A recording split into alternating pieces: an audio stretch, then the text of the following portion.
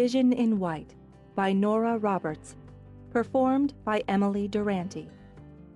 For Dan and Stacy, for Jason and Kat, for all the moments. Seduce my mind and you can have my body. Find my soul and I'm yours forever. Anonymous. It is not merely the likeness which is precious, but the association and sense of nearness involved in the thing, the fact of the very shadow of the person lying there, fixed forever. Elizabeth Barrett Browning. Prologue. By the time she was 8, Mackensie Elliot had been married 14 times. She'd married each of her 3 best friends, as both bride and groom, her best friend's brother, under his protest, 2 dogs, 3 cats, and a rabbit. She'd served at countless other weddings as maid of honor, bridesmaid, groomsman, best man, and officiant. Though the dissolutions were invariably amicable, none of the marriages lasted beyond an afternoon. The transitory aspect of marriage came as no surprise to Mac, as her own parents boasted 2 each, so far. Wedding day wasn't her favorite game, but she kind of liked being the priest or the reverend or the justice of the peace, or, after attending her father's second wife's nephew's bar mitzvah, the rabbi. Plus, she enjoyed the cupcakes or fancy cookies and fizzy lemonade always served at the reception. It was Parker's favorite game, and wedding day always took place on the Brown estate with its expansive gardens, pretty groves, and silvery pond. In the cold Connecticut winters, the ceremony might take place in front of one of the roaring fires inside the big house. They had simple weddings and elaborate affairs, royal weddings, star-crossed elopements, circus themes, and pirate ships. All ideas were seriously considered and voted upon, and no theme or costume too outrageous. Still, with 14 marriages under her belt, Mac grew a bit weary of wedding day. Until she experienced her seminal moment. For her 8th birthday, Mackenzie's charming and mostly absent father sent her a Nikon camera. She'd never expressed any interest in photography and initially pushed it away with the other odd gifts he'd given or sent since the divorce. But Mac's mother told her mother, and Grandma muttered and complained about feckless, useless Jeffrey Elliot and the inappropriate gift of an adult camera for a young girl who'd be better off with a Barbie doll. As she habitually disagreed with her grandmother on principle, Mac's interest in the camera piqued. To annoy Grandma, who was visiting for the summer instead of being in her retirement community in Scottsdale, where Mac strongly believed she belonged, Mac hauled the Nikon around with her. She toyed with it, experimented. She took pictures of her room, of her feet, of her friends, shots that were blurry and dark or fuzzy and washed out. With her lack of success and her mother's impending divorce from her stepfather, Mac's interest in the Nikon began to wane. Even years later, she couldn't say what prompted her to bring it along to Parker's that pretty summer afternoon for wedding day. Every detail of the traditional garden wedding had been planned. Emmeline as the bride and Laurel as groom would exchange their vows beneath the rose arbor. Emma would wear the lace veil and train Parker's mother had made out of an old tablecloth, while Harold, Parker's aging and affable golden retriever, walked her down the garden path to give her away. A selection of Barbies, Kens, and Cabbage Patch Kids, along with a variety of stuffed animals, lined the path as guests. "It's a very private ceremony," Parker relayed as she fussed with Emma's veil, "with a small patio reception to follow. Now, where's the best man?" Laurel, her knee recently skinned, shoved through a trio of hydrangeas. "He ran away and went up a tree after a squirrel. I can't get him to come down." Parker rolled her eyes. "I'll get him. You're not supposed to see the bride before the wedding. It's bad luck. Mac, you need to fix Emma's veil and get her bouquet. Laurel and I'll get Mr. Fish out of the tree." "I'd rather go swimming," Mac said as she gave Emma's veil an absent tug. "We can go after I get married." "I guess. Aren't you tired of getting married?" "Oh, I don't mind. And it smells so good out here. Everything's so pretty." Mac gave Emma the clutch of dandelions and wild violets they were allowed to pick. "You look pretty." It was invariably true. Emma's dark, shiny hair tumbled under the white lace. Her eyes sparkled a deep, deep brown as she sniffed the weed bouquet. She was tanned, sort of all golden, Mac thought, and scowled at her own milk-white skin. "The curse of a redhead," her mother said, as she got her carroty hair from her father. At 8, Mac was tall for her age and skinny as a stick, with teeth already trapped in hated braces. She thought that, beside her, Emmeline looked like a gypsy princess. Parker and Laurel came back, giggling with the feline best man clutched in Parker's arms. "Everybody has to take their places." Parker poured the cat into Laurel's arms. "Mac, you need to get dressed. Emma—" "I don't want to be maid of honor." Mac looked at the poofy Cinderella dress draped over a garden bench. "That thing's scratchy and it's hot. Why can't Mr. Fish be maid of honor and I'll be best man?" "Because it's already planned. Everybody's nervous before a wedding." Parker flipped back her long brown pigtails, then picked up the dress to inspect it for tears or stains. Satisfied, she pushed it at Mac. "It's okay. It's going to be a beautiful ceremony with true love and happy ever after." "My mother says happy ever after's a bunch of bull." There was a moment of silence after Mac's statement. The unspoken word divorce seemed to hang in the air. "I don't think it has to be." Her eyes full of sympathy, Parker reached out, ran her hand along Mac's bare arm. "I don't want to wear the dress. I don't want to be a bridesmaid. Okay, that's okay. We can have a pretend maid of honor. Maybe you could take pictures." Mac looked down at the camera she'd forgotten hung around her neck. "They never come out right." "Maybe they will this time. It'll be fun. You can be the official wedding photographer." "Take one of me and Mr. Fish," Laurel insisted, and pushed her face and the cat's together. "Take one, Mac." With little enthusiasm, Mac lifted the camera, pressed the shutter. "We should have thought of this before. You can take formal portraits of the bride and groom and more pictures during the ceremony." Busy with the new idea, Parker hung the Cinderella costume on the hydrangea bush. "It'll be good. It'll be fun.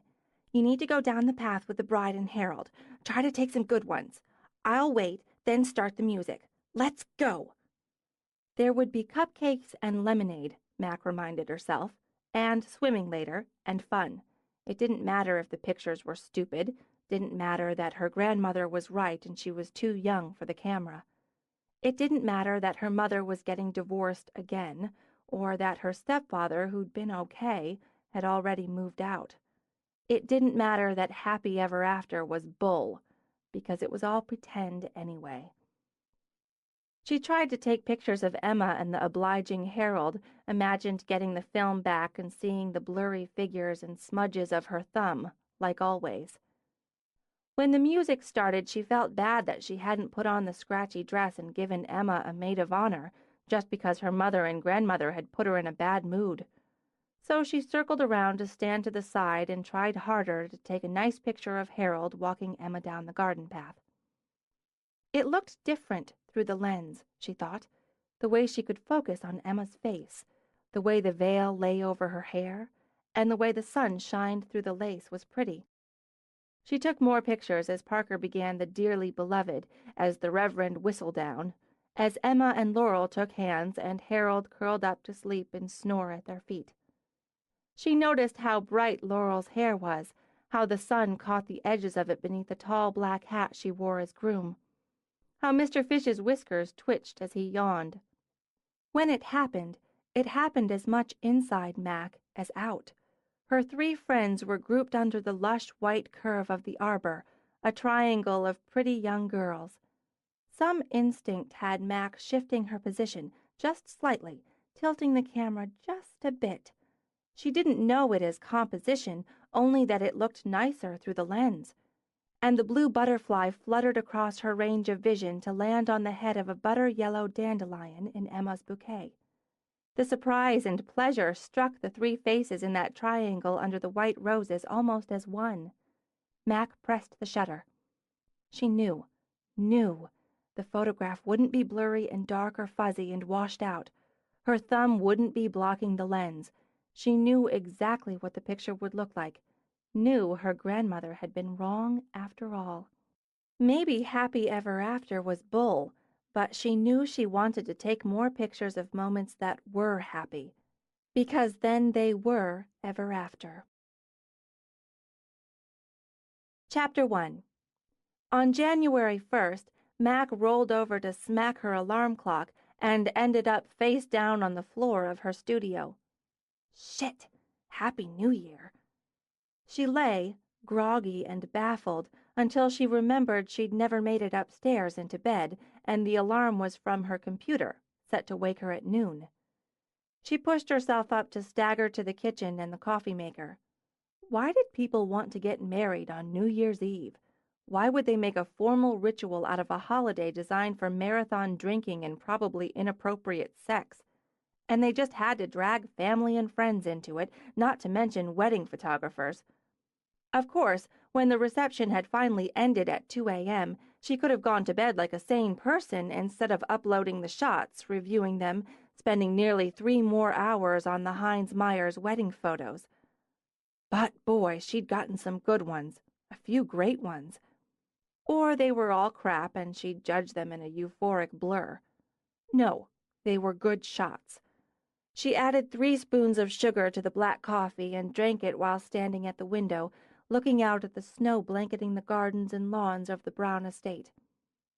They'd done a good job on the wedding, she thought, and maybe Bob Hines and Vicki Myers would take a clue from that and do a good job on the marriage. Either way, the memories of the day wouldn't fade. The moments, big and small, were captured. She'd refine them, finesse them, print them. Bob and Vicki could revisit the day through those images next week or 60 years from next week. That, she thought, was as potent as sweet black coffee on a cold winter day. Opening a cupboard, she pulled out a box of Pop-Tarts and, eating one where she stood, went over her schedule for the day. Clay McPherson, Rod and Allison, wedding at 6, which meant the bride and her party would arrive by 3, groom and his by 4. That gave her until 2 for the pre-event summit meeting at the main house. Time enough to shower, dress, go over her notes, check and recheck her equipment. Her last check of the day's weather called for sunny skies, high of 32. She should be able to get some nice preparation shots using natural light and maybe talk Allison, if she was game, into a bridal portrait on the balcony with the snow in the background. Mother of the bride, Mac remembered, Dorothy, call me Dottie, was on the pushy and demanding side, but she'd be dealt with. If Mac couldn't handle her personally, God knew Parker would. Parker could and did handle anyone and anything. Parker's drive and determination had turned Vows into one of the top wedding and event planning companies in the state in a 5-year period. It had turned the tragedy of her parents' deaths into hope, and the gorgeous Victorian home in the stunning grounds of the Brown estate into a thriving and unique business. And, Mac thought as she swallowed the last of the Pop-Tart, she herself was one of the reasons. She moved through the studio toward the stairs to her upstairs bed and bath, stopped at one of her favorite photos. The glowing, ecstatic bride with her face lifted, her arms stretched, palms up, caught in a shower of pink rose petals. Cover of today's Bride, Mac thought, because I'm just that good. In her thick socks, flannel pants, and sweatshirt, she climbed the stairs to transform herself from tired, PJ-clad Pop-Tart addict into sophisticated wedding photojournalist. She ignored her unmade bed. Why make it when you were just going to mess it up again? And the bedroom clutter.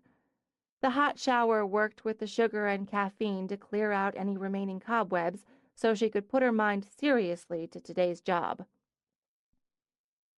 She had a bride who was interested in trying the creative, a passive-aggressive MOB who thought she knew best, a groom so dazzling in love he'd do anything to make his bride happy, and both her B and G were seriously photogenic. The last fact made the job both pleasure and challenge. Just how could she give her clients a photo journey of their day that was spectacular and uniquely theirs? Bride's colors, she thought, flipping through her mental files as she washed her short, shaggy crop of red hair. Silver and gold. Elegant. Glamorous. She'd had a look at the flowers and the cake, both getting their finishing touches today, the favors and linens, attendants' wardrobes, headdresses. She had a copy of the playlist from the band with the first dance, mother-son, father-daughter dances highlighted. So, she thought, for the next several hours her world would revolve around Rod and Allison. She chose her suit, her jewelry, her makeup, with nearly the same care as she chose her equipment. Loaded, she went out to make the short trek from the pool house that held her studio and little apartment to the main house. The snow sparkled, crushed diamonds over ermine, and the air was cold and clean as mountain ice. She definitely had to get some outside shots, daylight and evening. Winter wedding, white wedding, snow on the ground, ice glistening on the trees, just dripping from the denuded willows over the pond. And there the fanciful old Victorian with its myriad roof lines, the arched and porthole windows, rising and spreading, soft blue against the hard shell of sky. Its terraces and generous portico heralded the season with their festoons of lights and greenery. She studied it as she often did as she walked the shoveled paths. She loved the lines of it, the angles of it, with its subtle touches of pale yellow, creamy white picked out in that soft, subtle blue. It had been as much home to her as her own growing up, often more so, she admitted, as her own had run on her mother's capricious whims. Parker's parents had been warm, welcoming, loving, and, Mac thought now, steady.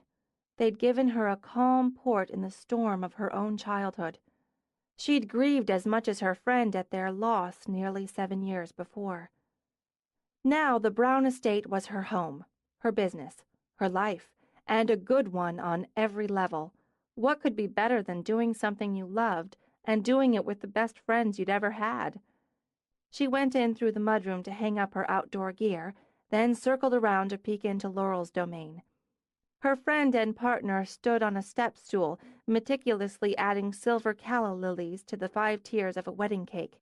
Each flower bloomed at the base of a gold acanthus leaf to glimmering, elegant effect. "That's a winner, McBain." Laurel's hand was steady as a surgeon's as she added the next lily. Her sunny hair was twisted at the back of her head into a messy knot that somehow suited the angular triangle of her face. As she worked, her eyes, bright as bluebells, held narrowed concentration. "I'm so glad she went for the lily centerpiece instead of the bride and groom topper. It makes this design. Wait until we get to the ballroom and add it." Mac pulled out a camera.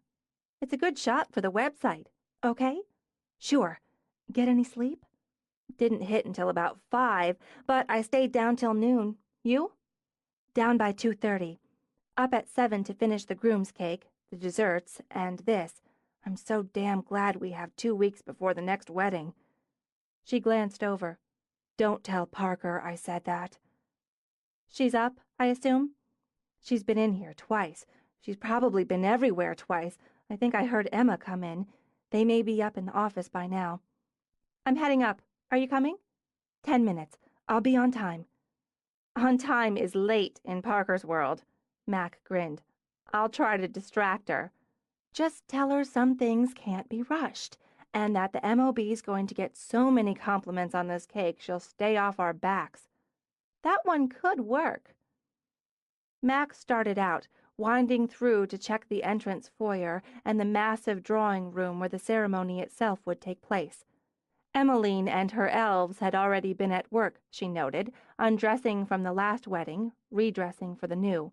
Every bride had her own vision, and this one wanted lots of gold and silver ribbon and swag, as opposed to the lavender and cream voile of New Year's Eve. The fire was set in the drawing room and would be lit before the guests began to arrive. White-draped chairs, sparkling with silver bows, formed row after row. Emma had already dressed the mantel with gold candles in silver holders, and the bride's favorite white calla lilies massed in tall, thin glass vases. Mac circled the room, considered angles, lighting, composition, and made more notes as she walked out and took the stairs to the third floor. As she expected, she found Parker in the conference room of their office, surrounded by her laptop, BlackBerry, folders, cell phone, and headset. Her dense brown hair hung in a long tail, sleek and simple. It worked with the suit, a quiet dove gray that would blend in and complement the bride's colors. Parker missed no tricks. She didn't look up, but circled a finger in the air as she continued to work on the laptop. Knowing the signal, Mac crossed to the coffee counter and filled mugs for both of them. She sat, laid down her own file, opened her own notebook. Parker sat back, smiled, and picked up her mug. "It's going to be a good one." "No doubt." "Roads are clear, weather's good, the bride's up, had breakfast and a massage. The groom's had a workout and a swim. Caterers are on schedule. All attendants are accounted for." She checked her watch. "Where are Emma and Laurel?" "Laurel's putting the finishing touches on the cake, which is stupendous. I haven't seen Emma, but she started dressing the event areas. Pretty. I want some outdoor shots, before and after." "Don't keep the bride outside for too long before. We don't want her red-nosed and sniffling." "You may have to keep the MOB off my back." "Already noted." Emma rushed in, a Diet Coke in one hand, a file in the other. "Tink's hungover and a no-show, so I'm one short. Let's keep this brief, okay?" She dropped down at the table. Her curling black hair bounced over the shoulders of her sweatshirt. "The bride's suite and the drawing room are dressed. Foyer and stairway nearly finished. The bouquets, corsages, and boutonnieres checked. We've started on the grand hall and the ballroom. I need to get back to that. Flower girl? White rose pomander, silver and gold ribbon. I have her halo, roses and baby's breath, ready for the hairdresser. It's adorable. Mac, I need some pictures of the arrangements if you can fit it in. If not, I'll get them." "I'll take care of it." "Thanks. The MOB. "I'm on it," Parker said. "I need to—" Emma broke off as Laurel walked in.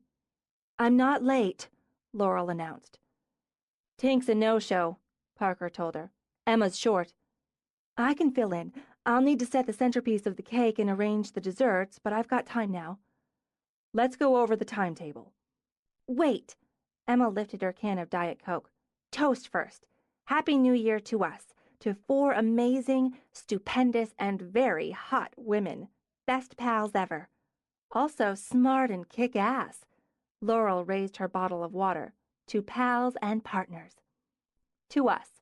Friendship and brains in 4 parts," Mac added, "and the sheer coolness of the hole we've made with vows." "And to 2009. Parker lifted her coffee mug.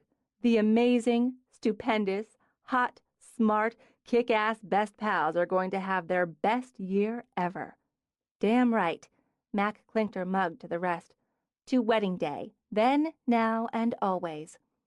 "Then, now, and always," Parker repeated. "And now, timetable." "I'm on the bride," Mac began. "From her arrival, switched to groom at his. Candids during dressing event, posed as applies, formal portraits in and out. I'll get the shots of the cake, the arrangements now, do my setup. All family and wedding party shots separate prior to the ceremony. Post-ceremony, I should only need 45 minutes for the family shots, full wedding party, and the bride and groom. Floral dressing in bride and groom suites complete by 3. Floral dressing in foyer, parlor, staircase, grand hall, and ballroom by 5. Parker glanced at Emma. "We'll be done." "Videographer arrives at 5:30. Guest arrivals from 5:30 to 6. Wedding musicians, string quartet, to begin at 5:40. The band will be set up in the ballroom by 6:30. MOG, attended by son, escorted at 5:50. MOB, escorted by son-in-law, directly after. Groom and groomsmen in place at 6. Parker read off the schedule. FOB, bride, and party in place at 6. Descent and procession. Ceremony duration 23 minutes. Recession, family moments. Guests escorted to Grand Hall at 6:25. Bar opens, Laurel said. Music, past food. 6:25 to 7:10, photographs. Announcement of family, wedding party, and the new Mr. and Mrs. 7:15. Dinner toasts, Emma continued. We've got it, Parks. I want to make sure we move to the ballroom and have the first dance by 8:15, Parker continued. The bride especially wants her grandmother there for the first dance, and after the father-daughter, mother-son dance for her father and his mother to dance. She's 90 and may fade early. If we can have the cake cutting at 9:30, the grandmother should make that, too. She's a sweetheart, Mac put in. I got some nice shots of her and Allison at the rehearsal. I've got it in my notes to get some of them today. Personally, I think she'll stay for the whole deal. I hope she does. Cake and dessert served while dancing continues. Bouquet tossed at 10:15. Tossing bouquet is set, Emma added. Garter toss. Dancing continues. Last dance at 10:50, bubble blowing. Bride and groom depart. Event end, 11. Parker checked her watch again. Let's get it done. Emma and Laurel need to change. Everyone remember their headsets. Parker's phone vibrated, and she glanced at the readout. MOB, again, 4th call this morning. Have fun with that, Mac said, and escaped. She scouted room by room, staying out of the way of Emma and her crew as they swarmed over the house with flowers, ribbons, voile. She took shots of Laurel's cake, Emma's arrangements, framed others in her head. It was a routine she never allowed to become routine. She knew once it became rote, she'd miss shots, opportunities, bogged down on fresh angles and ideas. And whenever she felt herself dulling, she thought of a blue butterfly landing on a dandelion. The air smelled of roses and lilies and rang with voices and footfalls. Light streamed through the tall windows in lovely beams and shafts and glittered on the gold and silver ribbons. Headset, Mac! Parker rushed down the main staircase. The bride's arriving. As Parker hurried down to meet the bride, Mac jogged up. She swung out on the front terrace, ignoring the cold as the white limo sailed down the drive. As it eased to a stop, she shifted her angle, set, and waited. Maid of honor, mother of the bride. Move, just a little, she muttered. Allison stepped out. The bride wore jeans, Uggs, a battered suede jacket, and a bright red scarf. Mac zoomed in, changed stops. Hey, Allison! The bride looked up. Surprised turned to amused delight, and, to Mac's pleasure, Allison threw up both arms, tossed back her head, and laughed. And there, Mac thought as she caught the moment, was the beginning of the journey. Within 10 minutes, the bride's suite, once Parker's own bedroom, bustled with people and confusion. 2 hairdressers plied their tools and talents, curling, straightening, styling, while others wielded paints and pots. Utterly female, Mac thought, as she moved through the room unobtrusively. The scents, the motions, the sounds. The bride remained the focus. No nerves on this one, Mac determined. Allison was confident, beaming, and currently chattering like a magpie. The MOB, however, was a different story. But you have such beautiful hair. Don't you think you should leave it down, at least some of it? Maybe an updo suits the headdress better. Relax, Mom. It's too warm in here. I think it's too warm in here. And Mandy should take a quick nap. She's going to act up. I just know it. She'll be fine. Allison glanced toward the flower girl. I really think. Ladies! Parker wheeled in a cart of champagne with a pretty fruit and cheese tray. The men are on their way. Allison, your hair's gorgeous. Absolutely regal. She poured a flute, offered it to the bride. I really don't think she should drink before the ceremony. She barely ate today, and... Oh, Mrs. McPherson, I'm so glad you're dressed and ready. You look fabulous. If I could just steal you for a few minutes, I'd love for you to take a look at the drawing room before the ceremony. We want to make sure it's perfect, don't we? I'll have her back in no time. Parker pushed champagne into the MOB's hand and steered her out of the room. Allison said, Phew! and laughed. For the next hour, Mac split herself between the bride's and groom's suites, between perfume and tulle, cufflinks and cummerbunds. She eased back into the bride's domain, circled around the attendants as they dressed and helped one another dress, and found Allison alone, standing in front of her wedding dress.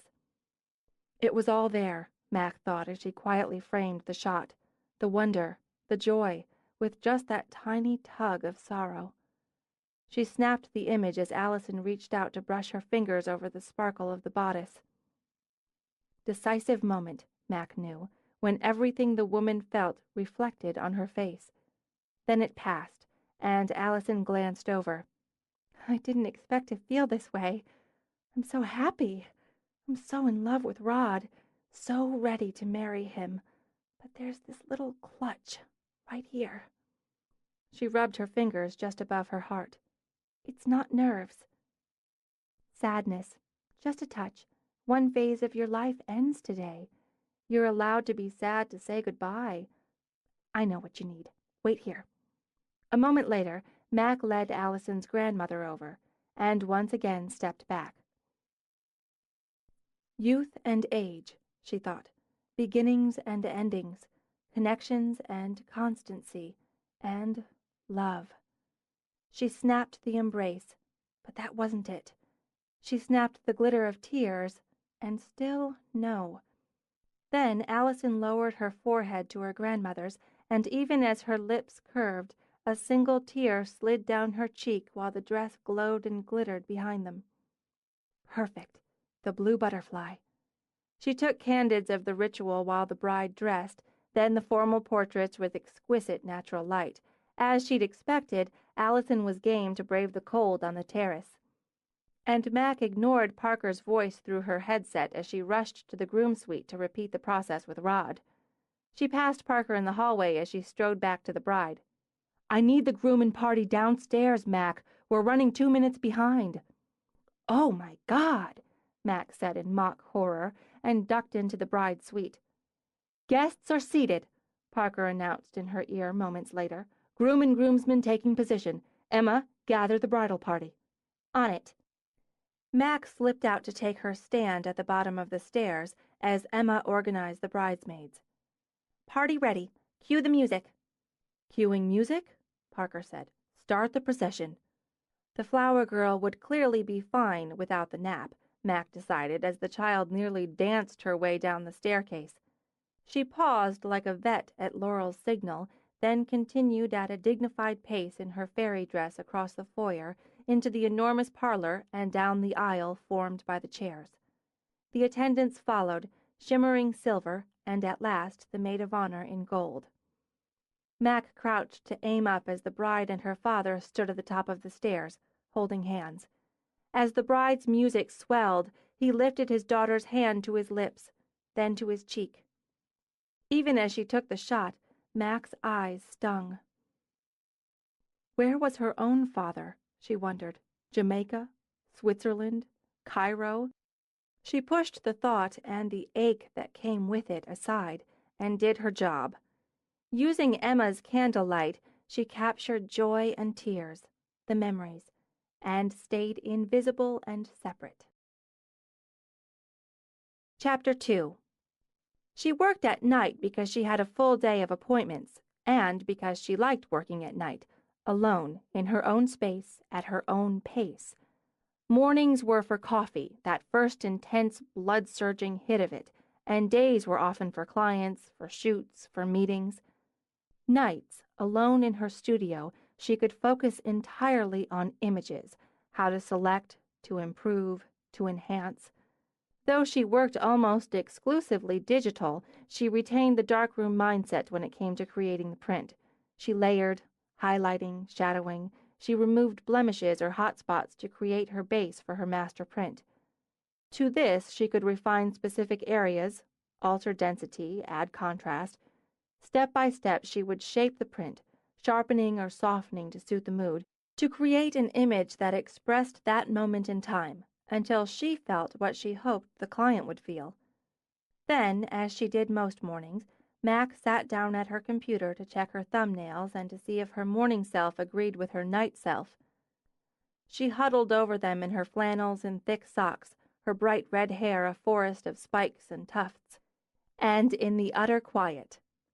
At a wedding she was most often surrounded by people, by chatter, by emotion. She blocked it or used it as she searched for the right angle, the right tone, the right moment. But here she was alone with the images, ones she could perfect. She drank her coffee, ate an apple as a concession to the previous morning's Pop-Tart, and studied the hundreds of images she'd captured the day before, the dozens she'd finessed during the night session. Her morning self congratulated her night self on a job well done. More to do yet, she mused, and when she had the best of the best for the clients to consider, she'd give them one more going over before scheduling an appointment with the newlyweds to view the images in slideshow format and make their choices. But that was for another day. In case her memory proved faulty, she checked her calendar before going up to shower and dress for her first appointment. For a studio shoot, jeans and a sweater would do, but then she'd have to change for the consultation scheduled that afternoon at the main house. Vow's policy demanded business attire for client consultations. Mac pushed through her closet for black pants, a black shirt. She could toss on a jacket after the shoot and meet the dress code. She played with jewelry until she found what suited her mood, slapped on some makeup, and considered the job done. The studio required more attention than the photographer, in her opinion. Elizabeth and Charles, she thought, as she began the setup. Engagement shot. They'd been firm, she recalled, at the consult. Formal, simple, straightforward. She wondered why they didn't just get a friend with a point-and-shoot to take it then. And she recalled now with a quick smirk that those words had nearly come out of her mouth before Parker had read her mind and shot her a warning glare. Client's king, she reminded herself as she set her backdrop. They want boring? Boring it is. She hauled in lights, positioned a diffuser. Boring could at least be pretty. She brought out her tripod, mostly because she felt the clients would expect equipment. By the time she'd chosen her lenses, checked her lighting, draped a stool, the clients knocked at her door. Right on time. She shut the door behind them and blocked a blast of frigid wind.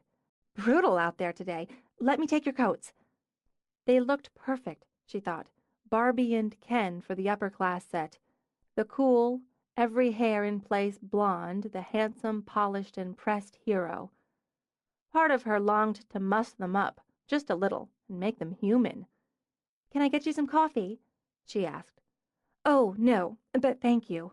Elizabeth granted her a smile. We'd really like to just get to it. We have a full schedule today. As Mac dealt with their outdoor gear, Elizabeth glanced around the studio. This used to be the pool house? That's right. It's, interesting. I suppose I expected something more elaborate. Still. She wandered over to study some of the framed photos on the wall. Charles's cousin's wedding here in November was wonderful, and she just raves about you and your partners. Isn't that right, Charles? Yes, it's what decided us on your company. The wedding planner and I will be working closely together over the next months. Is there anywhere I can freshen up before we start? Elizabeth asked. Absolutely. Mac led the way to the powder room off her studio and wondered just what there was to freshen. So, Charles. Mentally, Mac was loosening the perfectly executed Windsor knot of his tie. Where are you two off to today? We have a meeting with the wedding planner, and we're taking care of registering. Elizabeth is going on to meet with 2 of the designers your partner recommended for her gown. That's exciting. You look just thrilled, she thought. The way you might for your semi-annual dental visit.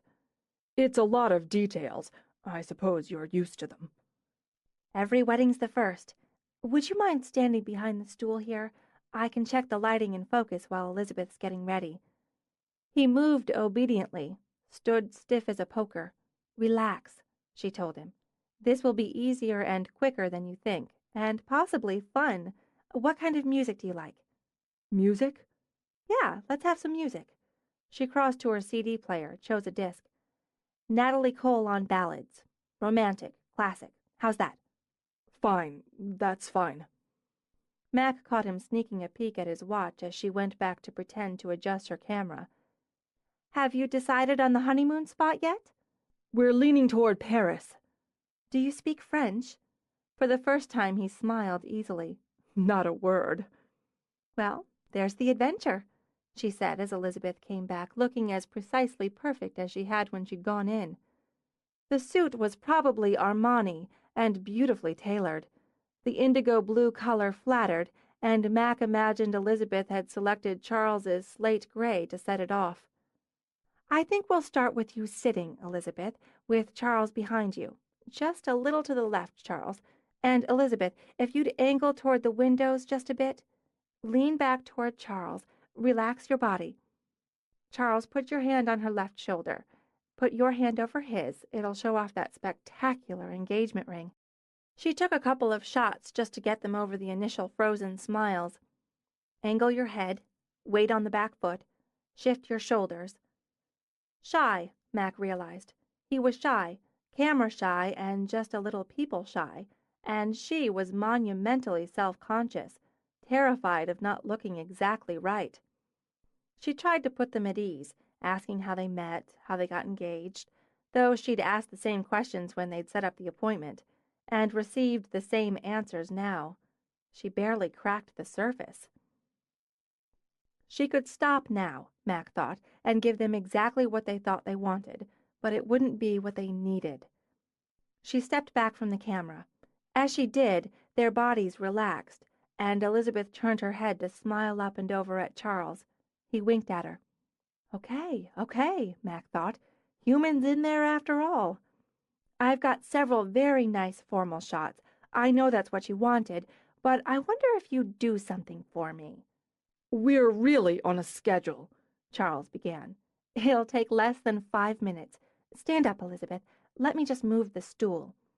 She dragged it away, then took her camera from the tripod. "How about a hug? Not me. Each other." "I don't." "Hugging's legal in Connecticut, even when you're not engaged. Just a little experiment, and I'll have you out of here in 2 minutes."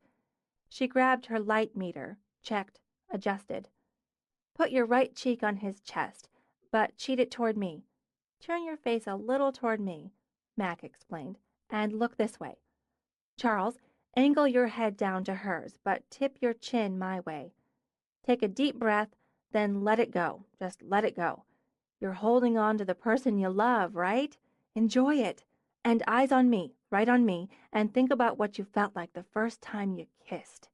There." The smiles were quick, spontaneous, soft on her part, even a little sly, and delighted on his. "One more, just one more like that." She got 3 before they stiffened up again. "Done. I'll have several proofs for your approval by—" "Can't we see them now? It's digital, isn't it?" Elizabeth pressed. "I'd just like a quick idea." "Sure." Mac walked to the computer with the camera, set it up to display. "These are raw, but you'll get the gist." "Yes." Elizabeth frowned at the screen as Mac started the slow slideshow. "Yes, they're nice. That one." Mac stopped on one of the formals. "This? That's what I had in mind. It's very good. We both look good. And I like the angle. This one, I think. I'll mark it. Might as well see the rest, to be sure." Mac started the slideshow again. "Yes, they're really very good. Very good. I do think the one I picked is—" She trailed off as the shot of them hugging came on the screen. "Oh, well, that's lovely. Really lovely, isn't it?" "My mother will like the first one you picked." Behind her, Charles rubbed Elizabeth's shoulders. "She will. Exactly. We'll get it for her. Have it framed for her. But—" She looked at Mac. "You were right. I was wrong. This is the one I want. The way I want to be portrayed in our engagement photo. Remind me I said the first part in September when I try to tell you how to do your job." "I will. I was wrong, too. I think it's going to be a pleasure to work with you after all." It took Elizabeth a moment, but she laughed. She sent them off to Parker, figured Parker now owed her. She was sending off clients who, for the moment at least, were more open to ideas and direction than they had been. She settled down to complete packages for clients, one set of proofs and the other the complete choices, all displayed in albums. For bride and groom, for MOB, MOG, the extra photos requested by various members of the families and wedding party. When they were boxed, she decided she had just enough time for a quick dish of leftover pasta salad before she carted them and herself over to the main house. She managed a couple of bites, eating over the sink. Frozen fairyland, she thought, staring out the window. Everything still and perfect. She grabbed her glass of Diet Coke, started to drink. The cardinal smacked right into the window, a bang and blur of red. Diet Coke spewed up at the jerk of her hand to splash all over her shirt. She watched the idiot bird wing away while her heart vibrated in her throat. Then she looked down at her shirt. Damn it! She stripped it off, tossed it on top of her stacked washer-dryer in the kitchen pantry. In bra and black pants, she wiped up the spill on the counter. Irritated, she grabbed the ringing phone. Since the readout indicated Parker's cell, she answered with an aggrieved, "What?" "Patty Baker's here to pick up her albums." "Well, she's 20 minutes early. I'll be there, and so will they. On time. Keep her occupied." She added as she moved toward the studio, "And don't bug me." She clicked off, turned. Then she stared at the man who stood inside her studio. His eyes popped. He blushed. Then, with a choked, "Oh, God," he spun around, and with a gunshot crack, smacked straight into the door jamb. "Jesus, are you okay?" Mac tossed the phone on a table as she rushed over to where he was currently staggering. Yes, fine. Sorry. "You're bleeding. Wow, you really hit your head. Maybe you should sit down." Maybe. And with that, eyes dazed and slightly unfocused, he sort of slid down the wall to the floor. Mac crouched, brushed at the dark brown hair that flopped over his forehead and the bleeding scrape that was already growing into an impressive knot. "Okay, it's not cut. You've escaped stitches. It's just really bashed. Boy, sounded like you hit the door with a hammer. Ice maybe, and then—" Excuse me. I'm not sure if you realize. I just wonder if you shouldn't. She saw his gaze aim down, followed it with her own, and noted while she considered triage that her barely bra-covered breasts were very close to pressing into his face. "Oops, forgot. Sit there. Don't move." She leaped up, dashed away. He wasn't sure he could have moved. Disoriented, bewildered, he sat where he was, back braced against the wall. Even with the cartoon birds circling over his head, he had to admit they'd been very pretty breasts. He couldn't help but notice. But he wasn't at all sure what to say or do in his current situation. So sitting there, as she'd told him, seemed best all around. When she came back with a bag of ice, she had a shirt on. It was probably wrong to feel the quick tug of disappointment. She crouched down again on what he noticed, now that her breasts weren't in view, were very long legs. "Here, try this." She put the ice in his hand, put his hand on his throbbing forehead, and sat back on her haunches like a catcher behind the plate. Her eyes were the green of a magic sea. "Who are you?" she asked him. What? How many fingers do you see?" She held up 2. 12. And smiled. Dimples creased into her cheeks with the curve of her lips, and his heart did a little dance in his chest. "No, you don't. Let's try this. What are you doing in my studio? Or what were you doing here before you concussed yourself over my boobs?" I have an appointment? Or Sherry does. Sherry McGuire? He thought her smile dimmed a little, and the dimples disappeared. "Okay, wrong place. You want the main house. I'm Mackensie Elliot, photography end of the business." I know. I mean, I know who you are. Sherry wasn't very clear, which is usually the case, on where. "Or when, since your appointment's not until 2. She said she thought 1:30, which I know means she'll get here at 2. I should have gone by Sherry time, or called to confirm myself. Sorry again. It's no problem. She angled her head. His eyes, very nice eyes, were clear again. How do you know me? Oh, I went to school with Delaney Brown, and with Parker. Well, Parker was a couple years behind us, and you, sort of, for a little while. She shifted for a closer look at him. Dense, disordered brown hair that needed a style and trim by most standards. Clear, quiet blue eyes surrounded by a forest of lashes. Straight nose, strong mouth, and a thinnish face. She was good with faces. Why didn't she place his? I knew most of Dell's friends, I think. Oh, we didn't exactly run in the same circles, but I tutored him once when we were studying Henry V. That clicked. Carter, she said, pointing at him. Carter McGuire. You're not marrying your sister, are you? What? No, I'm a stand-in for Nick. She didn't want to do the consult alone, and he got held up. I don't know what the hell I'm doing here, actually. Being a good brother. She patted his knee. Think you can stand up? Yeah. She straightened, held out a hand to help him.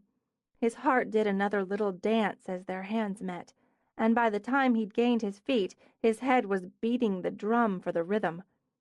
Ouch, He said. I bet. Want some aspirin? Oh, only enough to beg. I'll get it. While I do, you can sit down on something that isn't the floor. When she went back in the kitchen, he started too, but the photographs lining the walls caught his eye. Magazine shots, too, he noted, and had to assume them hers. Beautiful brides, sophisticated brides, sexy brides, laughing brides, some in color, some in atmospheric black and white, and some with that odd and compelling computer trick of one spot of intense color in a black and white shot.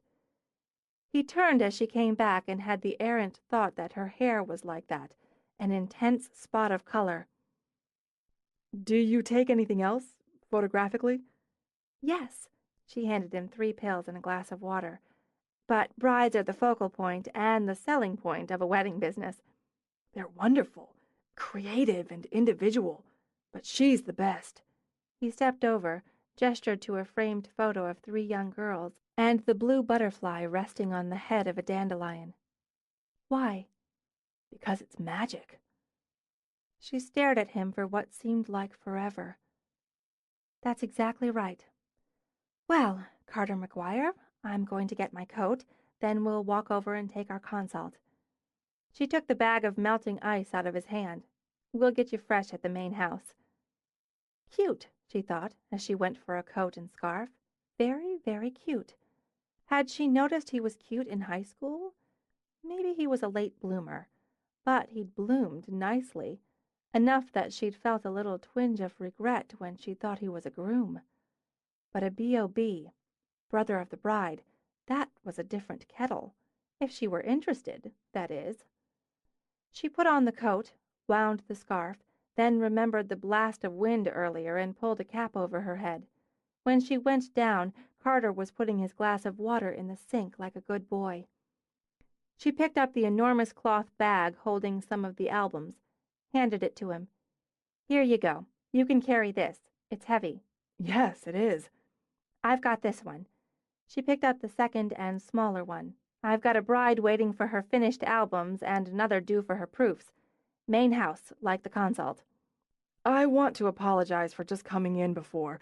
I knocked, but nobody answered. I heard the music, so I just walked in, and then... The rest is history. Yes. Uh, don't you want to turn the music off? Right. I stopped hearing it. She grabbed the remote, hit off, tossed the remote down. Before she could open the door, he moved in, opened it for her. You still live in Greenwich? She began as her breath sucked in at the shock of cold. Well, more again than still. I lived in New Haven a while. Yale? Yes, I did some postgraduate work and taught for a couple years. At Yale? Yes. She narrowed her eyes at him as they walked the path. Seriously? Well, yes, people do teach at Yale. It's highly recommended, given the students. So you're like a professor? I'm like a professor, only now I teach here, at Winterfield Academy. You came back to teach high school at your alma mater. That's kind of sweet. I missed home, and teaching teenagers is interesting. She thought it was bound to be more volatile, though that might be interesting. What do you teach? English literature, creative writing. Henry V. There you go. Mrs. Brown had me out here a couple of times when I was working with Dell. I was sorry to hear about the accident. She was an incredibly nice woman. Best ever. We can go in this way. It's too cold to walk all the way around. She led him in through the mudroom into the warmth. You can stow your gear in here. You're still on the early side. We'll get you some coffee in the meantime. She shed coat, scarf, hat while she spoke, moving quickly. No event today, so the main kitchen's clear. She picked up her bags again while he carefully hung his coat, as opposed to the way she'd tossed hers in the direction of the hook. She seemed to vibrate with movement while standing still as he hauled up the large bag again. We'll find you a place to... Mac broke off as Emma walked toward the main kitchen. There you are. Parker was about to... Carter? Hi, Emmeline. How are you? I'm fine. Good. How did you... Sherry. I didn't realize you were coming with Sherry. He is, and he isn't. He'll explain. Get him some coffee, will you, and some ice for his head? I've got to get these to the bride. She grabbed the heavy bag from Carter and was off. Emma pursed her lips as she studied the scrape and said, Ouch! What did you do? I walked into a wall. You can skip the ice. It's doing okay. Well, come in. Have a seat and some coffee. I was just coming back to do a setup for the consult. She led the way, gesturing to a stool and a long, honey-toned counter. Are you here to give moral support to the bride and groom? I'm standing in for the groom. He had an emergency. Emma nodded as she got out a cup and saucer. You'll have that with doctors. And aren't you the brave brother? I said no, in several different ways. None of them worked. Thanks, he added when she poured the coffee. Take comfort. You'll just have to sit there and eat cookies. He dumped some cream into his coffee. Can I get that in writing? She laughed and began to arrange cookies on a plate. Trust me, added to it, you'll score major good brother points. How are your parents? Good. I saw your mother last week at the bookstore. She loves that job. Emma handed him a cookie. Mac should be about done with her client. I'm going to take these in, and I'll come back for you. I guess if I just hid in here, I'd lose the brave brother title. You would. I'll be back. He'd known Emma through Sherry and their respective parents' friendship since they'd been children. It was odd, just odd, to think of Emma making his sister's bridal bouquet. It was just odd that his little sister would need a bridal bouquet. It was as disorienting somehow as walking into a stupid wall. He gave his forehead a little poke, winced. It wasn't so much that it hurt, which it did, but that everyone would ask him what happened. He'd be explaining his own clumsiness repeatedly, and every time he did, he'd get a mental flashback to Mackensie Elliot in a really tiny bra and low-slung black pants. He ate the cookie and tried to decide if that was a perk or a burden. Emma came back for him and for another tray. You might as well come on out. I'm sure Sherry will be here any minute. Because she's already 10 minutes late. He took the tray from her. She's on Sherry time. The house was much as he remembered it. The walls were a soft, muted gold, now where his memory said they'd been an elegant, understated green. But the wide, ornate trim was as glossy, the space as generous, the furnishings as gleaming. Art and antiques, flowers and old, exquisite crystal illuminated wealth and class. Yet, as he remembered, it felt not like a mansion, but a home. It smelled female, sort of floral and citrusy at the same time. The women sat, forming a cozy conversation area in the large, coffered-ceilinged drawing room where a fire snapped and sizzled in the big hearth, and winter sunlight splashed through the trio of arched windows.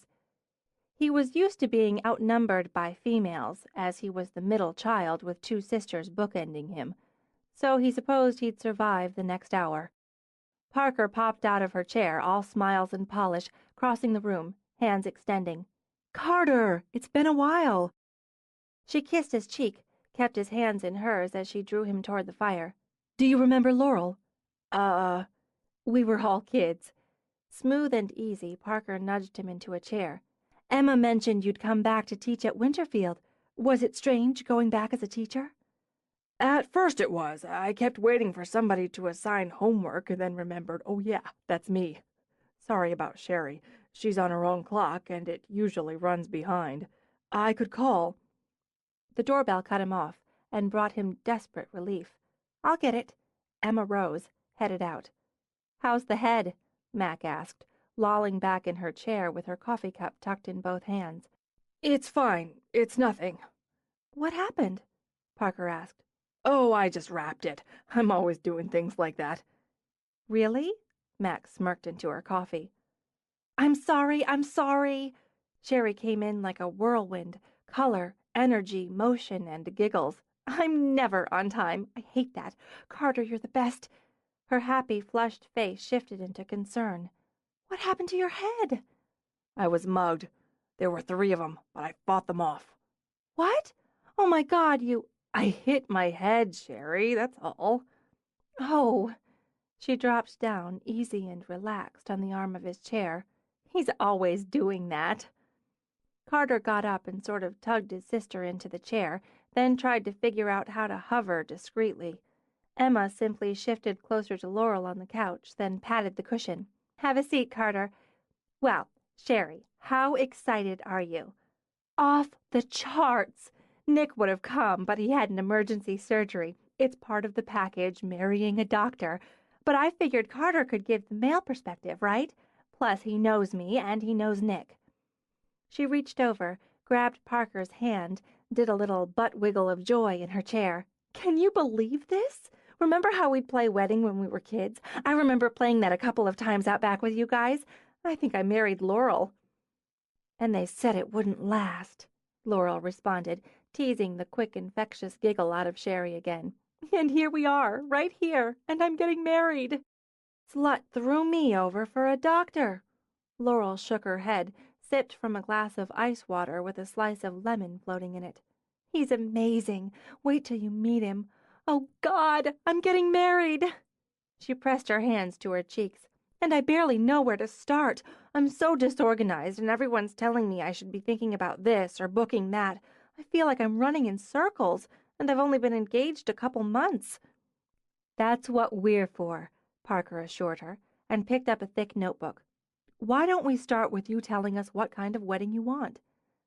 Just use 3 or 4 words to describe how you see it." Um... Sherry sent her brother a pleading look. "No, geez, don't look at me. What do I know?" "You know me. Just say what you think I want." "Damn it." "Just eat cookies," he muttered. "Have fun." "Yes!" She shot out her finger at him. "I don't want it to sound like it's not important and solemn and all that, but I want the fun. I want a big, crazy, happy party. I also want Nick to lose the power of speech for 5 full minutes when he gets the first look at me coming down the aisle. I want to kill him, and I want everybody who comes to remember it as the best time. I've been to weddings that were really beautiful, but God, I was bored, you know?" "Exactly. You want to dazzle Nick. Then you want a celebration, one that reflects who you are, who he is, and how happy you are together." Sherry beamed at Parker. "I really do." "We've got the date down for next October. Have you got a ballpark number on the guest list?" "We're going to try to top it off at about 200. "Okay."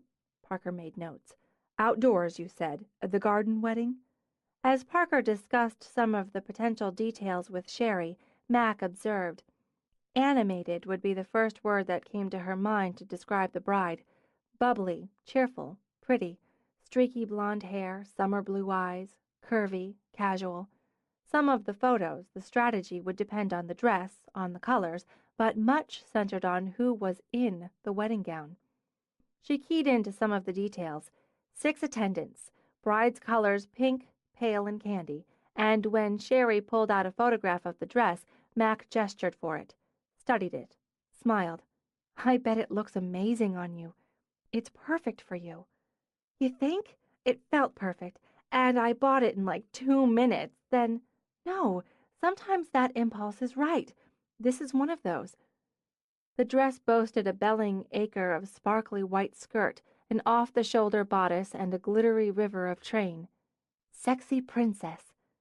Since she had Sherry's attention for the moment, she pushed her own agenda. Will you want an engagement portrait? Well, I would, but I just don't like the formal pictures you see so much. You know, he's standing behind her and they're just smiling at the camera. I don't mean to tell you about your job or anything. That's okay. My job's to make you happy. Why don't you tell me what you and Nick like to do? When Sherry gave her a slow, sly grin, Mac laughed and watched Carter flush again. Pretty cute. Besides that, we like to eat popcorn and watch really bad movies on DVD. He's trying to teach me to ski, but the McGuires have a major klutz gene. Carter got the lion's share, but I'm right behind him. We like to hang out with friends, that kind of thing. He's a surgical resident, so free time for him's pretty precious. We don't plan a lot of stuff. I guess we're more spontaneous? Got it. If you want, I could come to you. We'd go for casual, relaxed, and at home instead of formal studio. Really? I like the idea. Can it be soon? Mac dug out her PDA, keyed in her calendar. I've got a couple of openings this week, a clearer road next. Why don't you check with Nick, give me some dates and times that work for you? We'll juggle it in. This is just awesome. You'll want to look at sample wedding photos, Mac began. I looked at them on the website, like Parker said I should, and the pictures of the flowers, the cakes and stuff, I want it all. Why don't we take a look at the different packages, Parker suggested, to see what might suit you. We can always tailor one of them for you. This is where I need Carter. Nick said I should go with whatever I want, but that doesn't help. Damn it again, Carter thought. Sherry, I don't know anything about this sort of thing. It's scary to decide by myself. She gave him the big-eyed, helpless look that had worked on him since she'd been 2. I don't want to make a mistake. You don't have to decide now. Parker kept her tone light and easy. And even if you do, then change your mind later. It's no problem. You'll have specific consults with each of us individually. That'll help. And we can just hold the date for now, and you can sign the contract later. I'd really like to sign today, just to get that checked off the list. There's so much. Just an opinion, Carter, that's all. Why don't you take a look at the options? Smiling, Parker handed him a binder, open to the section on packages. Meanwhile, Sherry, have you decided between a band or a DJ? DJ. We thought it'd be looser, and we could work with him or her, I guess, on the playlist. Do you know anybody good? I do. Out of another folder, Parker pulled a business card. He's done a lot of events here, and I think he'll suit you. Give him a call. Videographer? On the sofa, Carter pulled out his reading glasses, frowned down at the packages. So serious, Mac thought, and the nerd sex quotient telescoped up with the wire-rimmed glasses. He actually looked like a guy studying for an exam. Since Parker and Sherry had their heads together, she decided to give him a break. Hey, Carter, maybe you can help me get some more coffee. He blinked up at her, blue eyes framed in dull silver wire. Bring the binder, okay? She picked up the pretty coffee pot, strolled to the doorway to wait for him. He had to skirt around the coffee table and, she noted, barely missed rapping his shin on it. Rest of the team can handle it from here, she told him. Your sister figures since you're big brother and standing in for the groom, she needs your input, which, I also figure, she'll kick to the curb if it doesn't jibe with what she wants. Okay, he said as they walked back to the kitchen. Can I just close my eyes and put my finger on the menu here, be done with it? You could, but what you should do is tell her you think number 3 works best. Number 3. He laid the binder on the kitchen counter, adjusted his glasses, then read the description. Why, particularly? Because while it's very inclusive, and I get the sense she wants somebody else to deal with the fine details, it leaves room for upgrading and gives her a number of options inside the package. You should also tell her to pick the buffet over the plated meal in that package, because, she said before he could ask, it's more informal, gives more opportunity for mixing. It suits her. Then, down the road, when you're out of it, she'll meet with Laurel about the cake. flavors, design, size, and all that, and Emma about the flowers. Parker handles the rest, and believe me when I tell you she handles. Right now it's all so big. Once she nails the package, seeing as she's already got the dress, the venue, me, and so on, she'll be able to think about the rest of it. Okay, He nodded. okay, so I tell her go with number 3. It covers a lot of the details, has room for upgrading. It has a lot of options included. And she should take the buffet because it's friendlier and encourages mixing. You're good. Absorbing facts and text is easy. If she asks me to help her decide on bouquets, I'm bolting. I respect that. She handed him the coffee pot. They don't need me at this point. Take this back, say your piece, and remind her to let me know what dates work for the engagement portrait. You're not coming back with me? He looked a little panicked. She gave him a quick pat on the cheek. Bright side, one less woman in the mix. I'll see you around, Carter. He stood where he was a moment as she walked out, and left him with the coffee and the binder. Chapter 3. Skipping out a little early gave Mac enough time to answer calls, log in appointments, then add a selection of the latest photos to the website. Since the rest of the afternoon, what was left of it, was free, she decided to spend it doing a last pass of the New Year's Eve wedding shots. The phone annoyed her, but she reminded herself business was business and picked up. Mac, photography at Bows. Mackensie! Mac instantly closed her eyes, mimed stabbing herself in the head. Why didn't she learn to check the readout, even on the business line? Mom, you haven't answered any of my calls. I've been working. I told you I'd be swamped this week. Mom, I've asked you not to call on the business line. You answered, didn't you? Which is more than you did the other 3 times I called. Sorry. Just roll with it, Mac told herself. Rolling with it might get it over with quicker since there was no point in telling her mother she didn't have time to chat during work hours. So, how was your New Year's? She asked her mother. There was a single catchy breath that warned Mac a storm was coming. I broke up with Martin, which I'd have told you if you'd bothered to answer my calls. It was a horrible night, horrible, Mac. The catchy breath became thick with tears. I've been devastated for days. Martin. She wasn't sure she could conjure a clear picture of the current ex-boyfriend. I'm sorry to hear that. Holiday breakups are tough, but I guess you could look at it as starting the new year with a fresh slate. How? You know how I loved Martin.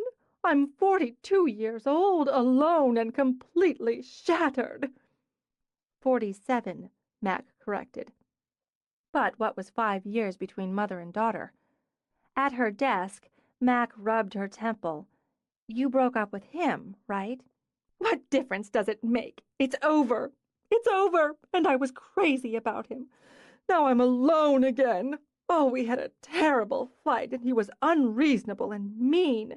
He called me selfish and overly emotional and, oh, other awful things. What else could I do but break it off? He wasn't the man I thought he was. Has Eloisa gone back to school? She asked, hoping to switch the topic to her half-sister. Yesterday. She just left me here in this state, when I can barely get out of bed in the morning. I have 2 daughters. I devoted myself to my girls, and neither of them will make the effort to support me when I'm emotionally shattered.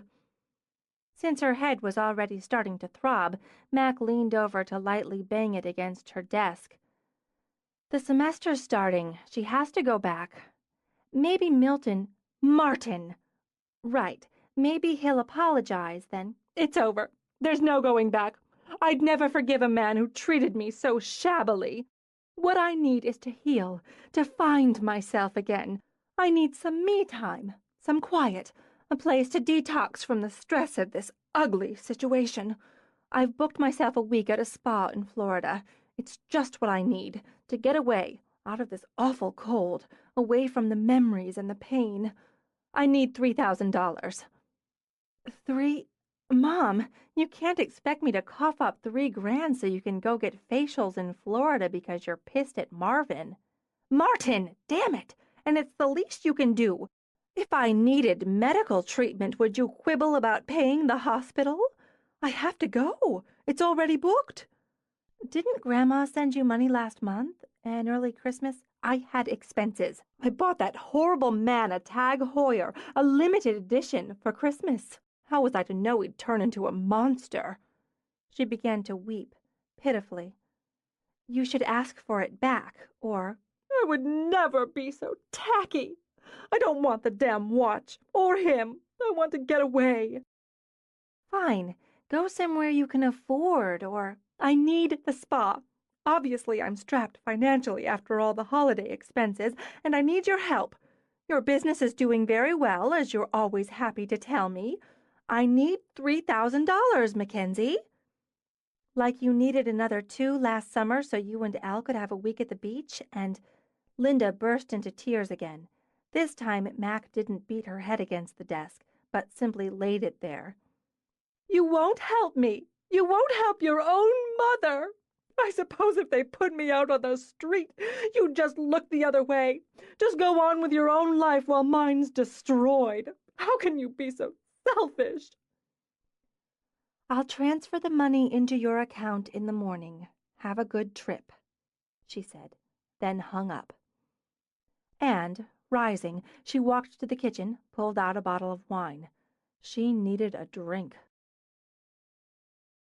With his brain numb from nearly 2 hours of tulle, roses, headdresses, guest lists, and God all, and his system overhyped on coffee and cookies, damn good cookies, Carter walked back to his car. He'd left it parked closer to Mac's studio than the main house. Because of that geographical choice, he'd been given the assignment of dropping off a package that had been delivered to the main by mistake. As he carted it under his arm, the first thin flakes of snow began to swirl. He needed to get home, he thought. He had to finish a lesson plan and fine-tune a pop quiz he planned to spring at the end of the week. He wanted his books and the quiet.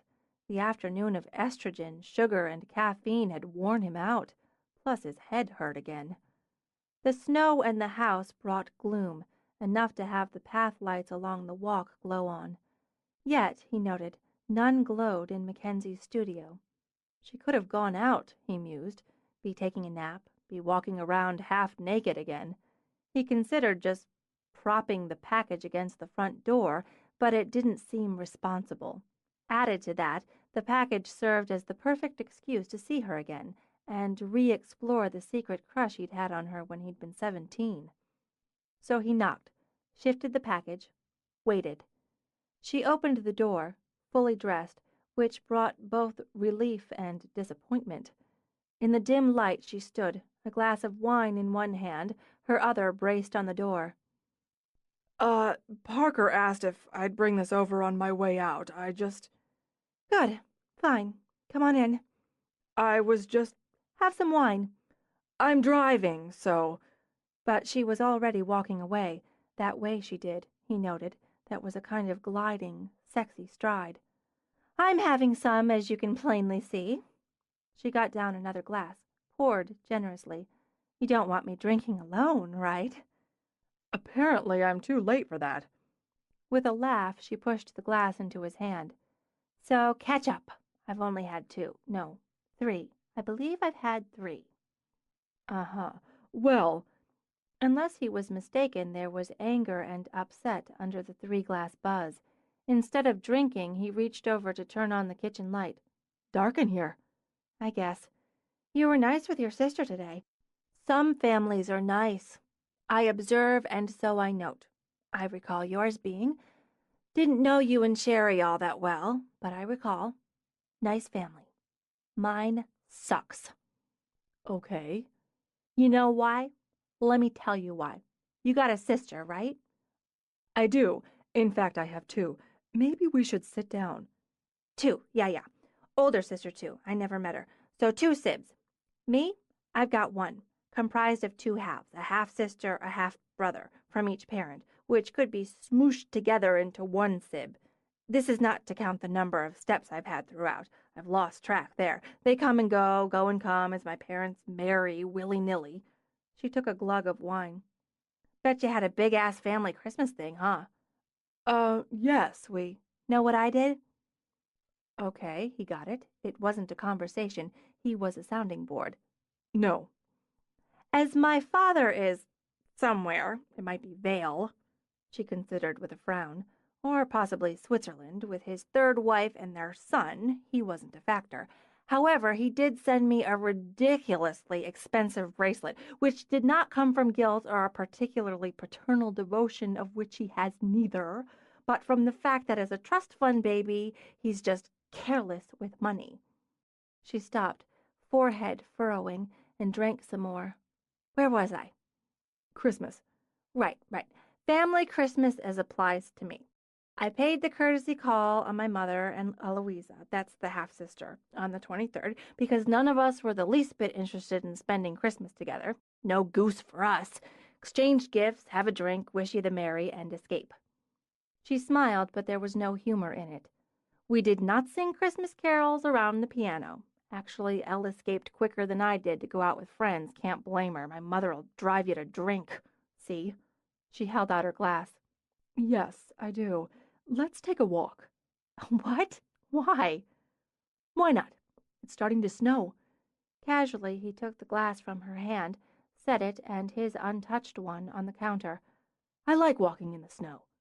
Hey, there's your coat. She frowned at him when he retrieved it, then came back to bundle her in it. I'm not drunk. Yet. Plus, can't a woman have a drunken pity party in her own house if she wants to? Absolutely. Do you have a hat? She dug into her coat pocket, dragged out the vivid green cap. It's not like I sit around every night sucking down the wine or whatever. I'm sure you don't. He pulled the cap over her head, then wound her scarf around her neck before buttoning her coat. That'll do it. He took her arm, led her to the door, and out. He heard her hiss through her teeth as the cold hit her face, and kept hold on her arm, just in case. Warm's better, she mumbled, but when she tried to turn around, he just kept walking. I like when it snows at night. Well, it's not night yet, but this looks like it'll go into it. I like watching it out the window, the white against the black. We're not watching it out the window, we're in the damn stuff. He just smiled and kept walking. Plenty of paths, he thought, and all of them carefully cleared before this dusting. Who shovels all this? This what? Snow, Mackensie. We do, or we draft Dell or his pal Jack. We pay some teenagers sometimes. Depends. Gotta keep the paths clear. We're a business here, so we have to maintain it. We get the plow guy for the parking areas. A lot of work, with a place this size and a business with this many facets. All part of the whole. Plus it's home, too, so we... Oh, you're changing the subject. Eyes narrowed, she peered up at him from under the cap. I'm not stupid, just a little buzzed. What was the subject? The enormous suckitude of my family? Where was I? I think you left off with Christmas and your mother driving you to drink. That's right, I did. Here's how she drove me to drink this time. She broke up with her latest boyfriend. I used the term boyfriend deliberately, as her mindset is that of a teenager when it comes to men, relationships, marriage. Anyway, drama, and of course now she has to go to a spa to recover from the ordeal and the stress and heartbreak, which is bullshit, but she believes it. And since she can't keep $10 in her pocket for more than 5 minutes, she expects me to front the expense. $3,000. You're supposed to give your mother $3,000 because she broke up with her boyfriend and wants to go to the spa? If she needed an operation, would I just let her die? Trying to express her mother's method of attack, Mac wheeled both arms in the air. No, that's not the one she used this time. It was homeless and on the streets this time. She has a collection like that. Maybe she used both. Started to blur. So, yes, I'm supposed to pay for it. Correction, I am paying for it because she'll keep hounding and hammering at me until I do. So I'll pay for it. Ergo the wine, because it disgusts and infuriates me that I always cave. It's none of my business, but if you kept saying no, wouldn't she have to stop? If you keep saying yes, why would she? I know that. She rapped him in the chest. Of course I know that, but she's relentless and I just want her to go away. I keep thinking, why won't she just get married again, make it lucky number 4 and move away, far, far away, like maybe Burma. Effectively disappear like my father, only pop up occasionally. Maybe she'll meet some guy at this spa sitting around the pool drinking carrot juice or whatever, fall in love, which is as easy for her as buying shoes. No, easier. Fall in love, Mac continued. Move to Burma and leave me alone. She sighed, lifted her face. It didn't feel so cold now, she realized, and the thickening fall of snow was pretty and peaceful. Walking in it, she had to admit, made for a better idea than drinking. "You're a saver, aren't you?" she asked him. You mean like money or old papers? "No, as in rescue. I bet you always open the door for somebody if their hands are full, even if you're in a hurry, and listen to your students' personal problems even if you have something else you need to do." She lowered her face to look into his now, "and take marginally drunk women for walks in the snow." It seemed like the thing to do. Less buzz, he noted, looking into those fascinating green eyes. More sadness. "I bet you're sick of women." Do you mean altogether or just at the moment? She smiled at him. "I bet you're a really nice guy." He didn't sigh, but he wanted to. I've been accused of it. He glanced around, looking for something else to talk about. He should get her back inside, he thought, but he wanted just a little longer with her, in the snowy dark. So, what kind of birds do you get? He gestured toward 2 pretty feeders. "The kind that fly." She shoved her hands in her pockets. Neither of them had thought of finding her gloves. "I don't know much about birds." Angling her head, she gave him another study. "Are you, like, a bird watcher?" No, not seriously. Just as sort of a hobby. And God, could he get any geekier? Cut your losses, Carter, and go before it's too late. We'd better go back. The snow's getting heavier. "Aren't you going to tell me what kind of birds I should be watching for?" "Emma and I stock the feeders since they're between her place and mine." Her place? "Yeah, see?" She gestured toward the pretty 2-story house. "The old guest house, and she uses the greenhouses beyond it. I took the pool house, Laurel and Parker 3rd floor of the main, east and west wings, so it's like having their own place. It's Parker's house, pretty much, but Laurel needs the kitchen, I need studio space, Emma the greenhouses, so this setup made the most sense. We hang out at the big house a lot, but we all have our separate spaces." You've been friends a long time. "Forever." That's family, isn't it? The kind without suckitude? She gave him a half laugh. "Smart, aren't you? About those birds." You'd spot cardinals easily this time of year. "Okay. Everybody knows what a cardinal looks like. It's a cardinal that provided you with a look at my breasts." I beg your... what? He flew into the kitchen window and I spilled my drink on my shirt. So, birds. Besides the red ones that fly into windows. I'm thinking of a belly-crested wapadoo. Like that? Unfortunately, the belly-crested wapadoo is extinct, but you could spot some of the streaked sparrow species in this area in the winter. Streaked sparrow species. Since I managed to repeat that without slurring, I must not be close to drunk anymore. They walked down the path between the glowing lights in the dark while the snow fell in thick Hollywood flakes. As pretty a night, Mac realized, as you could ask for in January. And she'd have missed it if he hadn't come by and insisted in his low-key way that she take a walk. At this point, I feel like I should say I don't make a habit of tossing back multiple glasses of wine before sundown. Usually I'd have channeled the frustration into work or I'd have gone over and dumped on Parker and company. I was too mad for either, and I didn't feel like ice cream, which is also a personal crutch in trying times. I figured that out, except for the ice cream. My mother makes soup when she's really upset or seriously mad. Big pots of soup. I've eaten a great deal of soup in my life. Nobody really cooks around here but Laurel and Mrs. G. Mrs. G? Mrs. Grady? Is she still here? I didn't see her today. Still here, still running the place and everybody in it. Thank God for it. She's on her annual winter vacation. She goes to St. Martin's on January 1st, like clockwork, and stays until April. As usual, she made a freezer full of casseroles, soups, stews, and so on before she left, so none of us would starve in the event of a blizzard or nuclear war.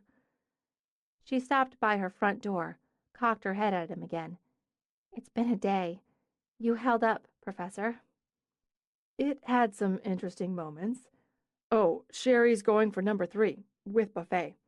Good choice. Thanks for the walk. And the ear. I like to walk. He pushed his hands in his pockets since he wasn't sure what to do with them. I'd better get going because driving in it's a little trickier, and school night. School night, she repeated and smiled. Then she laid her pocket-warmed hands on his cheeks, brushed her lips to his in a light, friendly, close to sisterly kiss. He blanked. He moved before he thought, acted before he checked. He took her shoulders, pulled her in, pressed her back to the door as he took the simple brush of lips into the long and the dark. What he'd imagined at 17 plunged into reality at 30. The taste of her, the feel, that moment of lips and tongue and the heat rising in the blood. In the quiet of snowfall, that elemental hush, the sound of her breath, sighing out, broke in his mind like thunder. A storm gathering. She didn't nudge him back, push him away, protest his shoving open the door of her friendly gesture into the hot and wild. Her first thought was, who knew? Who knew the nice guy English professor who walked into walls could kiss like this?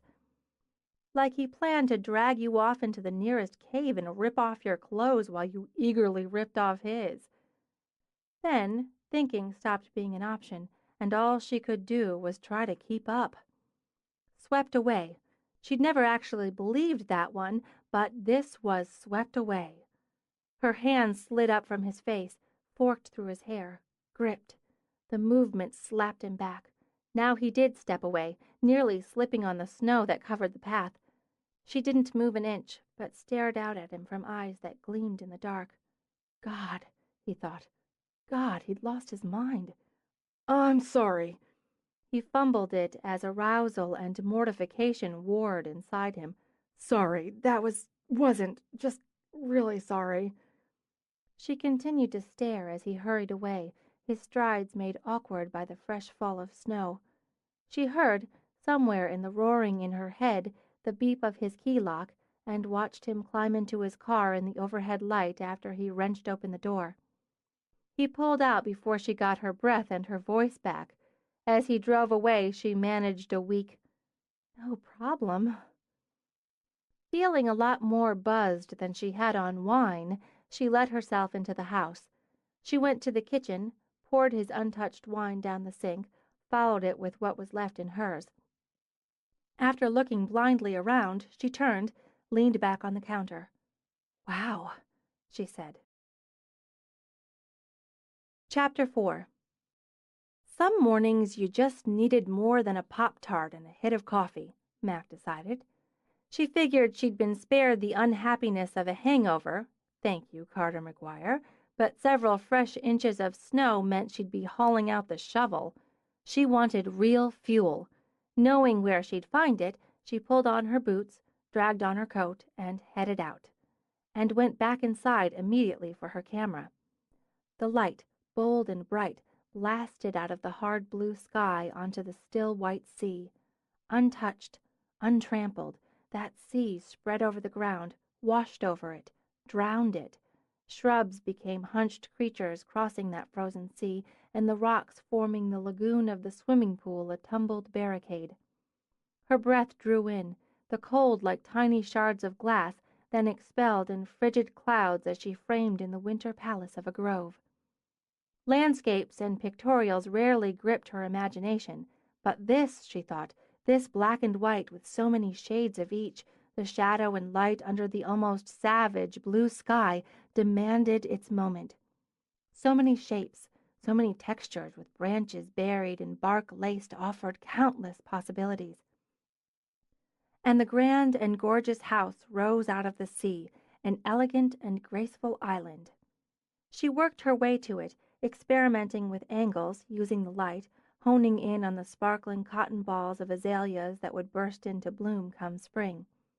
A movement caught her eye, and as she turned to follow it she saw the cardinal take its perch on the snow-covered branch of a maple.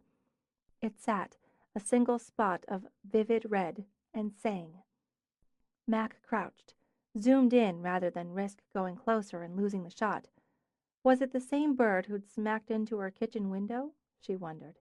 If so, he certainly seemed undamaged and unruffled as he sat like a single flame on the white-laced branch. She caught the moment then, taking 3 shots in rapid succession, slight changes in angles that coated her jeans with snow as she inched left. Then the bird took wing, swooped over the frozen sea, through the bright light, and was gone. Emmeline, beautiful Emmeline in her old navy coat, white cap, and scarf, trudged toward her through the snow. I wondered how long I'd have to stand there until you finished or the damn bird took off. It's cold out here. I love winter. Max swung the camera up again, and with Emma in the crosshairs, depressed the shutter. Don't! God, I look awful. You look cute. Gotta love the pink Uggs. Why did I buy them in pink? What was I thinking? She shook her head as she joined Mac, and both continued to the house. I thought you'd already be inside, nagging Laurel to make breakfast. Wasn't it you who called me and said pancakes nearly an hour ago? It was, and now we can both nag her into it. I got caught up. It's amazing out here. The light, the tones, the texture, and that damn bird. Bonus round. It's 20 degrees, and after pancakes we're going to be shoveling the snow and freezing our asses off. Why can't it always be summer? We hardly ever get pancakes in the summer. Crepes, maybe, but it's not the same. As she stomped snow off her pink Uggs, Emma slid her baleful gaze toward Mac, then opened the door. Mac scented coffee instantly. She dumped her gear, set her camera carefully on top of the dryer, then strode in to give Laurel a rib-crushing squeeze. I knew I could count on you. I saw you playing nature girl out the window and figured you were coming over to whine for pancakes. Hair clipped back, sleeves rolled up, Laurel measured out flour. I love you, and not only for your snowy day pancakes. Good, then set the table. Parker's already up, answering email. Is she calling for snow removal? Emma asked. I've got 3 consults today. For parking. The consensus is there's not enough to call in the troops for the rest. We can handle it. Emma's face clouded into a pout. I hate shoveling snow. Poor Em, Mac and Laurel said together. Bitches. I've got a breakfast story. Riding on the impromptu photo session and the near occasion of pancakes, Mac dumped sugar in the coffee she'd poured. A sexy breakfast story. Emma paused in the act of opening a cabinet for plates. Spill. We're not eating. Anyway, Parker's not down yet. I'm going up to drag her down. I want a sexy breakfast story to keep me warm while I'm shoveling this stupid snow. Emma scurried out of the kitchen. Sexy breakfast story. Considering Mac, Laurel picked up her wooden spoon to stir the batter. Must involve Carter McGuire, unless you got an obscene phone call and consider that sexy. Depends who's calling. He's fairly adorable. Not your usual type, though. Mac looked back as she opened the drawer for flatware. I have a type. You know you do. Athletic, fun-loving, may have creative bent but not a strict requirement, not too intense or serious-minded. Nothing in past history to include cerebral, scholarly, or quietly charming. It was Mac's turn to pout. I like smart guys. Maybe I just haven't run into one who hit my hotometer. He's also sweet, not your usual. I like sweet, Mac objected. Taste my coffee. With a laugh, Laurel set the batter down to get mixed berries out of the fridge. Set the table, Elliot. I'm doing it. As she did, she evaluated Laurel's list. Maybe it was accurate, to a point. Everybody's got a type. Parker's got a type. Successful, well-groomed, well-read. Bilingual, a plus, Laurel added as she washed berries. Should be able to distinguish between Armani and Hugo Boss at 20 paces. Emma's got a type. They must be men. Laurel's laugh rolled out as Emma came back in. Parker's heading down. What's the joke? You, sweetie. Griddle's hot, Laurel announced. Better get moving. Good morning, partners. Parker swung in. Dark jeans, cashmere sweater, her hair neatly tied back in a tail, makeup subtle. Mac had an errant thought that it would be easy to hate Parker if she didn't love her. I just booked 3 more appointments for the tour and pitch. God, I love the holidays. So many people get engaged during the holidays, and before you know it, it'll be Valentine's Day and we'll get more hits. Pancakes? Get the syrup, Laurel told her. The roads are clear. I don't think we'll have any cancellations on today's schedule. Oh, and the Paulsons sent an email just back from their honeymoon. I'm going to pull off some quotes for the website. No business, Emma interrupted. Mac has a sexy breakfast story. Really? Eyebrows lifted, Parker set the syrup and butter on the table of the breakfast nook. Tell all? It began, and sexy tales often do, when I spilled Diet Coke on my shirt. She started the story as Laurel brought a platter of pancakes to the table. He said he walked into a wall, Emma interrupted. Poor Carter. She snorted out a laugh as she cut the first tiny sliver of a single pancake. Hard, Mac added. I mean, the guy rammed it. In a cartoon, he'd have gone through the wall and left a Carter-shaped hole in it. Then he's sitting on the floor, and I'm trying to see how bad it is, and my tits are in his face, which he very politely points out. Excuse me, miss, your tits appear to be in my face? Mac wagged her fork at Laurel, except he didn't say tits, and he kind of stuttered. So I go pull his shirt out of the dryer, get him a bag of ice, and ultimately determine he probably doesn't need the ER. She continued on while plowing her way through a short stack. I'm a little let down, Laurel said. I expect a sexy breakfast story to have sex, not just your very pretty boobs. I'm not done. Part 2 begins when I'm back home working and carelessly answer the phone. My mother. Smile fading, Parker shook her head. That's not sexy. I've told you to screen, Mac. I know, but it was the business line. I wasn't thinking. Anyway, I did worse. She broke up with her latest and went on one of her riffs. She's shattered. She's devastated. Blah, blah, blah. The pain and suffering requires a week in a Florida spa and $3,000 from me. You didn't, Emma murmured. Tell me you didn't. Mac shrugged, stabbed another forkful of pancakes. I wish I could say no. Honey, you've got to stop, Laurel told her. You just have to stop. I know. Under the table, Emma rubbed Mac's knee in sympathy. I know, but I cracked, that's all. After which I opened a fresh bottle of wine and proceeded to drown my sorrow in disgust. You should have come back here. Parker reached out, touched Mac's hand. We were here. I know that too. I was too mad, sad, and full of self-pity and disgust. Then, guess who knocked on my door? Oh. Laurel's eyes popped. Tell me you didn't have drunk, self-pity sex with Carter, but if so, please include all details. I invited him in for a drink. Oh, boy! In celebration, Emma ate another sliver of pancake. I dumped all over him. My family, suck. The guy comes by to drop off a package and ends up with a half-drunk woman in the middle of a pity party. He listened, which I didn't really understand at the time, being half-drunk and on a rant, but he listened to me. Then he took me out for a walk. He just put my coat on me, buttoned it up like I was 3, and took me out, where he listened some more until I'd pretty well run it down. Then he walked me back and, You invite him back in and have sex, Emma prompted. Get your own sexy breakfast story. I felt mildly embarrassed and really grateful, so I give him a little peck, a thanks pal kind of peck.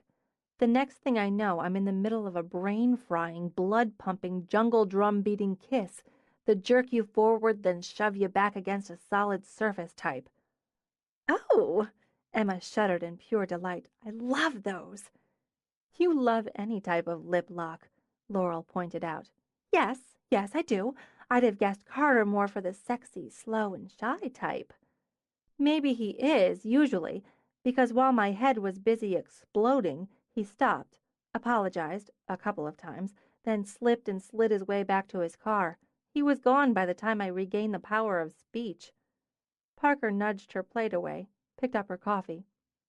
Well, you have to go get him, obviously. Obviously, Emma concurred, and looked toward Laurel to complete the vote. Could be trouble, Laurel shrugged. He's not her usual type, and he has moves that don't coincide with his general demeanor. I smell complications. Because he's a nice, sweet, slightly klutzy guy who kisses like a warrior? Emma gave Laurel a light kick under the table. I smell romance. You smell romance in a traffic jam on 95. Maybe, but you know damn well you want to see what happens next. You can't just let a kiss like that hang there, Emma added, turning to Mac. Maybe, because as it stands, it's a nice, sexy breakfast story and nobody gets hurt. Now I have to go call the bank and toss away $3,000 like it was confetti. She scooted out of the nook. I'll see you all outside, with shovels. Parker plucked a raspberry out of the bowl after Mac left. She's not going to let it hang there. It'll drive her crazy. Second contact within 48 hours, Laurel agreed, then scowled. And damn it, she skated out of helping with the dishes. At his desk at the academy, Carter went over the discussion points he planned to introduce in his final period class. Keeping energy and interest up were keys in that last class of the day, when freedom was only 50 short, or endless, depending on your point of view, minutes away. The right slants could snag the wandering attention of the clock watcher. They might learn something. The problem was he couldn't keep his own attention focused. Should he call her and apologize again? Maybe he should write her a note. He did better writing things down than saying them, most of the time. Should he just let it go? It had been a couple of days. Well, 1 day and 2 nights to be anal about it. He knew he was being anal about it. He wanted to let it go, just let it go and mark it down on the lengthy list of Carter's embarrassing moments. But he couldn't stop thinking about it, about her. He was right back where he'd been 13 years before, suffering from a pathetic crush on Mackensie Elliot. He'd get over it, Carter reminded himself. He'd gotten over it before, almost entirely. He'd just lost his head for a moment, that's all, and it was understandable considering the rest of the experience. Still, he should probably write her a note of apology. Dear Mackensie, I want to offer my sincere apology for my untoward behavior on the evening of January 4th. My actions were inexcusable and deeply regretted. Yours, Carter. And could he possibly be any more stiff and stupid? She'd probably forgotten about it anyway after having a quick laugh with her friends. Who could blame her? Let it go. That was the thing to do. Just let it go and get back to leading the class on a discussion of Rosalind as a 21st century woman. Sexuality, identity, guile, courage, wit, loyalty, love. How did Rosalind use her dual sexuality in the play to become the woman at its end, rather than the girl she was in the beginning and the boy she played throughout? Say sex and you drew teenagers' attention, Carter thought. How did... He kept scanning notes and called out an absent, "Come in," at the knock. Ah, evolution, he thought, of identity and courage through disguise, and he glanced up, blinked. With his mind full of the engaging Rosalind, he stared at Mac. "Hi, sorry to interrupt." He lurched to his feet, scattered his papers so some sailed to the floor. It's all right, no problem. I was just a..." He bent to retrieve papers as she did the same and knocked his head against hers. Sorry. He stayed down, met her eyes. Crap. She smiled, and the dimples came out to play. "Hello, Carter." Hello. He took the paper she offered. I was just going over some launch points for a discussion on Rosalind. "Rosalind who?" Shakespeare's Rosalind, as you like it? "Oh, is that the one with Emma Thompson?" No, that's Much Ado. Rosalind, niece of Duke Frederick, is banished from his court and disguises herself as Ganymede, a young man. "Her twin brother, right?" No, actually that's Twelfth Night. I get them confused. Well, while there are some parallels between As You Like It and Twelfth Night as far as theme and device, the two plays address markedly divergent. Sorry, it doesn't matter. He laid the papers down, took off his reading glasses, and prepared to face the consequences of his actions. I want to apologize for. "You already did. Do you apologize to every woman you kiss?" No, but under the circumstances. "Let it go, Carter." Anyway, what can I do for you? "I dropped by to give you this. I was going to leave it at the front office, but they told me you had a free period and were in here, so I thought I'd give it to you in person." She offered him a package wrapped in brown paper. "You can open it," she said when he only looked flustered. "It's just a token. Appreciation for letting me dump on you the other night, and for the hangover you spared me. I thought you might like it." He opened it carefully, peeling up the tape and flapped ends, and took out the photograph matted in a simple black frame. Against the black and white of snow and winter trees, the cardinal sat like a living flame. It's wonderful. "It's nice." She studied it with him. "One of those lucky breaks. I took it early yesterday morning. It's no belly-crested wappadoo, but it's our bird, after all." Our. Oh, right. And you came in to give it to me? Pleasure flustered him nearly as much as embarrassment. I thought you'd be angry with me after I. "Kissed my brains out," she finished. "That would be stupid. Besides, if I'd been pissed, I'd have kicked your ass at the time." I suppose that's true. Still, I shouldn't have. "I liked it," she interrupted, and rendered him speechless. Turning, she wandered the room. "So, this is your classroom, where it all happens." Yes, this is mine. Why, dear God, why couldn't he make his brain and his mouth work together? "I haven't been back here in years. It all looks so much the same, feels so much the same. Don't people usually say the school seems smaller when they go back as an adult?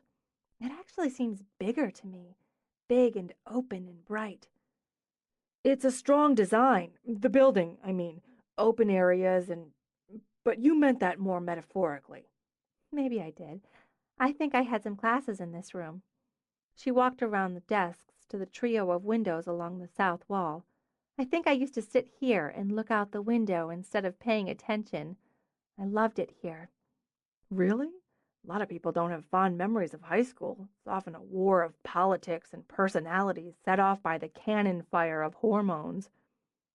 Her grin flashed. "You could put that on a t-shirt." "No, I didn't like high school all that much. I liked it here because Parker and Emma were here.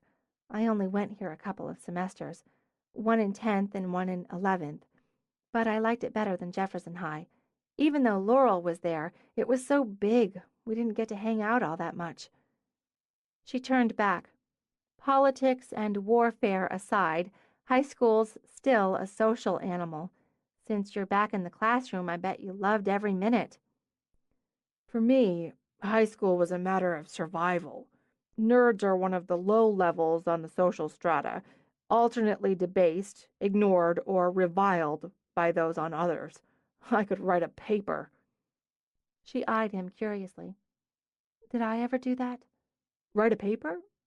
Oh, no, you meant the other part. Not noticing is different from ignoring. "Sometimes it's worse," Mac murmured. I wonder if we could get back to the other night and your "I liked it" response. Could you be more specific in case I'm misinterpreting? He just made her smile. "I don't think you're misinterpreting, but—" "Dr. McGuire?" The girl hesitated in the doorway, radiating freshness and youth in the prim navy uniform of the academy. Mac noted the signs, the rosy flush, the dewy eyes, and thought serious teacher crush. Ah, Julie, yes. You said I could come by this period to talk about my paper? Right. I just need a minute to. I'll get out of your way, Max said. I'm running behind as it is. Nice to see you again, Dr. McGuire. She strolled out, passing pretty young Julie, and made the turn for the stairs. He caught up with her before she'd made it halfway down. Wait! As she stopped and turned, Carter laid a hand on her arm. Would not misinterpreting include it being okay for me to call you? You could call me, or you could meet me for a drink after school. Do you know where Coffee Talk is? Vaguely. I can find it. 4:30? I can make 5 o'clock. 5. Great. I'll see you there. She continued down, glancing back as she reached the base of the staircase. He stood at that halfway point still, hands in the pockets of his khakis, his tweed jacket just a little saggy, and his hair carelessly mussed. Poor Julie, Mac thought and continued on. Poor little Julie. I know exactly how you feel. You asked her to coffee talk? What's wrong with you? Carter scowled as he loaded files and books into his briefcase. What's the matter with Coffee Talk? It's a hangout for staff and students. Bob Tarkinson, math teacher and self-proclaimed expert on affairs of the heart, shook his head sadly. You want to make it with a woman, you take her out for a drink. A nice bar, Carter. Something with a little sense of atmosphere and intimacy. Not every contact with a woman's about making it. Just every other one, then. You're married, Carter pointed out, with a baby on the way. Exactly why I know what I know. Bob rested a hip against Carter's desk, putting his wise expression on his pleasant face. Do you think I got a woman like Amy to marry me by taking her out for a cup of coffee? Hell no! You know what turned the tide for me and Amy? Yes, Bob, because you've told me 1,000 times. You cooked her dinner on your second date and she fell for you over your chicken cutlets. Still wise, Bob wagged his finger. Nobody falls for somebody over a latte, Carter. Trust me. She doesn't even know me. Not really. So the falling for portion is irrelevant. And you're making me nervous. You were already nervous. Okay, you're stuck with coffee. So see how it goes. If you're still interested, do the follow-up call tomorrow. Next day latest. Dinner. I'm not making chicken cutlets. You can't cook for shit, McGuire. Besides, this coffee thing isn't officially a first date. Take her out. When you're ready to close the deal, I can give you a recipe. Something simple. God. Carter rubbed the space between his eyebrows where tension built. This is why I avoid dating. It's hell. You've avoided dating because Corinne screwed up your self-confidence. It's good you're getting back on the horse, and with somebody outside our sphere. In support, he clapped Carter on the shoulder. What did you say she does again? She's a photographer. She has a wedding business with 3 of her friends. They're doing Sherry's wedding. Mackensie and I, went to high school together for about 5 minutes. Wait, Mackensie? The redhead you had a crush on in high school? Defeated, Carter rubbed the spot between his eyebrows again. I should never have told you about that. This is why I rarely drink. But, Cart, this is like kismet. Excitement rushed through the words. It's like Return of the Nerd. It's the big chance to follow up on a lost opportunity. It's coffee, Carter muttered. Flushed with enthusiasm, Bob jumped up, grabbed a piece of chalk. On the board, he drew a circle. Obvious, the circle. You're completing one, and completing it just means taking point A and point B. Within the circle, he made 2 dots, connected them horizontally, up to point C. He drew another dot at the apex, then joined it with the other points with 2 diagonal lines. See? Yes, I see a triangle inside a circle. I've got to go. It's the triangle of fate inside the circle of life. Carter hefted his briefcase. Go home, Bob. You can't argue with math, Carter. You'll always lose. Carter escaped, moving quickly through the largely empty school with his footsteps echoing behind him. Chapter 5. She was late. Maybe she wasn't coming at all. Anything could have come up, Carter thought. If he'd had any brain cells working, he'd have given her his cell number so she could call and cancel. Now he just had to sit here, alone. For how long? He wondered. The 15 minutes he'd already waited wasn't long enough. A half an hour? An hour? Did waiting alone for an hour make him a pathetic loser? He thought it probably did. Stupid, he told himself, and pretended to drink more green tea. He'd dated before, plenty. He'd been in a serious, intimate relationship with a woman for nearly a year. For God's sake, he'd lived with her. Until she'd dumped him and moved in with someone else. But that was beside the point. It was just coffee, or, well, tea in his case, and he was working himself up over a casual encounter, he decided for lack of a better term, like some silly girl over a prom date. He went back to pretending to read his book while he pretended to drink his tea, and ordered himself not to watch the door of the coffee shop like a starving cat watches a mouse hole. He'd forgotten, or had stopped noticing long ago, how noisy the place was, forgotten how many of his students frequented the cafe. Bob had been right about the bad locale. Colorful booths and stools were crowded with upperclassmen from the academy and the local high school, along with 20-somethings, with a scatter of teachers. The lights were too bright, the voices too loud. "Sorry I'm late. The chute ran over." He blinked as Mac slid into the chair across from him. "What?" "You must have really been into your book." She angled her head to read the title. "Lawrence Block? Shouldn't you be reading Hemingway or Trollope?" "Popular fiction's a strong and viable force in literature. That's why it's popular. Reading for nothing more than pleasure is another lecture coming on. Sorry." "Teacher mode suits you." "I suppose that's a good thing, in the classroom. I didn't realize you were working when you stopped by. We could have made it later." "Just a couple of client meetings and a shoot. I have a bride who for some reason wants every moment of her plans photo-documented professionally. Okay with me, as it's money in the bank. I documented her fitting, wedding dress, with her mother in weeping attendance. The weeping added a little more time than I'd scheduled." She pulled off her cap, finger fluffed her hair as she gazed around the shop. "I haven't stopped in here before. Nice energy." She notched up the smile for the girl who came over to take her order. "I'm Dee. What can I get you?" "I think we'll have some fun. How about a tall latte macchiato, double shot, squirt of vanilla?" "Coming up. Another green tea for you, Dr. McGuire?" "No, I'm good, Dee. Thanks." "Not a fancy coffee fan?" Mac asked as Dee went to put in the order. "Just not this late in the day. But it's good here, the coffee. I usually stop in for a cappuccino in the morning before work. They sell the beans, too, so if you like the coffee. I have to get this out of the way. I can't think, and not being able to think my inane conversation's going to push you to sleep despite the double shot." "Okay." Mac propped her chin on her fist. "Get whatever out of the way." "I had a crush on you in high school."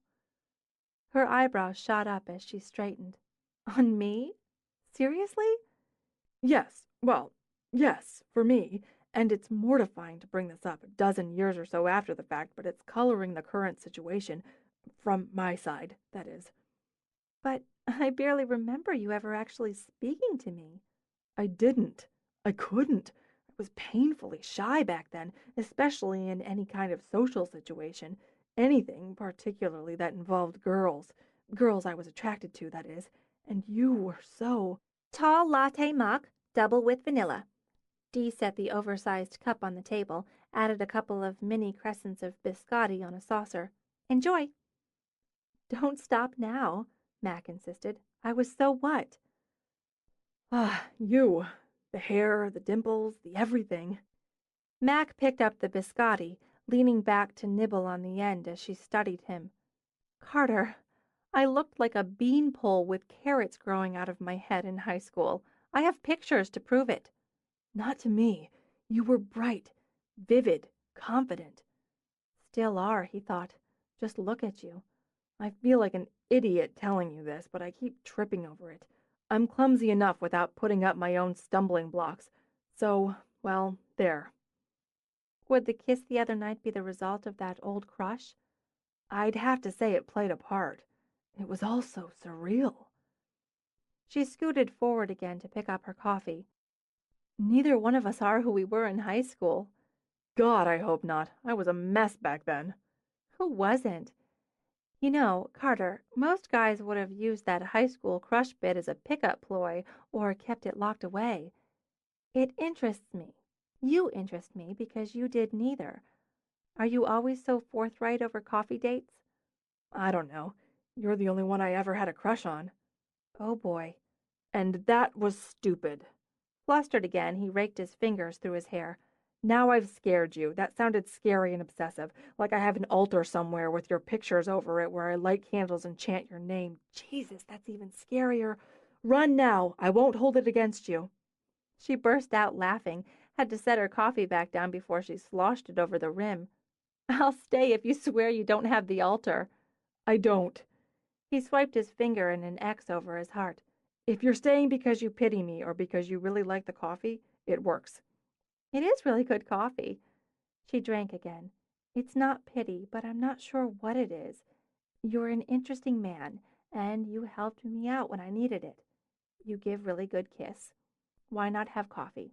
Since we are, tell me why someone who was painfully shy went into teaching. I had to get over it. I wanted to teach. Always? Practically. I did want to be a superhero previous to that, possibly one of the X-Men. Super mutant teacher. You could have been educator. He grinned at her. Now you've unmasked my secret identity. So, how did Shy Guy become the mighty educator? Study, practice, and some practicalities. I panic sweated my way through the first couple of weeks of a public speaking course I took in college. But it helped, and I worked as a TA for several classes as a kind of transition. I TA'd one of Delaney's classes our sophomore year. He turned his cup in circles. In case it ever comes up, I did occasionally ask him about you. All of you, so you weren't singled out. The quartet, as he called you. Still does, now and then. He's our lawyer now. The businesses. I hear he's a good one. He is. Dell set everything up. The legal stuff. When their parents died, the estate went to Parker and Dell. He didn't want to live there. He had his own place by then. Parker couldn't have maintained it as a house. I mean, just a house. Just her home. Or even if she could, I don't think she could have stood it, living there alone. The big house, the memories, not alone. No, it would be hard and lonely. Changes that with all of you there, living and working together. Changed everything for everyone. She had the idea for the business cooking already, had all of us talking about it. Then she went to Dell about using the estate for it. He was great about that. His inheritance, too, so he took a hell of a chance on us. Looks like he made the right choice. According to my mother and Sherry, Vows is the place for weddings in Greenwich. We've come a long way. The first year was touch and go and pretty scary because we'd all put our savings and whatever we could beg, borrow, or steal into it. The startup costs, licenses, stock, equipment, the expense of turning the pool house into my place, the guest house into Emma's. Jack did the designs for free. Jack Cook? Do you know him? He and Dell met in college. Yeah, a little. I remember they were tight. The small town that is Yale, Mac commented. He's an architect. He put a lot of time into the transformation and saved us God knows how much in fees and false starts. The second year, we were barely treading water with all of us still having to take side jobs to get by. But by the third, we eased around the first corner. I understand working through the panic sweat to get what you want. Why wedding photography? Specifically, I mean, for you. It doesn't feel as if it's only because it fit the bigger picture of the partnership. No, not just that. Not even that first, I guess. I like taking photographs of people. The faces, the bodies, the expressions, the dynamics. Before we opened Vows, I worked in a photography studio. You know the sort where people come for pictures of their kids or a publicity shot. It paid the bills, but didn't satisfy? It really didn't. I like taking pictures of people in what I think of as moments. The defining moment, that's the killer. That's the top of the mountain. But there are lots of other moments. Weddings, the ritual of them, and how those inside them tilt and angle the ritual to suit them personally. That's a big moment. Smiling, she lifted her cup with both hands. Drama, pathos, theater, grief, joy, romance, passion, humor. It's got it all. And I can give them all that through photographs, show them the journey of the day, and if I'm lucky, that one defining moment that lifts it out of the ordinary into the unique, which is the really long way of saying I just like my work. I get that, and what you mean by the moment, the satisfaction of it. It's like when I can see even one student's mind open up and suck in what I've been trying to feed them. Makes the hours when it feels like routine all worth it. I probably didn't give my teachers many of those moments. I just wanted to get through it and out where I could do what I wanted. I never saw them as creative entities, more like wardens. I was a crappy student. You were smart, which cycles back to teenage obsession, but I'll just say I noticed you were smart. We didn't have any classes together. You were a couple years ahead of me, right? Oh, wait. You were a student teacher in one of my English classes, weren't you? Mr. Lowen's fifth period American literature. Now please forget I said that. Not a chance. Now I'm not running away, but I have to go. I have another shoot. Your sister's engagement portrait, in fact. I didn't realize you were getting to that so quickly. The doctor has the evening free, so we worked it out. But I need to go, get a sense of their place and the two of them together. I'll walk you to your car. He took out bills, tucked the ends under the saucer of his cup. Before she could shrug into her jacket, he'd taken it to help her into it. He opened the door for her, stepped out with her into the breathless cold. I'm a block and a half down, she told him. You don't have to walk me to my car. It's freezing out here. It's fine. I walked from my place anyway. You walked? I don't live that far, so I walked. Right, you like to walk. Since we are, she said as they walked by cafes, restaurants, I'll mention something that got bypassed due to the path our conversation took. Dr. McGuire? You got your Ph.D.? Last year, finally. Finally? Since it was the major focus of my life for about 10 years, finally works for me. I started thinking thesis when I was an undergraduate. Which probably made him Mayor Nerd of Nerdville, he supposed. Are you going to see me again? I know that was a non sequitur, but it's buzzing around in my brain, so if the answer's no, I'd rather find out. She said nothing until they'd reached the car, then studied him as she pulled out her keys. I bet you have a pen and something to write on.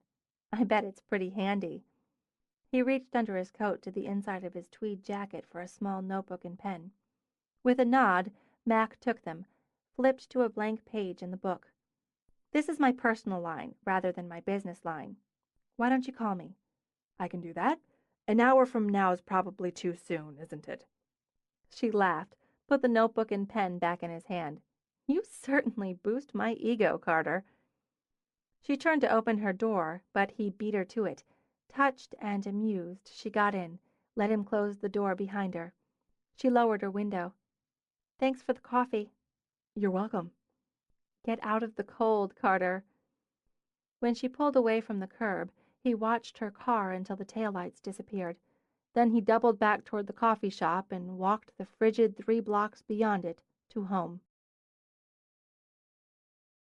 The brief January business lull gave Mac too much time on her hands. She knew she could use it to organize her files, to update her various web pages, to clean out the embarrassing mess that was her closet, or to catch up on neglected correspondence. She could use it to read a good book, or fat ass in front of the TV and gorge on DVDs and popcorn. But she couldn't settle, and so ended up plopping down on the love seat in Parker's office. Working, Parker said without looking up. Contact the media. Parker's working. Parker continued to tap her keyboard. After this quick break, we're booked solid for months. Months, Mac. This is going to be our best year. Still, we've got 2 weeks wide open in August. I'm thinking about a summer's end package, something that appeals to the smaller wedding, the put-it-together-quickly style. We could really push that when we have our open house in March if it doesn't book before. Let's all go out. Let's go out, all four of us.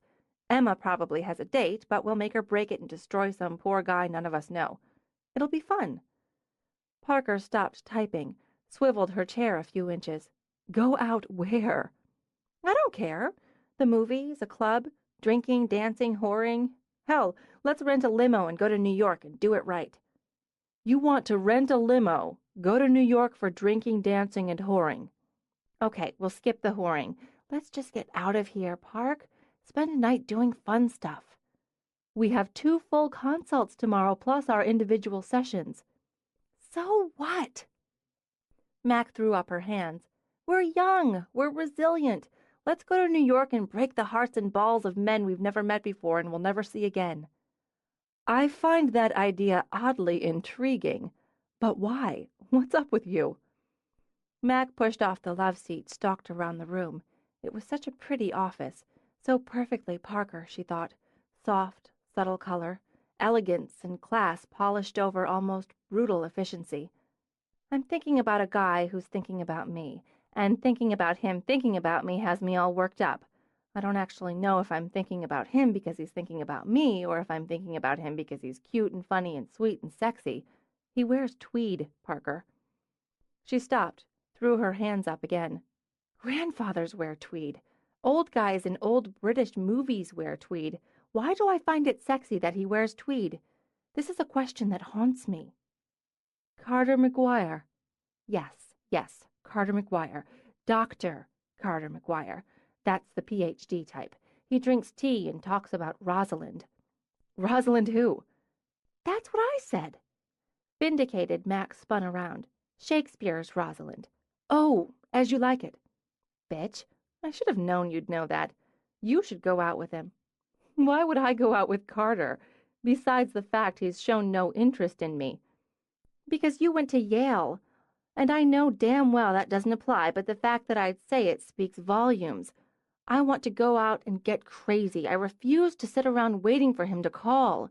Do you know the last time I lowered myself to waiting for some guy to call me?" "Let me see, that would be about never." "Exactly. I'm not doing this." "How long have you waited in this case?" Mac glanced at her watch. "About 18 hours. He had a crush on me in high school. What kind of man tells you that? Puts the power in your hands that way?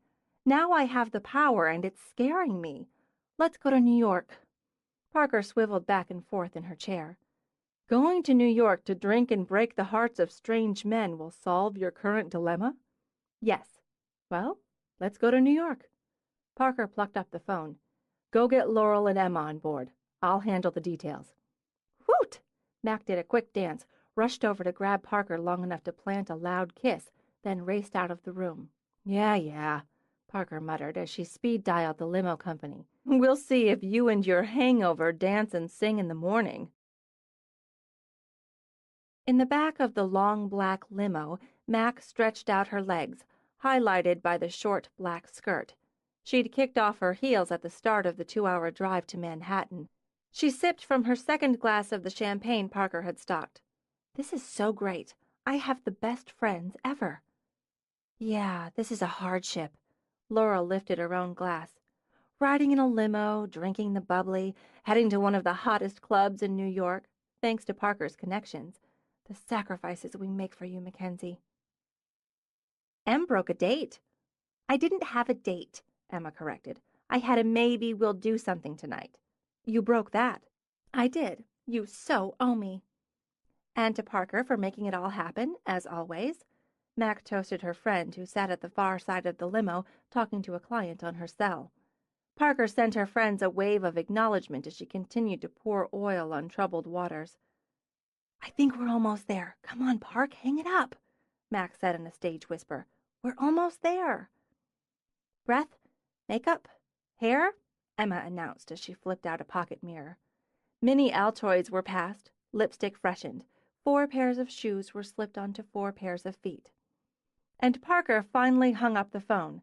"God, Naomi Wright's maid of honor just found out that her boyfriend, the brother and best man of the groom, has been having an affair with his business partner. MOH is on a rampage, as one might expect, and is refusing to serve unless the cheating bastard is banned from the wedding. Bride is frantic and sides with MOH.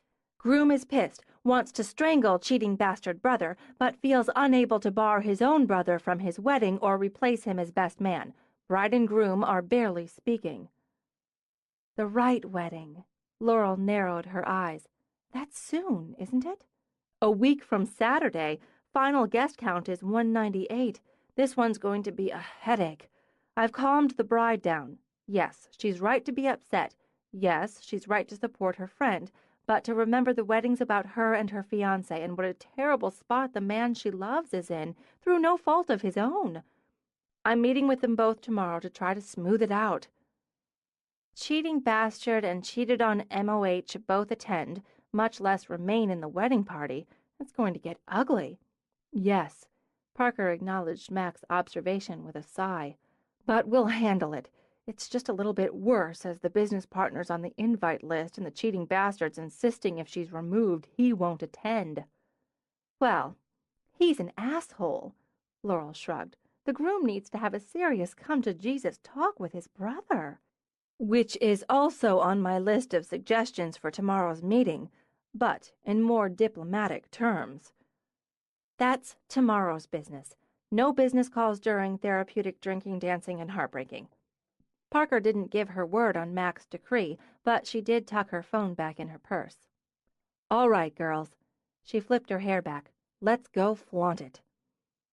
They slid out of the limo, then streamed past the line of hopefuls outside the club.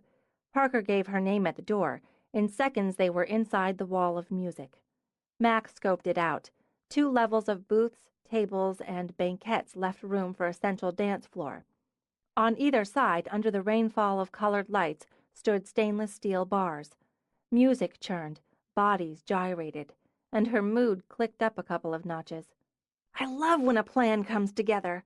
They hunted up a table first, and Mac considered it an omen of good when they scored a small banquette where they could squeeze in together. Observe the species, Mac said. This is my first rule. Observe the plumage, the rituals before making any attempt to acclimate. Screw that. I'm going for drinks. Are we sticking with champagne? Emma wanted to know. Get a bottle, Parker decided. Laurel rolled her eyes as Emma wiggled out and started toward the nearest bar. You know she'll get hit on a dozen times before she orders anything and feel obliged to have actual conversations with the guys who drool on her. We'll all die of thirst before she gets back. Parker, you should go, and put on your invisible cloak of back off until we're set up here. Give her a few minutes first. How's the fear factor, Mac? Diminishing. I can't even imagine the undeniably cute Dr. McGuire in a place like this. Can you? At a poetry reading, sure, but not here. Now, see, that's assumption and conclusion based on profession, like saying because I'm a baker I must resemble the Pillsbury Doughboy. Yes, it is, but it helps my cause. I don't want to get involved with him. Because he has a Ph.D.? Yes, and great eyes, a really soft blue that go all sexy when he's wearing his glasses, and there's the unexpected superior kisser factor, which could blind me to the basic fact that we're not suited. Plus, any relationship with him outside the most casual of friendships would be a serious relationship. What would I do about that? And he helped me on with my coat, twice. Dear God! Parker widened her eyes in shock.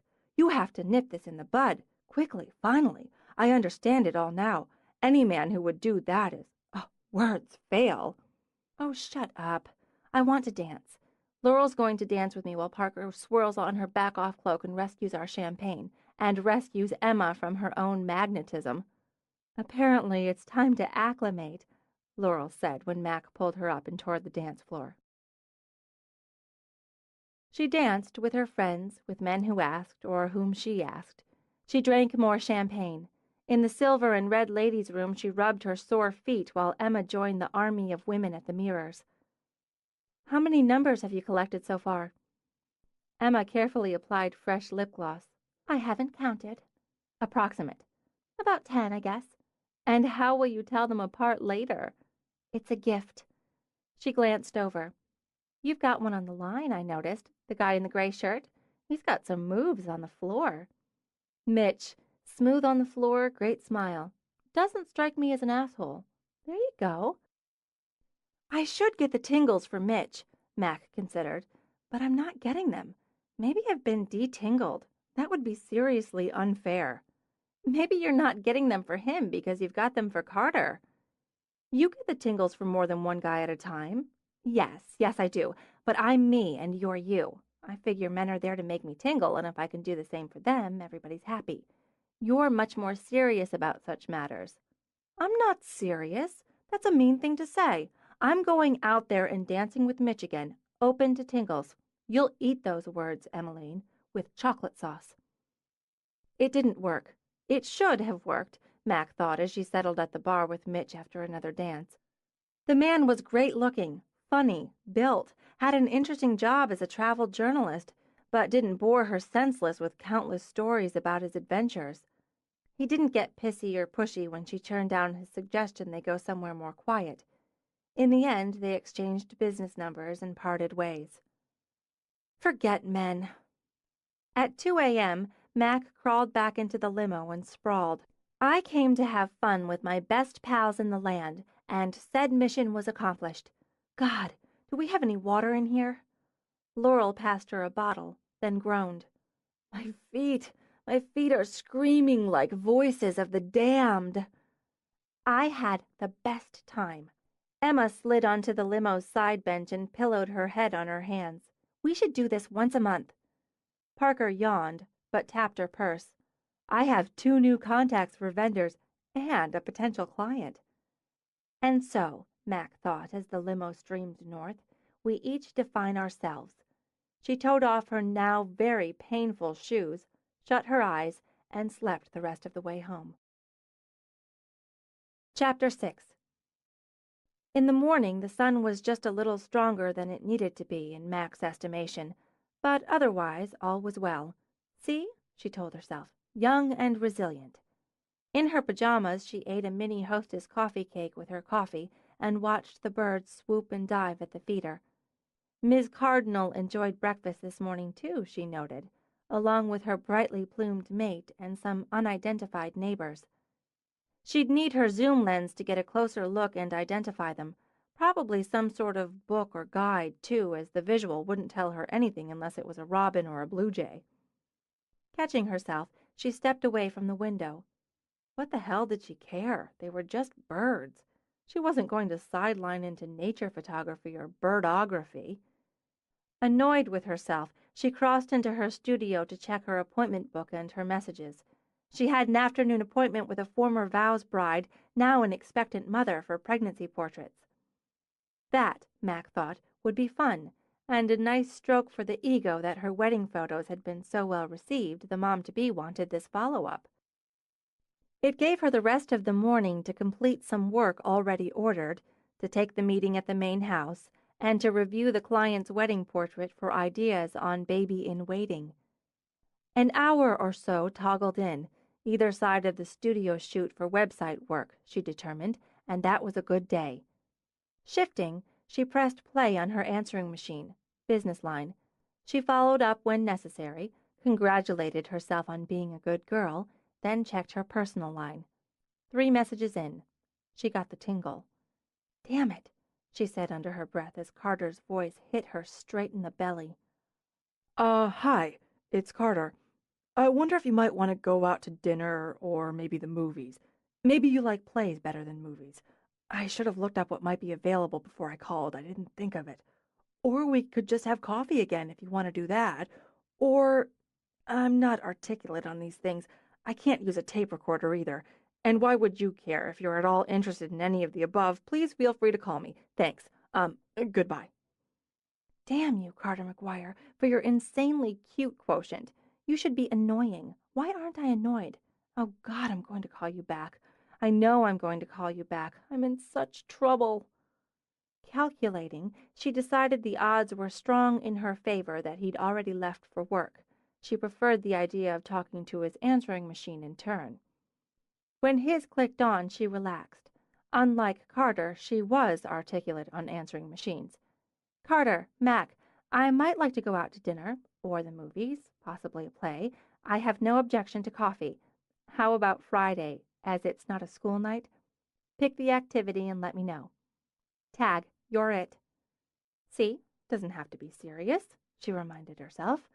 I can set the tone, just having some fun with a perfectly nice guy. Satisfied, she decided to indulge by working the first hour of her day in her PJs. Nicely on schedule, she dressed and took the consult at the main house, breezed back to her own with time to spare before her shoot. Her message light blinked at her. It's Carter again. Is this annoying? I hope it's not annoying. I happened to check my messages at home on my lunch break. Actually, I made a point to check them in case you called me back, which you did. I'm afraid I have a faculty dinner to attend Friday. I'd invite you, but if you accepted and attended, you'd never go out with me again. I'd rather not risk it. If another night would do, even, a school night, I'd like very much to take you out. If you'd like that, maybe we could do dinner and a movie. Is that too much? It's probably too much. I'm confusing myself. I'd like to add, though it may not seem possible, I have asked women out before. I guess this makes you it. She grinned, as she'd grinned throughout the message. Okay, Carter, try this one on. She punched callback, waited for the beep. Hi, Professor, guess who this is? I appreciate being shielded from the faculty dinner. Showing both good sense and chivalry has earned you points. How about Saturday night? Why don't we start with dinner and see where it goes? You can pick me up at 7. And yes, this makes you it again to confirm. In the best of moods, Max switched on some music, dropped down at her computer. She sang along as she reviewed her upcoming client's wedding shots. As possibilities and angles ran through her mind, she made notes. She clicked back through her files to see what equipment, what lighting, what technique she'd used on the bridal portraits. Considering the client's olive complexion, the dark hair, the deep brown, exotic eyes, Mac chose an ivory drop. And remembering the client as just a little shy, just a bit demure, Mac decided to save what she thought could be the money shot until after she'd warmed Mom-to-be up a little. But she could prepare for it. She grabbed the phone, hitting the button for Emma as she opened the door to what she considered her prop room. Hey, I need a bag of red rose petals. I've got a client coming any minute, or I'd come down and steal them myself. Can you run them up here? And maybe, just in case, a couple of long-stemmed reds. They can be silk. Thanks. Bye. Juiced, she checked the bright pink tackle box she used for professional makeup, then switched the music to a new agey CD she thought suited the shoot. She was adjusting the backlight when Emma came in. You didn't say what color red rose is. It does matter, you know. Not so much for this, and I can always manipulate them in Photoshop. Besides, she walked over to take the ones Emma held. Perfect. The rose petals are real, so I'll charge them off. Listen, since you're here, can you stand in? You've got close to the same coloring and you're about the same height. Here. She pushed the roses back at Emma. Go over there. Give me a 3/4 body angle facing the window, head turned to the camera. What's this for? Pregnancy shoot. Oh, for Rosa. Emma assumed the position. Laurel did the cake for her shower last week. Don't you love the follow-up clients? How we get to see these important scenes in their life. Yeah, I do. Light's good, I think. For the standard shots, anyway. What are you doing with the petals? They're for later, for the real shot, after I convince Rosa to get pretty much naked. Rosa? Emma gave an eye-rolling laugh. Good luck with that. You know her, right? I mean, before she was a client. The wedding gig came through you. Your third cousin, once removed or something? My mother's uncle's cousin by marriage's granddaughter, I think. But yeah, I know her. I know everyone, and everyone knows me. Could be a stroke of luck, Mac calculated. Can you stick around for a while? You could help put her at ease.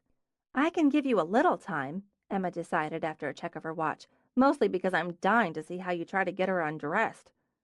Don't say anything about it, Max said quickly when she heard the knock on the door. I need to guide her toward it. Mac's first thought on opening the door was, wow, look at the shape. And her mind shot off in various directions on how to exploit it, showcase it, intensify it as she drew Rosa inside.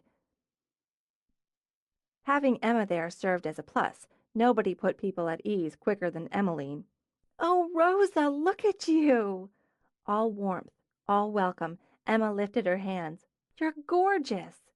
With a quick laugh, Rosa shook her head while Mac took her coat. I'm enormous. Gorgeously. Oh, I bet you can't wait. Let's sit down for just a minute. Have you picked out names? We keep thinking we have, then change our minds. With a little whoosh of breath, her hand on the mountain of her belly, Rosa eased into a chair. Today it's Catherine Grace for a girl, Lucas Anthony for a boy. Wonderful. You don't know the sex? Mac asked. We talked ourselves out of it. I love a surprise, don't you? And it's exciting to have Mac photograph you now. My sister nagged me into it. I guess at some point I'll appreciate looking back and seeing myself looking like I swallowed a hot air balloon. You're beautiful, Mac said simply. I'm going to show you. Why don't you stand up here so I can take some test shots? Do you want anything first? Water? Tea? Rosa pulled a bottle of water out of her purse. I drink like a camel, pee like an elephant. Bathroom's right over there anytime you need it. And anytime you just want a break, say so. Okay. Rosa levered herself out of the chair. Is my hair all right? This outfit? Everything? She'd pulled her dark hair back in a tail, very tidy. Mac intended to fix that. She'd chosen simple black pants and a bright blue sweater that skinned over the mountain. They would, Mac thought, start there. You're fine. Just test shots. See the tape on the floor there? Stand right on the X. I can't even see my feet. But Rosa moved to the mark, stood stiffly while Mac checked her light meter. Turn to the side, head toward me. Chin up a little, not that much. Yes, put your hands on the baby. She glanced toward Emma. Picking up the signal, Emma got up to wander behind Mac. Have you set up the nursery? Emma kept Rosa talking, made her laugh, and Mac took the first Polaroid. She rubbed it on her thigh to speed the developing, then, opening it, walked to Rosa. See? You're beautiful. Rosa took the print, stared. I may be enormous, but I sure look happy. It's really pretty, Mac. We're going to do even better. Let's try a few in that same pose. Warming up now, Mac noted, as she chatted Rosa up along with Emma. She tossed in quick directions. Tilt your head to the right. Shift your shoulders. Halfway through, she handed Rosa one of Emma's long stems, tried shots with the flower as a prop. She got a full roll of what she considered very nice, very ordinary pregnant woman shots. Let's try something else, a different angle, a different top. Oh, I didn't bring another top. I've got something. Rosa patted her mound. You couldn't possibly have anything that would fit me. It's not about fit. Trust me. Mac pulled a plain white man's shirt out of the prop room. We're going to leave it unbuttoned.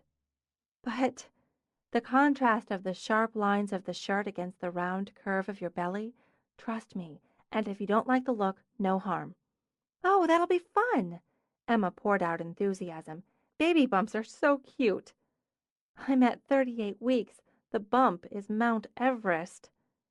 It's a beautiful shape, Mac told her, and you have great skin, the tone, the texture.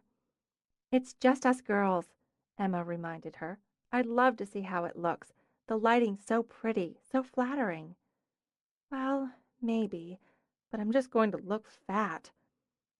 Reluctantly, Rosa pulled off the sweater. I want one! Emma exclaimed, and stroked a hand lightly over the baby. Sorry, but it's just magnetic. It's us, you know. We're the only ones who can do it. Celebrating the female. Max slipped the shirt on Rosa, fussed with the lines, turned up the cuffs a couple of times. Let's let your hair down. Contrast again, and it's more womanly. I'm going to add a little more gloss to your lips, okay? So they read a little deeper. Flustered now, Mac thought as she worked, but that was all right. She could use that. More a three-quarter angle for this, shoulder more forward. Good. Maybe cup your hands under your belly. Very pretty. I just need to adjust the light. Are you sure I don't look stupid? Sloppy? I feel like a cow who's gone way past milking time. Rosa, Emma sighed. You look sexy. Mac captured the surprise, the pleasure, and finally the pride. Big smile, okay? Straight at me. I mean, geez, look what you did. That's good. Okay, need a break? No, I'm fine. I just feel a little silly, I guess. You don't look silly. Trust me. Emma, dress the sleeve a little, right side. See where it's perfect, she said when Emma stepped over and adjusted. Now, Rosa, turn a little more toward me. Little more. There. Hands on the sides of your belly. Good. She could see it coming together as she shot, see the moment, the magic. Nearly there, she thought. I want you to look down, but lift your eyes, just your eyes, to me. Look at the secret you have, the power. Think, for just a minute, how that secret got in there. Pow! Rosa, you're fabulous! I wish I'd worn a nicer bra. With that door cracked open, Mac lowered her camera. Take it off. Mackenzie! Rosa released a horrified giggle. We're going to try a figure study. You're going to love it. Voice brisk, Mac gestured. Sit down. Relax. Rest a minute. I need to set up. What does she mean, figure study? Is that naked? I guess we'll find out. Emma took Rosa's arm. Come on and sit. We might as well see what she's up to. Mac, Emma called when the phone rang. Should I get that? No. Mac rushed out, carrying a low stool. It might be... I've got this game going on. She set her stool on the mark, began to drape it with another ivory sheet as Carter's voice came on. I imagine you can guess who this is. Saturday, starting with dinner and then, well, 7 o'clock. So that's good. That's great. I don't know if there's anything you particularly like to eat, or really hate for that matter. You'd have mentioned if you were a vegan, right? I think you'd have brought that up. And I'm overthinking this again. So I guess this concludes our game of tag. I'll see you Saturday. Unless you need to call me about... I'm shutting up now. Bye. He sounds so cute. Rosa turned back to where Mac refined the drape of the sheet. Yes, he does. A first date? Technically the second, or possibly, unofficially, a third. It's very unclear. Rosa, there's another sheet in the bathroom. I want you to go in, take your clothes off. You can wrap yourself in the sheet if you're shy, but from what I hear, labor and delivery dispenses with all modesty, so this should be a breeze. I can't do a nude, Mac. It's just not... What would I do with it? You can decide that after I'm done, but I promise it's not going to be embarrassing or suggestive. It's just the next step in the theme. It's about what you are, Rosa, what's inside you. I just don't know if I can. It's about the journey you're on and the knowledge of it. It's the life and the light in you and the love. Oh.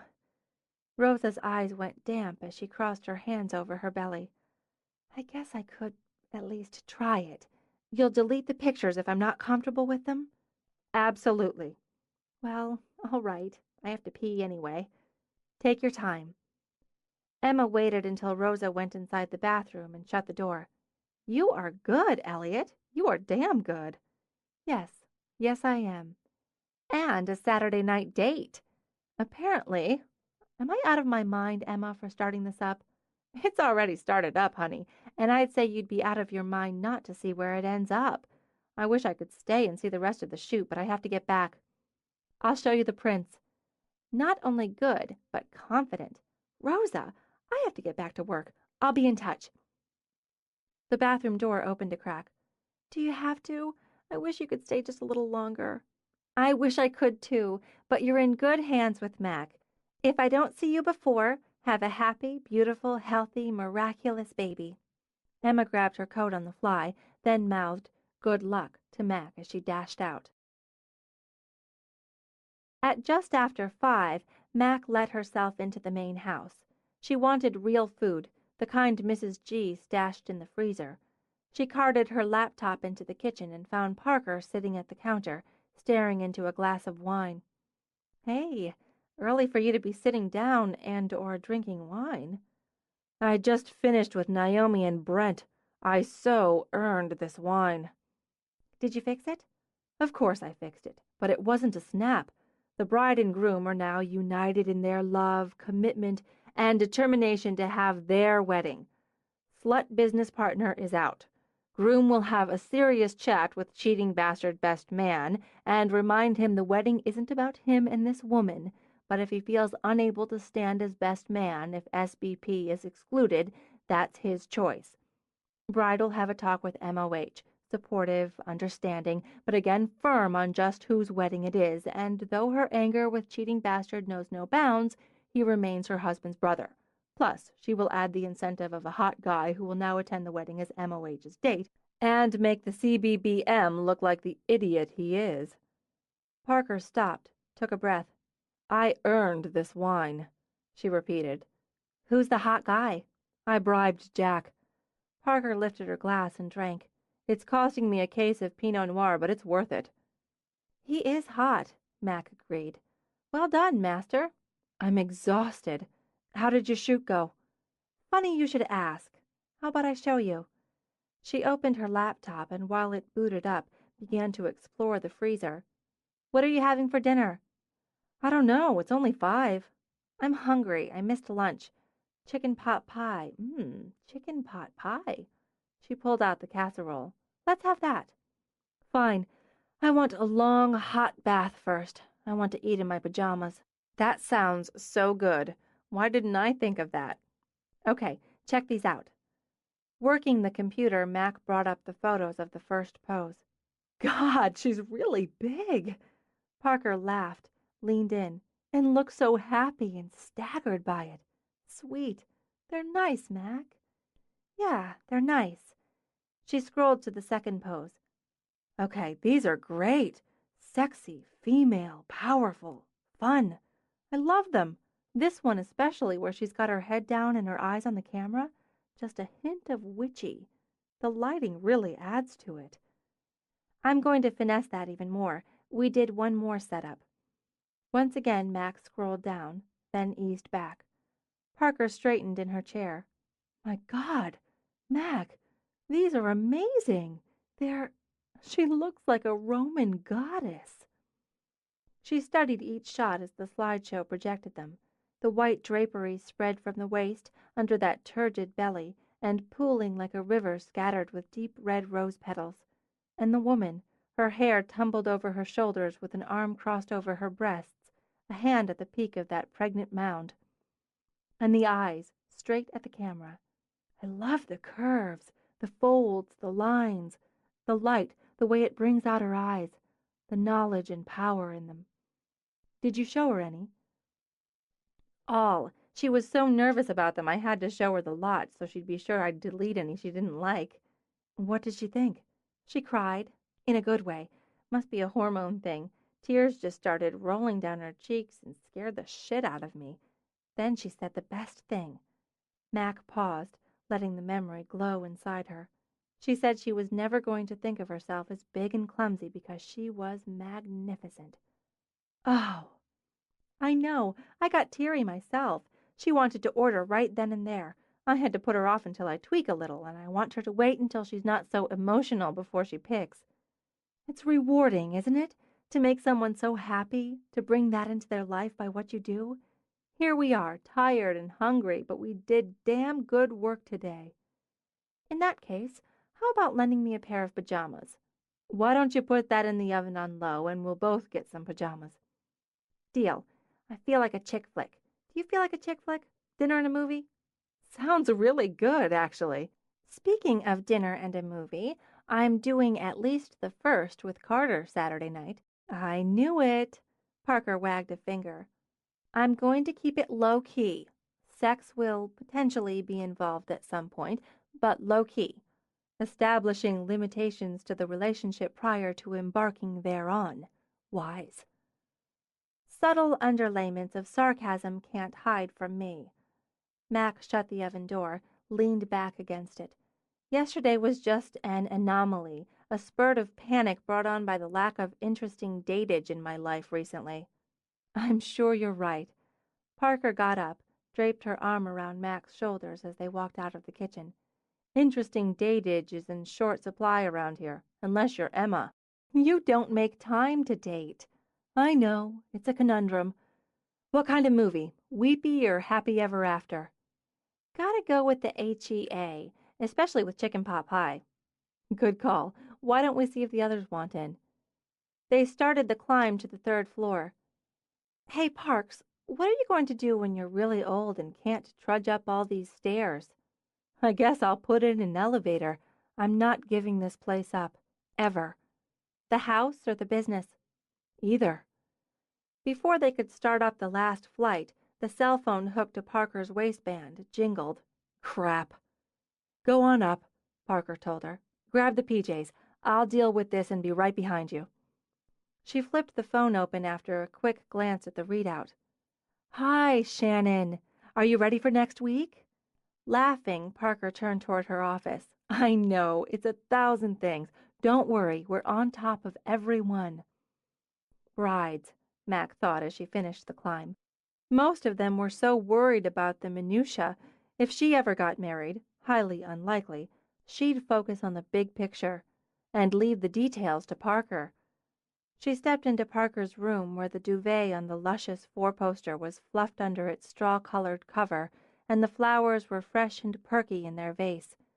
No clothes strewn, no shoes kicked in corners. No dust, no fuss, Mac thought as she opened the drawer of the bureau where she found, as she knew she would, 4 pairs of pajamas neatly folded. I'm tidy, Mac muttered. I'm just not so anal about it. She took a pair into the guest bedroom, tossed them on the bed. A long, hot bath sounded too good to miss. She ran one, tossed some bath salts in. As she slid down in the hot, fragrant water, she considered their options for girl movies with happy endings. Movies, she thought, certainly about love and romance, should have happy endings, because life too often didn't. Love faded, or flipped over into loathing, or settled somewhere in between into a kind of grinding detachment. It could snap like a dry twig with one careless step. Then you needed a week at a spa, Mac thought sourly, that someone else paid for. She knew how Parker felt about the house and the business, but to Mac's mind nothing lasted forever, except friendship, if you were really lucky, and there she was Lady Luck herself. But homes, love affairs, different deals, and she wasn't looking for forever there. Right now was plenty. A Saturday night date. A guy who interested and attracted her across the table. Yeah, that was just enough.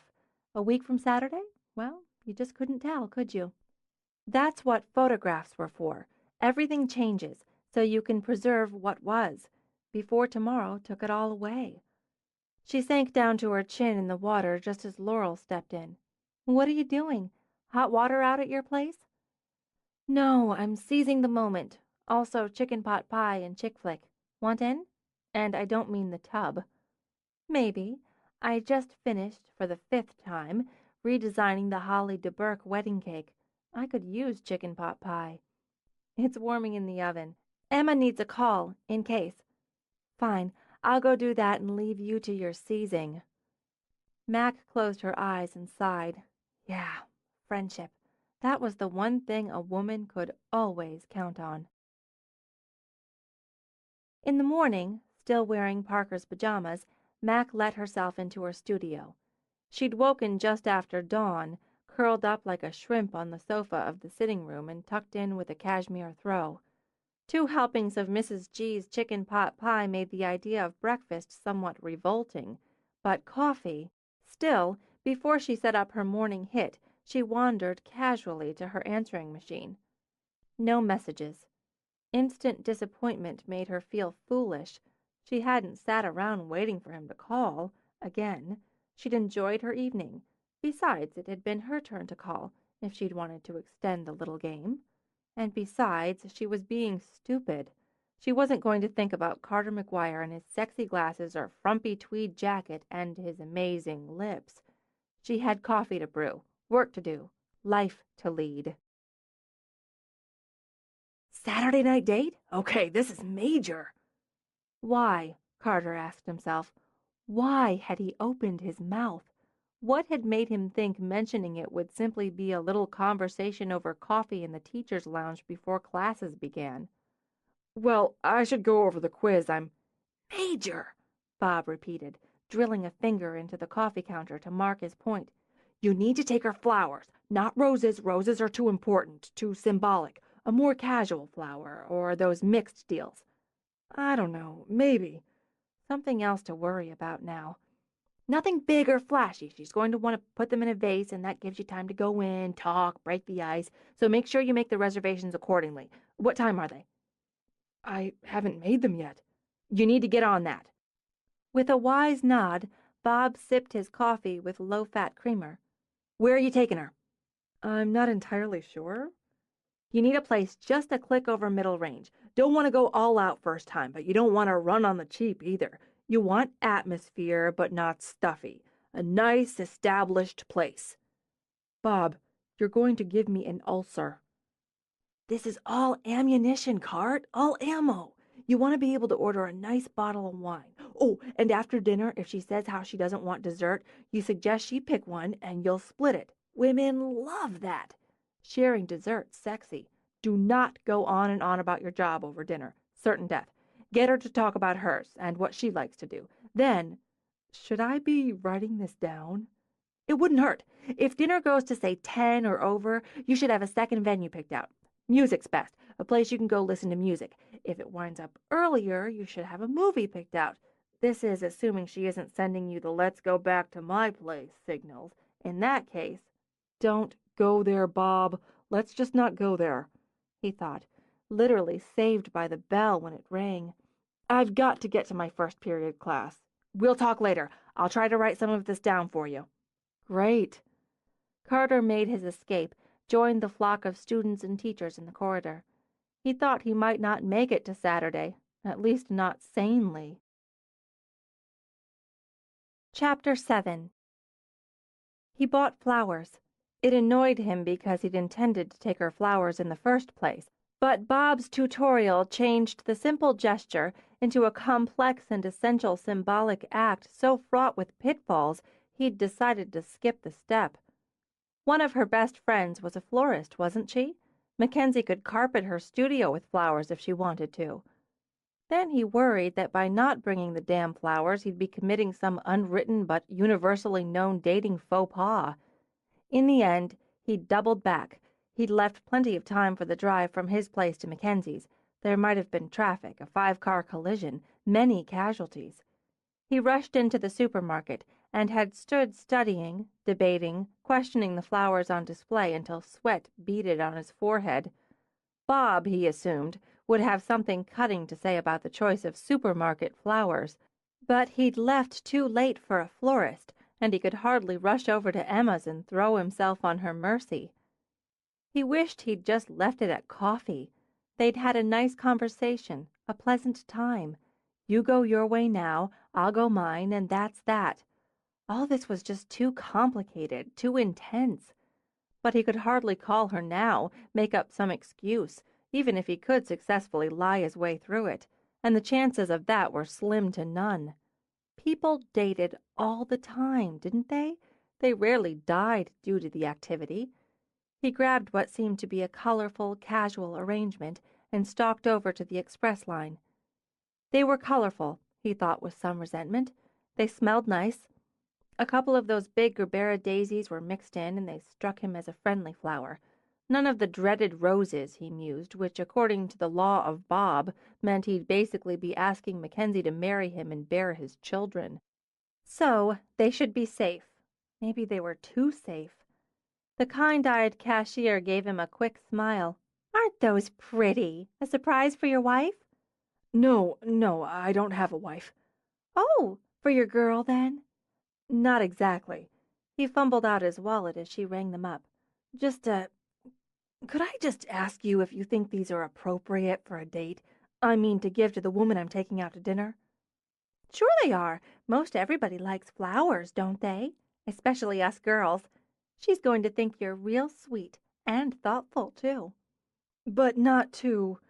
Stop while you're ahead, Carter told himself. She took the money, made the change. Here you go now. She slid the bouquet into a clear plastic bag. "You have a real good time tonight." Thank you. More relaxed, Carter walked back to his car.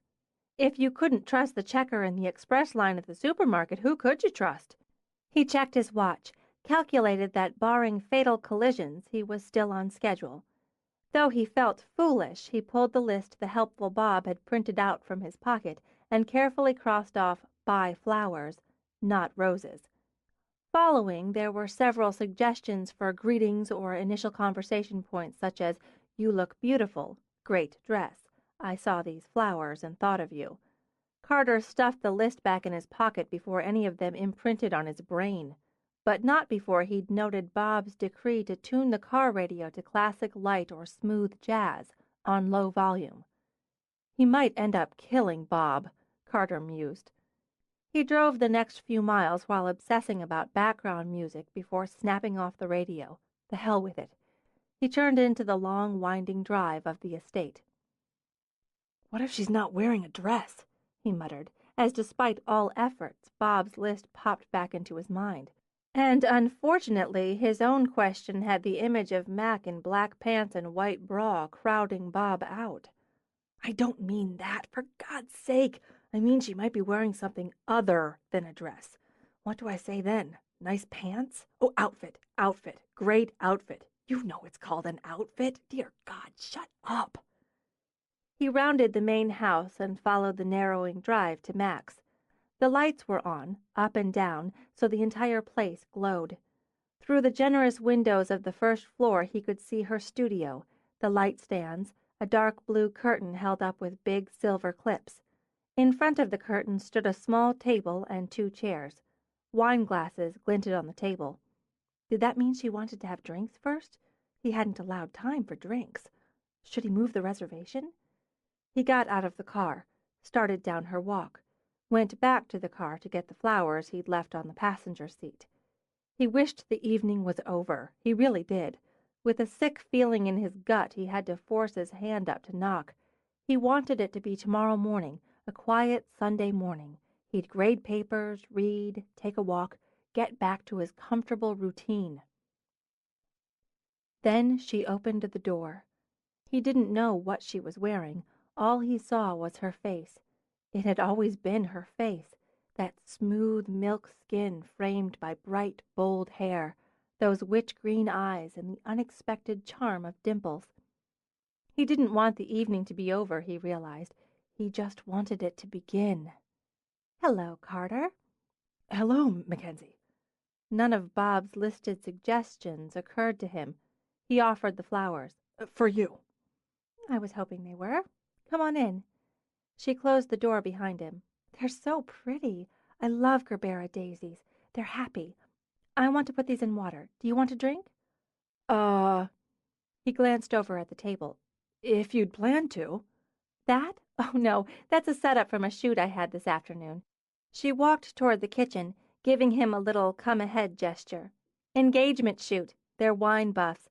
Actually, she writes for a wine buff mag, and he's a restaurant critic, so I got the idea of doing it as a bistro deal." She got out a vase as she talked and began to unwrap the flowers. It's great the way you're able to tailor a photograph like that to the people in it. Sherry loved what you did with hers. That was easy. A couple of people madly in love, snuggling on the couch.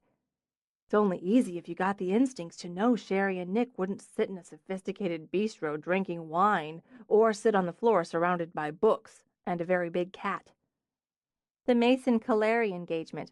That ran today, didn't it? Do you always check on the wedding and engagement section of the paper?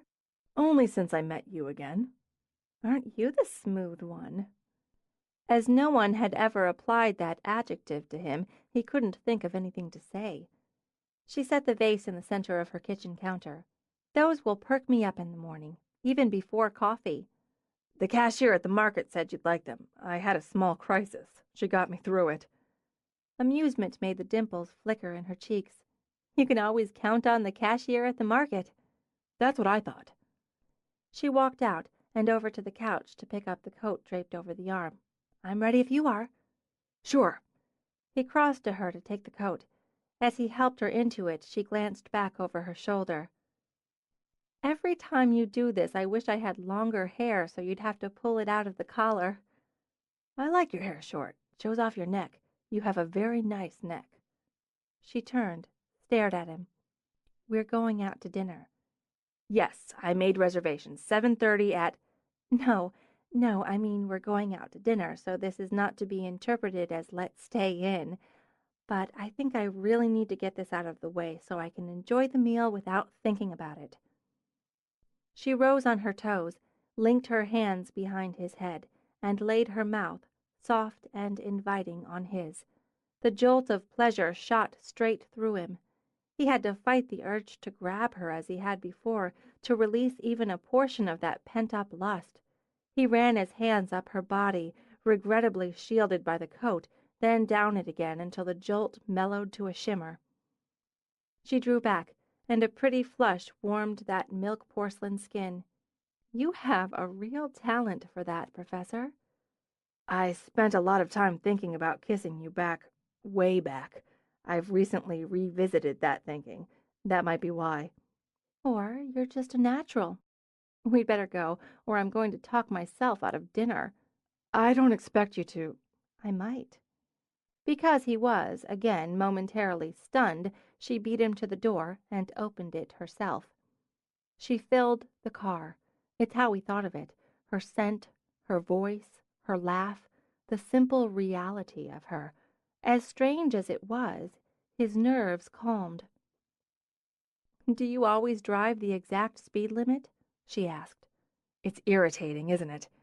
He glanced her way, and when he saw her eyes laughing at him, he had to grin. If I go over by more than a couple miles an hour, I feel like a criminal. Corinne used to. "Corinne?" she said when he trailed off. Just someone I annoyed with my driving. And everything else, apparently. An old girlfriend. Nothing, really. Why hadn't he turned on the radio? See, now it's a mystery, and I'm more curious. I'll tell you about one of my exes first, to prime the pump. She turned her face to him until he could feel those green eyes laughing again. How about the fledgling rock star, the one who resembled John Bon Jovi through the filter of infatuation? In looks, not talent. His name was Greg, but he liked to be called Rock. He actually did. Rock what? Just rock, like Prince or Madonna. Anyway, at 20, he seemed incredibly hot and cool, and in my sexual delirium I spent a lot of time, talent, and money taking headshots of him and his band, group shots, shots for their self-produced CD. I drove their van, played groupie and roadie, for over 2 months, until I caught him sucking face with his bass player, a guy named Dirk. Oh, well, that's very sad. I heard the amusement in that. Not if you were really hurt. I was crushed for at least 5 minutes. Then I was pissed for weeks. I'd been his beard, the bastard. My satisfaction comes from the fact that he now sells kitchen appliances in Stamford. Not major appliances either. I mean like blenders and toaster ovens. I like a good toaster oven. She laughed as he turned into a parking lot. The Willows. Nice choice, Carter. The food's always good here. Laurel worked here as pastry chef before we started vows, and for a while after when we were getting off the ground. I didn't know that. I haven't been here for a couple of months, but the last time I came with... Corinne? No. He smiled a little. With a couple of friends who set me up with a blind date. Very strange evening. But the food was, as you said, good. He got out of the car, started to walk around to open her door, but she climbed out before he got there. When she held out a hand to him, casually, his heart took a quick, extra thump. Why strange? She had a voice like a violin might have made if you neglected to rosin the bow. It's an unfair observation, but pretty accurate. Plus, she'd recently gone on a no-carb, no-fat, no-salt diet. She ate an undressed salad, one leaf, one sprig, one carrot curl at a time. It was disconcerting. I eat like a horse. That's hard to believe. You watch. Just as they reached the door, it opened. The man who stepped out wore an open coat, no hat, gloves, or scarf. The wind immediately kicked the dark hair around his ridiculously handsome face. One glance at Mac had his well-cut lips curving and his see-at-midnight eyes lighting. "Hey, Macadamia!" He hoisted her up by the elbows, smacked a kiss to her lips. "All the gin joints and all the—" "Carter?" He dumped Mac back on her feet, shot out a friendly hand. "How the hell are you?" "I'm fine, Dell. How are you?" "Good. It's been too long. What are you two doing here?" "We thought, since we're told they have food here, we'd eat." Dell grinned at Mac. "That's a plan. So you're having dinner together? I didn't realize you were an item." "We're not," they said together. Then Carter cleared his throat. "We're having dinner." "Yeah, that's been established. I had a quick business meeting over a drink, and I'm meeting some friends across town, or I'd come in and have one with you and cross-examine the witnesses. But gotta go. Later." Mac watched Delaney Brown jog toward the parking lot. "Who was that guy?" she asked, and made Carter laugh. As she slid in, Mac wondered if Carter had requested a corner booth or if they'd just gotten lucky. It added just a hint of intimacy to play against the upscale casual tone of the restaurant. She turned down the offer of a cocktail in favor of wine with dinner, then, ignoring her menu, turned to Carter. "So, the salad-eating squeaky violin. No follow-up?" "I don't think either party was interested in one." "Do you go on many blind dates?" "That was my first and last. You?" "Never. Too scary. Plus, the four of us made a pact years ago never to try to fix each other up. It's worked out for the best." "So, are you interested in sharing a bottle of wine, Dr. McGuire?" He slid the wine list toward her. "You pick." "That's brave of you." She opened it, scanned. "I'm not a wine buff. I just take pictures of them, but they do have this Shiraz I like." Even as she spoke, their server stepped to the table with a bottle of Shiraz. "That's excellent service," Mac commented. "Mr. McGuire, Mr. Brown phoned and would like you to have this with his compliments, or, if it doesn't suit, whatever bottle you'd like." "Those Brown kids." Mac shook her head. "They never miss." "I'd love a glass, thanks. Okay?" she said to Carter. "Sure. That was awfully nice of him." It was, Mac thought, as well as a subtle little wink. First chance he got, she knew Dell would be teasing her brainless. She didn't eat like a horse in Carter's estimation, but she didn't pick her way through a lonely salad for 90 minutes either. He liked the way she gestured with her wineglass or with her fork as she talked, and the way she stabbed a bite of his sea bass from his plate to try it without asking if he minded. He wouldn't have, but not asking was friendlier. "Here, take a hunk of this steak." She cut off a portion. "No, I'm fine." "Do you eat red meat?" "Yes." "Just try it. It's like we've got the surf and turf thing going." "All right. Do you want some of this rice?" "No, I can never figure out why anyone would. Anyway, back to the topic at hand. You actually had your English Lit class watch Clueless to evaluate the updating of Austen's Emma." "It demonstrates that literature and storytelling isn't stagnant, that the themes, dynamics, even social mores of Emma translate to the contemporary." "I wished I'd had teachers like you. Did you like it? Clueless?" "Yes, it's clever." "I love movies. We had a double feature last night, but I OD'd on the pot pie and fell asleep during music and lyrics. Hugh Grant." She gestured with her wineglass again. "Sense and Sensibility. Did you see it?" "I did. I thought it was a lovely and respectful adaptation. Did you read it?" "No, I know, terrible. I did read Pride and Prejudice. Loved it. I keep meaning to read it again now that I'd have Colin Firth as Mr. Darcy in my brain, so even better. What's your favorite book-to-movie deal?" "Personal favorite? Mockingbird." "Oh, Gregory Peck. I read the book," she added. "It's great, but oh, Gregory Peck. Atticus Finch, the perfect father.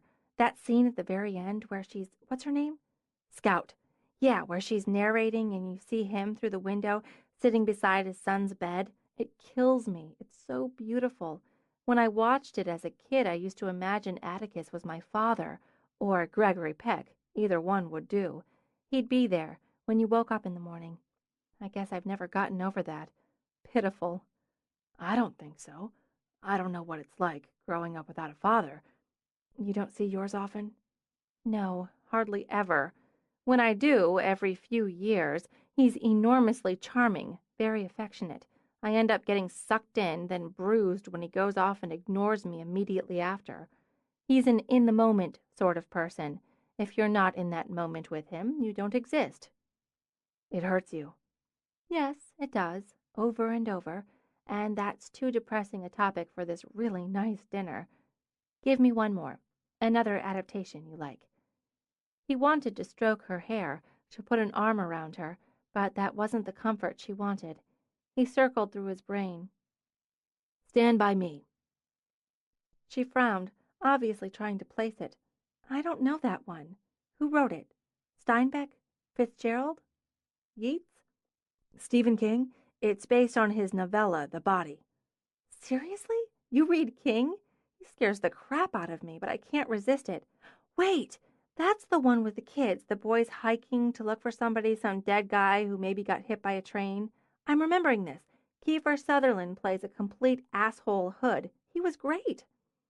It's about friendship and loyalty, coming of age, standing together. You're right, she said, studying his face. It is. I bet you're a really amazing teacher. Some days. She nudged her plate aside, then leaned back with her wine.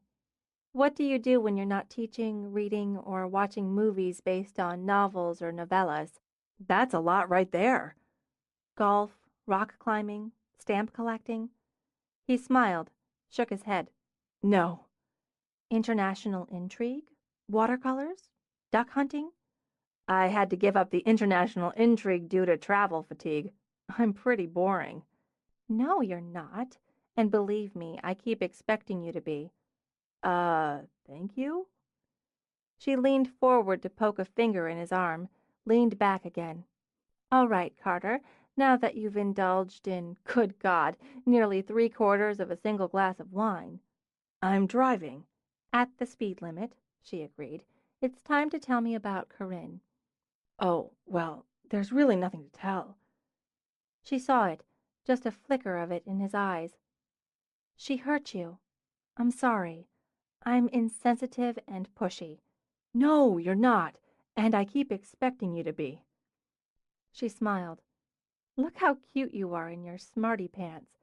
Now, why don't you order dessert so I can pretend to be self-righteous and not, then eat half of yours? They lingered. She'd forgotten what it was like to have a meal with a man she could have long, twisty conversation with, one who listened, who paid attention, whether or not he was thinking about the possible bonus round at the end of the evening. He made her think, she realized, and entertained her, and damn it, the man was charming, in such a low-key, unstudied way. Plus, when he'd put his glasses on to read the menu, it just set her juices on simmer. Do you want to go somewhere else? He asked her when they walked back to the car. It's probably too late for a movie. A club? I clubbed out with the pals the other night. Another time, though, she thought. It occurred to her she might have been very wrong in assuming Carter McGuire wouldn't fit in the club scene. I should get back. I've put in a few long ones this week, and I have work to catch up on tomorrow. He opened her door. Are you going to see me again? It gave her a little jump in the belly that he'd ask, and just that way. Giving her the power, she thought. Terrifying. I'm thinking about it. Okay. When he'd joined her, started the car, she angled toward him. Top 5 reasons you want to see me again. Do they have to be in order of priority? Damn it, she really liked him. No, just quick top-of-your-head answers. Okay, I like the way you talk. I like the way you look. I want to know more about you. I want to sleep with you. And when I'm with you, I feel. Feel what? Just feel. Those are good answers, she said after a moment. Really good answers. Are you going to give me your 5? I'm still working on them. But in the interest of full disclosure, you should know I'm good on a date, but tend to grade lower on relationships. I don't see that. How can you when you've had lifelong relationships with your 3 friends? Layers of relationships with them. I don't have sex with them. That's an interesting disclaimer, but intimacy's only a part of relationships that go beyond friendship. It doesn't define them. Come on, Carter. Sex is a whopper, not to mention the work and effort that goes into maintaining a relationship that includes it. But just to focus on sex for a minute, I'm not sure that's smart when I'm driving. what if we hit that level and it's a bust? What then? Well, I'd first apply the basic rule. Most things improve with practice. I'd be willing to practice quite a bit. Cute. But if it isn't a bust, that's when things start getting complicated. He glanced at her. Do you always borrow trouble? Yes, in this area, I do. I haven't stayed friendly with any of my exes. I don't mean it's all I hate his guts and wish he'd die a lingering death, or at least be doomed to selling toaster ovens for all eternity. But after it's done, we just stop connecting. And I like you. He drove for a while in silence. Let me sum up. You like me, and feel if we have sex and it's not good, we won't like each other. If it is good, we'll complicate things and end up not liking each other. It sounds stupid when you say it. Food for thought. She muffled a snort of laughter. You're a smart-ass, Carter. You're subtle and sneaky about it, but you're a smart-ass. I like that, too. I like that you're not particularly subtle about it. So I guess this relationship is doomed. She slid him a damning glance, but her lips twitched. When he parked in front of her studio, he smiled at her. You keep my mind engaged, Mackenzie, when I'm with you and when I'm not. He got out of the car, walked her to the door. If I called you tomorrow, would that be pushy? No. She kept her eyes on his as she reached in her bag for her keys. I'm thinking about asking you in. But, Hey, I'm supposed to be the one who says but. and you're free to expand on that, but it's not a good idea, yet, because if, he corrected, we go to bed, it shouldn't be to prove a point or answer a question. I think it just has to be because we want each other. You're a rational man, Carter. I think you'd better kiss me good night. He leaned in, and he framed her face with his hands. Long fingers, she thought, cool against her skin, eyes soft in color, intense in expression, holding hers. A moment, another, so that her heart already raced before his lips brushed hers. Gentle, easy, so that her racing heart sighed. As her skin, her blood warmed, he drew her closer and deepened the kiss, a whisper at a time until everything blurred. She went pliant, and the long, low sigh she made was surrender. He wanted to touch her, to feel those lovely breasts in his hands, to stroke his fingers down the length of her back, to know the thrill of having her legs locked around him. He wanted more than a rational man could. He stepped back, contenting himself with a brush of his thumb over her bottom lip.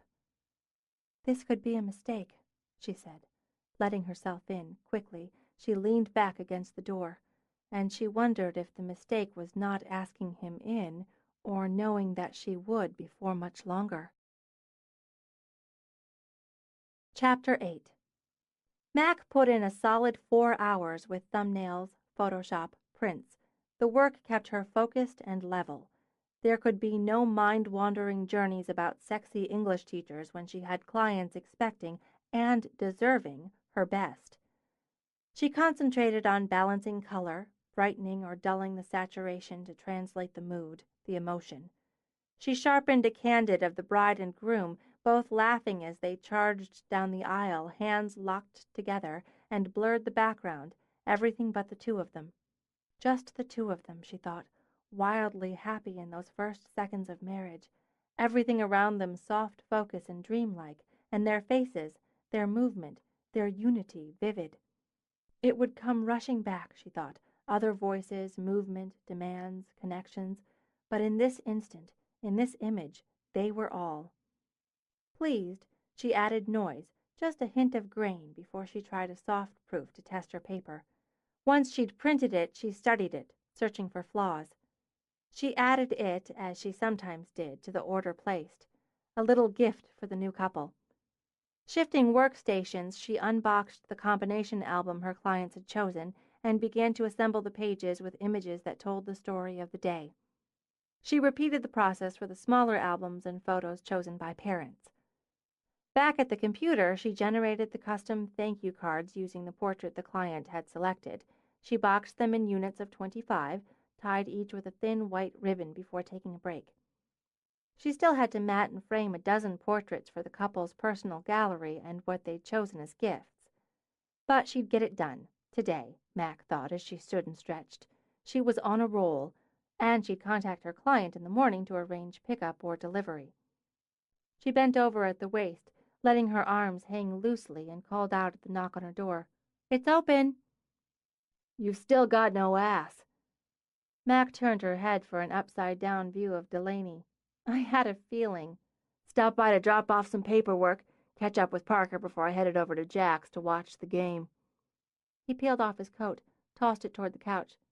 "So, how was the wine?" "Good. Thanks, Mr. Cutie." "You and Carter McGuire, huh?" At home, he strolled into her kitchen.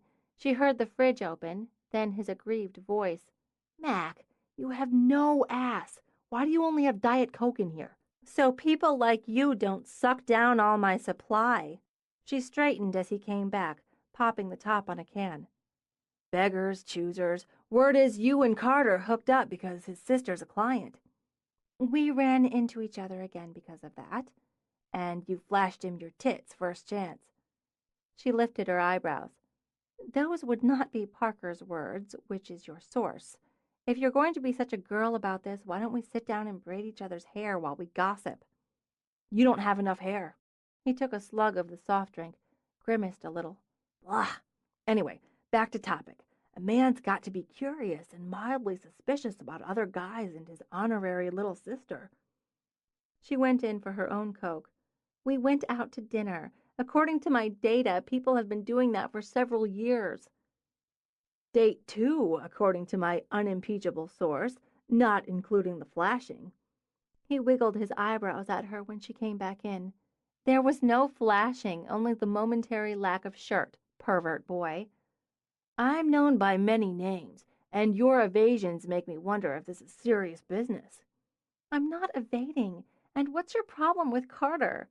"I don't have a problem with Carter, other than you're you and he's a man. I like him." With a shrug, he sat on the arm of her sofa. "Always did. I haven't run into him since he moved back, until last night.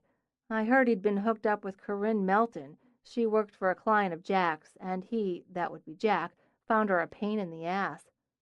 "What do you know about her?" "Aha, so we are serious." "Shut up. Tell me." "Impossible to do both at once." "Come on, Dell." "I know nothing, except she irritated Jack and apparently came on to him, while she was still hooked up with Carter, which I'm now assuming she's not." "What does she look like? Is she pretty?" "Jesus, Mac, now you're being a girl. I have no idea. Ask Jack." Scowling, she pointed to the door. "If you have no juice, take your drink and go. I'm working." He grinned at her, that potent flash of brown grin. "But I'm having such a good time." "No juice from you, you get none from me." The phone rang. She checked the readout, didn't recognize the name or number. "Mac Photography at Val's." "Mackensie! Hello from beautiful, sunny Florida." "Mom." She immediately held a finger at her temple and flicked her thumb like a trigger. Dell tossed his coat back on the couch.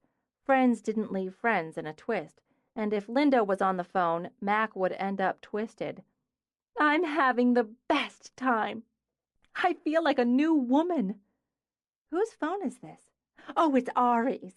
I left mine in my room and we're sitting out by the pool, or I am. He just went to see what's taking so long with our drinks, the sweetie.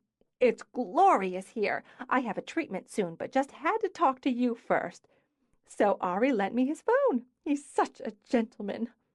Jesus, Mac thought. She'd actually predicted this. "I'm glad you're having a good time." "It's been amazing for me, for my health and well-being, my mental, emotional, and spiritual well-being. I need another week." Mac closed her eyes. "I can't help you." Of course you can, sweetie. I have to finish this. If I don't, I'll come back and slide right down again. It'll all have been wasted, as if you'd thrown your money away. I just need you to clear another 1,000. Well, 2 to be absolutely safe. I need to complete myself. I don't have any more to spare. She thought of the work she'd done, more than 4 hours of work on a Sunday. You can charge it, Linda said with a trill that went sharp around the edges. It's not like you have to run down here with cash, for God's sake. Just call the office here with your credit card information and they'll do the rest. Simple as that. I've already told them you'd be calling, so you can't keep doing this to me. Her voice wanted to break. You can't keep expecting me to pay and pay and pay. Mac jolted when Dell grabbed the phone out of her hand. Don't, she began, and he cut her off with a look. Linda, hi, this is Delaney Brown. Sorry, Mackenzie's been called away from the phone. We haven't finished. Yes, you have, Linda. You've finished. Whatever you're pushing her for this time, she said no. Now she's busy. You have no right to talk to me this way. You think because you're a Brown, because you have money, you can push yourself between me and my own child? No, I think I can do that because I'm Mac's friend. You have a real good day.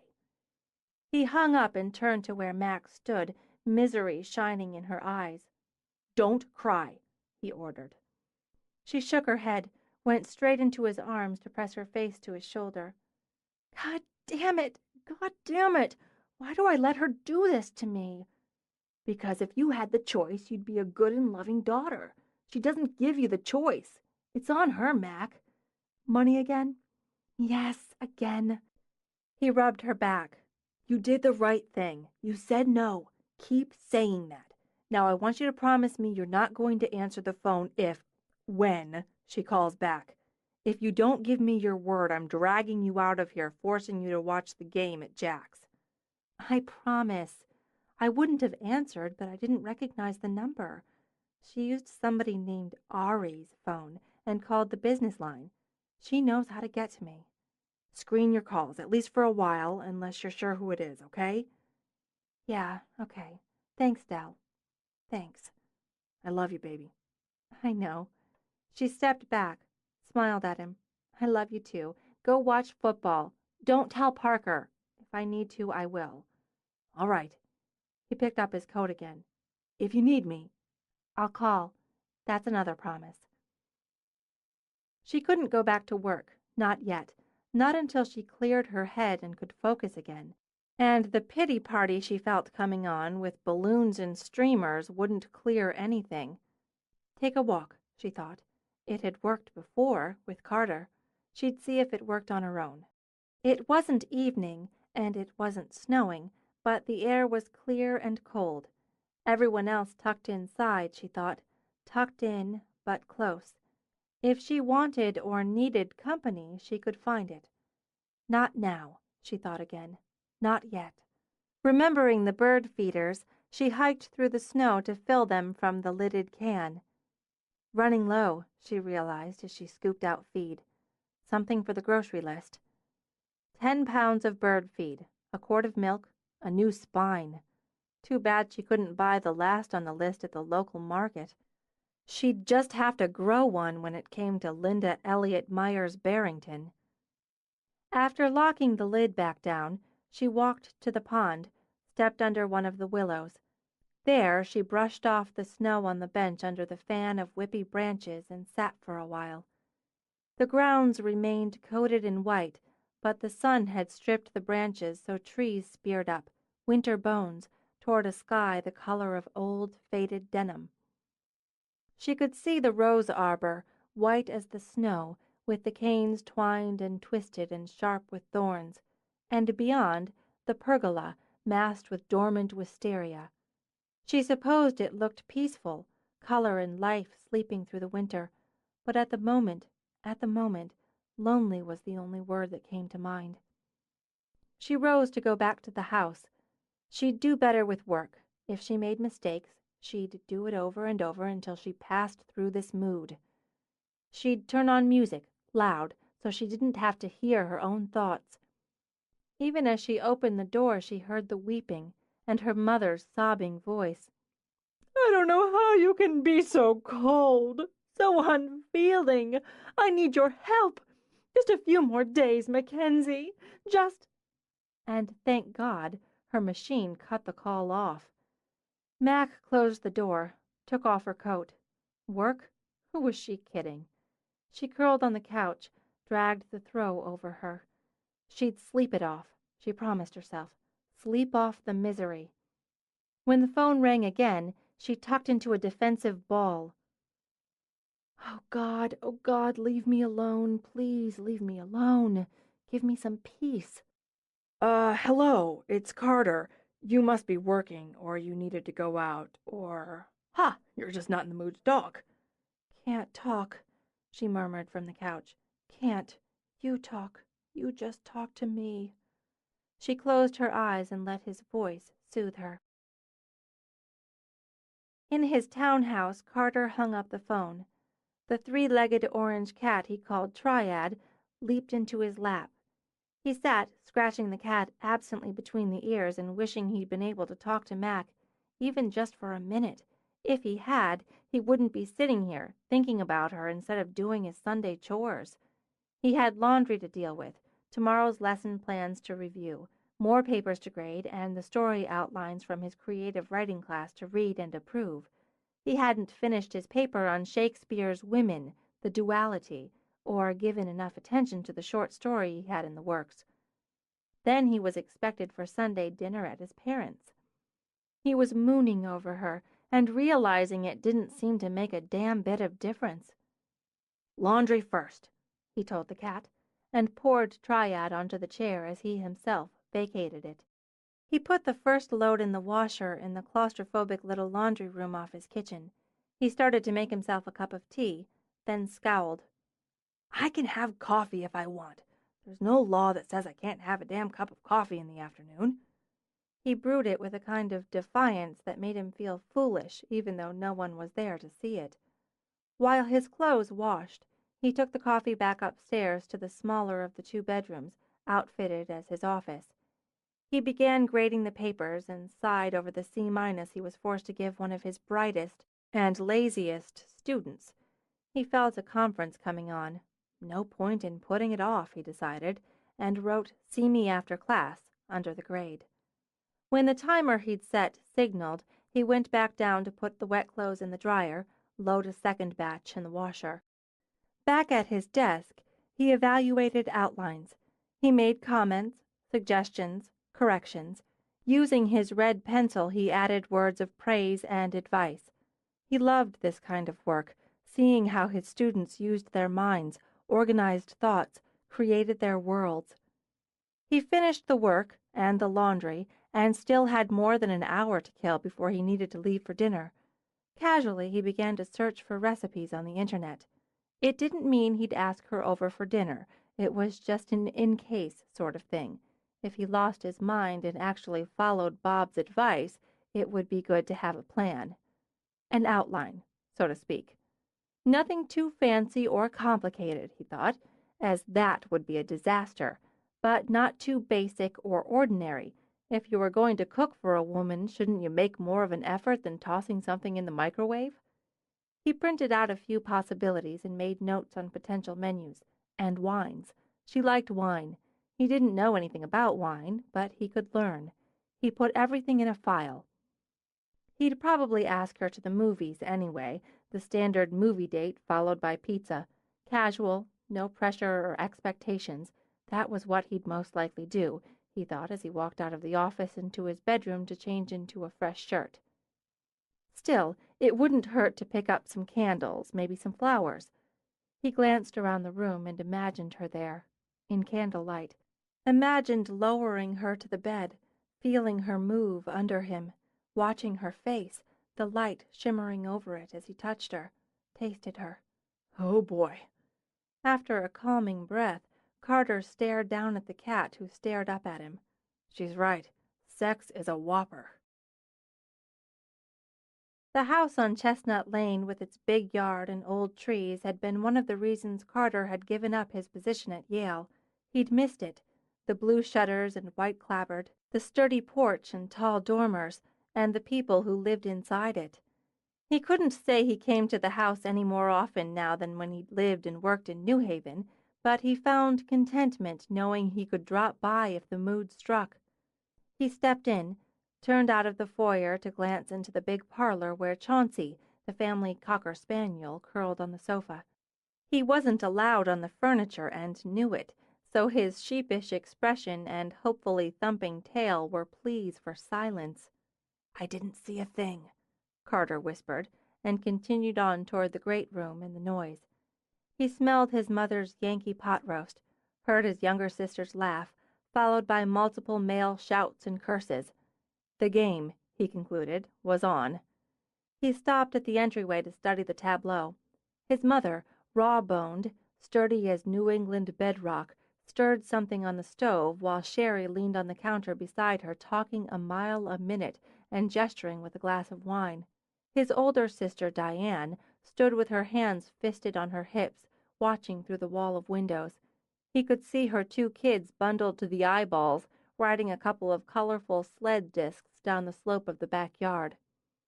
His father, his brother-in-law, and Nick continued to shout at the action on the TV on the other side of the breakfast counter. Since football either gave him a headache or put him to sleep, Carter chose the girls' side of the room and came up on his mother from behind to lean down and kiss the top of her head. "Thought you'd forgotten about us." Pam McGuire offered her son a tasting spoon of the split-pea soup simmering on the range. "I had a couple of things to finish up. It's good," he said, when he'd obediently tasted the soup. "The kids asked about you. They assumed you'd be here in time to sled with them." There was the faintest hint of censure in Diane's tone. Knowing she was happiest if she had something or someone to complain about, he walked over to kiss her cheek. "Nice to see you." "Have some wine, Carter." Behind Diane's back, Sherry gave him a quick eye roll. "We can't eat until the game's over anyway. Plenty of time." "We don't put off family dinner for sports at our house," Diane said, which, Carter thought, probably explained why his brother-in-law took advantage of the more lax McGuire rules. His mother just hummed over her soup as, to a man, the football enthusiasts leaped from chair and sofa to cheer. Touchdown. "Why don't you have a nice glass of wine, too, Di?" Pam tapped her spoon, adjusted the flame under the pot. "Those kids are fine out there. We haven't had an avalanche in more than 10 years now. Michael, your son's here." Mike McGuire held up a finger, pumping his other hand as the kicker set for the extra point. "And it's good." He sent Carter a grin over his shoulder, his pale Irish skin flushed with joy and framed by his neat silver beard. "Giants are up by 5." Sherry handed Carter a glass. "Since everything's under control in here and in there," she added, nodding toward the stands, "why don't you sit down and tell us all about you and Mackensie Elliot?" "Mackensie Elliot? The photographer? Really?" Pam said, drawing out the word. "I think I'll catch the end of the game." "Not a chance." Sherry maneuvered him back against the counter. "I heard from someone who heard from someone who saw the 2 of you getting cozy at coffee talk." "We had coffee and talked. It's the coffee talk way." "Then I heard from someone who heard from someone that you were even cozier at the Willows last night. What gives?" Sherry was always hearing from someone who'd heard from someone, Carter thought wearily. His sister was like a human radio receiver. "We went out a couple of times." "You're dating Mackensie Elliot?" Pam asked. "Apparently." "The same Mackensie Elliot you mooned over for months back in high school?" "How do you know I—" Stupid, Carter thought. His mother knew everything. "We just had dinner. It's not national news." "It is around here," Pam corrected. "You could have invited her here tonight. You know there's always plenty." We're not at the point of family gatherings. We had dinner. It's one date." "2 with the coffee," Sherry corrected. "Are you seeing her again?" "Probably. Maybe." He felt his shoulders hunch as he shoved his hands in his pockets. "I don't know." I hear good things about her, and she does very good work. Otherwise, she wouldn't be doing Sherry's wedding. Isn't she Linda Elliot's daughter? Or it's Barrington now? I haven't met her mother. It was dinner. The news pulled Diane away from the window.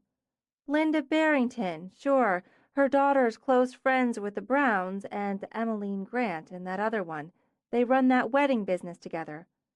I guess that's the one, then, Carter acknowledged.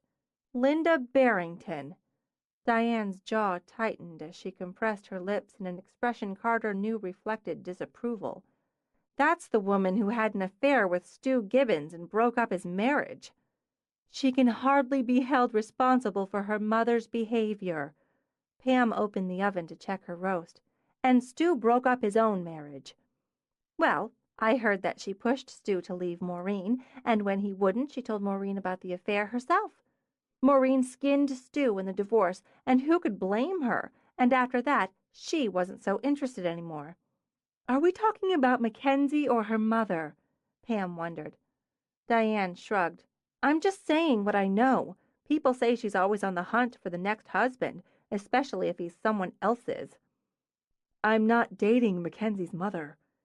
Carter's tone was quiet enough, cool enough, to light a fire in Diane's eyes. Who said you were? But you know what they say about apples and trees. You might want to be careful, that's all, so you don't have another Corinne Melton on your hands. Di, why do you have to be such a bitch?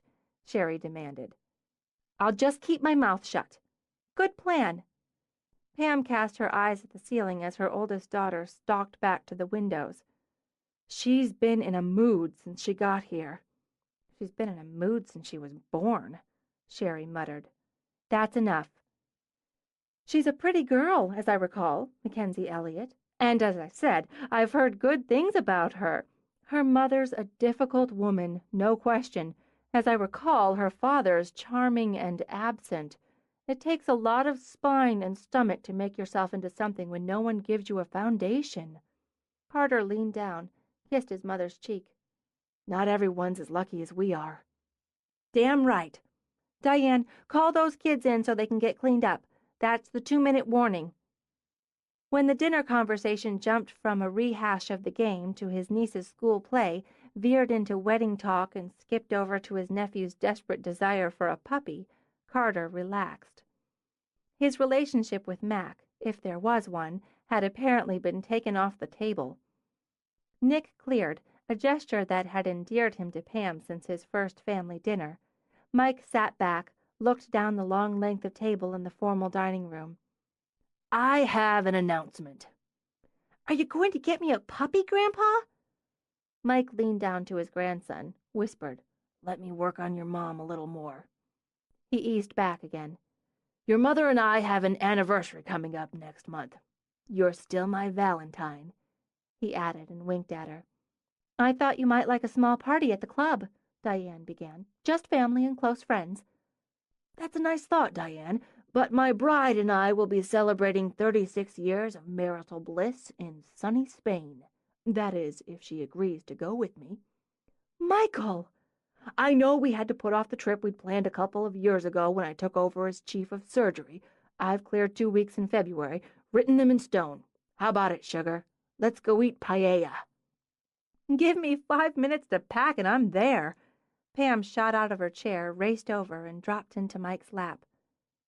You're all excused, he said, waving at his children. There it was, Carter thought. There was another reason he'd come home. The constancy. Chapter 9. A crappy mood didn't serve as an excuse for missing a Monday morning breakfast meeting, so Mac took it with her, like a snarling dog on a leash, to the conference room at the main house. Laurel and Parker sat nibbling on cranberry muffins in what had once been the Browns' library. The books remained, a kind of frame to the space. The fire crackled cheerfully in the hearth. The old gleaming library table held the setup for coffee, and she knew the engraved console hid a supply of bottled water. Her friend sat at the round inlaid table in the center of the room. Bright and beautiful, she thought, both of them. Every damn hair in place at 8 freaking a.m. Just looking at them made her feel sloppy and gawky and somehow less in the torn jeans she dragged on. And when I called him on it, Laurel lifted her cup of what Mac knew would be perfectly prepared cappuccino. He said, "I never leave the house without my toothbrush." She let out a snort of derision, then smiled at Mackenzie. "You've just missed my retelling of the demise of Martin Boggs. Why the hell did I go out with someone named Martin Boggs, anyway? I hope your date was better than mine." "It was fine." That good, huh?" "I said it was fine." Mac dumped her laptop on the conference table and stalked over to the coffee bar. "Can we get started on this? I have a lot to deal with today." Somebody got up on the cranky side of the bed. Mac flipped up her middle finger. "Right back at you, pal." "Girls, girls!" Parker let out a long, windy sigh. "Do I have to separate you? Have a muffin, Mac." "I don't want a goddamn muffin. What I want is to get on with this meeting that's a total waste of time anyway." "We have 3 events this weekend, Mac," Parker reminded her, "which have all been outlined, organized, scheduled, discussed, blueprinted, and microscoped down to the last overblown detail. We know what we're doing. We don't have to talk it to death." "Drink some coffee," Parker suggested, but her tone had cooled. "It sounds like you need it." "I don't need coffee or a stupid muffin." Max spun back around. "Let me just sum all this up. People will come. 2 of them will get married, most likely. Something will go wrong and be fixed. Someone will get drunk and be dealt with. Food will be eaten. Music will be played. People will leave and will get paid. The 2 who most likely get married will most likely divorce within 5 years. But that's not our problem. Meeting over." "In that case, there's the door," Laurel gestured. "Why don't you use it?" Max slammed her coffee back on the counter. "Good idea." "Just a minute. Just a damn minute." Parker's voice snapped out, spoiling Mac's furious exit. "This is business. Our business. If you don't like the way it's run, we'll schedule a meeting so you can air your grievances. But your bitch fit isn't on this morning's agenda." "Right. I forgot we live and die by agenda. If it's not on the holy spreadsheet or keyed into the magic BlackBerry, it isn't Parker worthy.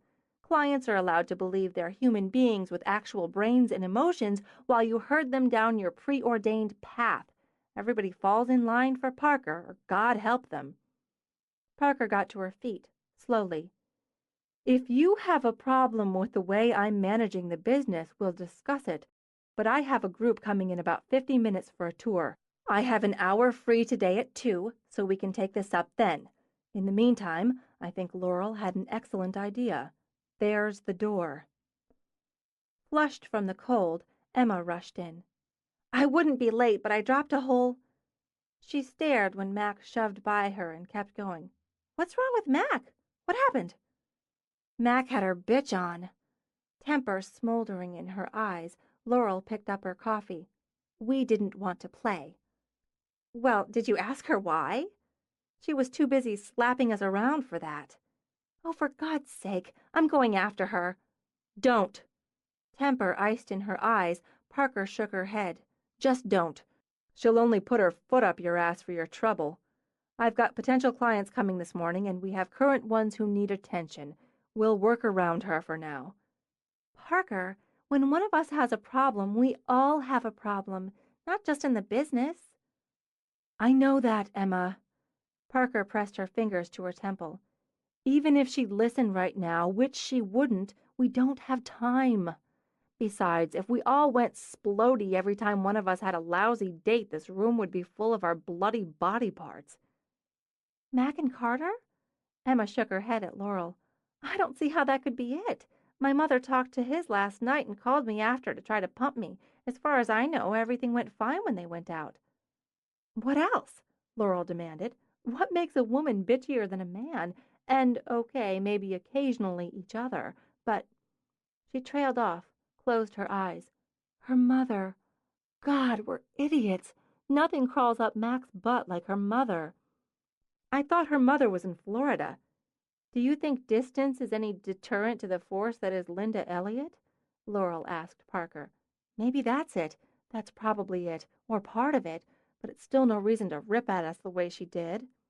We'll deal with it, we will, but we've got 3 events lined up and we need to go over the details. Emma opened her mouth again, then swallowed the words when she saw Parker flip a Tums off the roll she took out of her pocket. No point, she thought, in having 2 friends upset. Actually, I wanted to talk to you about the urns for Friday. Great. Parker sat back down. Let's get started. She knew when she'd acted the bitch. She didn't need a diagram or to be offered muffins like she was a 2-year-old who needed a cookie. And she didn't need her friends showing her the door. She knew exactly where it was. She knew how to do her job. She was doing her job right this minute, wasn't she? Mac cut the first mat for the photo she hadn't had the heart or the energy to mount the night before. In a few hours she'd have a completed custom package and a very satisfied client. Because she knew what the hell she was doing without explaining every damn step of the process to her business partners. Did she need to know why Emmeline selected eucalyptus over asparagus fern as filler in an arrangement? No, she did not. Did she need to know Laurel's secret ingredient for buttercream frosting? Right back with the no. Did she need to discuss Parker's latest entry in her crackberry?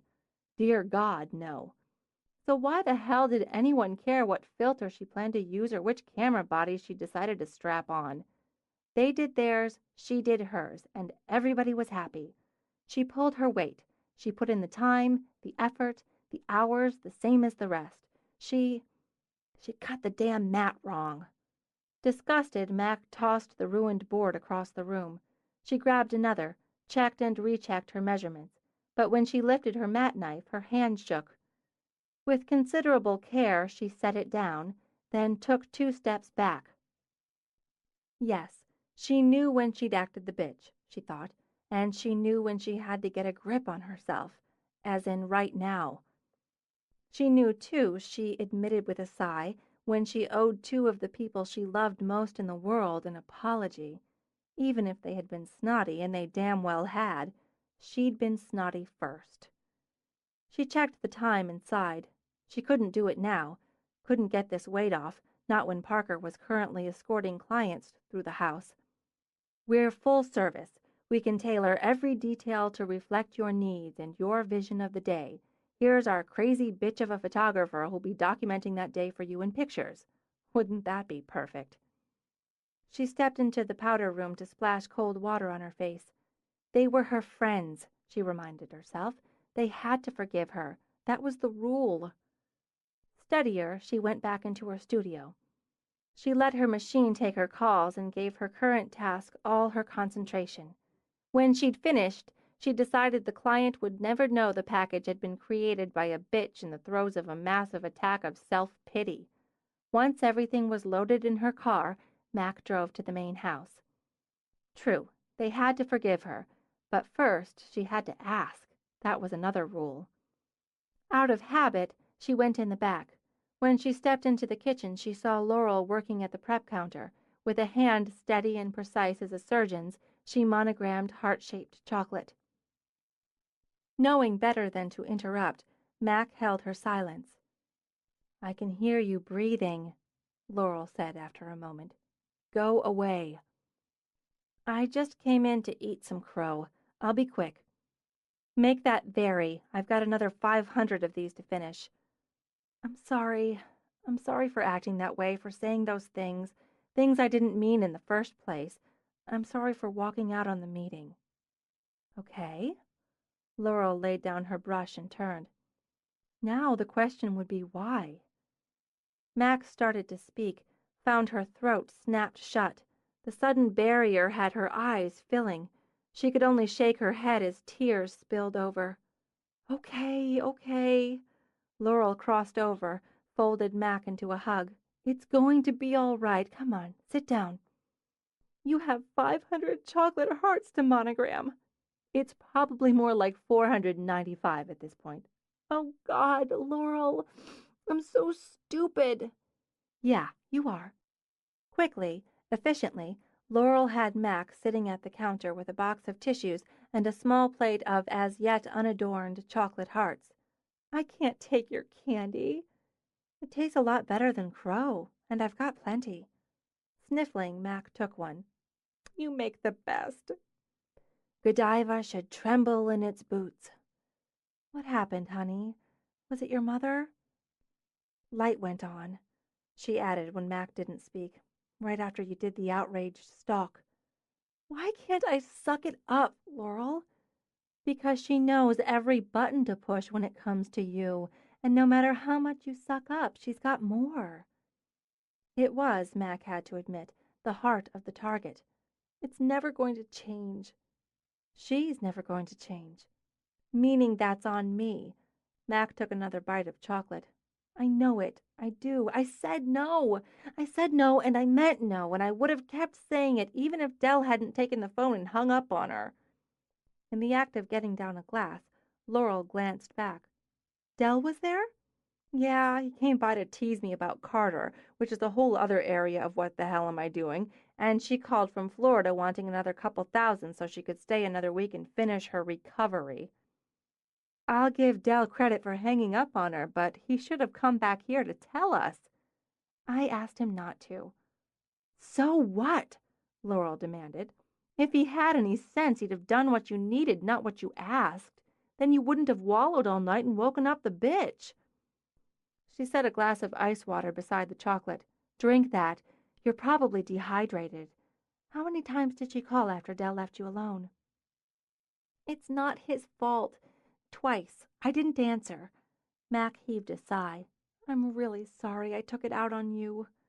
What are friends for? Let's hope Parker sees it that way. Can I take these up to sort of sweeten the deal? Laurel chose 2 white chocolate hearts from her supply. She's no match for the white chocolate, and you might need the edge.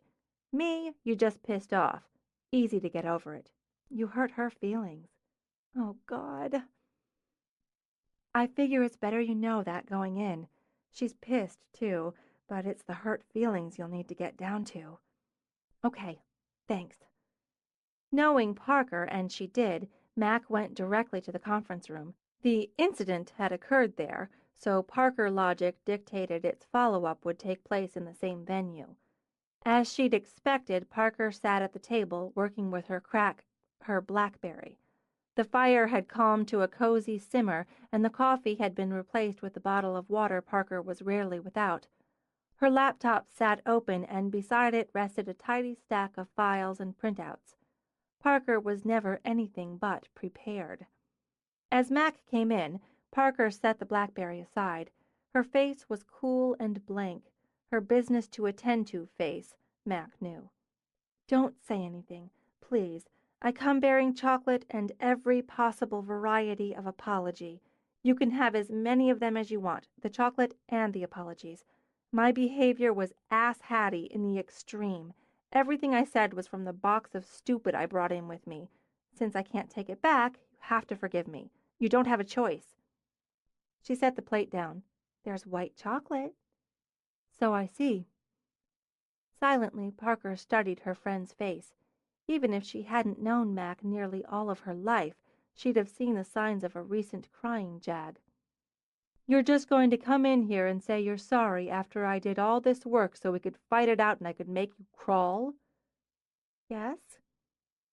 Considering, Parker picked up a white chocolate heart. I assume you've already been through this with Laurel? Yes, hence the chocolate. I blubbered all over her.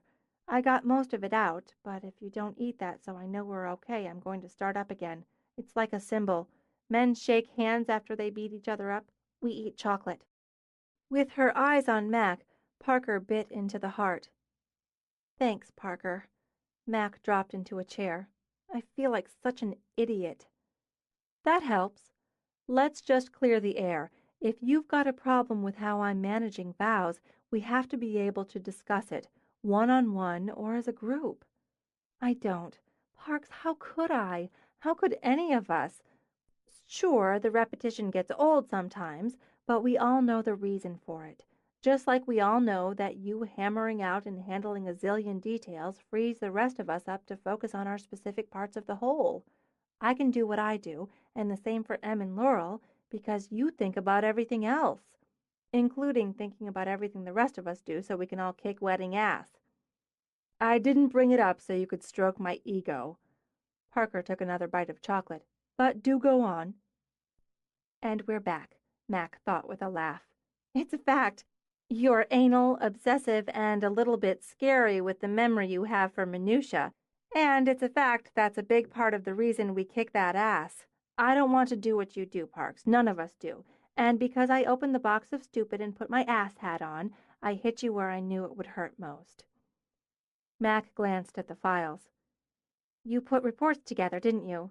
Documentation, cost analysis, and other really mean stuff. I was prepared to squash you like a bug. Mac nodded, chose a dark chocolate heart. Eating candy's better. It really is. So, how did the tour go?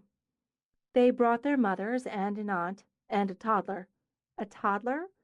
The aunt's granddaughter. She was cute and really, really fast on her feet. They toured Fellfoot Manor yesterday and the Swan Resort last week. Hitting the big ones. How'd we measure up?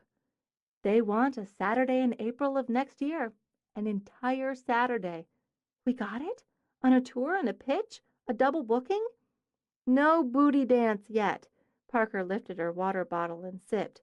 M.O.B., the one with the gorgeous Prada bag on her arm with the checkbook inside it, wants to meet with all of us. Full consult before commitment. She's got ideas. Oh. No, she's got ideas. The sort that would make this a major event, the kind of event that generates serious attention. Father of the bride is Wyatt Seaman, of Seaman Furniture. The We Make Your House Your Home Seaman Furniture? The same, and his wife has deemed us potentially worthy. Not capital W worthy, yet, but we're going to give her the presentation to end all presentations. Challenge lit Parker's face, fired in her eyes. After which she'll be taking her checkbook out of that gorgeous Prada bag and giving us a deposit that'll have our hearts singing hallelujahs. Then we dance. When's the presentation? A week from today. You'll need new packages. We want it very fresh. They took a look at Emma's space, and she did a quick pitch. Since you were wearing the ass hat, I steered them clear of the studio. Very wise. But we had your samples here so we could give her the feel. Next Monday, we'll want to highlight every shot you've had in a magazine. And you know exactly what to do. And I'll do it. Parker pushed over a file. Here's a rundown of who we'll be dealing with. I did some Googling, and here's bullet points and the latest schedules for the 3 upcomings. I'll cram. Do that. Parker passed Mac a bottle of water. Now tell me what happened. Just Linda-itis again. Fever's broke, and I'm fine. She couldn't have wanted money. You just... Parker trailed off as she read Mac's expression. Already? I said no, repeatedly, then Dell hung up on her. That's my brother. The pride came through. I'm glad he was there when she called. Still, Dell could probably do more than hang up on her. Something legal. It may be time for that, Mac. Mac brooded into the fire. Could you do that if it was your mother? I don't know, but I think I probably could. I'm meaner than you. I'm pretty mean. I'm mean. Laurel's hard-assed, Emma's a pushover, and you fall between Laurel and Em. We run the gamut, Parker said, closing her hand over Mac's. It's why we work so well as a team. Why did you tell Dell not to tell me? How do you know I told him not to tell you? Because otherwise he would have? Mac blew out a breath. I didn't want to suck you guys into the Linda vortex. Then I sulked and brooded, woke up bitch queen, and ended up sucking you in anyway. Next time, avoid the middle part and remember we're always willing to get sucked in. Got it. Now, before I go back to earning a living and being a productive member of the team, I have a question. Would you sleep with Carter McGuire? Well, he hasn't asked me. Will he be buying me dinner first? I'm serious. So am I. He can't expect me to hop into bed with him without even springing for a meal. But if we were talking about you, she said, gesturing with the water, I'd have to ask if you find him attractive, sexually. You can't just sleep with every guy you find sexually attractive, even if dinner's included. True, we'd never get anything else done. Obviously, you like him and you're thinking about him, spending time with him, and considering having sex with him. I've had sex before. Parker gave up and ate the other white chocolate heart. I've heard that. I don't know why I'm so hung up on this one issue when it comes to Carter. I should deal with it. I should just have sex with him, get it done, and move on. You're a romantic fool, Mackenzie. Stars always blinding your eyes. It's what I get for being in the wedding business. It wasn't out of her way, exactly, to drive by the academy en route to the next client. In any case, she had a little time to kill before her appointment. In any case, she hadn't returned Carter's call, which was rude, so what was the harm in doing a quick drop-by? He'd be in class, she supposed. She'd take a quick peek, check that out, then leave him a note at the front office. She'd think of something amusing and breezy, thereby putting the ball they kept batting around back in his court. Had it been this quiet in the corridors back in the days she'd gone here? Had the air been this echoey, shooting her footsteps off like gunfire? The stairs she climbed were the same she'd climbed a dozen years before, a lifetime before, so long before she couldn't quite picture herself as she'd been, only a vague image, like a print that had been softened to a blur. It seemed she walked with a ghost of herself, one full of potential and possibility, one who was fearless. Where had that girl gone? Mac walked to the classroom door, peeked in the porthole window. The pensive mood vanished. He wore the tweed jacket again, with a shirt, tie, and V-necked sweater under it. Thank God he wasn't wearing his glasses, or she'd have been a gooey puddle of lust on the floor. He leaned back against his desk, a half-smile on his face, and his attention centered on a student who, if the expression on her face and her gestures were any indication, spoke passionately. She watched him nod, speak, then shift his attention, all of it, to another student. He's in love, she realized. In love with the moment, and all the moments that made up what happened in that room. He was so completely there. Did they know it? She wondered. Did those kids understand they had all of him? Did they know, could they know, the young and fearless, what a miraculous thing it was to have all of anyone? She jolted when the bell rang, pressed a hand to her heart when it thumped in surprise. Chairs scraped, bodies sprang into motion. Mac barely skipped out of the way before the door slammed open. "Read Act 3 for tomorrow, and be prepared to discuss. That goes for you, too, Grant." "Aw, come on, Dr. McGuire." She stayed out of the way of the stampede, but managed to angle herself to see 3 students stop at his desk. He didn't rush them away. Then, God help her, he put his glasses on to check a paper one of them handed him.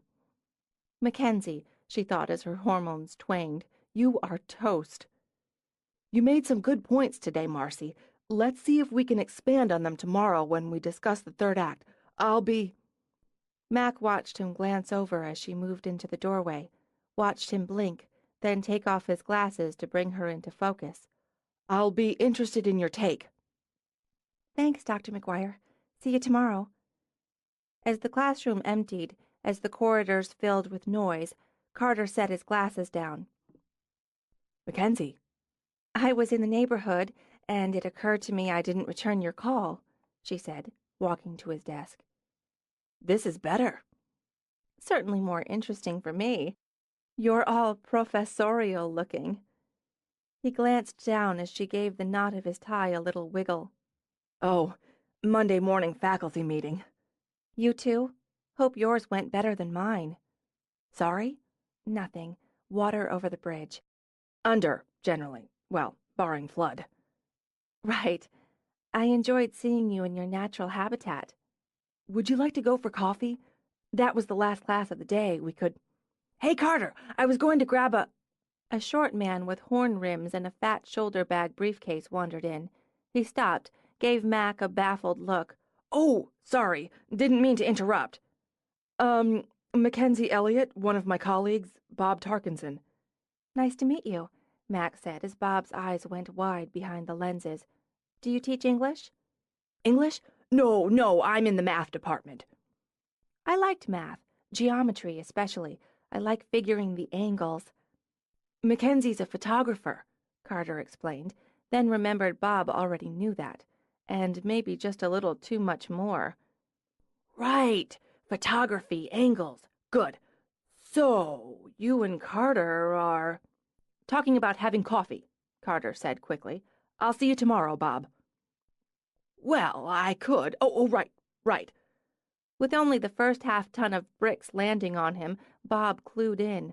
Tomorrow. Nice meeting you, Mackenzie. Bye, Bob. Mac turned back to Carter. Bob took the opportunity to shoot Carter a wide grin and 2 enthusiastic thumbs up on his way out. So, coffee. I'd like that, but I'm on my way to a client. When I'm done, I have to go home and do my homework. I'm cramming for a test. Oh, what? Big job, major client, super-duper presentation required. We've got a week to put something together that clinches it. But if you're done for the day, maybe you could walk me out to my car. Of course. She waited while he got his coat. I almost wish I had some books for you to carry. It would circle around to the nostalgia I get when I come in here, although I don't recall ever having a guy carry my books. You never asked me.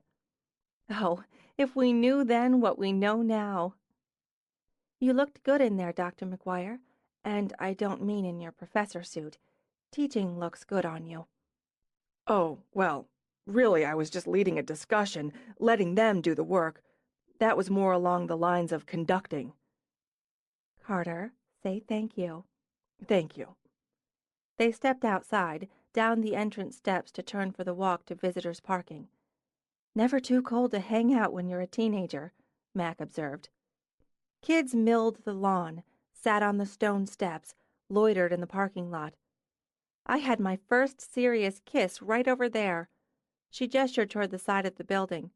John C. Prouder laid one on me right after a pep rally. I had to round up Parker and Emma between 5th and 6th periods and recount the entire event in the girls' room. I saw you kiss him one afternoon, standing on the steps. My heart shattered. If we knew then, I'll just have to make it up to you.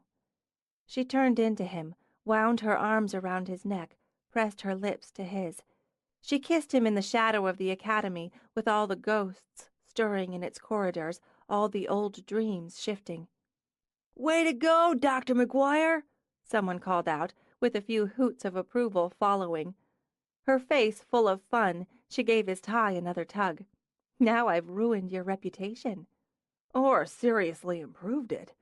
He cleared his throat when they reached her car. I suppose you'll be busy all week with the proposal. Busy, yes, she agreed when he opened the door for her. But I'll come up for air. I could make you dinner maybe Thursday, if you could come up for air then. You cook? I'm not entirely sure. It's a gamble. I'm not opposed to gambling, especially when food's involved. 7, your place? That would be perfect. I'll give you my address. I can find you. She got in the car.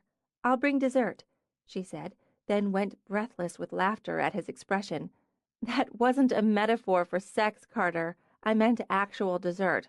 I'll hit Laurel up for something. Understood, but I do love a good metaphor. She drove away, shaking her head.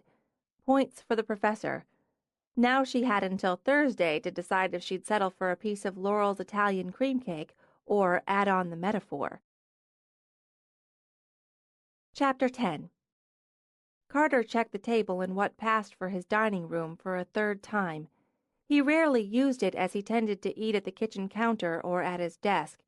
In fact, this was the first time he'd put a tablecloth on it. He thought it hit the right tone between fussy and casual. White plates on a dark blue cloth, and the yellow stripes in the napkins brightened it up, he thought. He hoped. He took the trio of votive candles off the table. They were too studied. Then put them back. It looked unfinished without them. After dragging his hand through his hair, ordering himself to stop obsessing, he turned his back on the table to go into the kitchen. That was the real worry, after all. The menu passed muster. He'd run it by the domestic science instructor, adjusted for her suggestions, and added her recipe for the honey vinaigrette for the field green salad.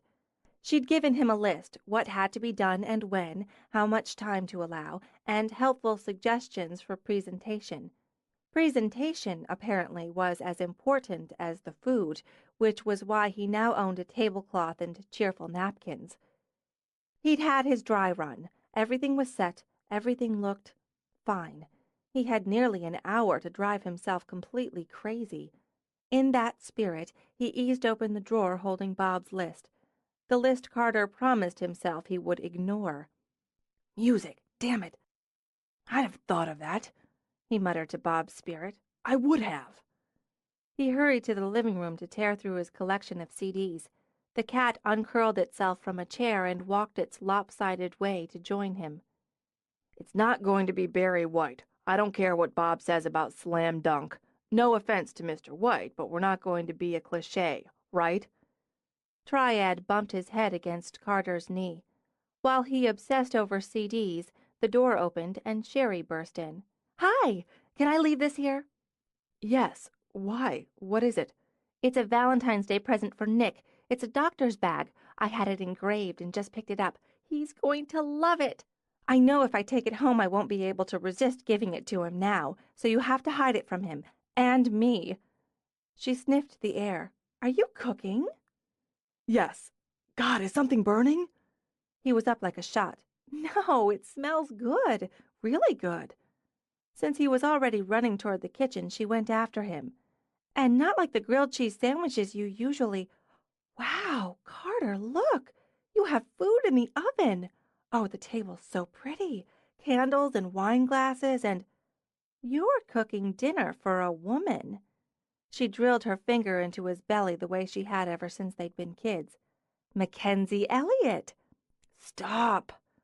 He could literally feel the fresh nerves sprouting in his stomach. I'm begging you. I'm already a lunatic. I think it's wonderful. So sweet. Nick made me dinner when we were first going out. It was a disaster. She sighed dreamily. I just loved it. You loved the disaster? He tried so hard. Too hard because he's actually good in the kitchen. He screwed everything up because he was so worried about impressing me. Oh. She sighed again, with a hand to her heart. It was so sweet. I didn't know I was supposed to screw everything up. Why isn't there a handbook for this sort of thing? No, you're not supposed to. It just worked for him because, well, because. She pulled open the fridge to snoop. You're marinating chicken?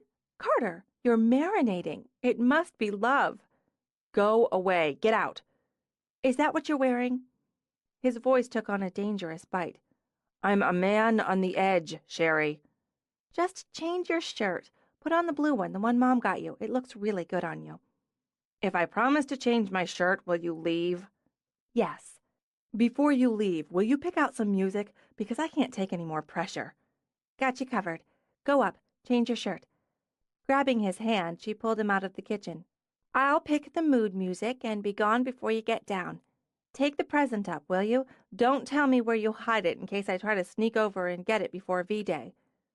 Done. Carter, she added when he started upstairs, light the candles about 10 minutes before she's due. Okay. And have a nice time. Thanks. Be sure to go away now. He changed the shirt, dawdling over it to give Sherry enough time to finish up and go. He hid the gift-wrapped box in his office closet.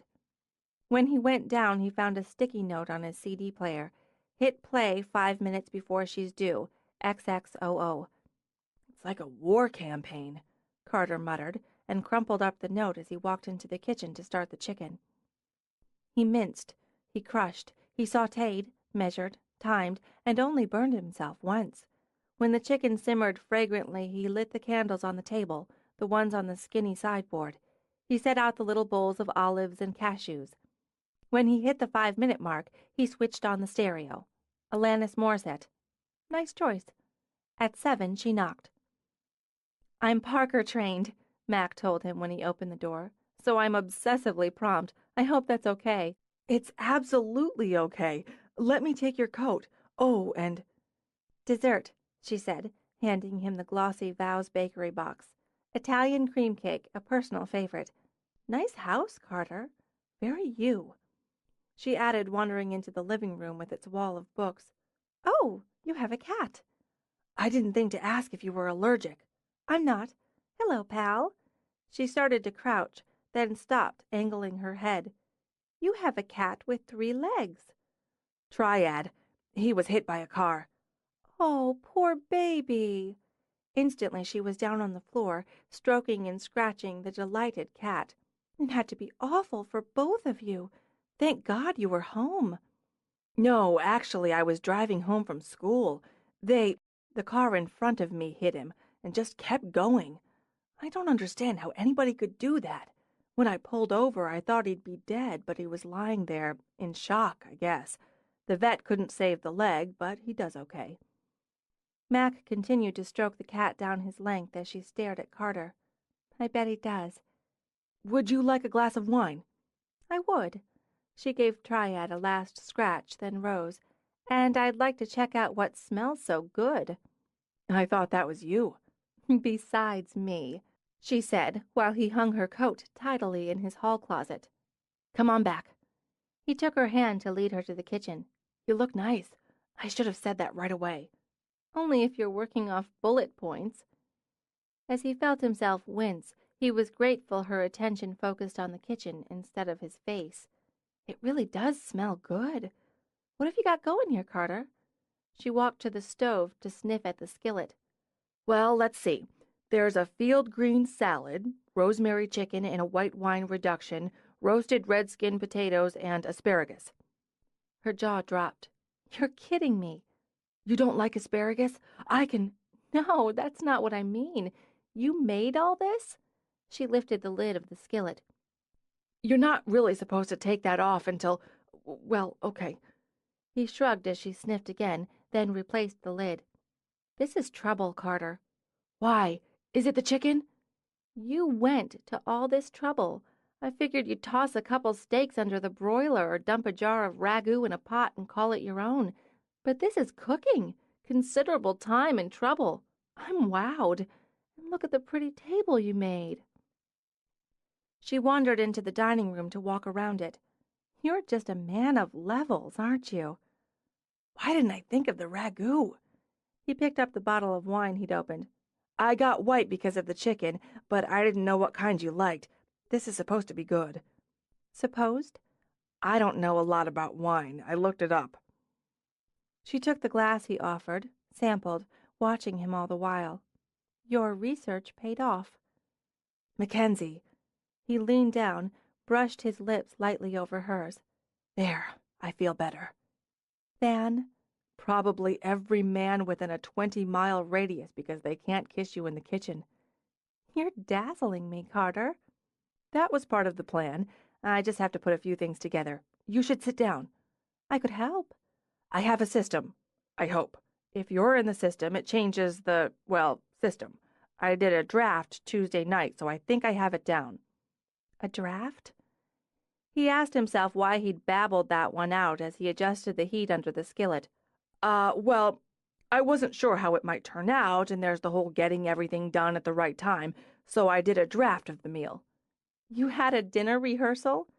More or less. Bob's wife had her book club meeting, so he came by. I cooked. We ate. So you should be safe. How did your studying go? My studying? For the presentation on Monday? Oh, I am so ready, which is good because starting tomorrow we're booked back to back. We had a roundup this morning, 2 rehearsals this afternoon, the second of which was full of pitfalls as the maid of honor and best man, who are recent exes since his affair with his business partner came to light, aren't speaking. How do you handle that? Like you would a handful of sweating dynamite. The wedding biz isn't for sissies. I can see that. And come Monday, we'll be putting on a show for Mrs. Seaman Furniture that'll make her stand up and cheer. Seaman Furniture's the potential client? Technically Seaman Furniture's daughter, but the mother's paying the freight. We'll be eating on a table and sitting in chairs I bought there. I'd say that counts as good luck. They sat in the lucky chairs at the lucky table with candlelight and wine and music. She was, Mac realized, being thoroughly and unashamedly romanced. And she liked it. You know, Carter, this is so good I've stopped feeling guilty about the fact you've eaten this exact meal twice this week. You could consider it upscale leftovers. Leftovers are a major part of the menu around here, usually. He glanced over at the cat who sat beside his chair, staring up with unblinking yellow eyes. I guess your pal's waiting for his. He's not used to seeing me eat at the table. It's usually counter food, so I guess he's confused. Do you want me to put him out? No, I like cats. In fact, I've been married to cats several times. I didn't know that. I take it things didn't work out? That depends on your point of view. I have very fond memories of those marriages, however fleeting. When we were kids, the four of us used to play Wedding Day, a lot. She laughed over her wine. I guess we began as we meant to go on, even if we didn't know it. We had costumes and props, each took different roles. We married each other, pets, Dell if Parker could blackmail him into it. The photograph in your studio with the butterfly. The camera was a gift from my father that was probably age inappropriate. My grandmother used the gift to bitch about him. Again, a hot summer day when I wanted to go swimming instead of playing the game. Parker placating my mood by declaring me official wedding photographer instead of the MOH. Sorry? MOH, maid of honor. I didn't want to put on the dress, so Parker deemed me official wedding photographer. Pretentious? I guess so.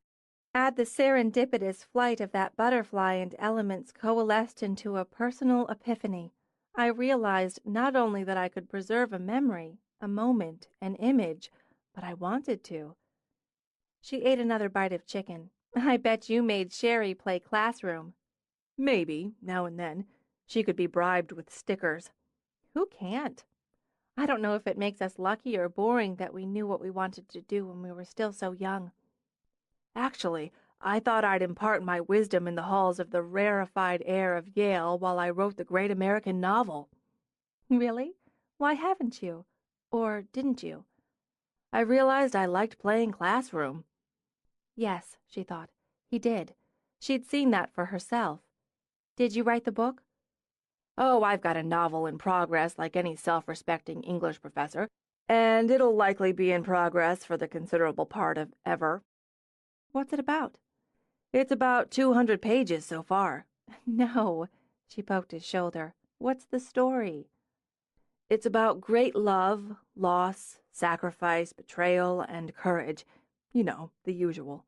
I've been thinking it needs a three-legged cat, possibly a potted palm. Who's the main character? You can't possibly want to hear about this. I wouldn't ask if I didn't. Who is he? What does he do? The protagonist is, and you'll be shocked to hear this, a teacher. He smiled as he topped off her wine. He could always drive her home. He's betrayed, by a woman, of course. Of course. His life is shattered, along with his career, his soul. Damaged, he has to start again, has to find the courage to fix what's broken in him, to learn to trust again, to love again.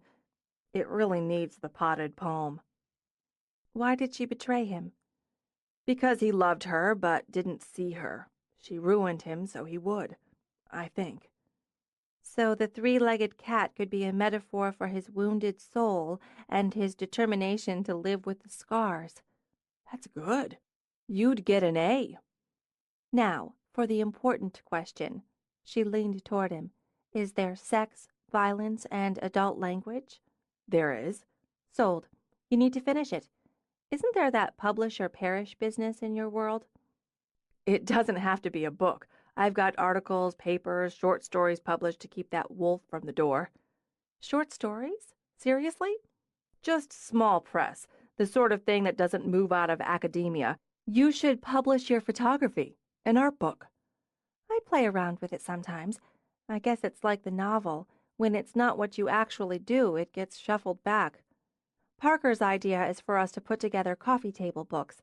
Wedding flowers, wedding cakes, wedding photography. The best of our best kind of thing. It's a good idea. Parker rarely has any other kind. It's a matter of carving out the time to put it all together in a way that could be pitched to whoever publishes that kind of thing. Meanwhile, we've got 3 events in 3 days with our Saturday job a very thorny rose. You should come. To someone's wedding? I couldn't. I wasn't invited. You'll be staff, Mac decided on the spot.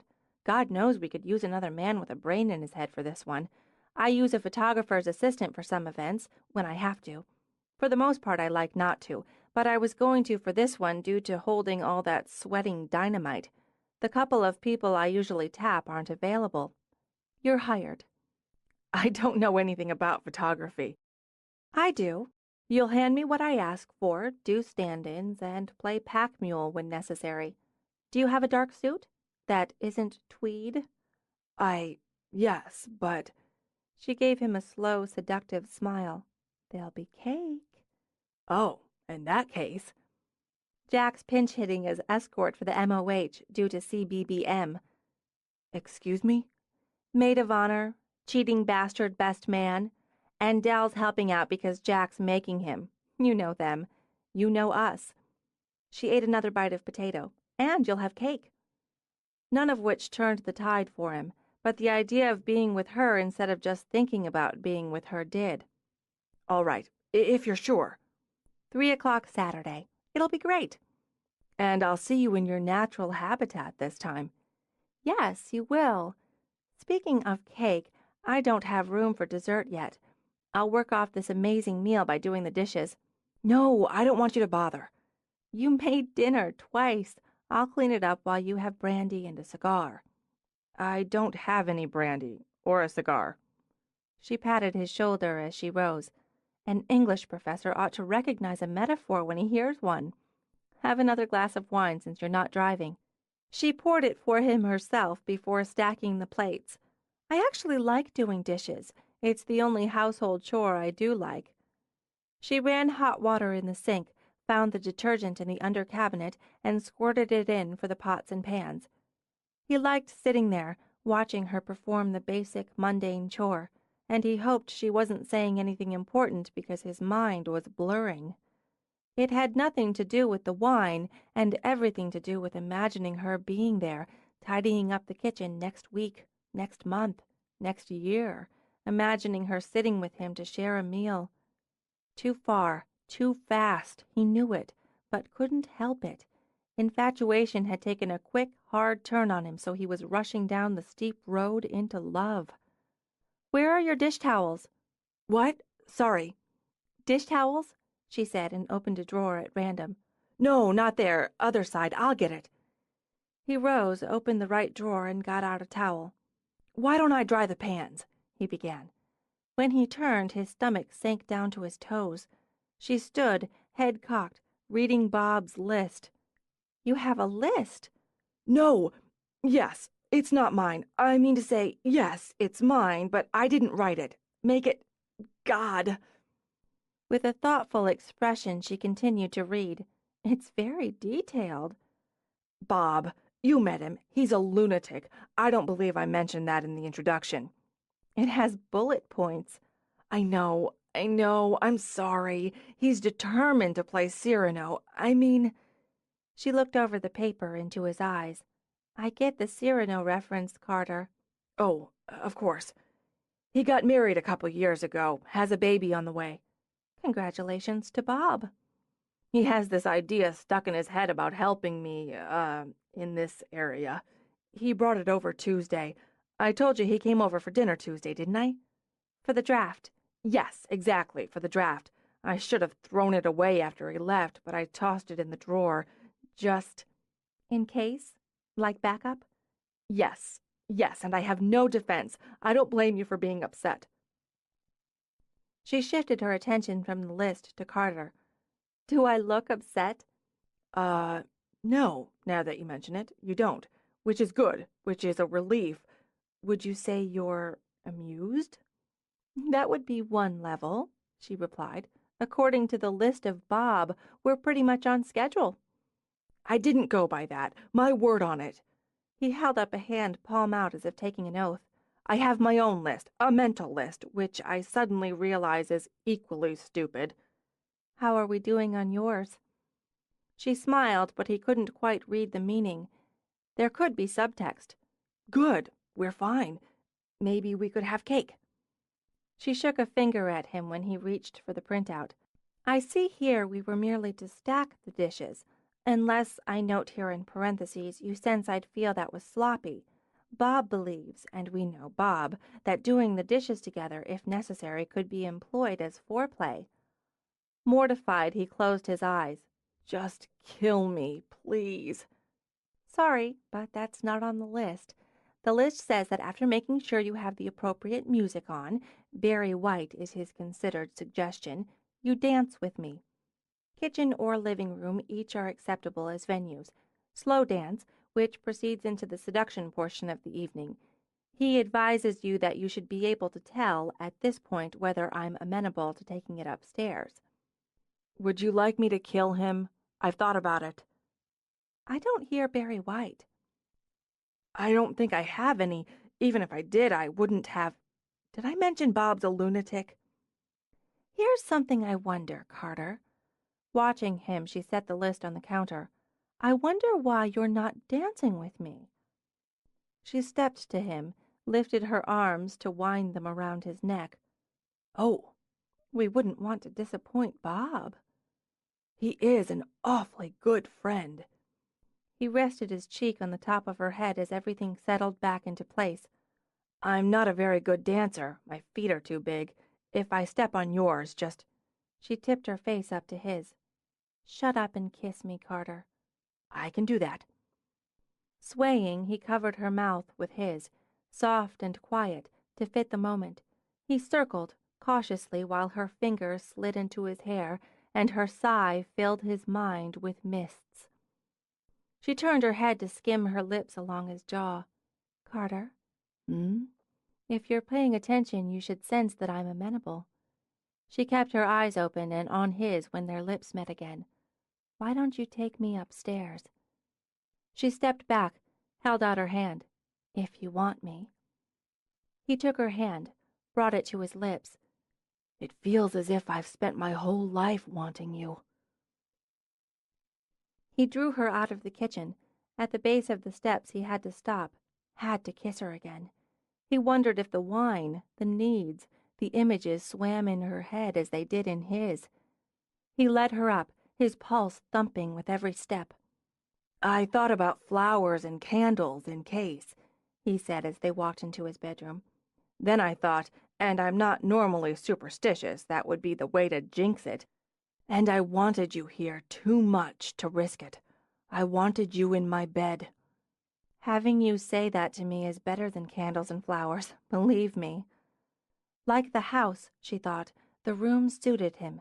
Simple lines, quiet colors, ordered space. "I wanted to be here. I wanted to be in your bed." Walking toward it, she saw the photograph of the cardinal on the facing wall. Touched, she turned to look at him and wanted him more than she'd imagined she could. She reached up to undo the buttons of her shirt. "Don't, please. I want to undress you, if you don't mind." She dropped her hands. "No, I don't mind." He reached over, turned the lamp beside the bed on low. "And I want to see you while I do." He stroked a hand down her cheek, ran both hands down her body as he drew her against him. Then his mouth took hers. Chapter 11. Had she been kissed like this before? So that the meeting of lips, of tongues vibrated through her entire body? Had she ever been seduced so completely, as much by words as by that single, dazzling kiss? How had the tables turned on her? She'd thought to seduce him, to tease him upstairs and into bed. She'd thought to keep it light and easy, as the evening had been, for the simple and basic purpose of releasing the ball of lust that gathered inside her when she was around him. It should be simple, basic, but it wasn't. He touched his lips to her cheeks, her brow, then those quiet blue eyes watched her as he unbuttoned her shirt. He barely touched her, and still the breath backed up in her lungs. He barely touched her, and still the control passed from her hands to his. Standing in that quiet light, his eyes on hers, she didn't care. With the shirt open, he trailed a fingertip along her collarbone, then down over the swell of her breasts. Just a whisper, barely a graze, but it set her skin to humming. "Are you cold?" he asked when she trembled. "No." And he smiled. Then, slowly he nudged the shirt off her shoulders, let it slide to the floor.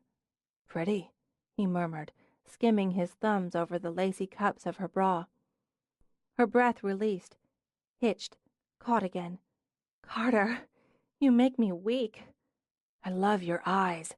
Magic seas."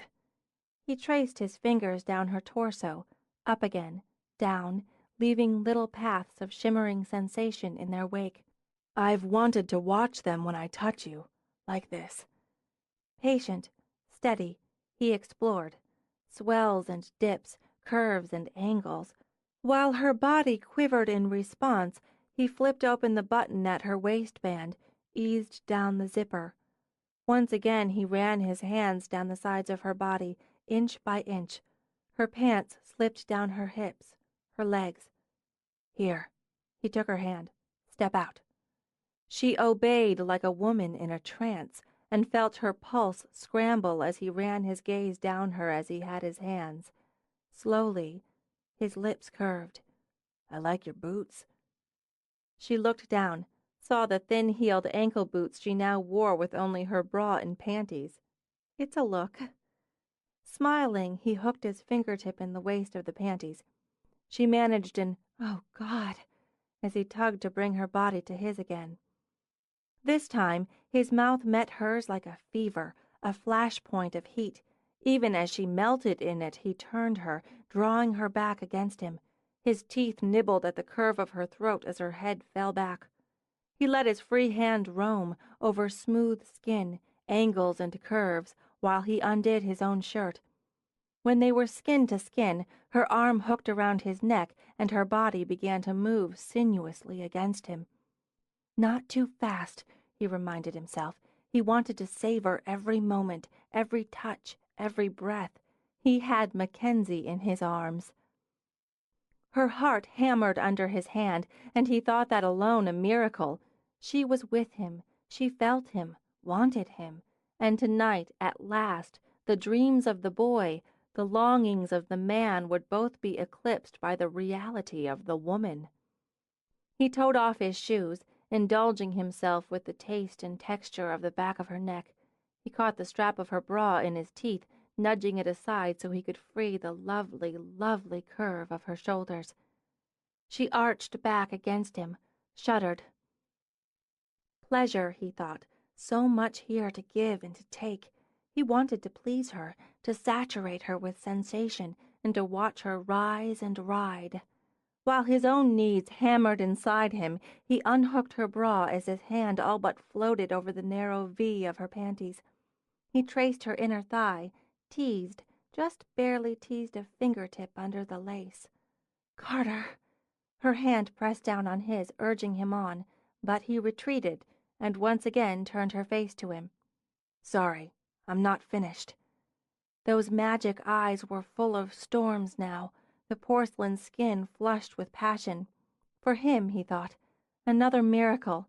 She reached for him, and her mouth took his in a desperate kiss. "Wait," he thought, as his blood pounded. "Wait, there's more." He nudged her onto the bed, eased down with her. "The boots," she began. "I like them." And he lowered his head to take her breast. Her body shuddered and shone. It ached and sighed. Her mind simply emptied of all else but him and what he brought to her. Slow hands, skilled lips swamped her body with sensations, layer after gossamer layer until they lay so thick she couldn't find air through them. I can't. "It's all right." He slid a finger down, gliding over her, into her. The veils ripped away with a blast of release. As her body quaked through it, he ran his lips down and used his mouth to destroy her. She rose and fell, so fast, so fast. So much, as sensation poured over sensation until all blurred into shadow and light and mad movement. A sea of feeling swamped her, with a storm rolling through, pitching her toward desperation until she broke over the next swell. When at last he slipped inside her, they moaned together. She bowed up, nearly snapping his thinning leash of control. He stared into her eyes, gone dark, gone glassy, while he drove them both mad with long, slow strokes. He felt her climb, watched her climb, steeped himself in her. "Mackenzie," he said, just "Mackenzie," as he let himself fall into her eyes, into her body, and drown. She felt drunk and drugged. Even her toes felt heavy, Mac thought. Air went in and out of her lungs again, and that was good. She was pretty sure she'd stopped breathing a number of times while Carter had annihilated her, she decided. Even now, when he was splayed over her like a man suffering from blunt force trauma and their heartbeats knocked together like a couple of manic tennis balls, he touched his lips gently to the side of her throat. "Okay?" he asked. "Okay? Was he out of his mind? You were okay when you slipped on the ice and caught yourself before you fell and broke an ankle. You were okay when you sank into a nice warm bath after a tough day. You were not okay when your system had been turned inside out and right side in again." Yeah, what could she say? You? Mackenzie's naked in bed with me. I'm really okay. I'm still wearing my boots. Yeah, even better. Sorry, I must be heavy. He rolled off to tuck her up against him. "Carter, you're nearly as skinny as I am. You're not heavy." "I know, about the skinny part, I mean. Nothing seems to change it. Somebody talked me into working with a personal trainer once, but who has time for all that? Buff isn't in my DNA. "You have an appealingly lanky body. Don't let anyone tell you different. Besides, you use it like a stevedore." "I've been saving up." He grinned, studied her face. "You're so beautiful." "I'm not. I know this because I'm a professional. I have an interesting face and can play up its assets. I have a skinny build as well, which is reasonably toned from, well, thinking about working out as much as actually. It's like a coat hanger. Clothes look pretty good on it. Otherwise, it's just wire." "You're beautiful. Don't let anyone tell you different. Lee. Sorry, can't help it. It's different Lee." She laughed and snuggled in. "Yes, Professor. And aren't we both being post-coital, Lee, complimentary?" "You've always been beautiful. You have red hair and sea witch eyes and dimples." He thought if he had another 15 minutes or so, he could lap her up like ice cream and watch her rise again. She tipped up her head to smile at him. His eyes were closed, his face utterly relaxed. He'd look like that when he slept, she thought. If she woke up before him, she'd see him just like this. Lazily, she traced her finger under his jaw. "And what's this intriguing little scar here?" "From a fencing mishap." "You fence? Like Captain Jack Sparrow?" "If only. I bet you have a thing for Johnny Depp." "I am alive. I am female. Next question." "He transcends generations. It's interesting. Grown women find him compelling, sexually, as do the teenage girls I teach." "I saw him first, but I'm actually finding another man compelling, sexually, at the moment." "Fencing mishap," she prompted as he grinned. "Oh, that. I was running from a couple of kids who wanted to entertain themselves by pounding on me. I had to climb a fence, and in my usually nimble and graceful way, which unfortunately doesn't resemble pirates or the actors who play them, managed to slip. Gashed myself on the wire." "Ouch! When was this?" "Just last week." Chuckling, she rolled on top of him. "Brutal little midgets." "They were. I was 10, but they were brutal little midgets." "Did you get away?" "That time." He tugged the short ends of her hair to bring her down for a kiss. Sighing with it, she nestled her head in the curve of his shoulder. It felt so good, she thought, cuddled up like this, skin to skin, with the twin beats of hearts quieting, and every square inch of her body perfectly tended by a man she found ridiculously appealing on every possible level. She could stay like this, exactly like this, for hours, days, all sleepy and warm and tangled up with the delicious Carter McGuire. And in the morning they could— Her eyes flashed open. What was she thinking? What was she doing? The morning? Hours and days? The quick kick of panic had her jolting upright. What's wrong? What? Oh, nothing, nothing. What could be wrong? He sat up with her, all kinds of rumpled and sexy, until her heart and hormones threatened rampage. She had to get out now, back to reality, back to sanity before she did something stupid like fall in love. God, look at the time. I have to go. Go? But this was great. Everything. Really great. Jesus, Jesus, she was wearing nothing but boots. I really lost track of the time. It's late. Obviously baffled, he looked at the clock. Not especially. Don't— School night, she said, trying desperately to keep it light while she hunted for her underwear and panic galloped inside her like wild mustangs. Where was her bra? Where was her bra? The hell with the bra. I've got a million things left to do. I have to get started really early tomorrow. I'll set the alarm. I'm up by 6 anyway. Stay, Mackensie. I really wish I could. Really. How many times could she say really in 5 minutes? She was about to beat the standing record. But, well, duty calls. No, don't get up. Please, please don't get up, she thought as he got out of bed. Stay, he said, and touched her cheek as she dragged on her shirt. I want to sleep with you. We checked that one off the list, big time. She added a big, bright smile. Sleep. Oh, that's really sweet, Carter. I'd love that. Another time. 3 events, presentation, busy, busy. She gave him a quick kiss. Gotta run. Thanks for everything. I'll call you. And fled. Oh, she was a terrible person. A crazy person, Mac thought as she drove home. She was probably going to hell, too. She deserved it. But she'd done the right thing. The only thing. For herself and for Carter. Absolutely for Carter, she told herself. Going to hell? Ridiculous. She should get a medal. They should erect a damn statue for her for doing the right thing. She'd done the right thing, and that was all there was to it. Now everything would be fine.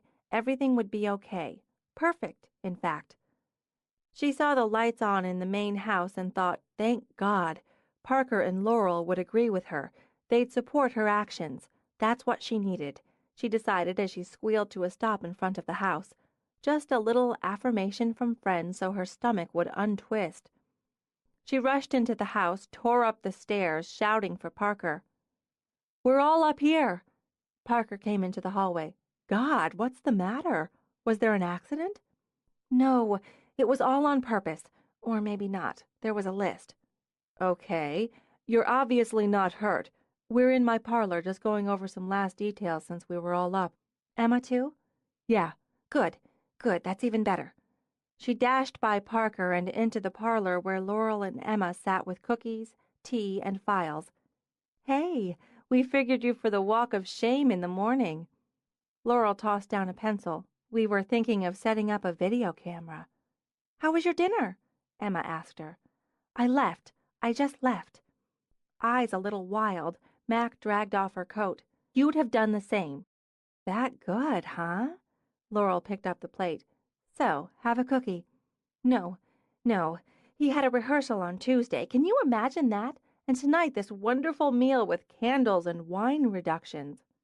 Wine reductions? With a little hum, Parker took a seat.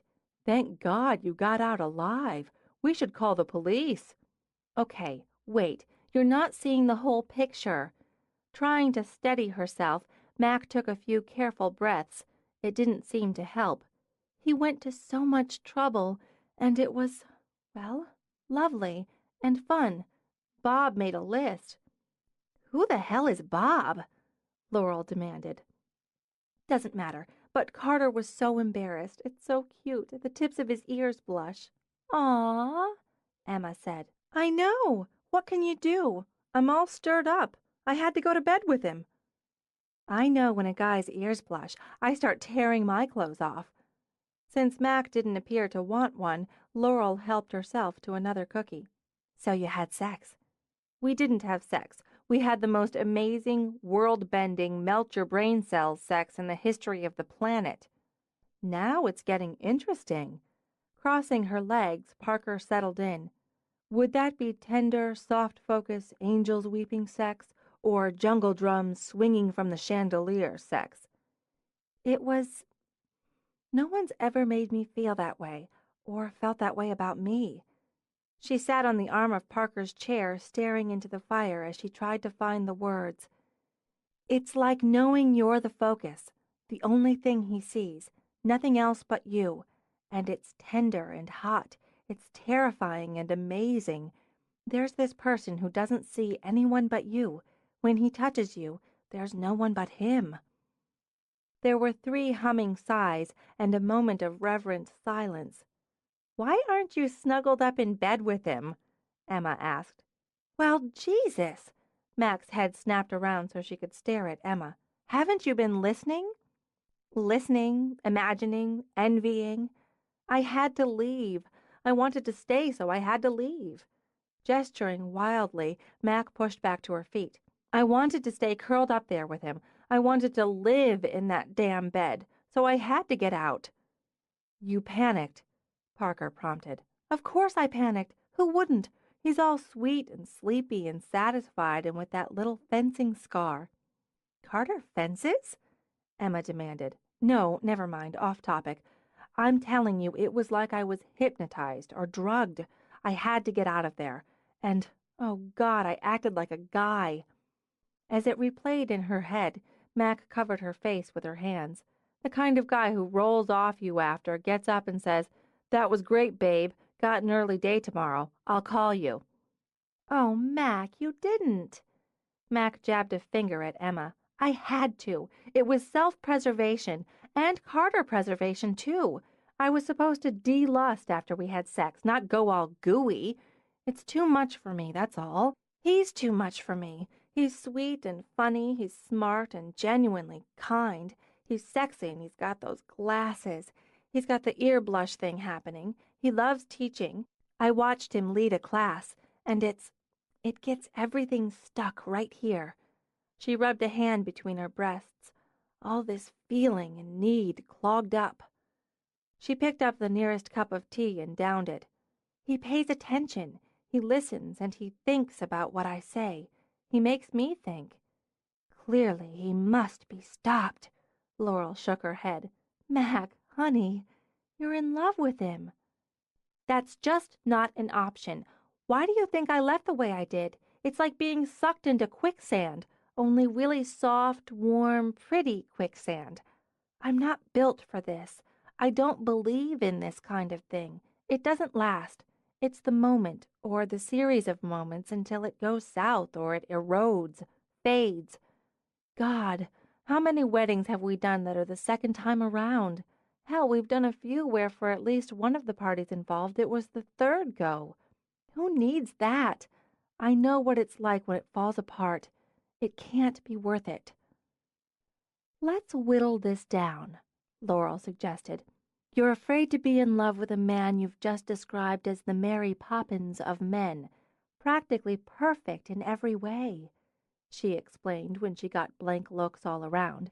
You panicked and ran after you had what appears to be sex as a religious experience with this guy you respect and admire and have the hots for because your mother's a big hoe.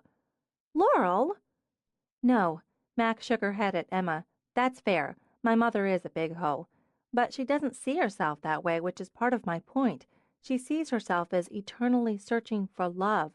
It's more about money, status, and security, but she'd swear it was all about love. My father strolled away from her, for which I can't blame him, and from me, for which I damn well can, because it just wasn't worth the effort. They're not you, Mac, Parker said quietly. No, I know, and maybe it's cynical to believe they're not so much the exception as par, but that's how it strikes me, and I like the way my life's working out. I'm comfortable with the direction of it. A little calmer, she sat again. Carter's a serious man.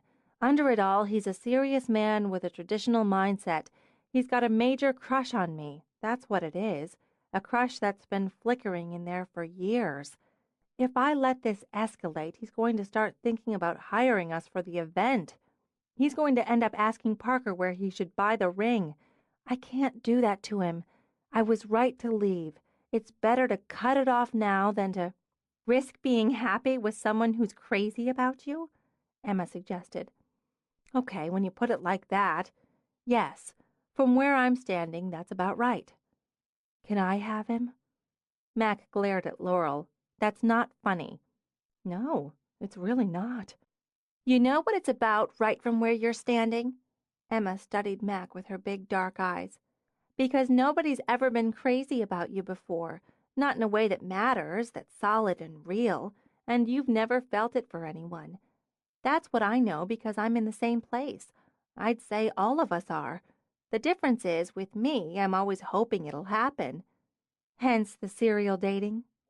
Knock it off, Laurel, Parker told her. You're right, I'm sorry.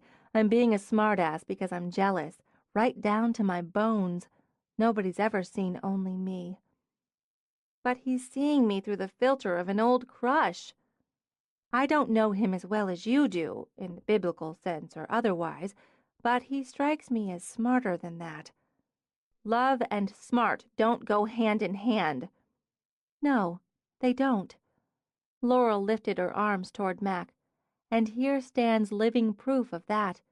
You're stupid in love with the guy. You're not helping. Parker, you're afraid you'll crush him, that because he is, at the core, a nice guy, you'll walk all over him on the way to breaking his heart and leaving him shattered. That's a little dramatic, but yes, basically. And you're determined to believe yourself incapable of sustaining a mature, committed relationship, of not only seeing yourself as not worthy of love, but doubting you've got the backbone and balls to work at maintaining it. That's a little harsh, but I think you underestimate him and yourself.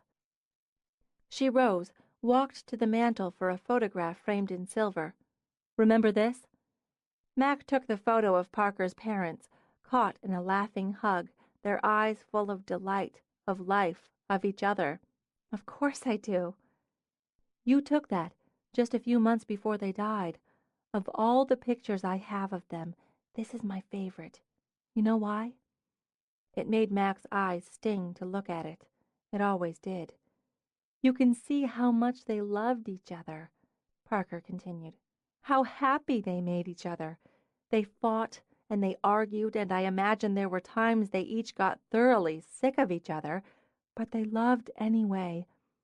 For half their lives they made it work. You captured that in this picture because you saw that. You recognized that. They were exceptional. So are you. I don't waste my time on friends who aren't exceptional. She took the photo, set it back on the mantel. Take a breath, Mac.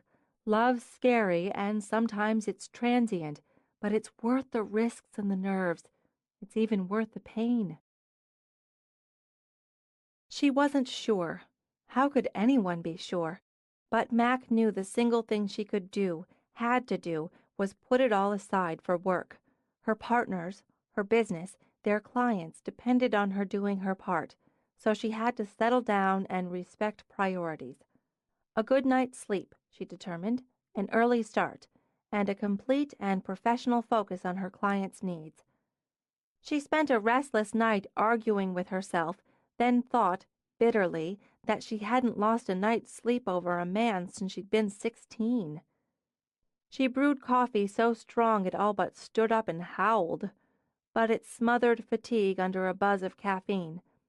Because the box of Pop-Tarts seemed to indicate she had the appetite and the emotional stability of a 6-year-old, she prepared what she thought of as an adult breakfast of yogurt, fresh fruit, and a muffin she'd stolen from Laurel's stash. Dishes dutifully washed, she reviewed her notes for the day's event, checked her equipment. A relatively small event, she mused as she selected what she needed. A single attendant serving as MOH. The client wanted intimacy, simplicity. The bride, she knew, had opted to wear a tea-length gown in blue and a very smart hat in lieu of veil and headdress. She'd carry a trio of white gardenias, the stems wrapped in satin ribbon. Good choices all, in Mac's opinion, as this was a second marriage for both. See? Don't get started on that, she muttered. FOB would walk the bride down the aisle, but they were skipping the giving away part because, hello, already did that once before.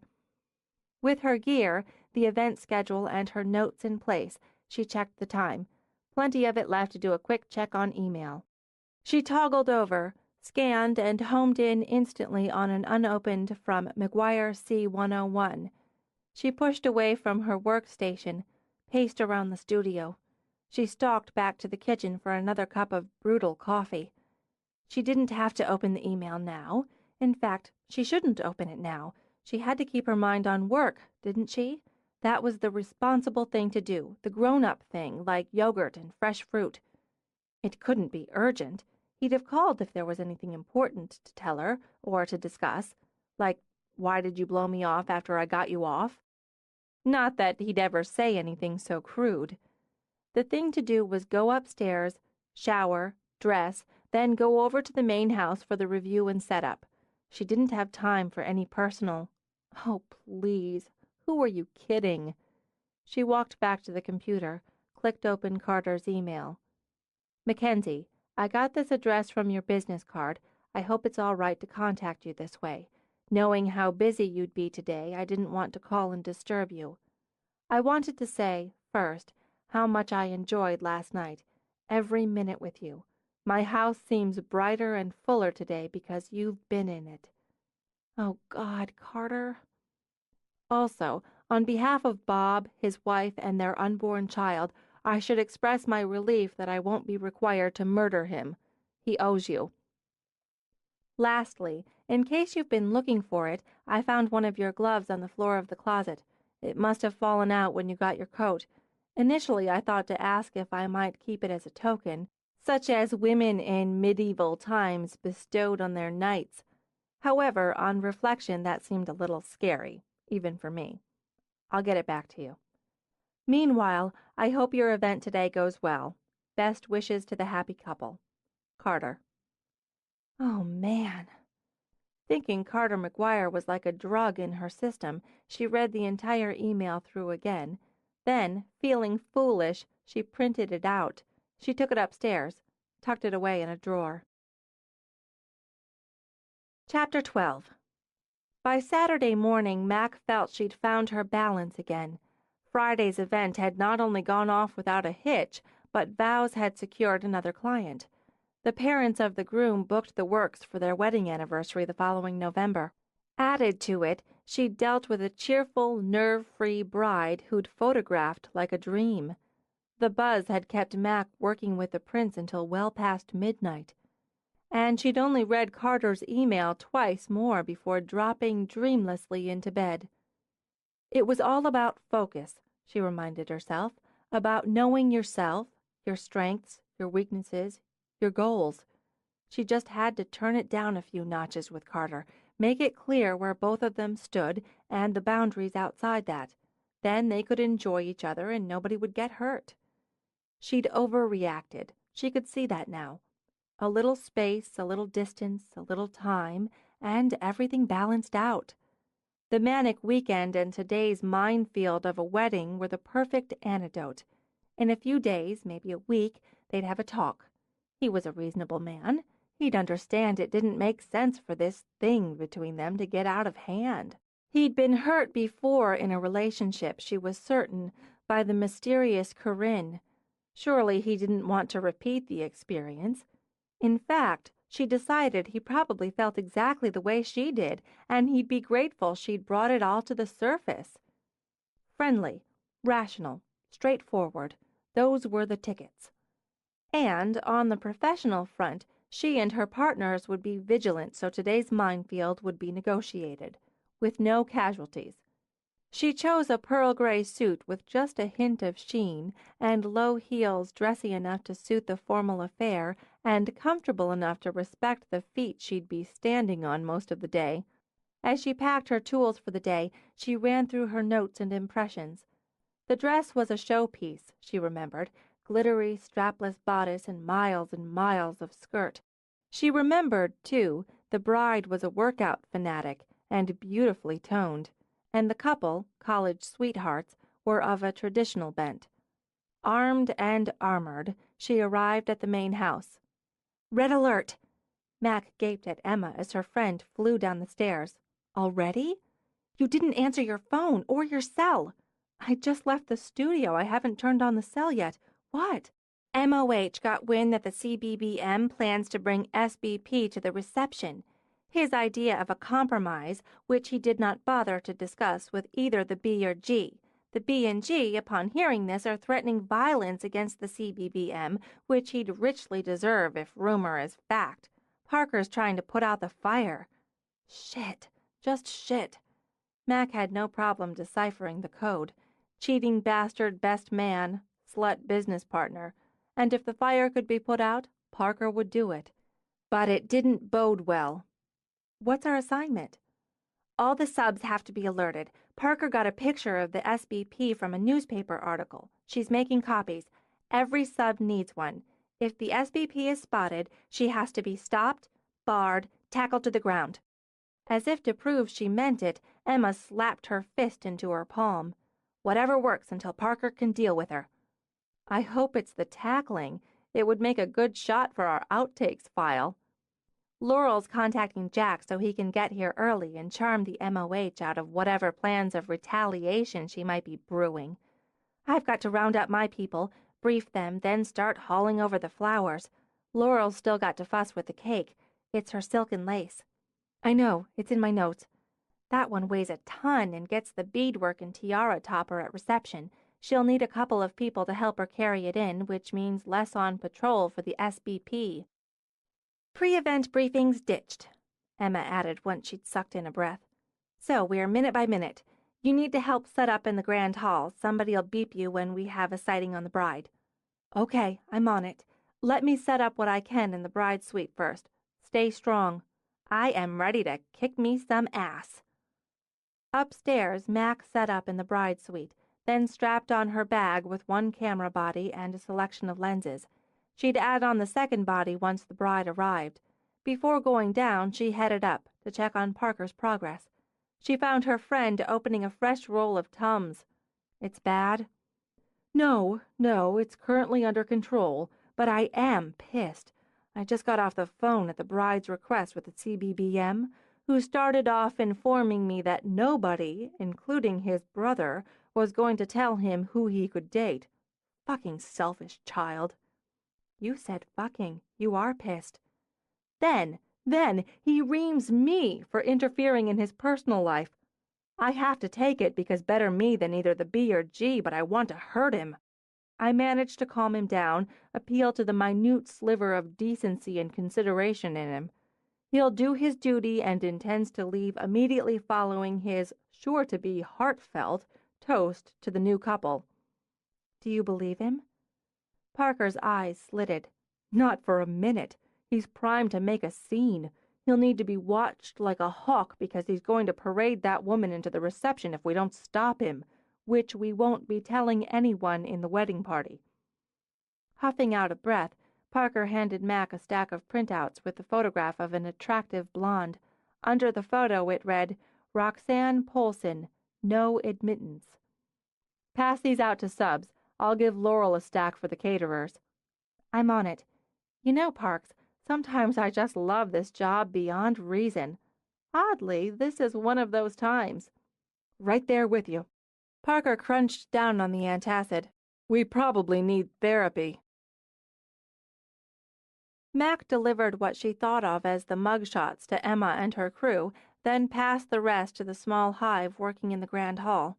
She helped dress the tables, lavender cloths over blue, adding setups while Emma delivered centerpieces.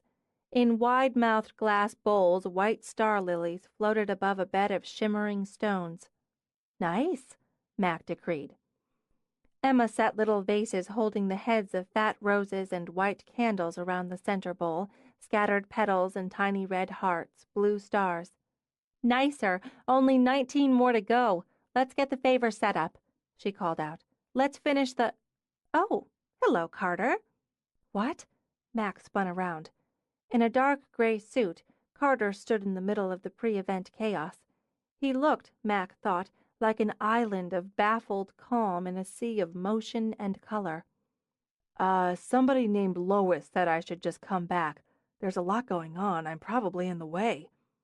"No, you're not," Emma assured him. "But be careful. Anybody capable of moving, lifting, or hauling may be put to use at any time." "I'm happy to help if I can." The magic words. We have 198 favors, bubble bottles, and candy nets to set out. Mac, why don't you get our newest slave started? I have to check on the parlor." Sure. How could she have forgotten she'd asked him to come? And what was she supposed to do about this flutter in her belly that just wouldn't stop when she looked at him? "Nice suit." "It's not tweed. You look beautiful and professional at the same time." "Staff needs to blend. I'm sorry, I'm distracted. We're on red alert. The CBBM may try to sneak the SBP into the reception." "Wait a minute." His brow furrowed. "I think I've got it. The best man and the business partner. The one he had an affair with. He's going to bring her? That's rude." "At bare minimum, violence may ensue. So," she opened her camera bag, took out the mug shot. "This is the target. See it, report it, okay?" "All right." He studied the photo, smiled a little, then folded it to tuck it in his inside pocket. "Is there something else? It feels... You seem upset." "Upset? No, just distracted. I said that already, didn't I? The bride's upset, and that could affect the portraits, so—" "Deal with it," she ordered herself. "Just explain the way things are." "Actually, Carter—" She took his arm to lead him to a relatively quiet corner in a room that buzzed like a hive of hornets. "I did want to say I've been thinking we should discuss— Damn it." She tipped up the walkie hooked to her pocket. "That's my cue. Bride's on the property. I have to go. I guess you'd better come with me." "Do you need me to get any of your equipment?" he asked as he adjusted to her hurried pace. "No, I have what I need for this. Everything else is up in the bride suite. She'll go there, but I need shots of her arrival. Just make sure you stay out of the shot." "Hey, Carter," Parker said as she fell into quick step with him. She flicked the faintest questioning glance at Mac, then switched to full business mode. "The bride's a solid 9.5 on the emotion scale. Constant reassurance. Support." "Got it." "We need her upstairs, busy, and focused on herself ASAP. I've already put champagne up there, but let's not let her pull a Karen." "Won't be a problem." MOH and 2 of the BAs are with her, as well as the MOB. MOB is a rock. If I'm not available and the bride or the MOH go on, get the MOB. "Is Jack on his way?" ETA 15 minutes. I'll send him straight up." "Who's Karen?" Carter wondered. "Former bride. Arrived half drunk, finished the job before we got a handle on it, puked over the terrace shortly before the ceremony." "Oh." Outside, the women stepped to the side of the porch where the rails were already dressed in Italian lights and tulle. "Where are your coats?" Carter asked. "I'll get them for you." "No need." Mac took out our camera. "Adrenaline works." As the white limo cruised down the drive, Emma and Laurel came out. "I wanted all 4 of us," Parker explained. "Solid wall of 'we're here to make your day perfect.' Happy faces, everyone." The limo stopped. Mac framed a shot of the bride turning to exit the open door with what could only be called a brave and wobbling smile on her face. Mac thought, crap. "Your day," Parker said from the steps. "Guaranteed." The smile brightened, just enough. Mac got the shot before the bride's face crumbled. She sprang out of the car, arms outstretched, and said, "Oh, Parker!" "Hey!" Mac's voice stopped the bride in mid-stride. "Are you going to let that bitch give you puffy red eyes in your portraits?" Give me one. Give me a beaut. One that'll make her cry like a baby when she sees it." It might have been rage, but the bride's face went radiant. "I'm getting married!" "Damn right." "One of both of us." The bride grabbed the hand of her maid of honor, grinned fiercely at her friend. "Together. Solidarity. Now we're talking." She captured the movement, the energy, as garment bags and totes were unloaded, as women milled together, and undoubtedly, she thought, caught the tension as well. "Parker, what will I do if—" "Not a thing," Parker assured the bride. "We are completely on top of it. All you have to do is be beautiful, be happy, and we'll handle the rest. Let's go up. There's a bottle of champagne waiting." Giving Carter the come-ahead signal, Max skirted around Parker and the bridal party. "We get a glass of champagne in her and in the MOH. Celebrate their friendship," Max said as she bounded up the stairs. "It's about the journey, and in this case that relationship is part of the whole. We'll play on that, so instead of keeping a little distance between them as I initially figured, we document the unity. The bride prep as female bond as much as mating ritual." "Okay." He turned into the room behind Mac. "It's a lovely space." He scanned lace, flowers, candles, swags of silk. "Ah, very female." "Well, duh." Mac pulled out the second camera body, strapped it on. "Should I be in here? It doesn't seem quite proper." "I may be able to use you, but for now you're stationed at the door. Nobody gets in without the password." "What's the password?" "Make one up." He took up his station as Parker swept the bride past him. A brunette stopped, gave him a once-over that made his stomach twitch. "Jack?" No, I'm Carter." "Oh, too bad." She gave him a hard, sharp smile. "Stick around, Carter. You may come in handy." The door closed with a snap. Through the panel he could hear female voices, then the happy pop of a cork leaving the bottle. The laughter that followed had to be a good sign. Moments later, a small troop of men and women carting totes and cases started toward him. "Excuse me," he began, and the door swung open behind him. "It's okay, Carter. They're hair and face." Parker gestured them in. "Let Jack through when he gets here." The door shut again, and the noise level rose behind it. He wondered if this was typical, if Mac and the rest of them repeated this pattern several times a week. Emotion, immediacy, red alerts, strange codes, headsets, walkie-talkies. It was like a continuous battle, or a long-running Broadway show. Either way, he decided he'd be exhausted at the end of every day. Mac opened the door, stuck a glass of champagne in his hand. "Here you go," and closed the door again. He stared down at the glass, wondered if he was allowed to drink on duty. Amused at himself, he shrugged, took a sip. He glanced over at the man who turned at the top of the steps and started his way. "Hey, Carter, how's it going?" Jack wore a dark suit with subtle chalk stripes. His dark blonde hair curled casually around his face. Eyes, smoky gray and friendly, sparked under brows arched in question. "You in the wedding?" "No, I'm helping out." "Me too." He dipped his hands in his pockets, relaxed. Jack Cook always appeared relaxed to Carter. "So, I've got a date in there. Did you happen to get a look at her? Megan? Meg to her pals." "Oh, the maid of honor. Yes, she's in there." "Well?" Jack waited a beat. "Give me a gauge. Parker gave me the she's beautiful routine, but Parker had an agenda. I'm in either way, but I might as well get an objective opinion." "Very attractive. Brunette." "Mood?" "A little scary, actually. They're doing something with hair in there now." "Great." Jack blew out a breath. "What we do for friendship and a case of good wine. Well, into the breach." He knocked. "Foreign chromosome," he called out. Parker opened the door. "Perfect timing," she said, and yanked him in. Carter leaned against the wall beside the door, sipped champagne, and pondered human rituals. The next time the door opened, Mac pulled him in. Women sat under protective cloaks while hairdressers plied their trade with implements that always made Carter vaguely uneasy. If hair was straight, Here was a strange tool to curl it. If hair was curly, another tool would straighten it. Why, was the question. But he kept it to himself and held a light meter when he was told to, a length of white lace over a window, a lens. He didn't mind, even when Jack deserted the field and he was left the lone male among the female army. He'd never seen Mac work before, and that alone was both education and pleasure.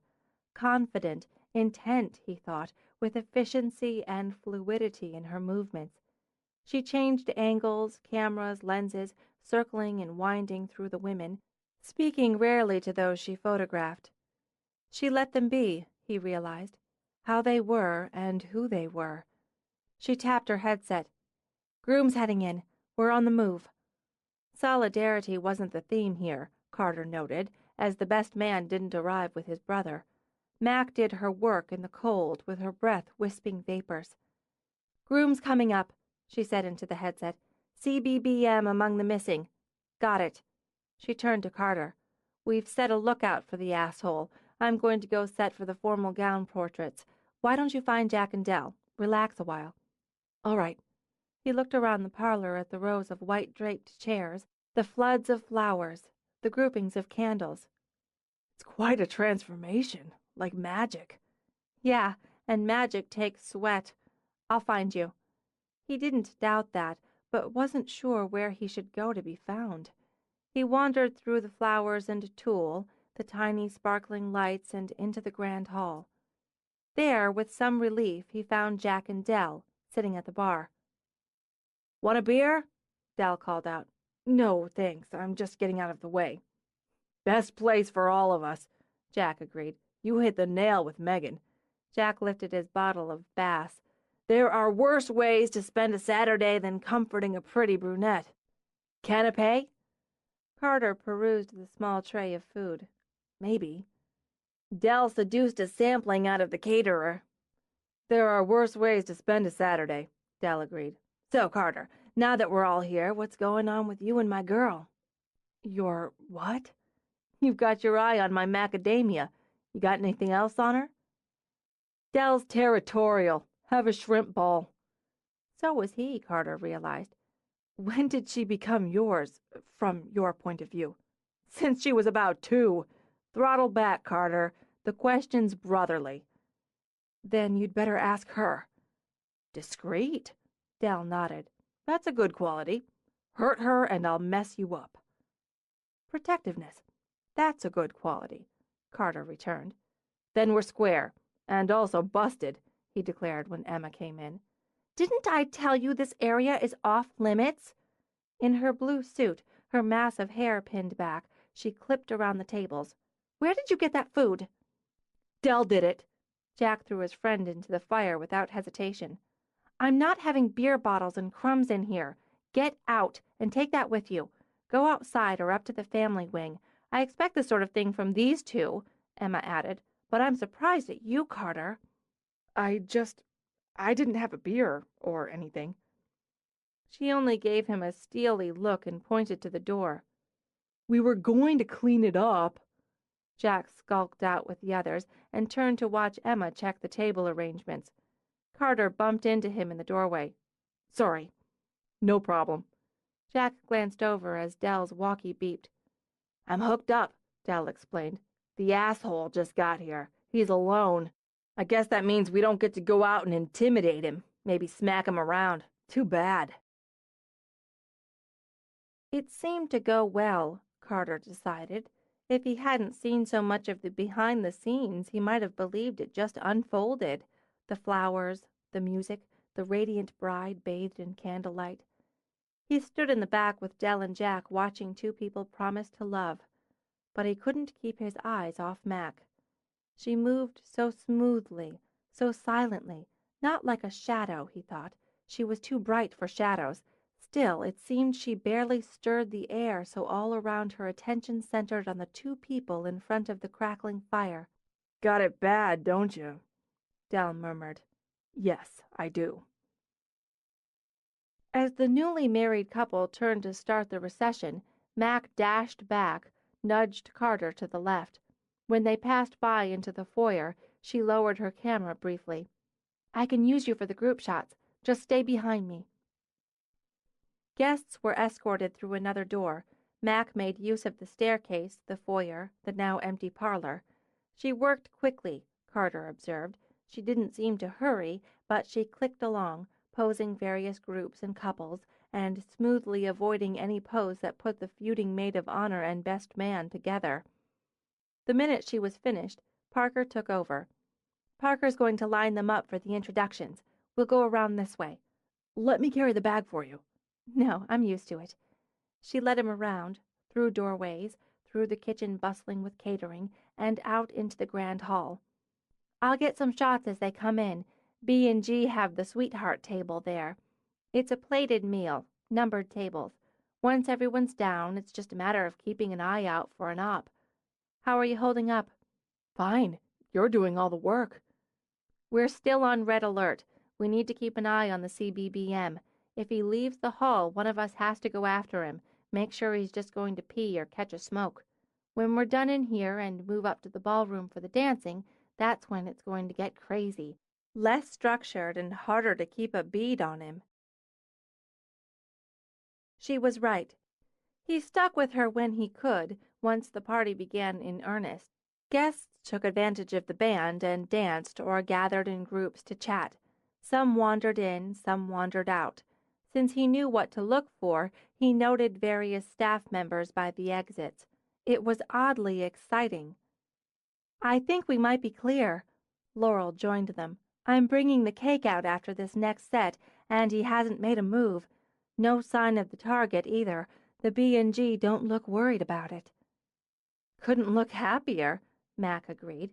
"Another 90 and we're clear. I'm going to check the dessert table." "Wait till you get a load of it," Mac told Carter. "The cake, it's amazing." "Carter? Carter!" A pretty blonde in a red dress dashed over to grab his arms and beam up at him. "I thought that was you. How are you?" "I'm fine. Stephanie Gordon? Corinne's friend. How quickly they forget." She laughed and tipped up to her toes to kiss his cheek. "I didn't realize you were friends of Naomi and Brent." Actually, I'm..." "Brent's my cousin. What a beautiful wedding. This place is just fabulous. Really, imagine having an actual ballroom in your own house. Of course, I suppose the Browns lease it out for events so they can maintain it. I'm going to have to find Greg. You remember my husband, Greg, don't you? He'll be so surprised to see you.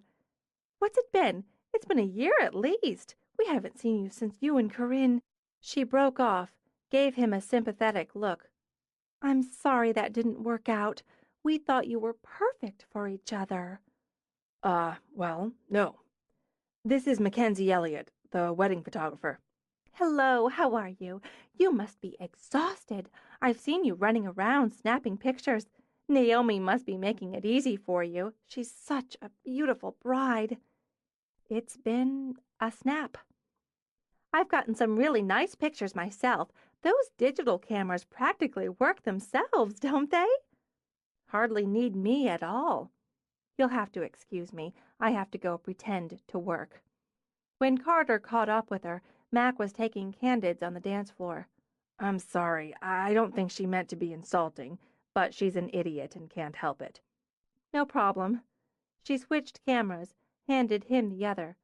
"Fresh memory card. Remember how to do it?" "Yes." "They're decorating the limo. I want to go get a few shots out there before they bring in the cake." She started out with Carter in her wake. "So, a year ago, the breakup?" Right, more or less. We were together almost that long and lived together for about 8 months. Maybe it was 9. Then she decided she wanted to live with someone else. So she did." Mac paused. "She hurt you?" "Not as much as she should have been able to, given the situation, which means we weren't perfect for each other. Far from it." "If you lived with her, you must have been in love with her." "No. I wanted to be in love with her. It's not the same thing at all. Mackensie," he began as they moved outside. "Shit! Damn! Fuck!" "Excuse me?" "SBP! Red alert!" she said into her headset. "SBP sighted south side of main entrance. CBBM's with her. Come on, Carter. We've got to go head them off until reinforcements get here. Chapter 13. He wasn't sure what he intended to do, and was less sure of what she intended to do, but when Mac cut across the snowy lawn, Carter instinctively picked her up. What? You're only wearing shoes. So are you. Put me down. I can't project a stern and forbidding demeanor when you're carrying me. Down, or they'll get by us. The minute he set her down, she was off, in a kind of lope, Carter thought, a long-legged gazelle leaping through the snow. He wasn't graceful, he knew, but he was fast when he had to be. He passed her. Carter figured his ungainly slide on the path, thanks to his now ruined and snow-slicked shoes, cut back on the impact of the barrier, but he blocked the forward motion of the furious best man and his current amour. I'm sorry. Mr. and Mrs. Lester have expressly ordered that Miss Polson not be admitted to this event. She's with me and we're going in. Not just furious, Carter noted, but a little bit drunk. Again, I'm sorry, but we have to respect the wishes of the bride and groom. Just slightly out of breath, Mac reached them. You were told, specifically and repeatedly, that your friend here isn't allowed. Donnie, Roxanne tugged on Donnie's sleeve. You said it was all right. A combination of anger and embarrassment heated Donnie's face. It's all right because I say it is. It's my brother's wedding, and I can bring whoever I want to bring. Meg's bent, and that's too bad, but she doesn't run my life. Out of my way. He jabbed a finger at Mac and Carter. You're just the hired help. She's not going in, Mac said. Too many trips to the bar, Mac calculated, so his ego, his pride, his resentment all swam in a pool of alcohol. Where the hell was the backup? You just said it yourself. It's your brother's wedding. If she's more important to you than his happiness today, then you can turn around and go with her. This is private property, and she's not welcome at this time. Donnie, Roxanne tugged at his arm again. There's no point. I said you're with me. He whirled back to Mac. Who the hell do you think you are? You don't tell me about my brother. Now move! Temper ripe in his eyes, he planted a hand on Mac's shoulder and shoved. Like a flash, Carter stood between them. Don't touch her again. Now, you're drunk, and you're obviously stupid, so I'll factor that in. You need to cool off and calm down, because you really don't want to do this. You're right. I want to do this. He smashed his fist into Carter's face. Carter's head snapped back, but he didn't give ground. Roxanne squealed. Mac cursed. Before she could leap forward, Carter pushed her back behind him. She's not going in. You're not going back in. All you've proven is that you're too selfish to think of anyone but yourself. You've embarrassed Miss Polson, and that's a shame. But you're not going to get the opportunity to embarrass your brother and his wife today. Now you can leave on your own, or I can help you with that. Why don't we all help him with that? Dell said as he and Jack flanked Carter. I don't think there's any need for that. Parker clipped down the path, then muscled her way through. She stood, an ice queen in Armani, and stared down the best man. Is there, Donnie? We've got better things to do. Come on, Roxy. This place is a dump anyway. I'll make sure they leave. Dell shook his head in disgust. Go on back in. How's the face, Carter? It's not the first time I've had a fist smashed into it. He wiggled his jaw experimentally. It always hurts, though. Ice pack. Parker watched the CBBM and SBP's departure with cold eyes. Emma. Come with me, Carter. It's all right, really. Ice pack. Parker's tone brooked no nonsense. I'll signal the all clear, and let's get back inside. Nobody hears about this. Did you see what he did? Mac murmured. He who? Dell asked. Carter. He just... Every time I think I have him figured out, he shifts on me. It's confusing. Somebody else had it bad, Dell noted as Mac hurried down the path to finish her job. It took nearly 2 hours before Mac could finish and track Carter down in Laurel's kitchen. He sat alone in the breakfast nook, reading. As she came in, he glanced up, took off his glasses. "All clear?" "More or less. I'm sorry it took so long. Carter, you should have gone home. It's after midnight. I should have gotten word back to you. Oh, your poor face." She winced at the bruise on his jaw. "It's not so bad, but we decided I should stay here. If I'd come back out, I might have had to explain how I came by this." He touched his fingers gingerly to the bruise. "I'm terrible at lying, so this was simpler. Plus, as promised, there was cake." She slid in across from him. "What are you reading?" "Oh, Parker had a copy of a John Irving novel I hadn't read yet. I've been tended, entertained, and fed. Your partners made sure of it, and both Jack and Dal each came back for a while. I've been fine." "You didn't even wobble. "Sorry?" When that stupid bastard belted you, you barely reacted." "He was half drunk, so there wasn't that much behind it. He shouldn't have put his hands on you." "You never even raised your voice. You shut him down. I could see it happen in his face even before the troops arrived, and you never touched him or raised your voice." "Teacher training, I suppose, and a wide and varied experience with bullies." "Did the newlyweds get off all right?" "Yes, they don't know what happened. They'll find out, I imagine, but they had their day, and that was the point. You were a big part of that." "Well, it was an experience. All it cost me was a sore jaw and a pair of shoes." "And you're still here." "I was waiting for you." She stared at him, then just gave in to the shimmer inside her heart. "I guess you'd better come home with me, Carter." He smiled. "I guess I'd better." "Mistakes happened, right?"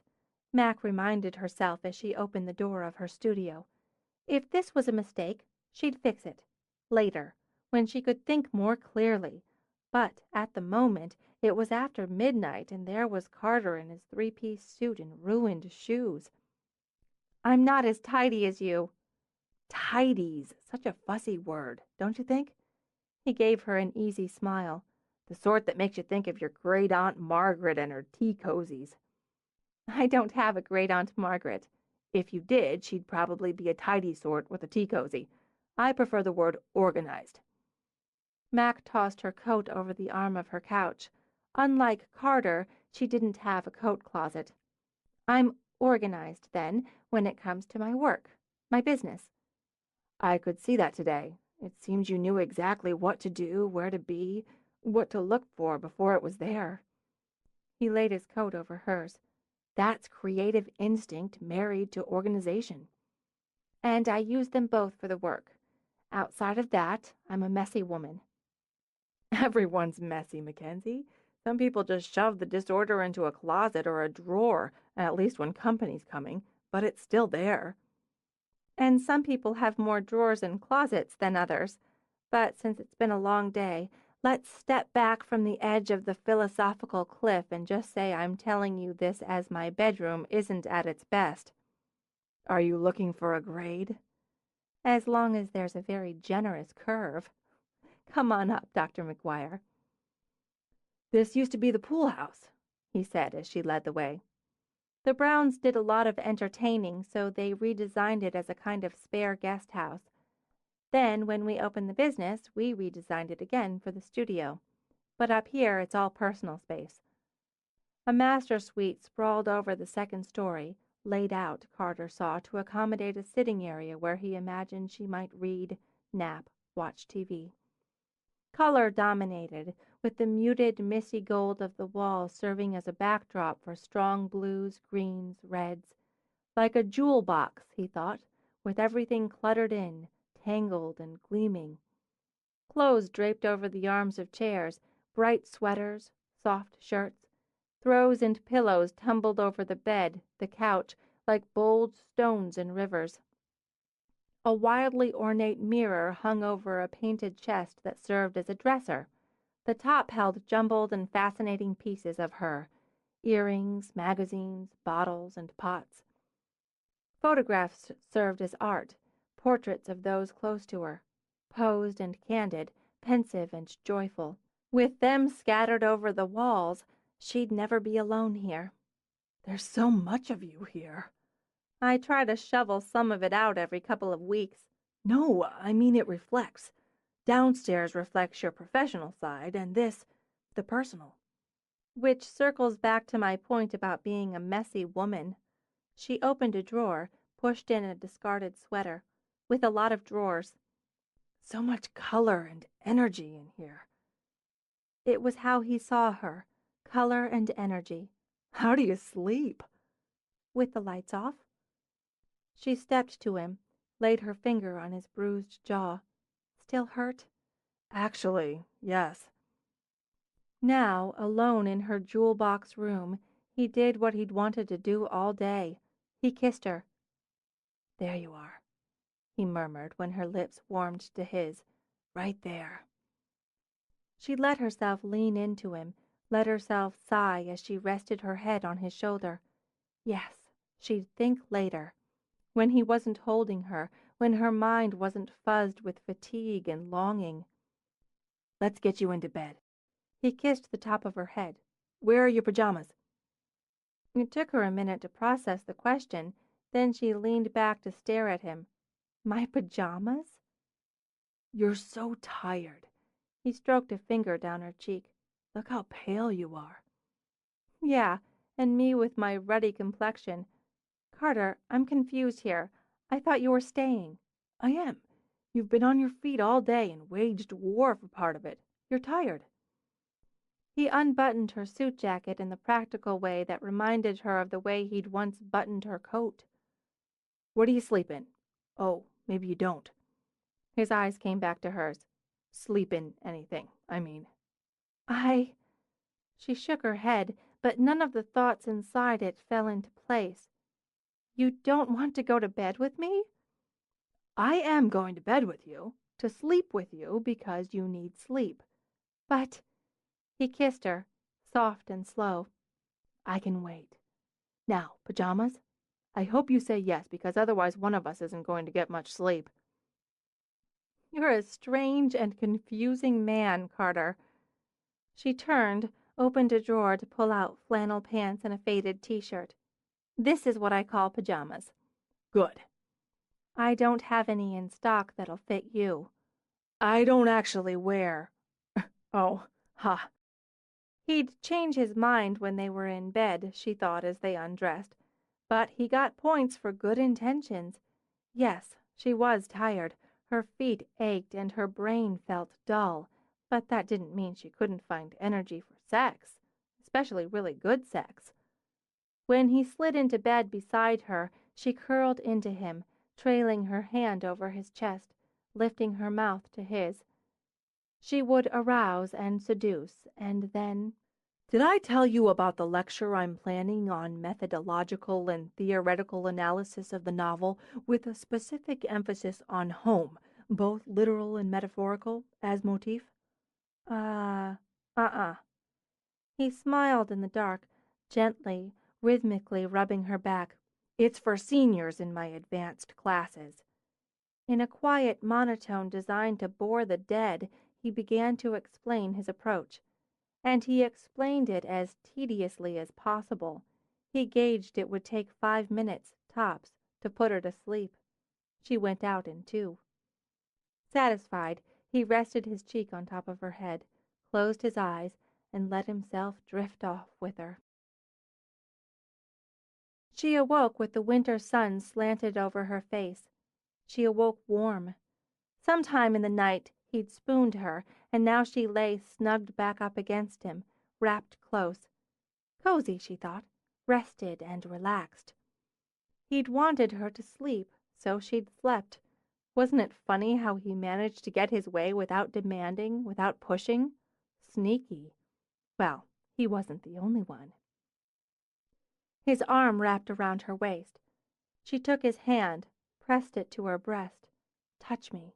She pressed back against him, sliding her leg between his. Feel me. She smiled when his hand moved under hers, when it cupped her, and when his lips pressed to the nape of her neck. Taste me. She turned so they were face to face, so her eyes could look into the soft blue of his. "I feel refreshed," she murmured, and still looking into his eyes, let her hand glide down his chest, over his belly, until she found him. "Hey, you too." It often happens that certain parts of me wake up before others. "Is that so?" She shifted, rolling him to his back to straddle him. "I think I'm going to have to take advantage of that." If you must. In a lazy morning caress, he ran his hands down her torso, over her hips. You even look beautiful when you wake up. "I have bed hair, but the part of you that wakes up first doesn't notice." She crossed her arms, gripped the hem of her t-shirt, pulled it up, off, tossed it. "Now that part doesn't know if I even have hair." It's like the sun set on fire. "You've got away, Carter." She leaned down, caught his bottom lip with her teeth. "Now I'm going to have my way." Okay. As she leaned back, he sat up. But do you mind if I... And closed his mouth on her breast. "No." Her belly clutched in response. I don't mind a bit. God, you're good at this. Anything worth doing.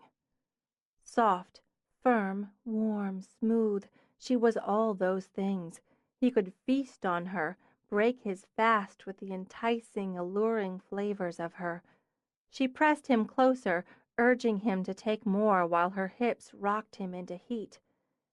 She bowed over him, back from him, wriggling out of the flannel pants. She pushed him back, rose up, her body lean and pale, dappled by the thin light that eked through the windows. She took him in, surrounding. She arched, trapped in her own web of pleasure, and moved to the beat of her own blood, slow and thick and deep, gliding silk to silk, steel to velvet. In that morning hush there were only sighs, a tremble of breath, a whispered name. And the beat quickened while pleasure tipped toward ache. She watched him watch her, watched what she was fill his eyes as that ache spread, swelled. The beat pounded, urgent now, faster now. She rode him, rode them both until the ache peaked, tore, and shattered. When she went limp, he drew her down and held her close as he had in the night. Floating, she thought, it was like floating down a long, quiet river where the water was warm and clear, and even if you sank, he'd be there to hold on to you. Why couldn't she have this, just enjoy this, without creating obstacles, digging up problems, worrying about mistakes, about tomorrows? Why let the maybes, the ifs, the probablys spoil something so lovely? "I'd like to stay right here," she said quietly, "just like this, all day." Okay. Her lips curved. "Are you ever lazy? Do the serious sloth?" Being with you isn't lazy. We could consider it an experiment. How long can we stay in bed without food or drink or outside activities? How many times can we make love on a Sunday? "I wish I could find out, but I have to work. We have another event today." What time? 3 o'clock, which means I have to be over there by 1, and I have to upload the shots from yesterday." You need me out of the way. "No, I was thinking shower and coffee for 2. I might even scramble some eggs instead of offering you my usual Pop-Tart." I like Pop-Tarts. "I bet you eat the grown-up breakfast." I rely heavily on toaster strudels. She lifted her head. "Those are great. If I can provide hot water, coffee, Pop-Tarts with a side of eggs, would you consider hanging out for today's event?" I would. If a toothbrush and a razor get tossed in, I don't suppose you have a spare pair of shoes. "I have many shoes, but I assume you're talking about manly ones." That would be best. High heels make my toes cramp. Funny guy. Actually, we may be able to help you out. Parker keeps a supply of dress shoes for events. Standard black dress for men, black heels for women. That's efficient. It's compulsive, but we've actually dipped into them several times. What size? 14. This time her head shot up. 14? I'm afraid so. That's like aircraft carrier size. She tossed off the covers to study his feet. You have battleship feet, which is why I trip over them so much. I don't think Parker is compulsive enough to carry 14s. No, not even Parker. Sorry, but I can provide the toothbrush and razor. Then it's a deal. I think we should start with the shower. We need to get hot and wet and all kinds of slippery. She glanced down at him and grinned. Hey, look who's awake again. Laughing, she rolled out of bed, raced for the shower. By the time Mac wrapped herself in a towel, she'd decided Carter was as creative vertically as he was horizontally. Wonderfully loose, she dug out a spare toothbrush, a disposable razor, and a travel-sized can of shaving cream. There you go. She turned as he rapped his elbow getting out of the shower. I have a question. How come you're not clumsy when you're having sex? I guess I pay better attention. Frowning, he rubbed his elbow. Plus, you distracted me in your towel. Since you're going to shave, I'm going down to start the coffee. That way I won't distract you into cutting your face to ribbons. She gave his face a pat, ended up yanked against him and thoroughly distracted. When she managed to wiggle away, she tossed him her towel. You take it, since it's a problem. She grabbed her robe off the back of the door and sauntered out naked. When she disappeared, Carter picked up the razor, studied it dubiously before eyeing the nasty sunset of bruising on his jaw. Okay, let's see if we can do this without any facial scarring. Downstairs, Mac hummed as she measured out beans. She didn't really need coffee to jump-start her day, she thought. Carter had taken care of that. He took care, she thought with a sigh, so she felt tended and appreciated, challenged and excited. When was the last time she had a man bring out all those things in her? Let's see. Absolutely never. And above all those things, she felt happy. She opened the fridge, counted 4 eggs. That ought to do it. She got out a bowl, a whisk, a skillet. She wanted to fix him breakfast, she realized, such as it was. Wanted to put a little meal together for him. To tend, she supposed, as he tended. It must be. Her thoughts scattered as she heard the door open. Em, if you've come to mooch coffee, you'd better be carrying one of my mugs you've walked off with. She turned, expecting to see her friend, and watched her mother walk into the kitchen. Mom! Mac's face went numb. What are you doing here? Dropping by to see my daughter. Beaming smiles, Linda tossed open her arms as she rushed across the kitchen to grab Mac in a hard hug. Oh, you're so thin! You should have been a model instead of the one taking pictures. Coffee, wonderful. Have you got any skim milk? No, Mom, I'm sorry. This isn't a good time. Oh, why do you want to hurt my feelings? On Linda, a pout was both pretty and effective, and she knew it. Her baby blue eyes radiated hurt. Her soft pink mouth projected defenselessness with the slightest of quivers. I don't mean to. It's just, we have an event today, and you always have an event. Linda waved it off. You can spare 5 minutes for your mother. As she spoke, Linda tossed her coat over a stool. I came all the way over here to thank you for the spa and to apologize. Those blue eyes took on a sheen of emotion and unshed tears. I shouldn't have been so cranky with you, and after you were so sweet to me. I'm so sorry. She meant it, Mac knew, for as long as it lasted. Rather than acknowledge sentiments that would be fleeting, Mac got out a mug. Give her coffee, get her gone, she thought. Great outfit. You're awfully suited up for a drop-by. Oh, this? Linda did a runway turn in the sharp red suit that set off her curves and burned against her fall of blonde hair. It's fabulous, isn't it? She threw back her head and laughed, until Mac had to smile. It is, especially on you. What do you think? The pearls are good with it, aren't they? Not too matron lady? Nothing could look matronly on you. Mac offered the mug. Oh, honey, Don't you have a decent cup and saucer? No. Where are you taking the outfit? I'm having brunch in the city at Elmo with Ari. Who? Ari. I met him at the spa. I told you. He lives in the city. He owns olive groves and vineyards. And, well, I'm not sure exactly, but it doesn't matter. His son runs most of the businesses now. He's a widower. Ah, he may be the one. Foregoing the coffee, Linda pressed a hand to her heart. Oh, Mac, we had such a meeting of the minds and spirits, such an instant connection. It must have been fate that sent me to the spa at the same time he was there. My 3,000 sent you to the spa, Mac thought. He's very handsome, in a distinguished kind of way. He travels everywhere. He has a second home on Corfu, a pied-à-terre in London, and a summer home in the Hamptons. I'd barely gotten in the door from the spa when he called to ask me to brunch today. Have a good time. You should get started. It's a long drive into the city. It really is, and my car made a funny noise yesterday. I need to borrow yours. I can't lend you my car. I need it. Well, you'll have mine. With the funny noise, Mac thought.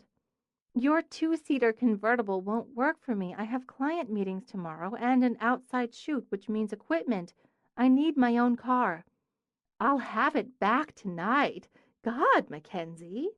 That's what you said the last time I let you borrow it, and I didn't see it or you for 3 days. That was a spontaneous long weekend. Your trouble is you never do anything spontaneous. Everything has to be scheduled and regimented. Do you want me to have a breakdown on the side of the road? Or an accident? Can't you think of anyone but yourself? Excuse me. Carter stood at the bottom of the stairs. Sorry to interrupt. Hello, you must be Mackenzie's mother. Chapter 14. They couldn't have looked more dissimilar to Carter's eyes, the petite, curvy blonde in the tailored red suit and the willow-stem redhead in a plaid robe. Still, both of them froze, and both shot him stares of mingled horror and embarrassment.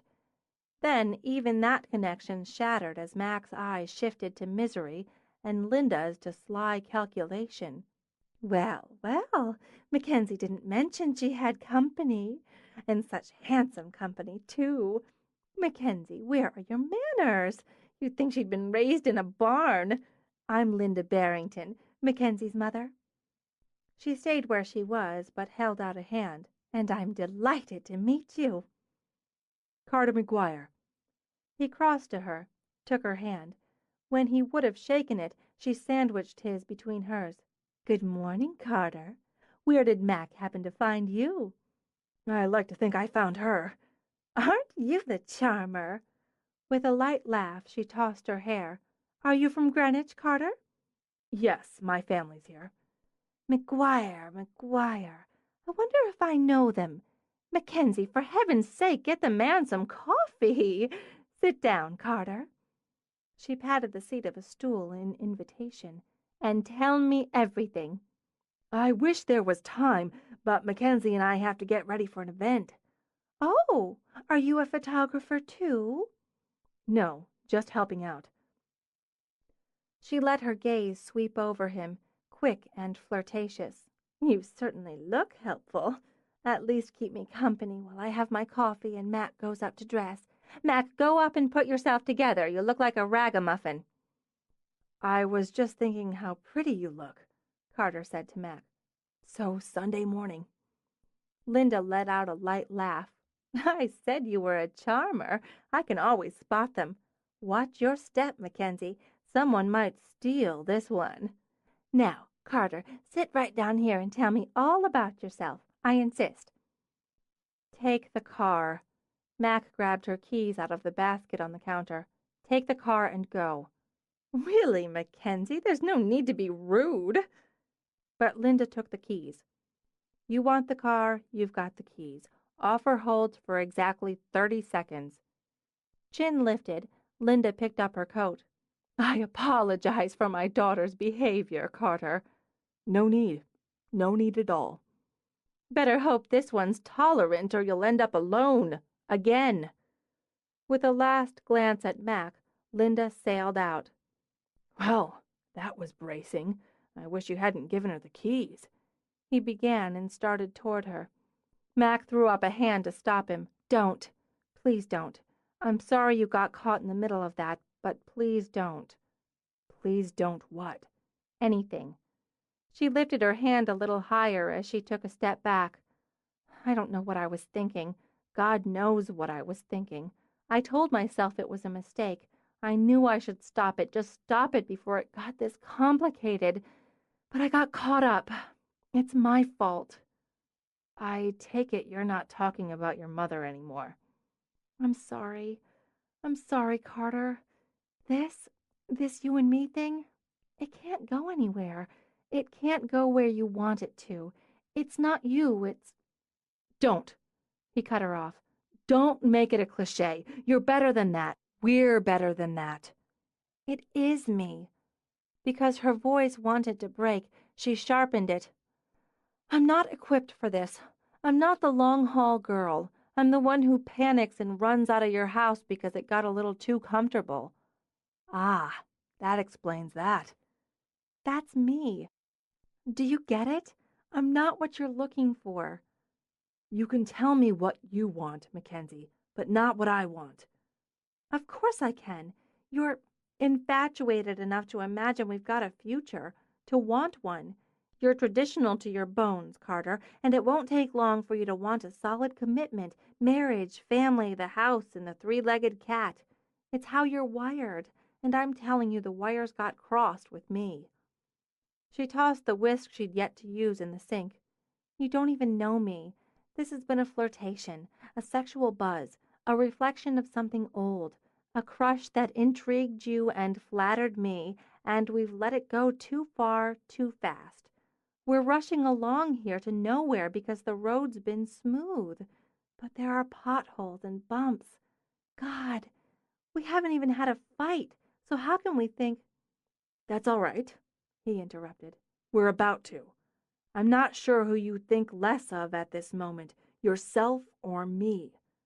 Do I want commitment, marriage, family, the house, and the damn cat, which I already have, thanks? I do, eventually. That doesn't make me an idiot." "I didn't say—" "Potholes and bumps? Welcome to the world. Every road has them. They're there to be navigated, avoided, driven over, or through to the other side. Your problem is you keep driving straight into the pothole that is your mother and letting that wreck the rest of the trip. She's not to blame for your poor navigation skills. You are." "I know very well—" Wait a minute. Poor navigation skills? The first hints of temper flushed her cheeks. "I know where I'm going and how to get there. I just took a detour. Stop talking in metaphors." He cocked his brow. "I believe you took that one and ran with it. Detour my ass. We have something together. It may be something neither of us anticipated, but it's real." "I have feelings for you, Carter. Of course I do. Obviously I do. And that's why I'm telling you we need to step back. We need to reevaluate." "Why do you let her run your life?" "What? I don't." "She's a selfish, self-involved woman who strips you emotionally because you allow it. You give in, give her what she wants rather than standing up to her." "That's ridiculous and unfair." The anger in her tone contrasted with the calm in his and made her feel foolish. "I lent her the damn car to get her out of here, and that doesn't have anything to do with this." "Then I'd say you need to reevaluate that apparently unhealthy relationship." "That's my business." "Yes, it is." She took a breath, then another. "I don't want to fight with you. I can't fight with you right now, even if I wanted to. I have to work and prep for the event and—" "God!" "Understood. I'll get out of your way." "Carter, I don't want us to be mad at each other." She dragged a hand through her hair as he picked up his coat. "I don't want to hurt you. I don't want you to feel like all of this doesn't mean anything to me." That's a lot of don'ts, Mackensie. Studying her, he put on his coat. You might turn that coin and take a look at what you do want. He walked to the door. And a correction? I'm not infatuated with you. I'm in love with you. That's something we'll both have to deal with. He went out, closed the door quietly. She got through it. Whatever went on in her heart, in her gut, couldn't be allowed in her head during an event. Crop it out, she ordered herself, because the day wasn't about her any more than the day before had been about the idiot brother of the groom. Are you going to tell me what's wrong? Emma asked her as they circled the dance floor. No, it doesn't belong here. I saw your mother's car outside your studio. I didn't see yours. Not now, Em. This is winding down. I'll talk to you after. I don't want to talk. I don't have time for cookies and soul-searching. I'm working. As if, Emma thought, and hunted down Parker. Something's wrong with Mac. Yes, I know. Parker stood by the long entry table supervising the transfer of gifts to the limo outside. We'll deal with it after. She's going to try to evade. Like Parker, Emma kept an easy smile on her face. I'm worried because she's not mad. Usually dealing with her mother makes her mad. It can bring her down. But the mad's there. Nothing to do until we can do it. Last dance is coming up. Parker calculated after a glance at her watch. She'll want to take the departure shots outside. If she's in serious brood mode, she'll go home directly from there.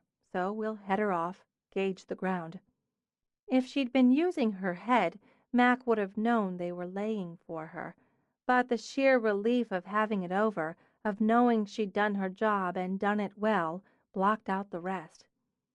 She lowered her camera as the limo glided down the drive. Quick meeting when we're clear, Parker announced. Listen, I'm behind at the studio. I'll copy your notes. It won't take long. We need to make sure everything's as it should be for the presentation tomorrow. Good evening. Drive safely. Parker smiled at a group of departing guests. I think that's about the last of them. Let's do the sweep. Take the second floor, will you? Annoyed, Mac stomped upstairs. She wanted to go home, damn it. She wanted to be alone, to work, and she wanted to work until her eyes blurred. Then she wanted to go to bed and sleep off this misery. But no, everything had to be in place first. It was Parker law. The subs had set the bride's and groom's suites to rights again, but she checked the bathrooms just in case. They'd once found a wedding guest curled up asleep in the clawfoot tub in the bride's space the morning after an event. While she finished the security check, she considered ducking out one of the side doors to avoid the meeting, but that would just piss the rest of them off, and they'd come after her. She didn't want another confrontation, another emotional scene. Over my quota already, she thought. So she'd be a good girl, do the post-event roundup, get through the briefing for tomorrow's proposal. Better anyway, she decided. Less time to think. Thinking was far down the list of activities she wanted to pursue. It didn't surprise her to see Laurel setting up tea and finger sandwiches. Vow's meetings traditionally included food and beverage of some sort. Nice event, Laurel said casually. Nobody punched anybody in the face. No booting in the shrubbery, and as far as we know, no one used any of the facilities for inappropriate sex. Sunday events tend to be tame. Emma slipped out of her shoes and stretched. You forget the Greenberg-Fogelman wedding. Oh, yeah, that had all of the above and more. Unable to sit, to settle, Mac wandered to the window. It's starting to snow. At least it waited until we were clear. Which we are, Parker said as she came in. Cleaning crews starting on the ballroom. Mrs. Seaman may want another look around tomorrow, so we need to shine. Laurel, menu? An assortment of mini pastries, coffee, tea, fresh orange juice, to be followed during my presentation, which is the final, with the cake tasting. We'll also have an assortment of chocolate with the B&G's names or monogram in gold. I've used various styles. I've got both photographs and sketches of cakes, wedding and grooms, as well as some suggestions should they want to do guest cakes. The same with options for the dessert bar. I have gift boxes of the chocolate to give to the bride and her mother, and a couple extra in case someone else comes along. I'm covered. Okay, Emma? The bride likes tulips and indicated she wanted them as her signature flower for the event. I'm going garden wedding since it's an April affair. I'll have masses of tulips, clear glass vases, varying shapes and sizes in here, and roses, of course. I'm putting together arrangements, spring colors, scents, plus boutonnieres. White tulip with a little sprig of lavender to set it off. I've done 3 silk bouquets designed specifically for her, and I'll have one that pushes on her tulips, because that's the one I think she'll go with. If she goes, that is.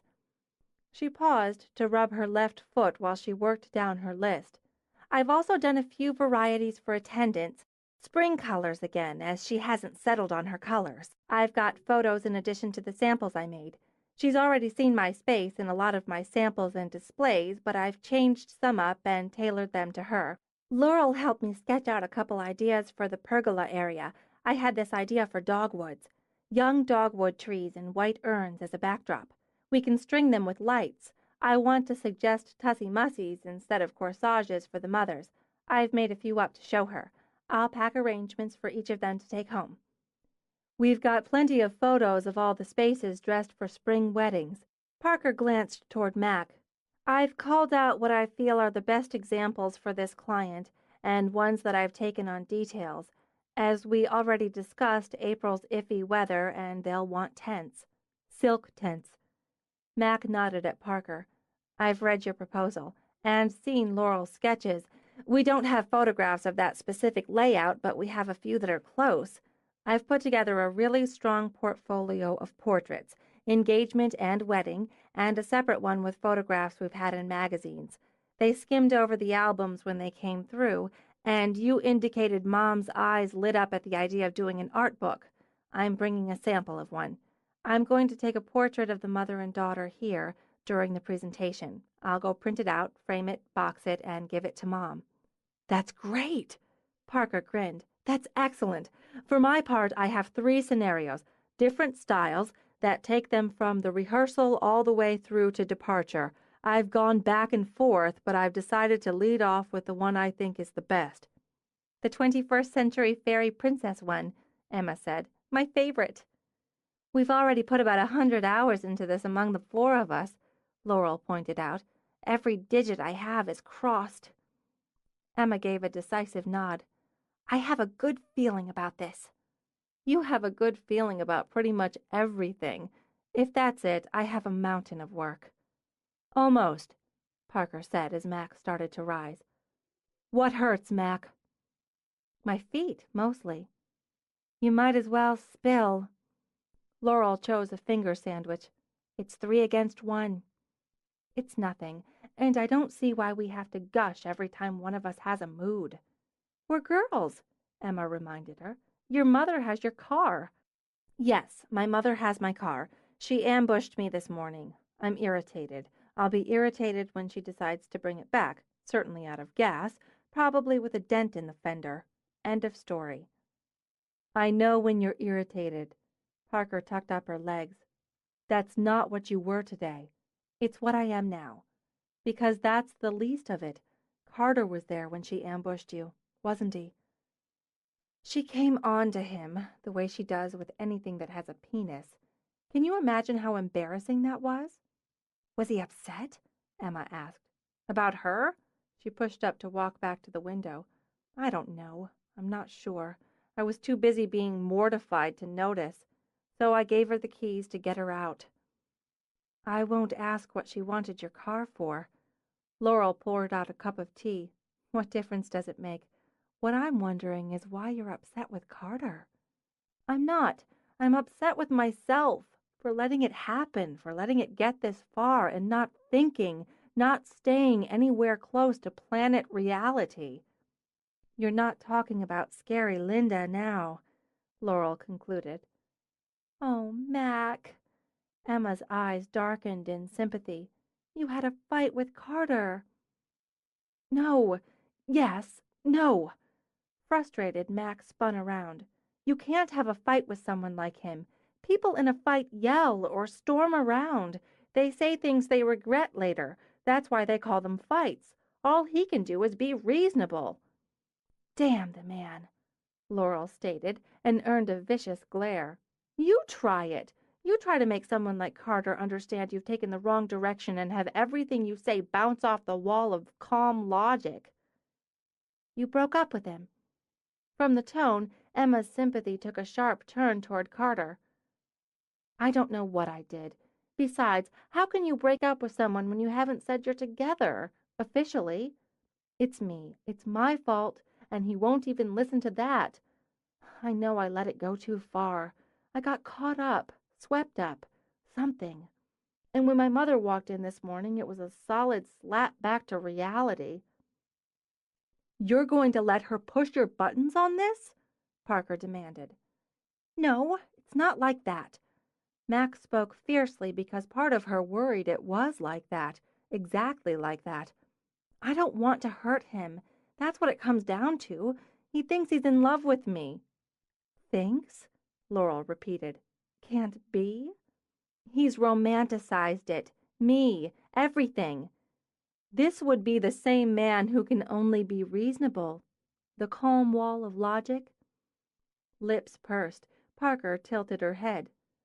"But about you he's stuck in fantasy?" "He can have layers," Mac argued, suddenly feeling tired and defeated. "I think the question on the table should be not how Carter feels or doesn't feel about you, but how you feel or don't feel about him. Are you in love with him, Mac?" Mac stared at Parker. "I care about him. That's the point." "I call evasion," Laurel said. "It's a question that can be answered yes or no." "I don't know. I don't know what to do with all these feelings crammed inside me. He walks into my life, smacks his head into the wall, and I'm the one who's dizzy. You said he wasn't my type. Right off the bat you said that, and you were right. Actually, I think that's one of the rare times I've been wrong. But you have to decide that for yourself. What'll piss me off, Mac, what'll disappoint is if you use Linda as your yardstick when it comes to love, because she doesn't even rate a measure. I need some time, that's all. I need time to find my balance, my rhythm. I can't seem to find either when I'm around him." "Then take it," Parker advised. "Be sure." "I will. I have to be. One thing, if he loves you, I'm on his side." Catherine Seaman arrived with her daughter Jessica at exactly 10 Monday morning. It was the sort of punctuality, Mac knew, that would warm Parker's efficient heart, but she found it just a little scary. Overwork, nerves, and emotional turmoil roiled an uneasy mix in her belly as she sat with her partners and potential clients in the parlor. Emma's flood of tulips brought spring into the room even as the crackling fire in the hearth warmed it. Parker had set up her grandmother's gorgeous Meissen tea and coffee sets, the Waterford crystal, and Georgian silver, all the perfect complement to Laurel's glossy pastries.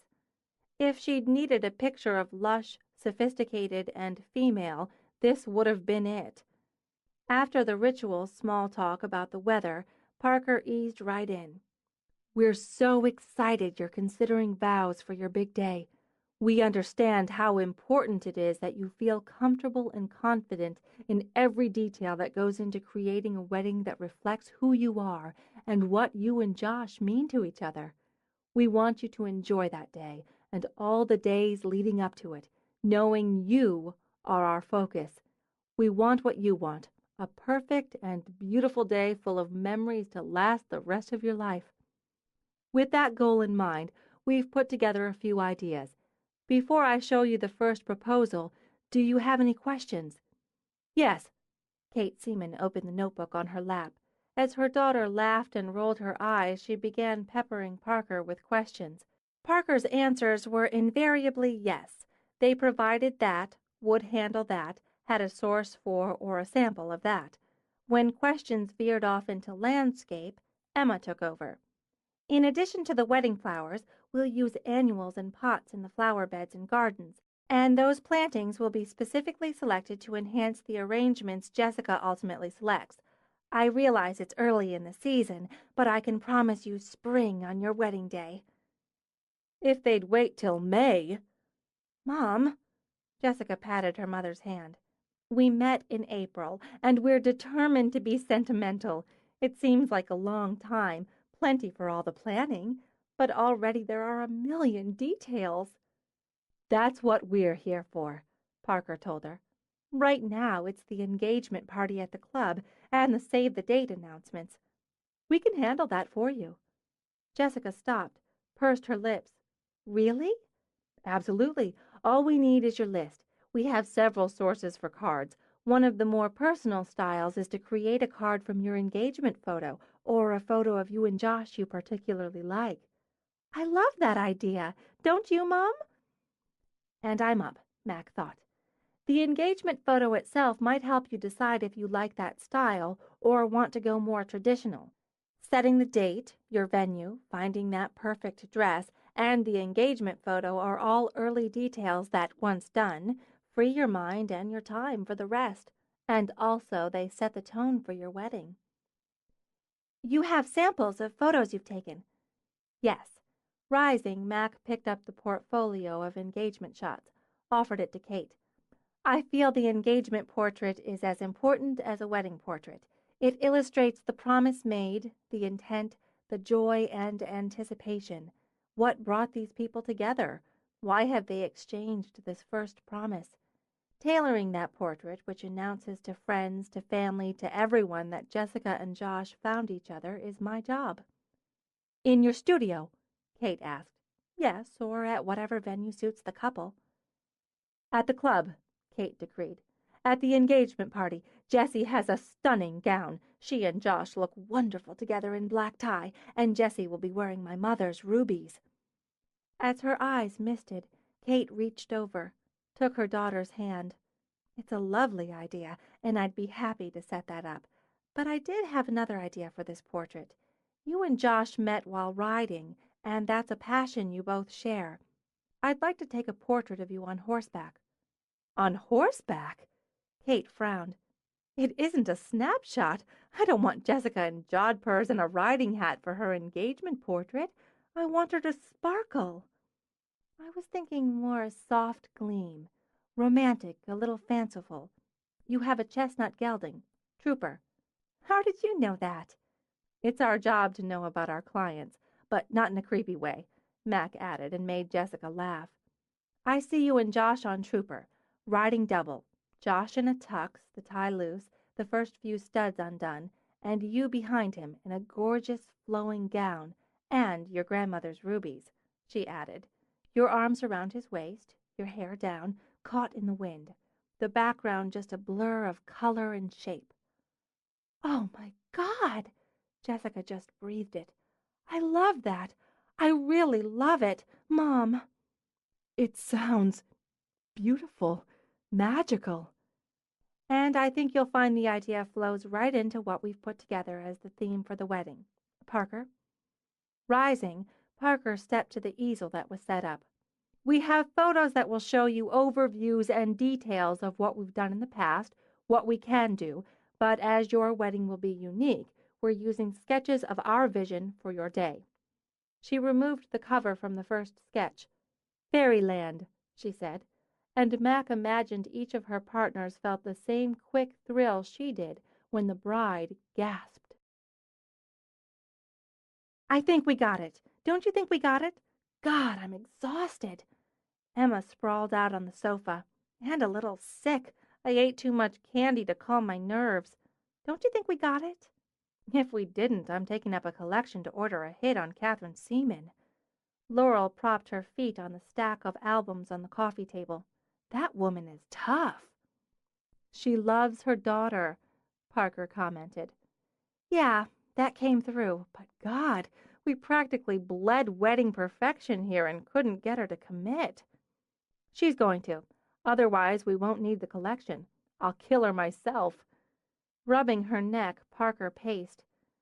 She needs to think it over, discuss it with her husband, just as Jessica has to talk it over with Josh and get his take. That's reasonable. That's normal. Kate drives the train, Mac pointed out. I think she just wants to torture us. She was completely sold on the Royal Palace wedding cake. Laurel gnawed her lip. You think? I was watching her. I started watching her like a cat watches a mouse. Or maybe I was the mouse and she was the cat. But I was watching her. Her eyes gleamed over that cake. I could hear her thinking, nobody's getting that palace of a cake but my baby girl. We hit every note.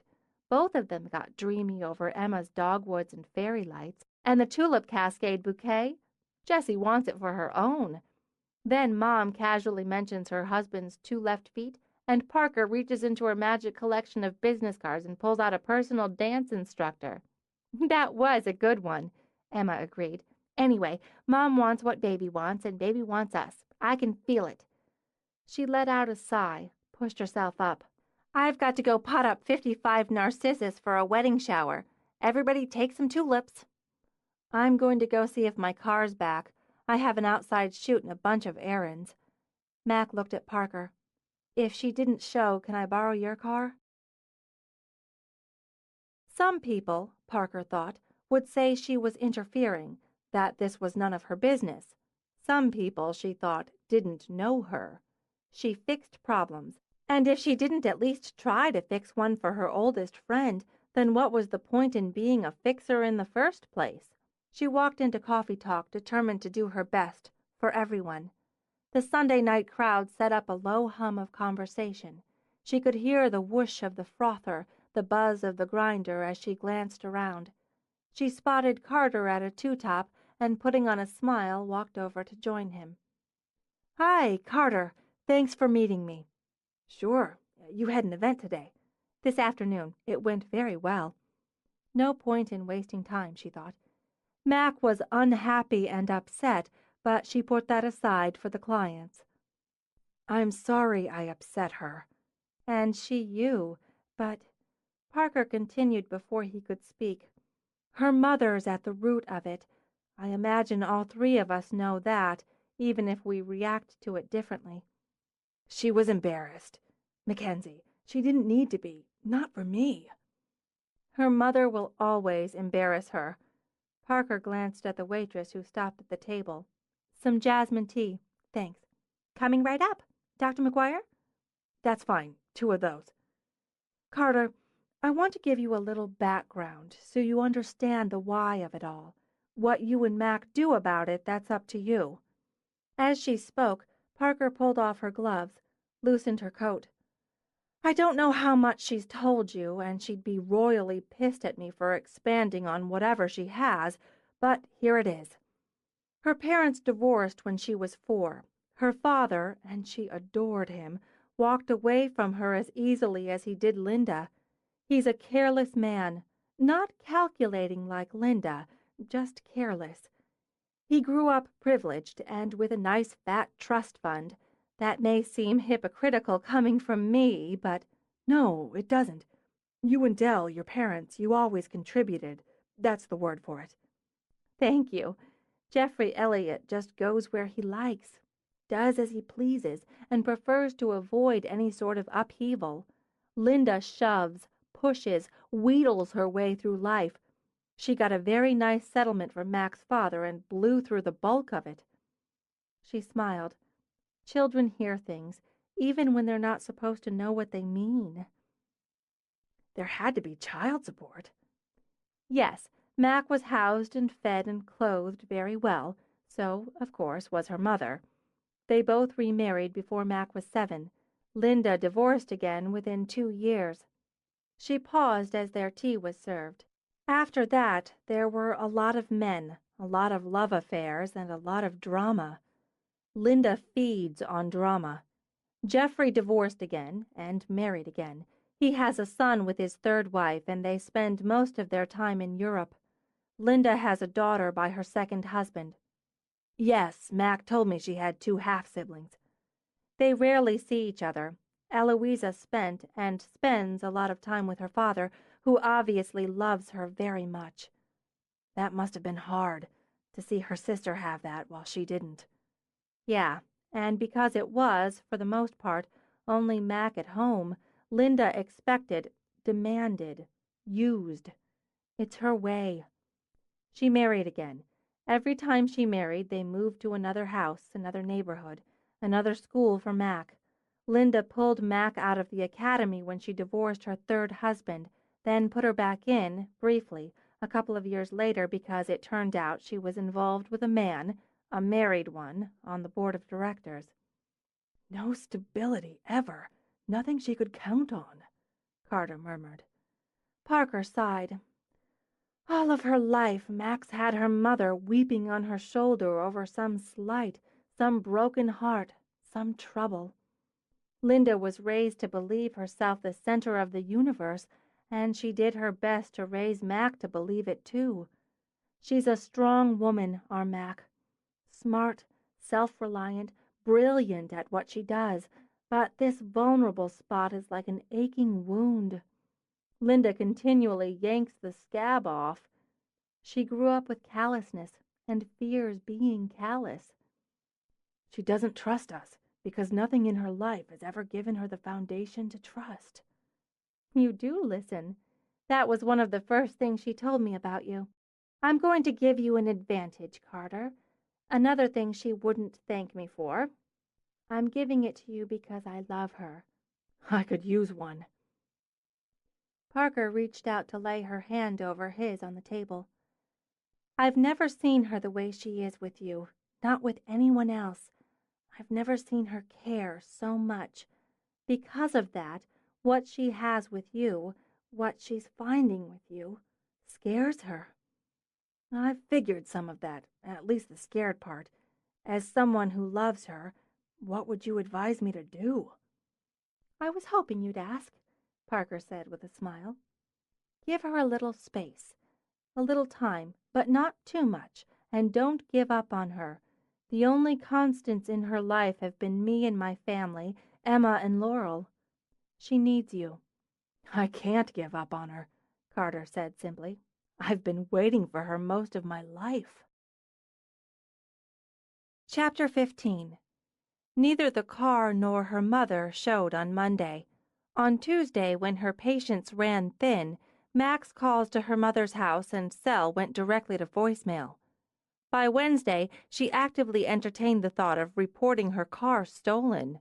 But then she'd just have to bail her mother out of jail. So she went over to the main house to mooch breakfast. Parker's on an emergency house call. Saturday's bride woke up with a zit or something. Emma's waiting on an early delivery, so it's just you and me. Does that mean there won't be pancakes? I don't have time for pancakes.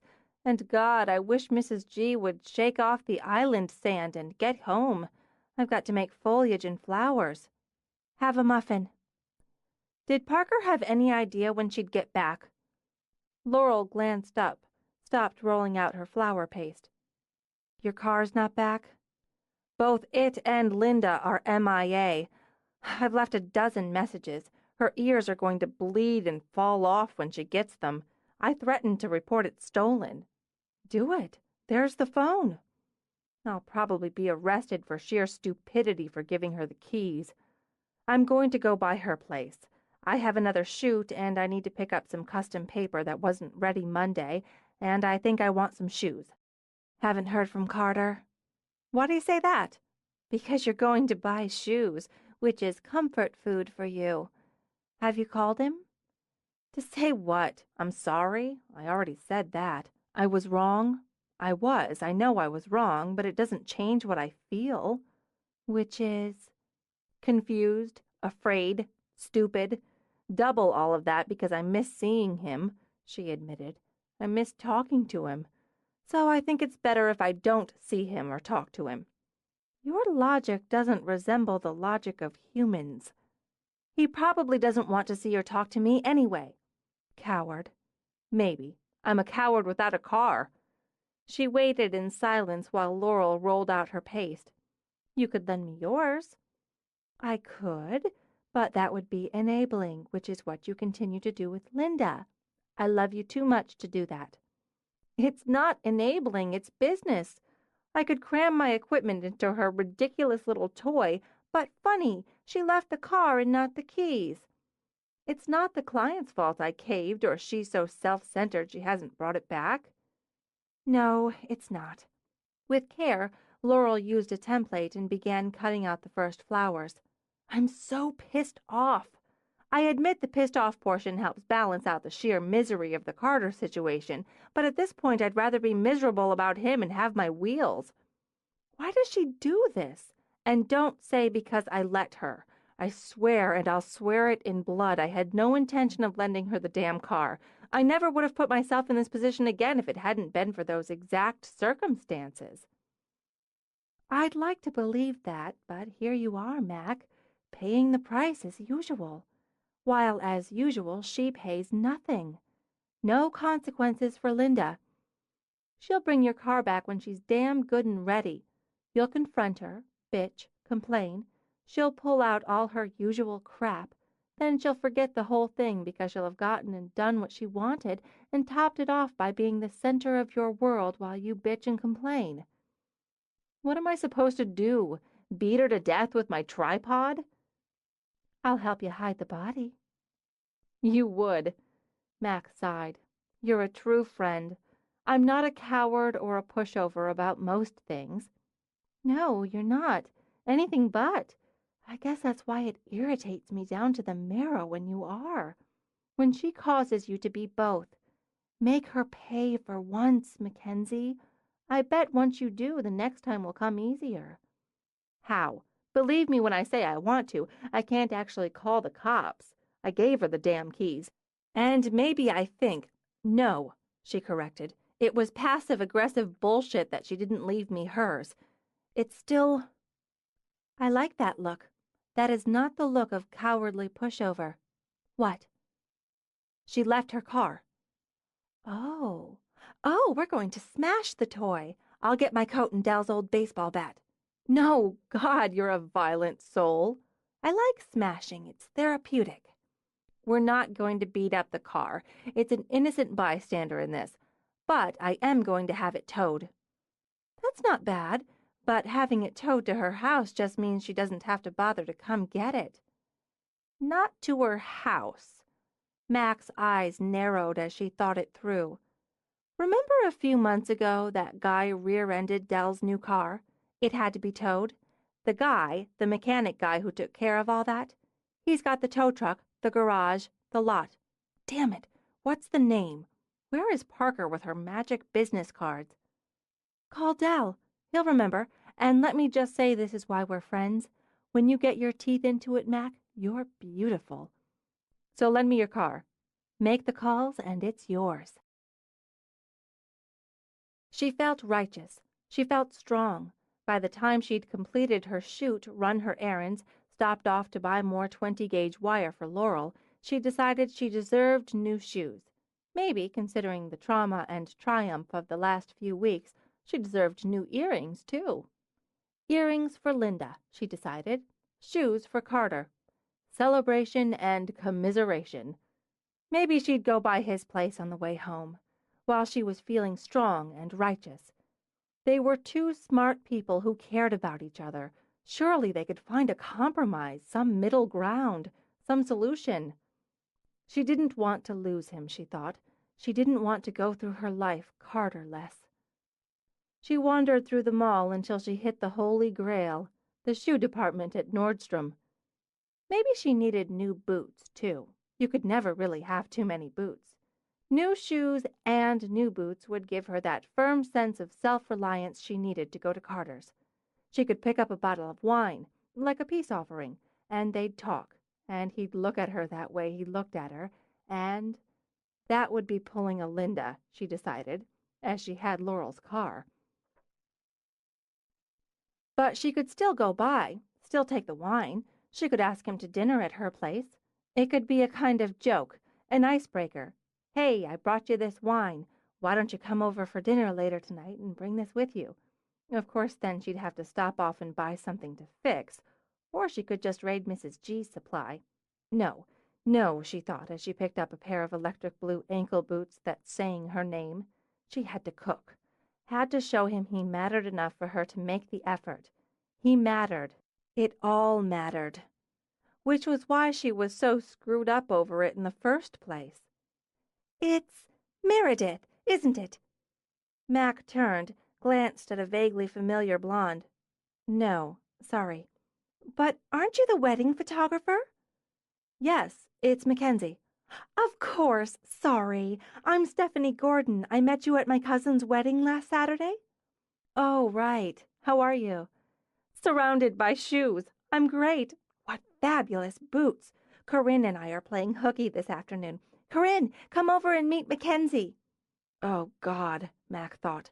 How could fate hand her fabulous boots and a kick in the ass at the same time? "Corinne, this is Mackenzie. She's a wedding photographer and a very good friend of Carter's." "Oh?" And Corinne was perfect, Mac thought. So make that a kick in the ass along with a slap in the face. She glided over in exquisite red peep-toe pumps with her glossy dark hair spilling in romantic curls to her shoulders. Eyes, deep and sultry, scanned Mac as her soft, shapely lips curved in a cool smile. "Hello." "Hi. Great shoes." "Yes, I think they're going to be mine." Even her voice was perfect, Mac thought bitterly, low and just a little throaty. "So, you know Carter McGuire?" "Yes, we went to high school together, for a while." "Really?" Absently, Corinne picked up a pair of kitten-heel slides. "He never mentioned you. We were involved for quite some time." "Corinne and Carter," Stephanie said cheerfully. "It was practically one word. It's so funny running into you like this. I was just telling Corinne I'd heard Carter was seeing someone and that I'd seen you together at Brent's wedding." "Funny." "And how is Carter?" Corinne asked as she set the slides back down. "Still buried in his books?" "He seems to have time to come up for air." "Haven't been seeing him very long, have you?" "Long enough, thanks." "You two should compare notes." Stephanie gave Corinne a friendly hip bump. "Corinne could give you a lot of pointers where Carter's concerned, Mackenzie." "Wouldn't that be fun? But I like the discovery. Carter's a fascinating and exciting man, entirely too much of one for notes. Excuse me, I see a pair of slingbacks with my name on them." As Mac aimed for the other side of the department, Stephanie arched her eyebrows. "Exciting? Carter? He must have evolved since you dumped him, Cor. I have to say he did look on the hot side when I saw him Saturday. Maybe you should have hung on there a bit longer." "Who says I can't have him back if I want him?" She looked down at the pumps. "In fact, I may take my new shoes on a little visit." Stephanie snickered. "You're a bad girl." "What I am is bored." She frowned over at Mac. She thought she should be the one to have those boots. They'd certainly look better on her than some skinny, orange-headed tight-ass. Besides, why should she have Carter? I saw him first. "I thought Carter bored you." "That was before." On a long sigh, Corinne sat, scanned the small mountain of shoes she was considering. "The trouble with you, Steph, is you're married. You've forgotten the thrill of the hunt, the competition, the score." She slipped off the pumps, slipped on a pair of spike-heeled sandals in metallic pink. "Men are like shoes. You're supposed to try them on, wear them a while, as long as they look good on you, then toss them in the closet and shop for more." She stood, angled to study the results in the mirror. "And every now and then you pluck something out of the closet, try them on again, and see how they look." She glanced over, scowled when she saw Mac trying on the blue boots. The one thing you don't do is let somebody else go rooting around in your closet. Routine, Carter thought, had its purpose. It got things done, offered a certain comfort, and kept hands and mind occupied. He hung up his coat, went to his home office to lay his evening's work on the desk. He checked his messages. There was a pang when Mac's voice failed to breeze into the room, but that was routine too. Parker had advised a little time and space. He'd give Mac more time, another day or two. He could wait. He was good at waiting, and more than anything, he realized, he wanted her to come to him. He went downstairs to feed the cat and make himself some tea. At the counter he drank the tea while he went through the day's mail, and he wondered if his life could be any more ordinary, any more stead. Would he find himself in this same loop, reed rut in another year? God, in another decade? He'd been comfortable enough before Mackenzie had re-entered his life. "It's not as if I'd planned to be alone forever," he said to the cat. "But there was plenty of time, wasn't there? Time to enjoy a certain routine, time to enjoy my home, my work, the freedom that comes from being single. I'm barely 30, for God's sake. And I'm talking to a cat, which is not how I want to spend my evenings for the rest of my life. No offense. But no one wants to merely settle, to be with someone because being alone's the only other option. Love's not some amorphous concept created for books and poetry and not attainable. It's real and vital, and it's necessary. Damn it, it changes things. Everything. I can't be what I was before I loved her. It's ridiculous for anyone to expect that." Having finished his meal, the cat sat, gave Carter a long stare, then began to wash. "Well, she's not as reasonable as you. I'll tell you something else while we're on the subject. I'm good for her. I'm exactly what she needs. I understand her. All right. No, I don't. I take that back. But I know her, which is a different thing altogether. And I know I can make her happy once she gets over being too pig-headed to admit it." He decided then and there she had another 24 hours. If she didn't come to him within that time frame, he'd just have to take control of the situation. He'd need a plan of some sort, an outline of what needed to be said and done. He rose to get a pad and pencil. "Oh, for God's sake, the hell with plans and outlines. We'll just deal with it." Annoyed, he slammed the drawer on his finger. Typical, he thought, sucking at the ache.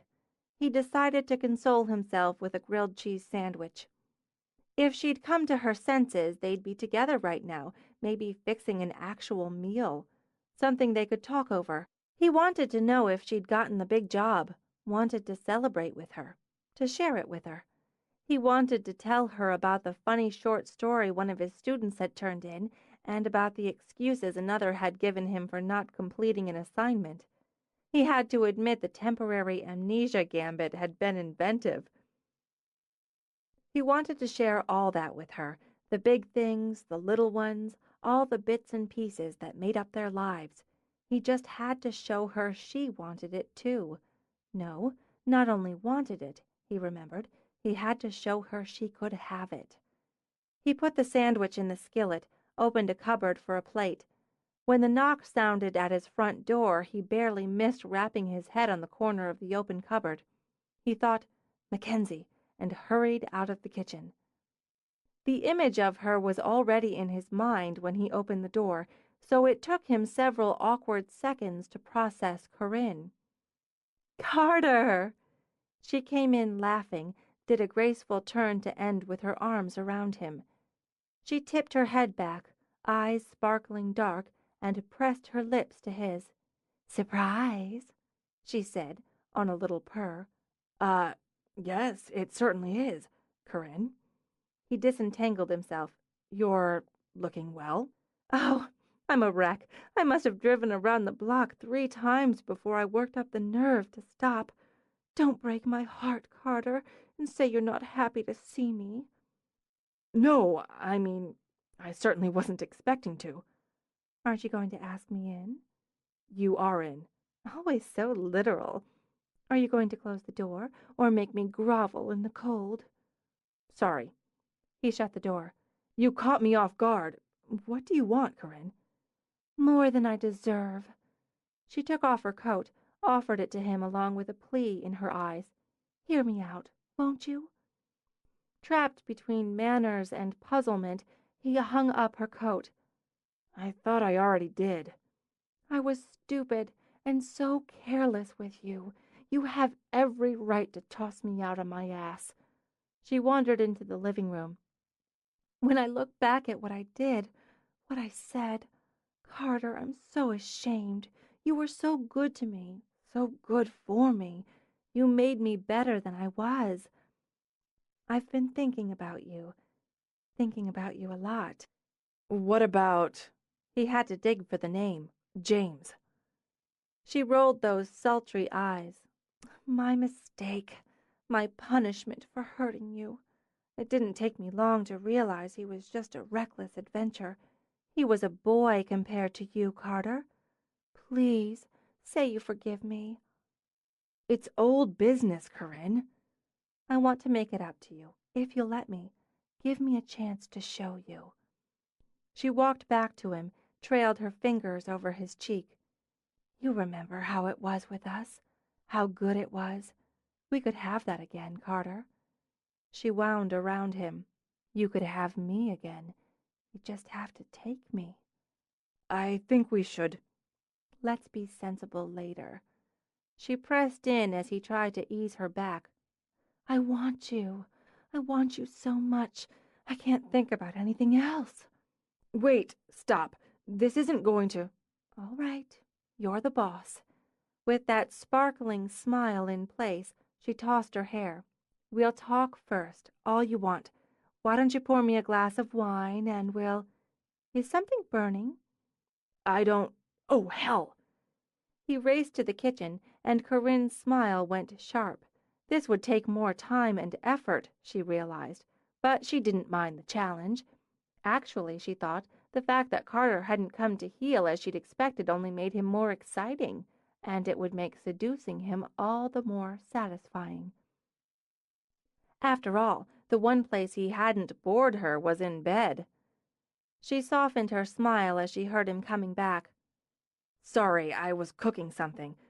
Corinne, I appreciate the apology and the offer, but sorry. He repeated at the knock on the front door. It's all right. I'll wait. With a shake of his head, Carter walked out to open the door. His brain, already on overload, hit the red zone when he saw Mac. Hi, peace offering. She held out a bottle of wine. I handled things badly, and I'm hoping you'll give me a chance to do better, if you're up for that. I thought maybe you could come over for dinner tonight. Maybe bring a bottle of wine? Hey, that's a nice label you've got there. Mackensie. Who is it, Carter? Not good, was all Carter could think. This could not be good, as Corinne strolled out. He saw shock rush over Mac's face. This isn't... Oh, wine! How nice! Corinne took the bottle from Carter's numb hand. Carter was just about to pour me a glass. Actually, Mackensie Elliot, this is Corinne Melton. Yes, I know. Well, enjoy the wine. No, don't! He all but leaped out the door to grab her arm. Wait, just wait, come inside. She shook his hand off. Are you joking? Grab me again, she warned. You'll have more than a bruise on your jaw. She stalked off to a car he realized wasn't hers as Corinne called out from the doorway. Carter, sweetie, come inside before you catch cold. Routine, he thought. Had he actually been worried about falling into the rut of routine? Mac stormed into the house. Where the hell is everybody? She shouted. We're back in the kitchen. We've been trying your cell, Emma called out. Get back here. You would not believe the day I had. First I run into Carter's sexy ex in the shoe department at Nordstrom, which nearly spoiled my petty pleasure in having my mother's car towed.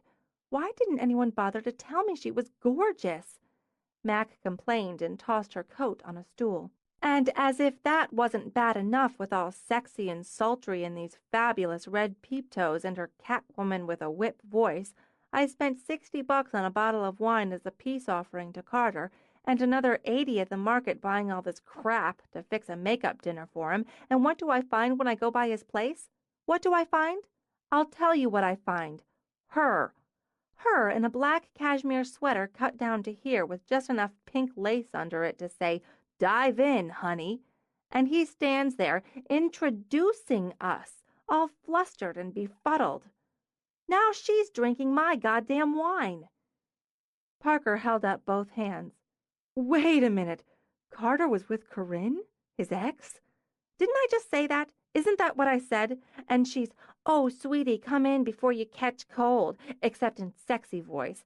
And he was cooking something. I could smell it. It smelled like burnt toast, but still. We have one little disagreement, and he's making her burnt toast and pouring her my wine? I can't see Carter jumping back there. Emma shook her head. No possible way. She was there, wasn't she, with her pink lace cleavage? If so, you should have kicked his ass, then hers, then taken your wine. Laurel moved over to give Mac a back rub. But I tend to lean with Emma. Let us travel back to the shoe department at Nordstrom. First, did you buy any? Shoe department, Nordstrom, what do you think?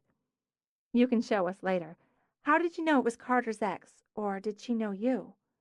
She had that what's-her-name with her, cousin of the groom from Saturday's event. She recognized me, and they're both giving me the once-over, which I resent, I seriously resent, and the what's-her-name is giggling, and you two should compare notes, asinine bitch. And doesn't it strike you as strange and coincidental, Parker said, that the evening of the same day you just happened to find her at Carter's? Does no one else smell plot? Laurel and Emma raised their hands. Oh, Jesus Christ! Disgusted, Mac lowered to a stool. She played me. I was too stunned and mad and, okay, jealous to see it. But what? She didn't know I was going over there, so... I think that was just icing. I know her a little, remember? Emma reminded Mac. She's always had the I want what you want, but more I want yours. She probably went over just to see if she could take him away from you, and then... I give her a bottle of wine. Mac dropped her head in her hands. I'm an idiot. No, you're not. You're just not mean and calculating like she is. And neither is Carter, Parker said. He wasn't with her, Mac. She was just there. You're right. You're absolutely right. And I walked away, left her the field. But he introduced us. Mishandled, I'll grant you, Parker nodded. What do you want to do? I don't know. It's too much. Emotionally exhausting. I guess I'll eat ice cream and sulk. You could eat caviar and celebrate. Mac frowned at Parker. Celebrate what? The idiocy that is relationships? No, the triumph of Val signing a contract for the Seaman wedding. We got the job. Yay. No, sorry, give me just a minute to change gears. She scrubbed her hands over her face, tried to shove down the sick anger and find the triumph. We actually got it? We got it, and we've got Cristal and Beluga to prove it. We've been waiting for you so we could pop this cork. What a strange day. Mac pressed her fingers to her eyes. What a hell of a strange day. And you know what? This is a really good way to end it. Open that big boy, Parker. Once it pops, this is officially a no-sulking zone. Already done. She pushed to her feet. I feel a happy dance coming on. Pop it. At the celebrational sound, Mac let out a cheer. To us. Parker lifted her glass. Best friends ever, and damn smart women. They clinked. They drank. And Mac thought she could get through anything that came, as long as she had them. Chapter 16. Bob stared at Carter across the table in coffee talk, his eyes glazed, his jaw slack. Holy shit! She didn't answer the phone. After I finally got Corinne out of the house, I called. Her house, both lines, her cell. She wouldn't answer. I thought about just going over, but if she didn't answer the phone, she thought I'd... She shouldn't have thought that, but given the situation at the time, I can't blame her. Not really. He brooded into his green tea. I need to explain. Obviously, I need to explain. But I'm out of my depth here. I don't know where to start. You have two women after you. Two! Man, Carter, you're a dog. You're the big dog. For God's sake, Bob, you're completely missing the point. Not me, pal. The slack jaw had morphed into a grin of pure admiration. The point is, two hot chicks got it for you. Plus, I heard you had a thing going with Parker Brown. A trio of hot. What? Who? No. Where did that come from? You were cozy right here at the talk the other night. At the talk, people talk. God, when did this turn into a soap opera? We had coffee and talked about Mackensie. We're friends. Just. Only. Hardly even that, really. That's good. Bob issued his wise nod. Because I was going to tell you that, man. You never date girlfriends. It's not only not cool, but it's lethal. They'll rip you up, then go shopping together. That's good to know, Bob. Carter watched the sarcasm float harmlessly over Bob's head. But I'm not dating Parker, and since when can't a man and a woman have tea, together in a public place without... Never mind. As he felt a headache coming on, Carter let it go. It just doesn't matter. Right, back on topic. Two hot chicks squaring off over the cart man. I bet if the redhead had come in, you'd have had a chick fight. Chicks fighting over you, Carter? Bob's eyes went bright with fantasy. You're the big bad dog. I don't want to be the dog. There was a reason he'd kept the incident to himself through the workday. But what madness had overtaken him to make him believe he could get reasonable advice out of Bob anywhere, any time? Try to stay with me on this, Bob. I'm trying, but I keep getting flashes of the girl fight. You know, with the rolling around on the floor and ripping each other's clothes. Bob lifted his skinny cinnamon latte. It's pretty vivid. There was no fight. There could have been. Okay, so you don't want to try juggling the two of them. Me, I think you've got the skills for that, but I'm sensing you want me to help you figure out which one to pick. No. Carter dropped his head in his hands. They're not ties, Bob. This is not a comparison study. I'm in love with Mackensie. Seriously? Well, hey, you never said you had the big L for her. I thought you just had a thing. Rubbing his chin, Bob sat back. This is a different equation. How pissed off was she? Take a guess, then double it. Bob nodded wisely.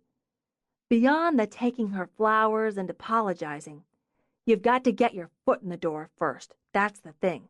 Something like this, when you're the innocent party, you are an innocent party, right? Bob, okay, you're going to have to let her kick your ass first. That's my advice. Considering, Bob sipped his latte. Then you've got to tell her how you're innocent. Then you've got to beg. You're going to want to top it off with something that sparkles in a case like this. Jewelry? A bribe? You don't look at it like a bribe. It's an apology. It doesn't matter that you didn't do anything, Carter. It never does. You want this to go away. Get things back. Get her back and have sex with her again in this decade. You spring for something shiny. It's coming up on Valentine's Day anyway. That's shallow and manipulative. Damn right. Carter laughed. I'll keep the something shiny as a backup plan, but I think you're right about the rest, especially letting her kick my ass first. It looked bad. It looked very bad. Did you take the brunette for a tumble? No, God. Then you're a righteous man. Remember that. You're a righteous man, Carter. But you're also the big bad dog. I'm proud to know you. In her studio, Mac finished a set of proofs. She boxed them for the client, along with a price sheet, her business card, and a list of options. She glanced at the phone and congratulated herself for having the spine not to return Carter's calls. Maybe Corinne had been playing games. Probably she'd been playing games, but he'd still been on the field. It would take more than a couple of apologetic phone calls to make up for that. Besides, if he hadn't done anything, what was he apologizing for? Didn't matter, she reminded herself. She was going to reward herself for a productive day with a bubble bath, a glass of wine, and an evening of popcorn and TV. An action movie, she decided, where lots of things blew up and there was absolutely not the slightest whiff of romance. She set her completed work in a Vow's shopping bag for delivery, then whirled around as she heard her door open. Linda, in full spitting rage, stormed in. "How dare you! How dare you have my car towed to some second-rate garage? Do you know they expected me to pay $200 to release it? You'd better write me a check right this minute." Okay, Mac thought. There's the bell for this round, and for once I'm ready. Not on your life. Give me my keys. I'll give you your keys when you give me my $200. Mac stepped forward, grabbed her mother's purse, and emptied the contents on the floor. Linda's utter shock gave Mac time to crouch down, shove through the debris, and pocket her keys. "How dare I?" Mac said coolly. "I dare because you borrowed my car on Sunday, because you didn't return it or my calls for 5 days. I dare because I'm finished being used and abused. Believe me when I say I'm finished. I'm done. This stops now." "It snowed. You could hardly expect me to risk driving home from New York in a snowstorm. I could have had an accident. I could have—" "Called," Mac interrupted. "But leaving that aside, there was no storm. There was a dusting, less than 1/4 of an inch. That was Sunday. Ari wouldn't hear of me driving home. He invited me to stay over, so I did." She shrugged it off. "We spent a few days together. We went shopping, to the theater. Why shouldn't I have a life?" "You're welcome to one. Have it somewhere else." "Oh, don't be such a baby, Mackensie. I left you my car." "You left me a car I couldn't use, even if you'd bothered to also include the goddamn keys." "An oversight. You pushed me out the door so fast that day, it's no wonder I didn't remember. Don't swear at me." She burst into tears, lovely drops spilling copiously out of shattered blue eyes. "How can you treat me this way? How can you begrudge me a chance for happiness?" It won't work, Mac told herself, even as her stomach cramped. Not this time. "You know I used to ask myself those questions, reversing the you and me. I've never been able to find the answer." "I'm sorry. I'm sorry. I'm in love. You don't know what it's like to feel this way about someone. How it takes over everything else so it's only the two of you. It was just a car, Mackensie." "It was just my car." "Look what you did to mine!" Even with tears still gleaming on her cheeks, the outrage came through. "You had it towed to that grease pit, and that horrible man is holding it hostage." "So pay the ransom," Mac suggested. "I don't know how you can be this mean to me. It's because you never let yourself feel. You take pictures of feelings. You don't have them. Now you're punishing me because I do." Okay. Mac crouched again, scooped, shoved, pushed the scattered contents on the floor back into her mother's bag. "I have no feelings. I'm a horrible daughter, and in that vein, I want you to leave. I want you to go." "I need the money for my car." "You're not getting it from me." "But you have to." "No." She shoved the bag into Linda's hand. "That's the thing, Mom. I don't have to, and I'm not going to. Your problem. You fix it." Linda's lip trembled. Her chin quivered. Not manipulation, Mac thought. Not entirely. She felt what she felt, after all, and believed herself the victim. "How am I going to get home?" Mac picked up the phone. "I'll call you a cab." "You're not my daughter." "You know, the sad thing for both of us is I am." "I'll wait outside, in the cold. I'm not going to stand in the same room with you for another minute." "They'll pick you up in front of the main house." Mac turned away, shut her eyes as she heard the door slam. "Yes, I need a cab at the Brown estate, as quickly as possible." With her stomach in ugly knots, Mac walked over and locked her door. She'd need to add aspirin to that post-workday relaxation plan, she thought. A whole bottle ought to just about do it. Maybe she'd take the aspirin and lie down in a dark room, try to sleep off the feelings she apparently didn't have. She took the aspirin first, washed it down with a full glass of icy water to try to soothe the rawness in her throat. Then she simply sat down on the kitchen floor. That was far enough. She'd sit there until her knees stopped shaking, until her head stopped throbbing, until the urge to burst into wild tears passed. When the phone rang, she reached up, managed to grab it from the counter. She read the ID, answered Parker. "I'm all right. I'm here. I know, thanks, but I'm all right. I called her a cab. It'll be here in another couple minutes. Don't let her in." "All right. I'm here," she repeated. "Whatever you need." "Parker, she's never going to change, so I have to.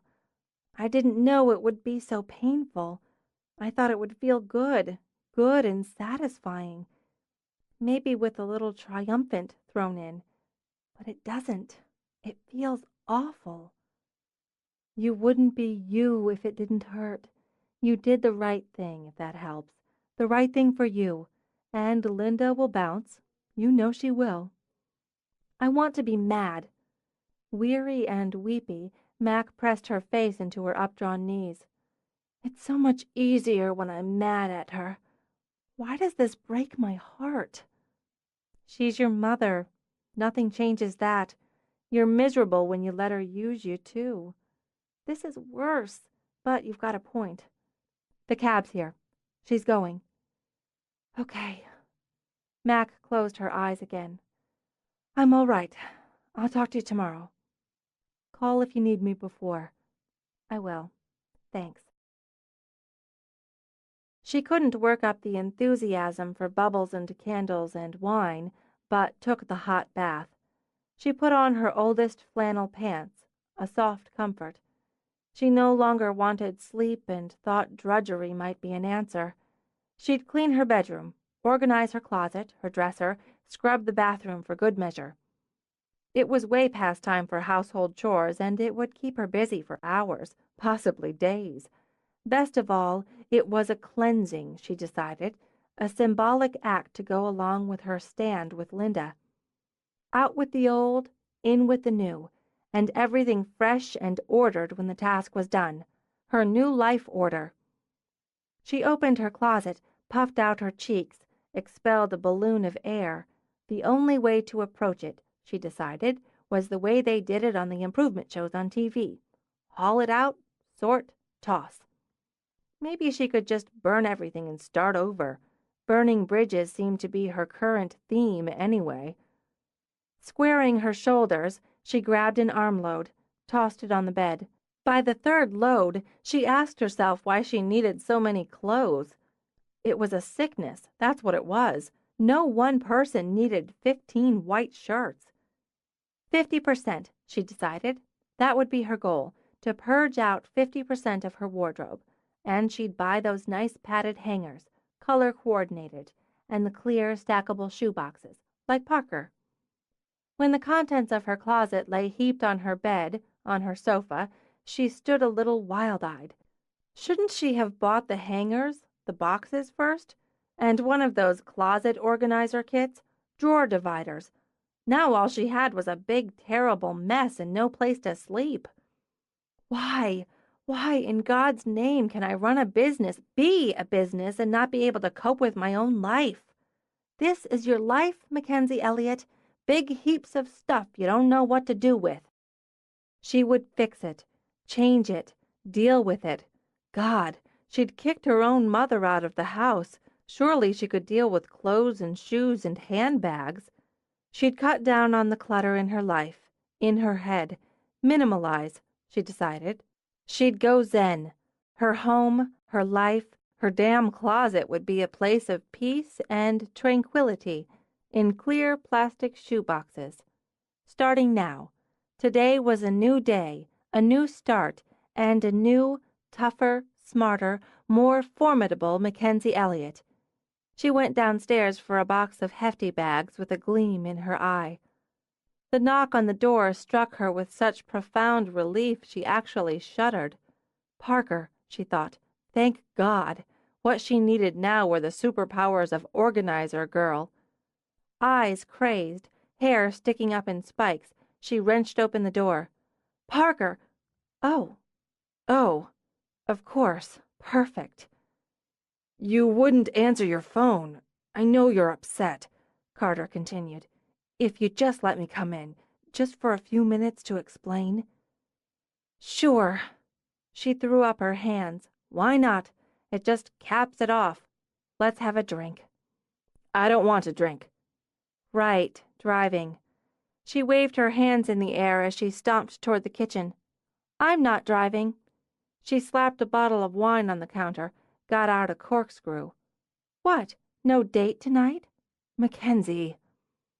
Somehow, she thought as she attacked the cork, he managed to make her name an apology and a mild scold. The guy had skills. I know how it might have looked, probably looked, how it looked. He stepped to the other side of the counter. But it wasn't.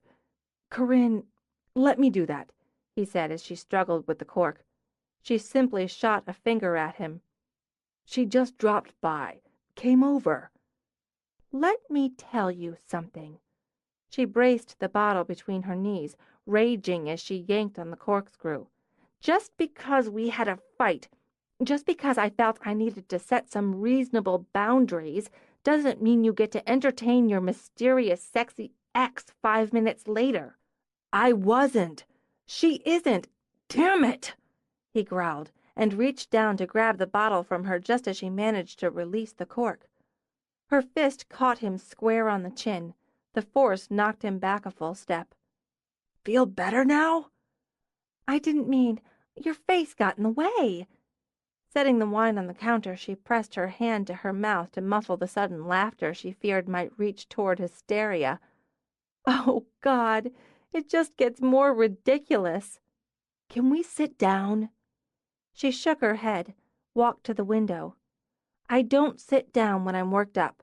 I don't have calm, reasonable discussions. So you think the second part is news to me? You left. You just ran off without giving me the chance to explain the situation. Here's one level. You're a free agent. We didn't agree or even discuss exclusivity. I assumed it was understood. We're sleeping together. Whatever the boundaries you may want, I'm with you. Only you. I expect the same. If that makes me traditional and priggish, it can't be helped. She turned back to him. Priggish, not a term you hear every day. And it doesn't, Carter. It doesn't make you priggish. It makes you decent. I'm trying to tell you that, on one level, I had absolutely no right to be upset. But that level is mostly bullshit. The other level is we had a disagreement, and when I came over to try to work it out with you, you were with her. I wasn't with her. She was there. She was there. You were pouring her wine. You gave her my wine. I didn't give her your wine. Well, that's something. I didn't give her any wine. There was no wine involved. I told her she had to go. I made her cry. Remembering, he rubbed the back of his neck. I sent her away in tears, and you wouldn't answer your phone. If you'd only waited, if you'd come in, given me a chance. You made polite introductions. He stopped, frowned at her. Yes. I nearly beat you to death with a damn bottle of wine for that. Oh, hello, Mac. This is the woman I lived with for nearly a damn year who I'm so careful to tell you as little as possible about. And she's standing there with her cleavage and perfect hair purring to you about pouring her a nice glass of the wine the idiot brought over.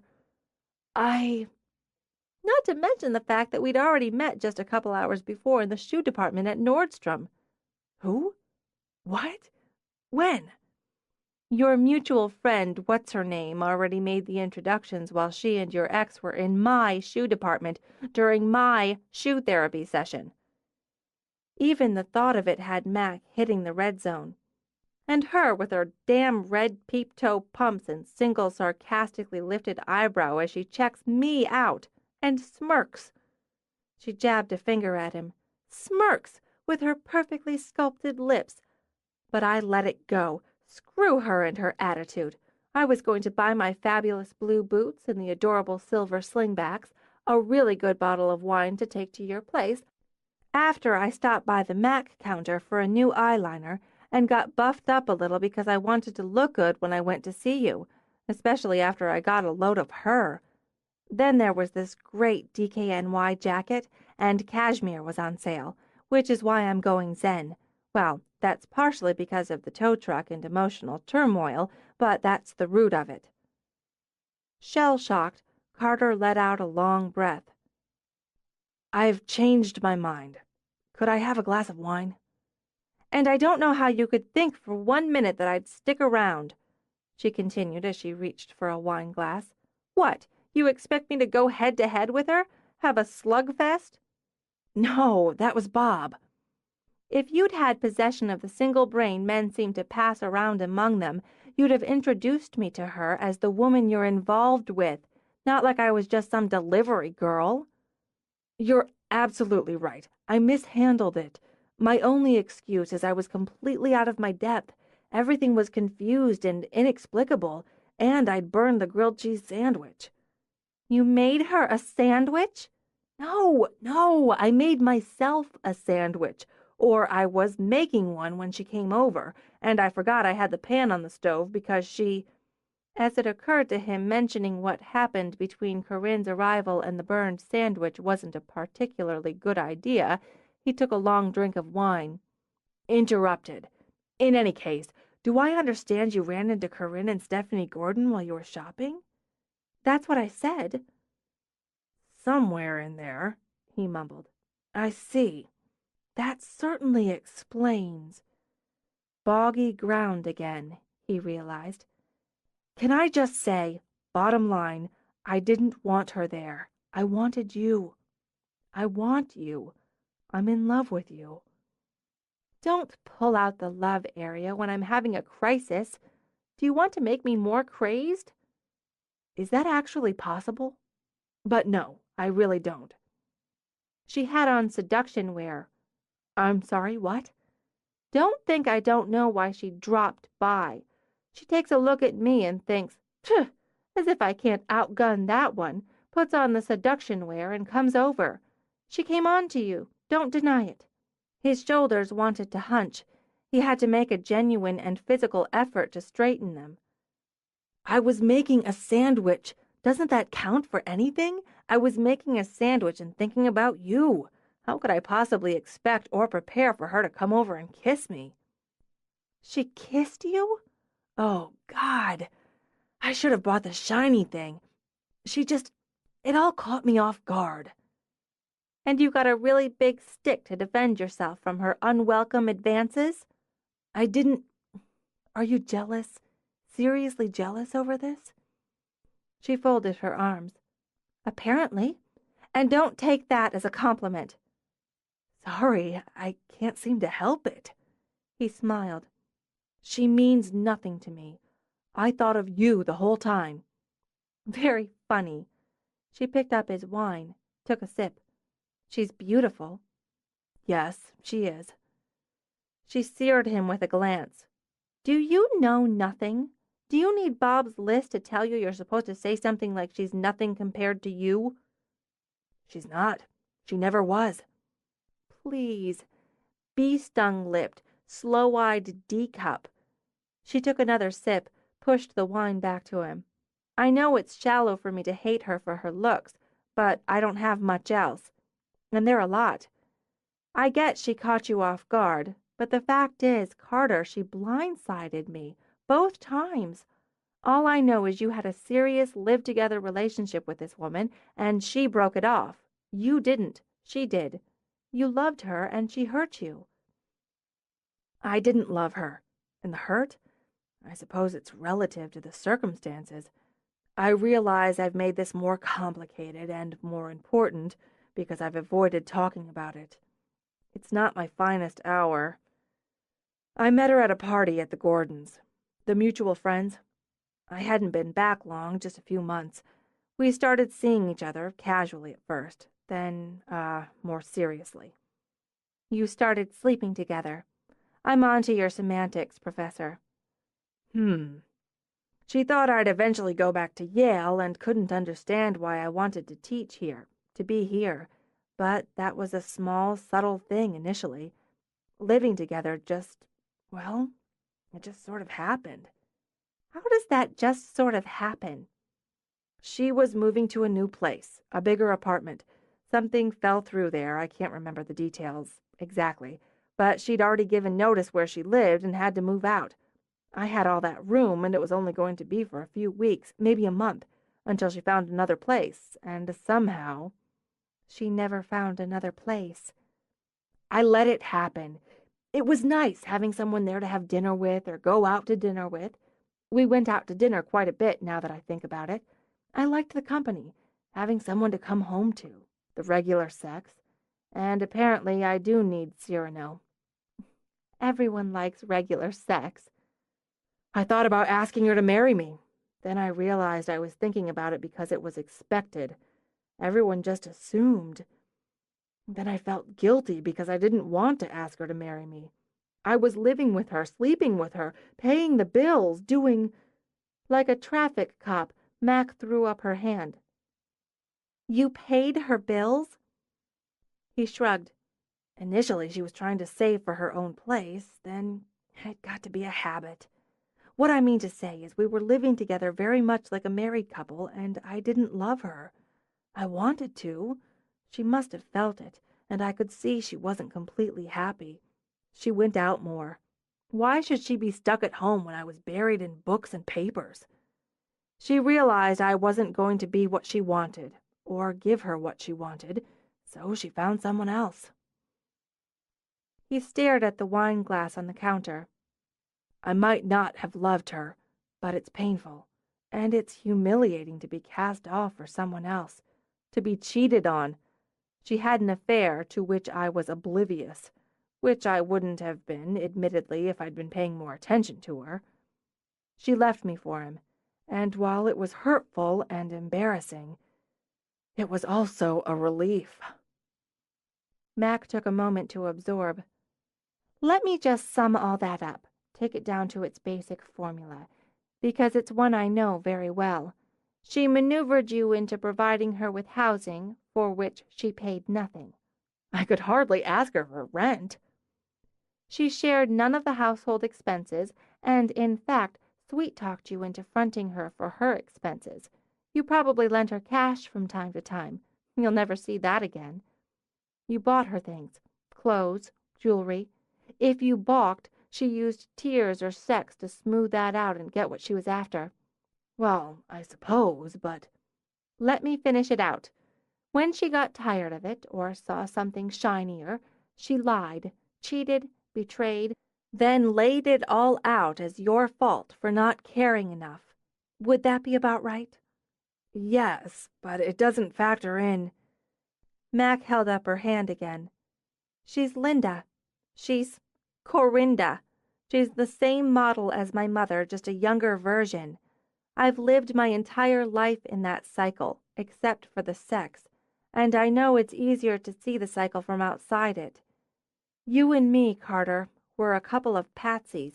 Worse, we let them convince us we're at fault for their selfish, demeaning behavior. If I'd known all this, I wouldn't have... Yes, I would. I'd have reacted exactly the same way because it's knee-jerk. It's the Linda factor. That doesn't erase the fact that I helped create the situation and let it continue when I didn't love her.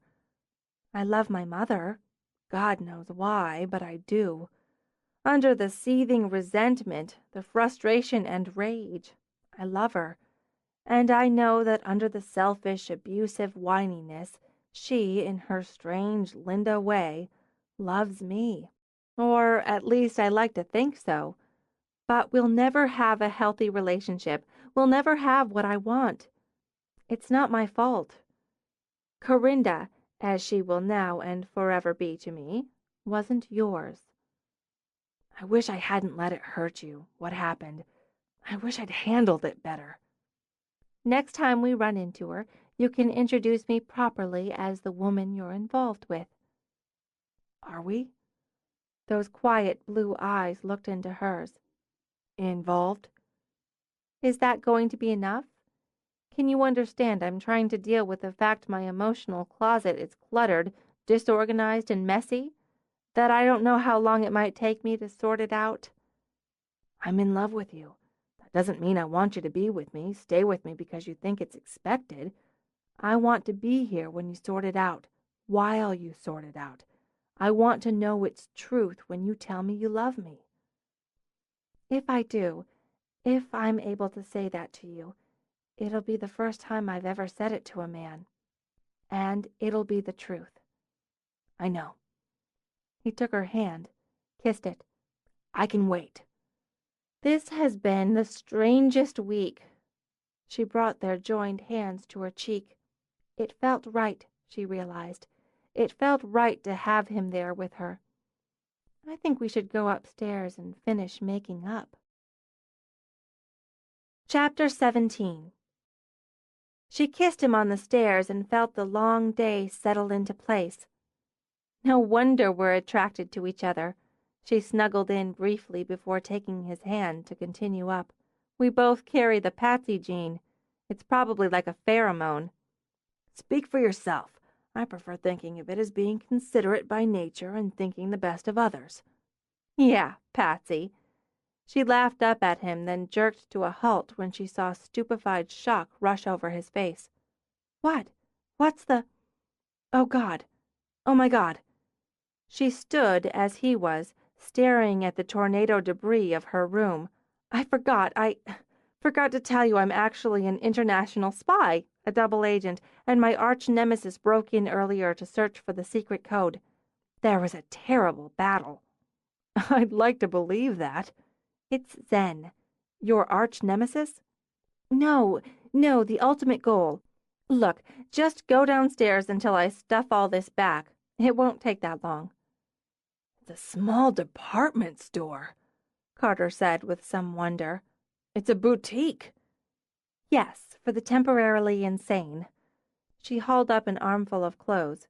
"Really, give me 10 minutes. It's not as bad as it looks." "I applaud your optimism. Mackenzie, I'm sorry what happened upset you this much." "How did you—" "I have 2 sisters and a mother. I recognize the signs of an angry cleaning spree." "Oh." She dumped the armload back on the sofa. "I forgot you have knowledge of the basic framework." "I'll help you put everything back, somewhere, since I was part of the problem." "No. Yes, yes, you were part of the problem, like the tip of the iceberg, but under the surface was the really massive rest of the iceberg," she decided. "Like Titanic's. You know, from my mother's mortifying visit up to Corinda." "You're really going to keep calling her that?" "Yes. Anyway, you know that part of it. But what set this off, the last twitch of the finger on the trigger, circles back to Linda." She walked to the bed this time, took an armload. "She didn't bring my car back, and because she didn't want to bring my car back, as that would have entailed bringing herself back when she was having a good time in New York, she didn't answer her phone." She turned after hanging up the load and found him behind her with another. "Thanks. She also neglected to leave me the keys to hers, so I couldn't have used it if I'd wanted to. By yesterday morning I was ready to do murder, but then I had a pep talk from Laurel, who takes no crap from anyone. I so admire that in her. After that, I had my mother's car towed to this garage, this mechanic's place." "That was brilliant. Appropriate consequences for inappropriate behavior." "That sounds so Dr. McGuire. Appropriate, maybe, but it's mean, too, especially since the guy knows Dell and agreed to charge Linda for the towing and the storage." "I take it since your car's out front she finally brought it back. She'd have been furious about hers being towed." And then some. It was ugly, very ugly, during which I learned even when you stand your ground, do what's right, it hurts. A fist in the face, you could say. she added with a small smile for him. And skipping over the details, I ended by calling her a cab and locking her out of the house. Good. She'll think twice before pulling something like that again. There's that optimism. It's so shiny. She never thinks twice, Carter. It's going to take a lot more of the same before we're done. It's on me to do it, to keep doing it, and to keep taking that fist in the face without giving ground. But you will. I have to. Anyway, I decided to work off the upset by cleaning up my mess. I made a bigger one first, but with the goal of decluttering and restructuring, which became symbolic for tossing out old habits and mindsets. So, she broke off as she churned with another armload and caught sight of herself in the mirror. Oh, Jesus, Jesus! I look like I escaped from the institution for the terminally sloppy and unkempt. Couldn't you have told me my hair looked like a couple of cats fought in it? I like your hair. She raked her fingers through it. You know, this is just one more world of irritating. I looked really good the night I came by your place. Those Mac girls know their stuff. Plus, I sprang for La Perla and I was wearing it. My credit card had a minor stroke, but now that we landed the seaman job, it'll recover nicely. Still, You got the job? He picked her off her feet, gave her a quick spin. Damn it! Almost the reaction I might have expected. I bought a bottle of champagne to celebrate with you when you got the job. I didn't bring it with me. You bought champagne to celebrate with me? She could all but feel her pupils take the shape of hearts as she stared at him. You're the sweetest man. We'll celebrate tomorrow. Event tomorrow night. First chance, then. Congratulations. This is major. Majorly major, to be redundant about it. Event of the year, and it's going to test all our skills, push us to develop new ones. You must. What's La Perla? Her smile spread slowly. Ah, so 2 sisters and a mother haven't taught you everything about the female. You still have a few things to learn, Professor. Go downstairs. I don't want to go downstairs. He lowered his head to nibble at her lips. I've missed you. Missed your face. Missed touching you. Look how we cleaned a spot off the bed. It looks just big enough. Downstairs. She pressed a finger at his chest, pushed him back. I'll tell you when to come back up. You'll thank me. Why don't I just thank you now and out? She gave him a shove. He paced the studio, studied her photographs, poked at bridal magazines. He wondered what the term was for what was running around inside him, this intense joy and ragged impatience. Mackenzie was upstairs, and that was wonderful. Mackenzie was upstairs, and he wasn't. That was making him crazy.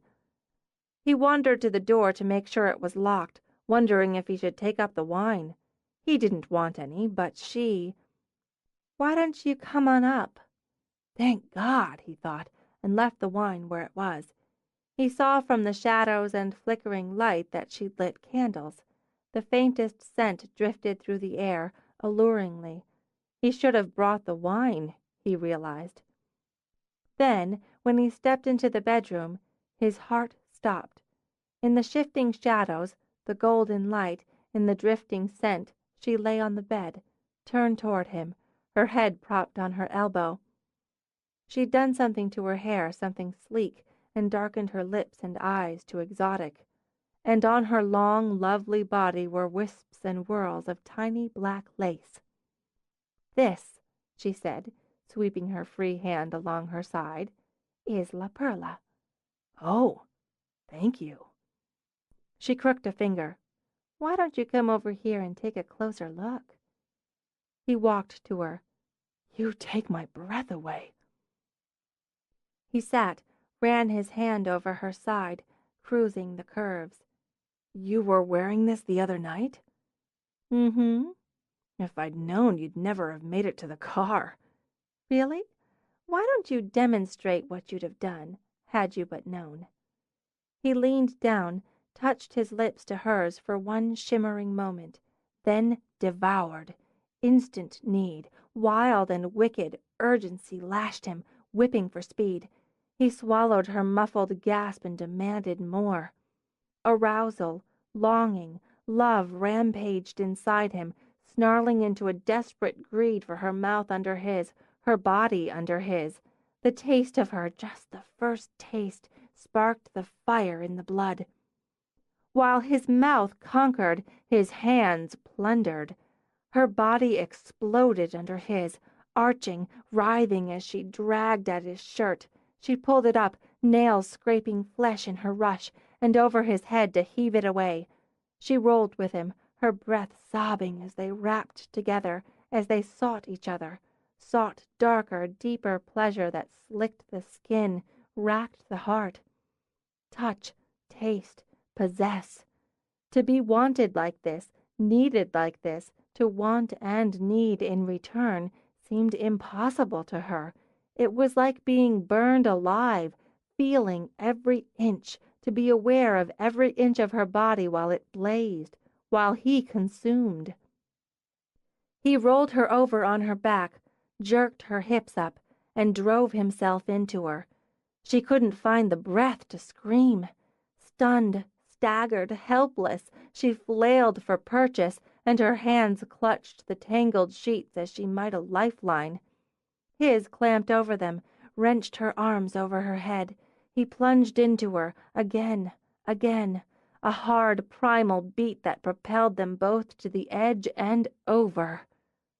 When he collapsed on her, their hands remained clasped. While the candlelight flickered over the damp tangle of them, he turned his head and gave her a kiss of exquisite tenderness. She lay as she was, steeped in a kind of wonder. "I was rough," he murmured. "Did I—" "You know what?" she interrupted, smiling in the flickering dark. "I'm going back to Nordstrom. I'm going to buy out their entire stock of La Perla. Whatever they've got in my size will be mine. I'm never wearing anything else." "While you're out, maybe you could pick up some vitamins, a whole lot of vitamins, and minerals." She laughed, rolling to her side as he rolled to his, so they were nose to nose. "You have such quiet eyes. No one would ever know you're an animal in bed." "You have this body that makes me want it. Are you cold?" "Not now. Possibly never again. Can you stay?" "Yes." "Good. I owe you some scrambled eggs." Emmeline stood with her hands on her hips in the middle of the disaster now known as Mac's bedroom. "I had no idea that you and Carter were such sex monkeys." "We are, but I have to cop to doing this all by myself." "Which begs the question, why?" "I'm organizing. In this world, organizing generally means putting things in place." "Which will come. Do you want this purse? I never use this purse." Emma stepped around and through the hillocks of clothes and accessories to take the brown flap bag. "This color looks like dried poop. Maybe you don't use it because it's ugly?" "It really is. I don't know what I was thinking that day. Toss it and discard. That pile," she added, gesturing. Moving over, Emma dropped the bag. "You're getting rid of these shoes." Mac glanced over as Emma examined one of the pair of sky-high lime green pumps. "They kill my feet. I get blisters every time I wear them." "They're really great shoes." "I know, but I never wear them because of the blister element." Mac shook her head at the gleam in Emma's eyes. "They won't fit you." "I know. It's just not fair that Laurel and Parker wear the same size and you and I are the odd men out. It's injustice." With the shoe still in hand, she turned a little circle. "How do you and Carter have sex in here?" "We manage. Mostly I've been going over to his place just lately, but that's really because when he sees this he wants to help. You can't have a man involved in closet and dresser organizing. He started counting my shoes." "They never understand the shoes." "Speaking of which, put those back in the keep pile, over there. They're too fabulous to toss. I'll wear them when I'm going to sit down a lot." "Much better idea." See, this he would never get, and he'd get that thoughtful furrow between his eyebrows. So, other than thoughtful furrows, You two are doing good? We're doing great. Close to perfect. I don't know why I got all twisted up and crazed about it. What about this shirt? It's a lot like this shirt. I should get rid of one of them, but which? Emma studied the two black camp shirts. They're black. There's no limit on black shirts. They're wardrobe basics.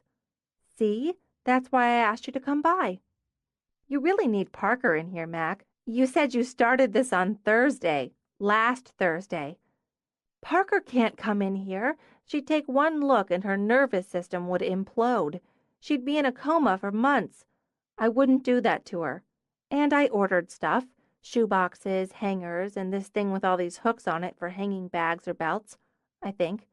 I looked at closet organizers, but I found them confusing. Plus, I'm tossing 25%. It was going to be 50, but that was before I came to my senses. But you've been at it for nearly a week. I haven't had that much time for it, between work and Carter and my strange reluctance to come up here at all, but I'm going to stick with it tonight. You're not seeing Carter? Parent-teacher deal at the academy. Besides, we don't see each other every night. Right, only on the ones that end with Y. You look happy. He makes you happy. He does. There was this little thing. Uh-oh. No, just a little thing. He said I might want to keep some things there. Some of my things. Such as a change of clothes, a toothbrush. Mac, I know. It's logical and it's considerate. But I felt myself wanting to get twisted up and crazed. I didn't, but I wanted to. And, look at my things. There are so many of them. If I start mixing them with his, how will I know where they are? And what if I leave something over there, then I need it here? You do know you're looking at this, trying to find the flaws, the barriers, the drop chutes. You know that, right? Knowing I'm looking for them doesn't mean they aren't there. I'm just getting used to being with him, an official couple, and now he's offering me closet space? I'm trying to deal with my own closet, and doing a remarkable job of it. She studied the piles. It's a work in progress. So are you. So's your relationship with Carter. People and relationships never stop being a work in progress. I know you're right. It's just, I want to get everything in place. She blew out a breath as she scanned the piles. I want to get my life organized and feel in control. Get some clarity. I want to know what I'm doing with that, the way I do with the work. Do you love him? How do people know that? I keep asking myself, and the answer keeps coming back yes. Yes, I do. But people fall in and out of love all the time. The falling in part's scary and exciting, but the falling out is horrible. It's all going really well right now, so I'd like to keep it that way. Do you know how much I wish I was in love with a man who loved me? I don't think you'd be picking out your bridal bouquet. You're really wrong. If I had what you have right now, I wouldn't be standing in the middle of chaos trying to organize my life. I'd be looking forward to making a life. If you... She broke off as she heard the door downstairs slam. Hey, Mac, you here? What's Jack doing here? Emma wanted to know. Oh, I forgot. Upstairs, she called out. He was coming by to talk to Parker, so I told her to ask him to stop over. Confused by closet organizers, I figured why not consult an architect. You want an architect? A man, Jack, to organize your closet? No, to give me a vision of what to use to organize it. Emma gave Mac a dubious look. You've now entered Parker territory. Maybe, but have you seen her closet? It's like a layout in a magazine. It's like what the Queen of England probably has, without all the odd hats. Jack, just the man I wanted to see. He stood in the doorway, tall, clad in jeans, work shirt, and boots, and very male. I don't want to come in there. You're not supposed to touch anything at a crime scene. The only crime here is that. She pointed at her closet, an empty closet with one stupid bar and shelf. You have to help me. I told you we needed to design the closet when we altered the space. I was in a hurry back then. Now I'm not. I know I need at least 2 bars, right? A lower one, and more shelves, maybe some drawers. He glanced around. You're going to need a bigger boat. I'm purging. Don't start with me. He walked in, hooked his thumbs in his belt loops. Roomy. Yes, which is part of the problem. All that room. I felt obliged to fill it. You can make it better. Sure, I can make it better. A kit from Home Depot would make it better. I've looked at them. I want something more. More. Ought to line it in cedar while we're at it. We've got enough room for some built-ins here. Run a short rod on the side, maybe some box shelves there. I don't know. I'll think about it. I know a guy who could knock it out for you. She beamed a smile at him. See? I knew you'd know what to do with it. Hauling all this stuff back in's on you. Goes without saying. While you're here, you'd like me to design your broom closet? No, but thanks. Male point of view. I've got that on me. What does it mean when you tell a woman she should leave some of her things at your place? How did I get the concussion? Typical, Emma muttered. Hey, she asked. It's a woman you're involved with exclusively, intimately, Mac explained. And now she wants to leave her strange female products in the bathroom? Then she needs a drawer. Before you know it, she's buying throw pillows for the bed, and your beer has to make room in the refrigerator for her diet drinks and low-fat yogurt. Then, wham, you're going antiquing instead of watching the game on Sunday afternoon. And that's all it is, Emma demanded. Sure, she can roll around in the bed, tear up the sheets, but hell no, she can't leave a toothbrush in your bathroom. Or have a few inches of a drawer. That's too pushy. That's too much. Why not just leave the money on the dresser and call it what it is? Whoa, that's not what I... Why should she be comfortable? Why should she expect you to make any room in your life for her needs? God forbid she should infringe on your precious time, your sacred space. Pathetic, she said. Both of you. And stormed out. Jack stared at the empty doorway. What was that? Why is she so pissed off at me? It's me. It started with me. Next time warn me so I can dodge the ricochets. Is she seeing someone who's giving her trouble? No, she's not seeing anyone special. I am, and she's frustrated because she thinks I don't appreciate it. Him enough. She's wrong. I do. But she's right in that my thought process takes the same downward spiral you just outlined, and actually she's right. It is pathetic. It's not a downward spiral, necessarily. Maybe you want the yogurt or the antiquing. It depends. On what? Who's leaving their stuff in your drawer? Got any beer? Yeah.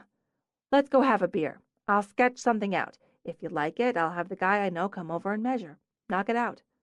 That's worth a beer. So, you and Carter McGuire. Me and Carter McGuire, she said as they started down. Is it weird? Why would it be? I don't know. Maybe since we sort of knew each other in high school when I was going through my artistic free spirit phase and he was a nerd. And he was tutoring Dell when I had my obligatory crush on Dell. You had a crush on Dell? Obligatory 5-minute one, she repeated as she got out the beer. In fact, I think it only lasted 3. Emma made the 5. Emma had... And my attention sort of skimmed over him. Carter, I mean. Oh, there's that guy, the smart one. Then fast forward to now, and it's like, oh, there's that guy. Funny. It looks good on you. Feels good, most of the time. She handed him the beer, tapped hers to it. When it's not scary. I've never been in love before. In lust, in serious like, but love's a whole new level of good and scary. He's got a school thing tonight, which is another strange and funny thing. Me, falling for a teacher. The Ph.D. I'm the only one of us who didn't go to college. Photography courses, business courses, but not the dorms and campus and the whole shot. And I'm wrapped up in a guy who grades term papers, gives homework, leads discussions on Shakespeare. You'd make more sense, come to think of it. Me? Jack blinked at her. I would? No need to wear the panic face. I'm just saying you'd be a more logical choice. We both think in images, in concepts. We need to visualize, to create. We both run our own businesses, work with clients. We have divorced parents and half-sibs, though your parents are really nice. We have a close circle of mutual friends, are commitment phobic, and we like the occasional beer. Plus, she realized, our names rhyme. You're right. Let's go have sex. She laughed. Missed that boat. I guess we did. Amused at both of them, she tipped up her beer. You never made the move. If I'd made the move, Dal would have beaten me to death with a shovel. Nobody messes with his girls. He does know we've all had sex. He prefers to pretend otherwise, but none of you have had sex with me, to my misfortune. That's key. I guess you're right about that. Besides, while logically we may seem suited, we'd end up fighting over drawer space and hating each other. Carter makes room. He's got the innate ability to open up and accept. Got the starry eyes on you, Jack commented. So, how does it work? Who takes the wedding photographer's pictures when she walks down the aisle? Aisle? She choked on her beer. I never said anything about aisle. We're not. What makes you think we're thinking about getting married? Where did that come from? Oh, I don't know. He swiveled on his stool, gestured at the walls lined with wedding photos. Being surrounded, maybe, added to the starry eyes. That's business. Those are business. Just because I think about weddings doesn't mean I'm thinking about a wedding. Okay, no need to go to crazy town. I'm not. She sucked in a breath. Marching to her desk, she came back with a large pad and pencil. Sketch. Earn the beer. She spent the rest of the evening sticking with the plan. As the hills and piles became more manageable, her stress level decreased, and a sense of accomplishment rose. She'd have her living space back, and better than ever in no time, she thought. She'd feel more in control then. It was nice to have the evening alone, to deal with her own business, to have her own space. She could do that and miss Carter at the same time. In fact, doing that meant she was handling the relationship. Love him, love being with him, but be perfectly content to spend time on her own, unlike... When the phone rang, she checked the readout. Linda. Mac closed her eyes, reminded herself she couldn't avoid speaking to her mother forever. Avoiding calls was childish. Confront and stand your ground, she told herself. Yes, Mom. Mackensie, you have to come. Please, please come right away. Alarm ripped straight through annoyance and had Mac's heartbeat jagged with fear. What is it? What's wrong? Hurry! Oh, you have to come. I don't know what to do. Are you hurt? Have you... Yes, I'm hurt. Please, help me. I need you. Please, help me. Call 911. I'm on my way. She flew out of the house, grabbing a coat on the fly. Dozens of images, each worse than the last, rushed through her mind. A suicide attempt, an accident, a break-in. Icy, treacherous roads, she thought as she risked life and limb and punched the speed through the nasty fall of freezing rain. A careless driver in the best of circumstances, Linda could have wrecked that toy car of hers and... No, she'd called from home, not the cell. She was home. Mac fought to keep control of the wheel, gripped it with hands that wanted to shake as she rounded a curve too fast for safety. She fishtailed to the curb in front of her mother's dollhouse Cape Cod, ran up the slippery walk to the door. She found it unlocked. The thought of break-in shoved through the door with her. Had she been raped? Beaten? She leaped over a shattered vase of roses into the living room where Linda lay curled on the floor, weeping. Mom, I'm here. She dropped to the floor beside Linda, frantically checking for injuries. Where are you hurt? What did he do? Did you call the police? An ambulance? Oh, I want to die. Linda turned her ravaged, tear-streaked face into Mac's shoulder. I can't bear it. No, don't say that. It's not your fault. I'll call for help and we'll— Don't leave me. I won't. Rocking, she stroked her mother's hair. It's going to be all right. I promise. How can it be? He's gone. He left me here. Did you get a good look at him? Was it someone you knew? I thought I knew him. I trusted him with my heart. And now he's gone. Who? Rage boiled inside her, burning off the fear. Who did this to you? Ari. Of course, Ari. I thought I meant something to him. He said I'd brought the light back to his life. He said all these things to me. Then he does this? How could he do this to me? How could he be so cruel? It's all right. It's going to be all right. He'll pay for it. He said it was an emergency. There wasn't time. It had to be tonight. What difference could a few days make? How could I have known my passport had expired? What? Mac jerked back. What are you saying? What exactly did he do? He's gone to Paris. To Paris, Mac. He left without me. He called from his plane. He said he had to go tonight. Some business that couldn't wait the way he'd promised he would, so I could get the passport straightened out. Business. Fury burned through the flood of tears. Lies. It's another woman, I know it. Some French whore. He promised me, and now he's gone. Mac got slowly to her feet as Linda wept into her hands. You called me. This time of night, let me think you were hurt. I am hurt. Look at me. I am looking at you. I see a spoiled, angry child having a tantrum because she didn't get her way. I love him. You don't know the meaning. God, I nearly killed myself getting here. I needed you. I need someone. You'll never understand what that's like. I hope not.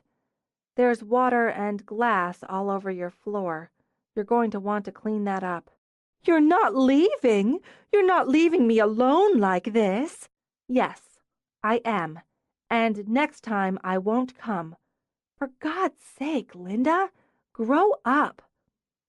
She kicked broken glass out of her way and walked out. Chapter 18. Mac gathered her equipment for the rehearsal, checked her notes while Carter sat at the counter grading papers. From upstairs, the sound of a nail gun whooshed and boomed. You can't possibly concentrate with all that noise. I teach teenagers. Carter red-penciled some comments in the margin. I can concentrate during thermonuclear war when necessary. Curious, she peeked over his shoulder as he marked the grade. Got a B. Not bad. And real progress for this student. He's opening up. Are you ready to go? I have a little time yet. Sorry, I forgot to tell you I had to work tonight. You've already said that. It's fine. Valentine's Day wedding. Always the big of big deals. Parker and I have to be there, every step of tonight's rehearsal, and tomorrow. She leaned in to kiss him. People in my business tend to work on Valentine's Day. Understood. I'll send you a schmaltzy, sloppy e-card, and I got you something. Major step for me, as it's my first Valentine's Day gift. She went to her desk, took a slim package out of the drawer. I'll give it to you now in case this thing runs longer than we plan and you decide to go. I'll wait. You got me a present. He took off his glasses, set them aside. That's the second gift you've given me. The cardinal? He reminded her. That was more of a token. This is a gift. Open it. He untied the ribbon, opened the lid. As you like it. It caught my eye because it's all battered and worn. It looks like it's been read a couple of million times. It does, and it's perfect. He cupped her cheek to draw her to him. Thank you. Would you like yours? Let me answer that with, duh. He reached into his briefcase and took out a small box wrapped in white paper with a glossy red ribbon. The size and shape of it had Mac's heart dropping to her stomach, then bouncing up to her throat. Carter, you're my Valentine. Open it. That heart thudded like a fist as she unwrapped the box. She held her breath, lifted the lid, and let it out again at the sparkle of earrings. 2 tiny diamond hearts dangled from the stud of a third in a delicate, elegant trio.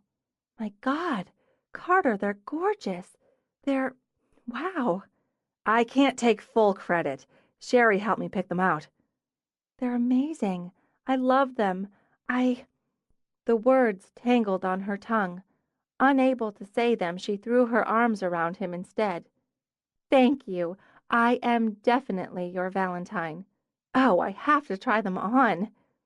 She spun away to take the simple hoops out of her ears and replace them. She dashed to the mirror across from her workstation. Oh, wow, sparkly! Tipping her head from side to side, she watched them glint. Putting them on right away means you like them. I'd be crazy not to. How do they look? A little dim compared to your eyes, but they'll do. Carter, you leave me speechless. I never know what... Wait. Inspired, she ran over for a tripod. I'm going to be late, but fabulous earrings for Valentine's Day trump punctuality.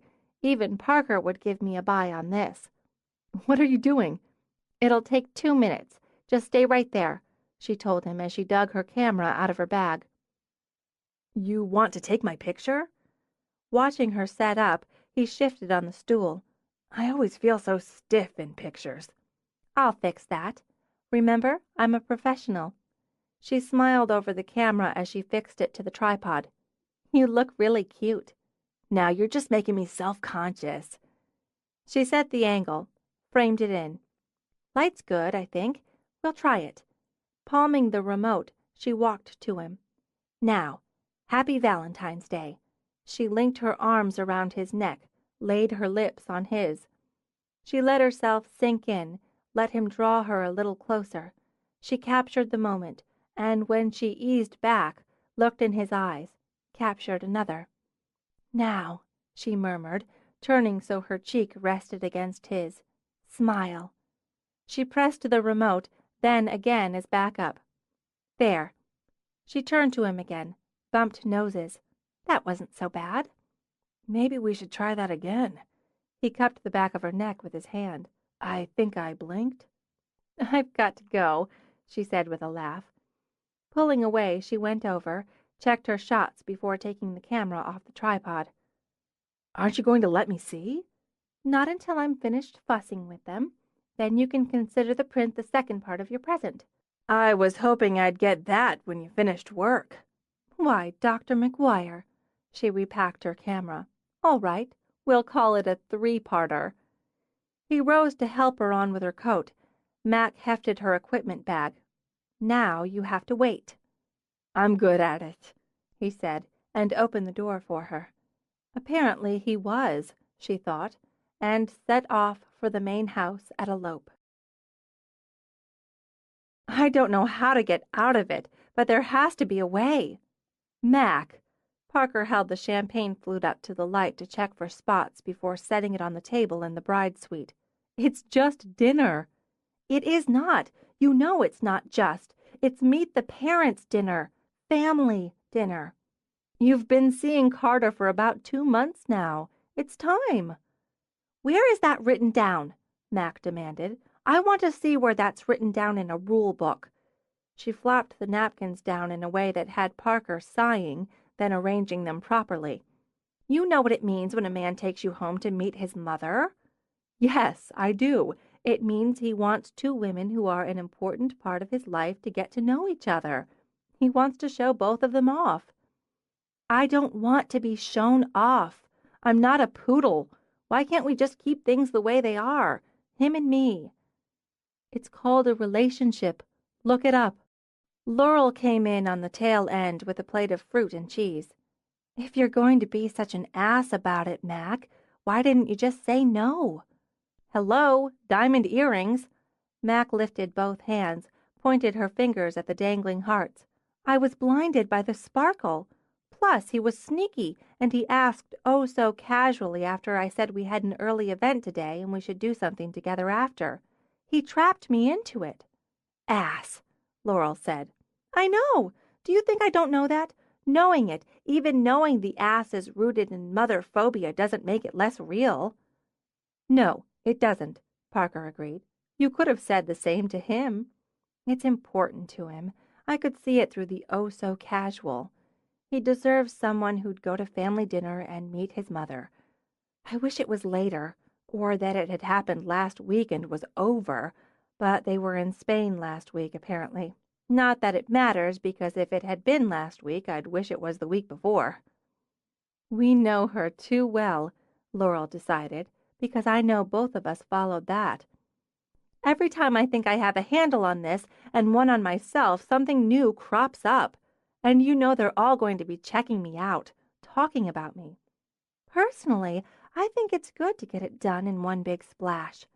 Laurel stepped back, studied the table. Dive in all at once into the big family pool. Easier and quicker than going in inch by inch. That's actually a good point, Max said after a moment. You're good with people, Parker pointed out. Getting them to talk about themselves, figuring them out. Do that. Also a good point. And bright side, maybe this nice, intimate wedding will turn into an all-night drunken brawl. The FOB looked like a troublemaker, Laurel commented. Cheered, Mac draped her arms over her friend's shoulders. I'll just think positive thoughts. I guess we should go down and help Emma finish. It's almost showtime. There was no drunken brawl, and no escape. Mac could be grateful she'd insisted on meeting Carter at his parents' home, so she had the drive alone, a little time to calm down. Diving into the pool, she reminded herself, and she was a strong swimmer, generally. She followed the directions Carter had given her, complete with landmarks, into the pretty, settled neighborhood. Exactly what she'd expected, she realized. Solid New England home on the upper-middle-class side of things. Patches of melting snow over generous lawns, old trees full of character, tidy hedges, neat fences. Dignified but not stuffy. Well-to-do but not showy. God, what was she doing here? Swallowing hard, she pulled into the left of the double drive parked behind Carter's Volvo. A lot of cars, she thought. An awful lot of cars beside the sturdy two-story house with its comfortable sitting porch. She started to flip down the vanity mirror, check her makeup. But what if someone was looking out, she thought. Then she'd look vain and prissy. God, Mac, get over yourself. She got out, walked around to get the basket of flowers.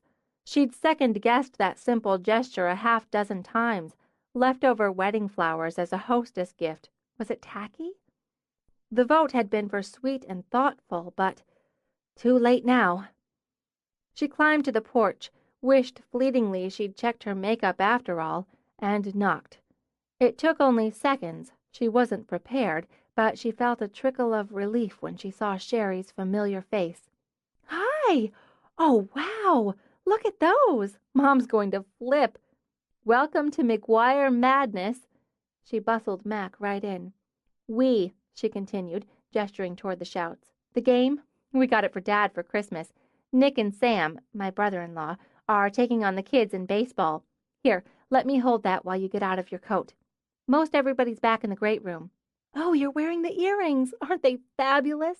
Here, let me take your coat. Sherry pushed the basket back at Mac, took the coat, and realizing she'd yet to have to say a word, Mac smiled. Mom's fussing with dinner. She's nervous. Are you?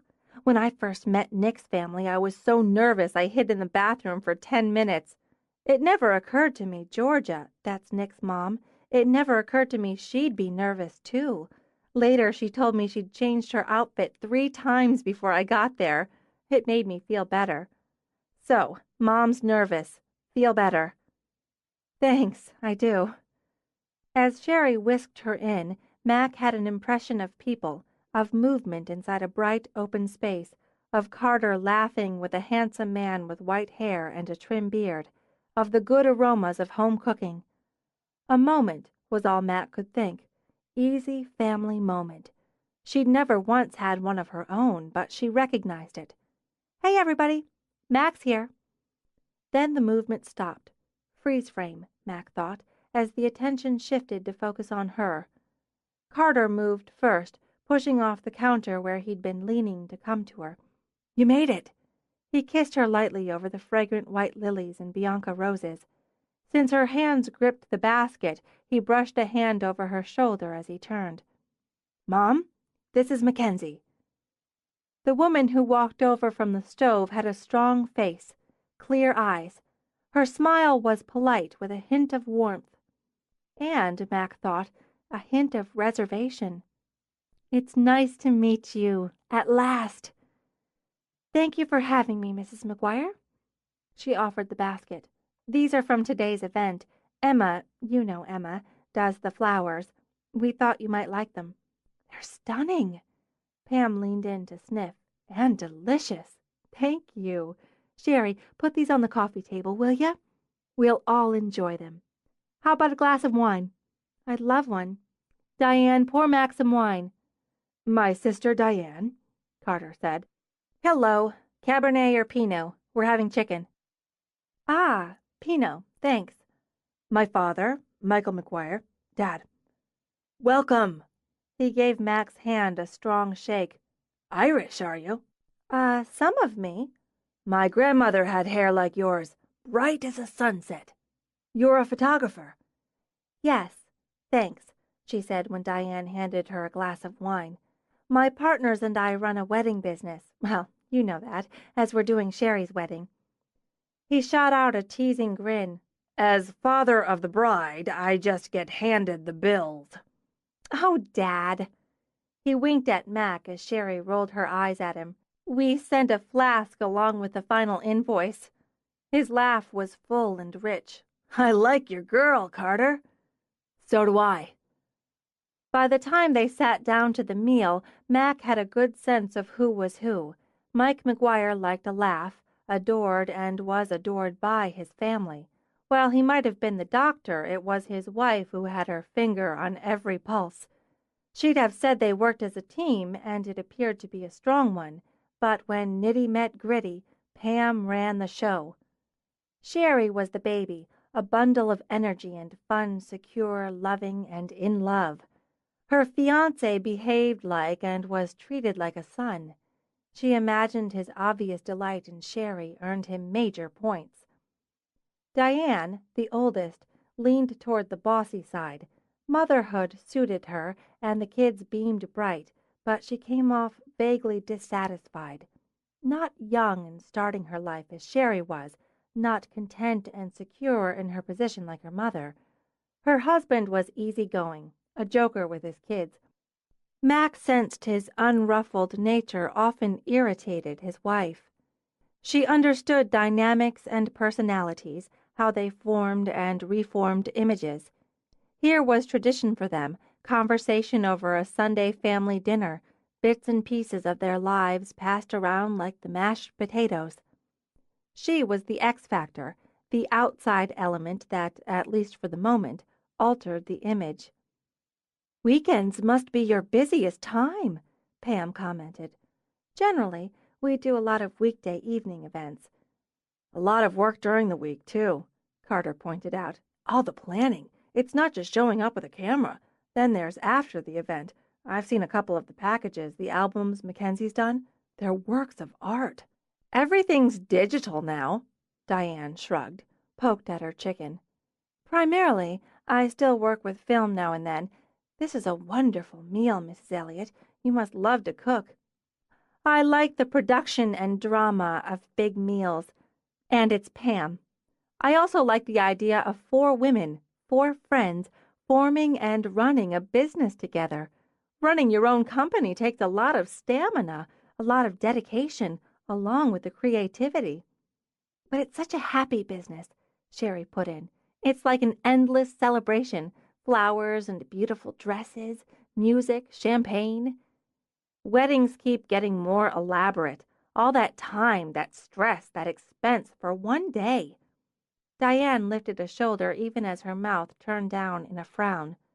People more worried about who sits where or what color ribbon to use than what marriage means. And the people getting married are so tired and stressed from all of that, the day's just a blur anyway. You had your day, Di. A little fire burned in Sherry's eyes. I'm having mine. And all I'm saying is that by the time I got to the altar, I was so worn out I can barely remember saying I do. You said it, her husband smiled at her, and looked beautiful when you did. Be that as it may. You're absolutely right, Mac cut in. It can be exhausting, and what should be the most vivid and important day of your life to that point can become anticlimactic, even tedious.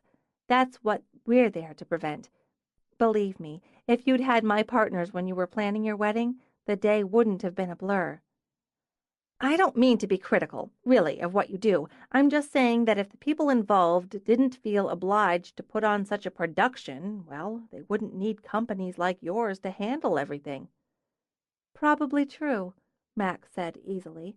Still, a bride's going to stress and worry, even obsess, but she can leave the details to us, as many as she feels comfortable with. Sorry, Nick, she added with a smile. She's the focus of the day. And for us, she's the focus for months leading up to that day. It's what we do. I'm sure you're very good. In fact, everything I've heard about you and your company indicates you are. I just think simple is better. It's all a matter of taste and individuality, isn't it? Pam reached for the basket of dinner rolls. More bread? And I don't want simple. I want fun. We've got it. Max sent Sherry a quick grin.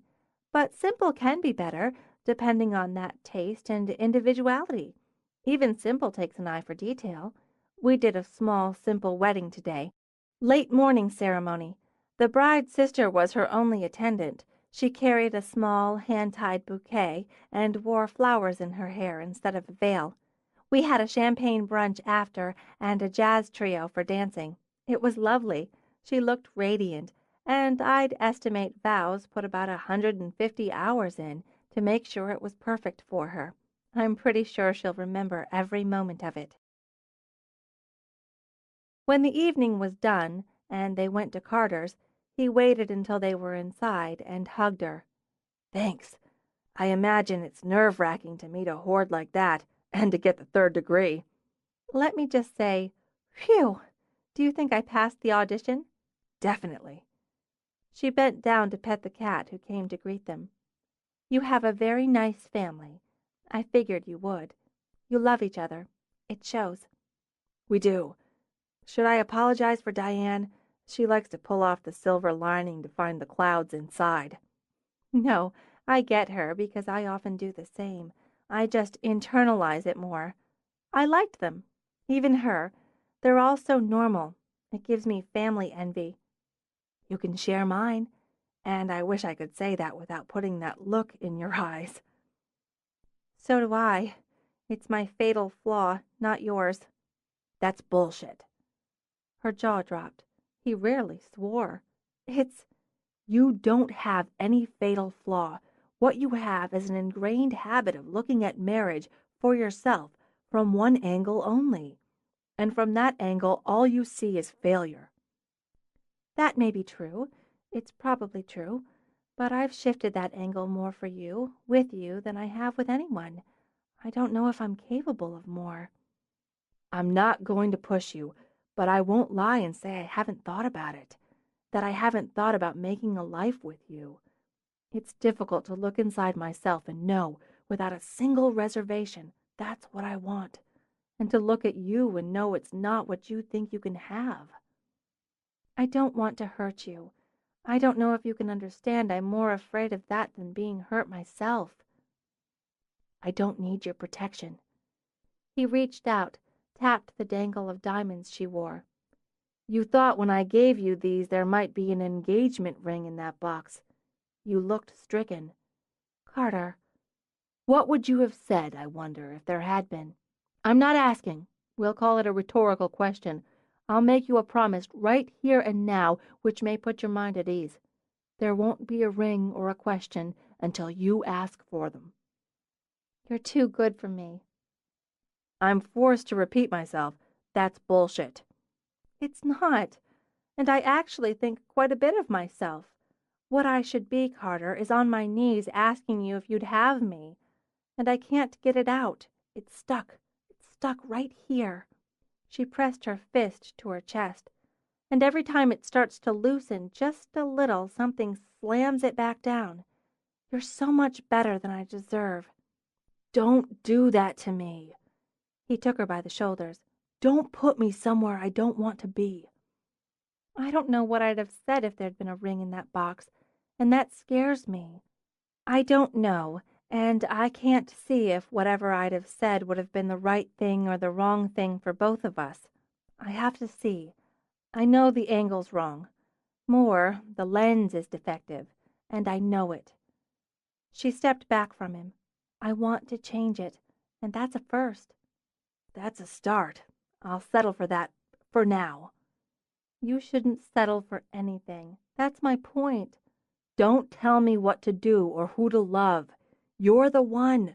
You're going to be the one tomorrow and 50 years from tomorrow. I've never been the one. Not for anybody. He closed the distance between them.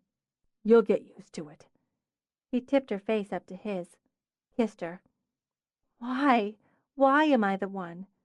Because my life opened up and it flooded with color when you walked back into it. She wrapped her arms tight around him, pressed her face to his shoulder as emotion swamped her. If you asked, I couldn't say no. That's not good enough for either of us. When I ask, you need to want to say yes. Chapter 19. Mac heard the thump, the hiss of breath, and opened one eye. Snuggled in bed, she watched Carter hobble over to get his shoes. What time is it? Early. Go back to sleep. I managed to get up, shower, and nearly get dressed before I ran into something and woke you up. It's all right. I should get up. Get an early start, anyway. Her eyes drooped closed again. Carrying his shoes and limping only a little, he walked over to kiss the top of her head. She made a murmuring sound of pleasure and dropped back into sleep. By the time she surfaced, the sun was beaming in. Not such an early start after all, she mused as she rolled out of bed. Still, one of the perks of running your own business and having no morning appointments was sleeping in a little. She started for the bathroom, then shook her head and went back to make the bed. It was the new Mac, she reminded herself, the tidy and organized in all areas of her personal and professional lives Mackensie Elliot. The Mac with the new, fabulously designed closet where everything had its place and was in it. She fluffed the pillows, smoothed the sheets, spread the duvet neatly. See, she told herself as she did every morning, it only took 2 minutes. With a nod of satisfaction, she surveyed her room.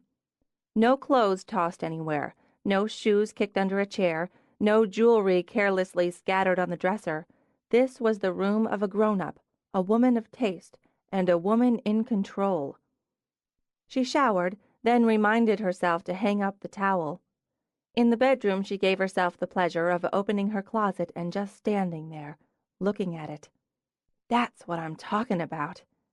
Her clothes hung in precise lines, according to function and color. Every pair of her impressive collection of shoes nestled inside its clear protective box in stacks of type. Evening shoes, daywear, sandals, boots, pumps, peeps, spikes, wedges. Things of beauty.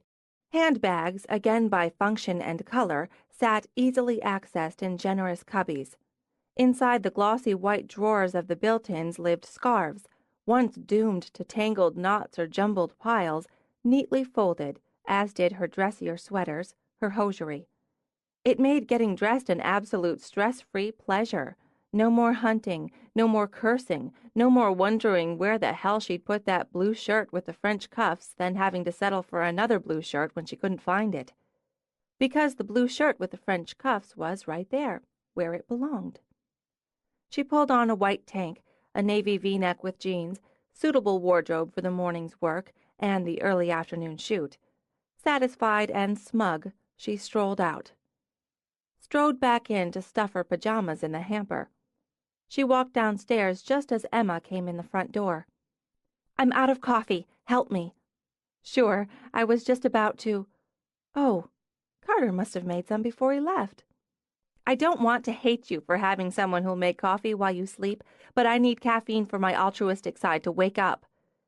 Emma poured herself a mug, all but inhaled the first sip. "Life, it's good again." Mac poured her own and drank in agreement. "Want to see my closet?" "I've seen it 3 times now. Yes, it's the queen of all the closets in all the land." "Well, Parker's is the queen." "Parker's is the goddess of closets. You take queen." "Saturday's bride called," Emma continued. "She thinks she wants to change the flower girl flowers from rose petals in a basket to a blush pink pomander."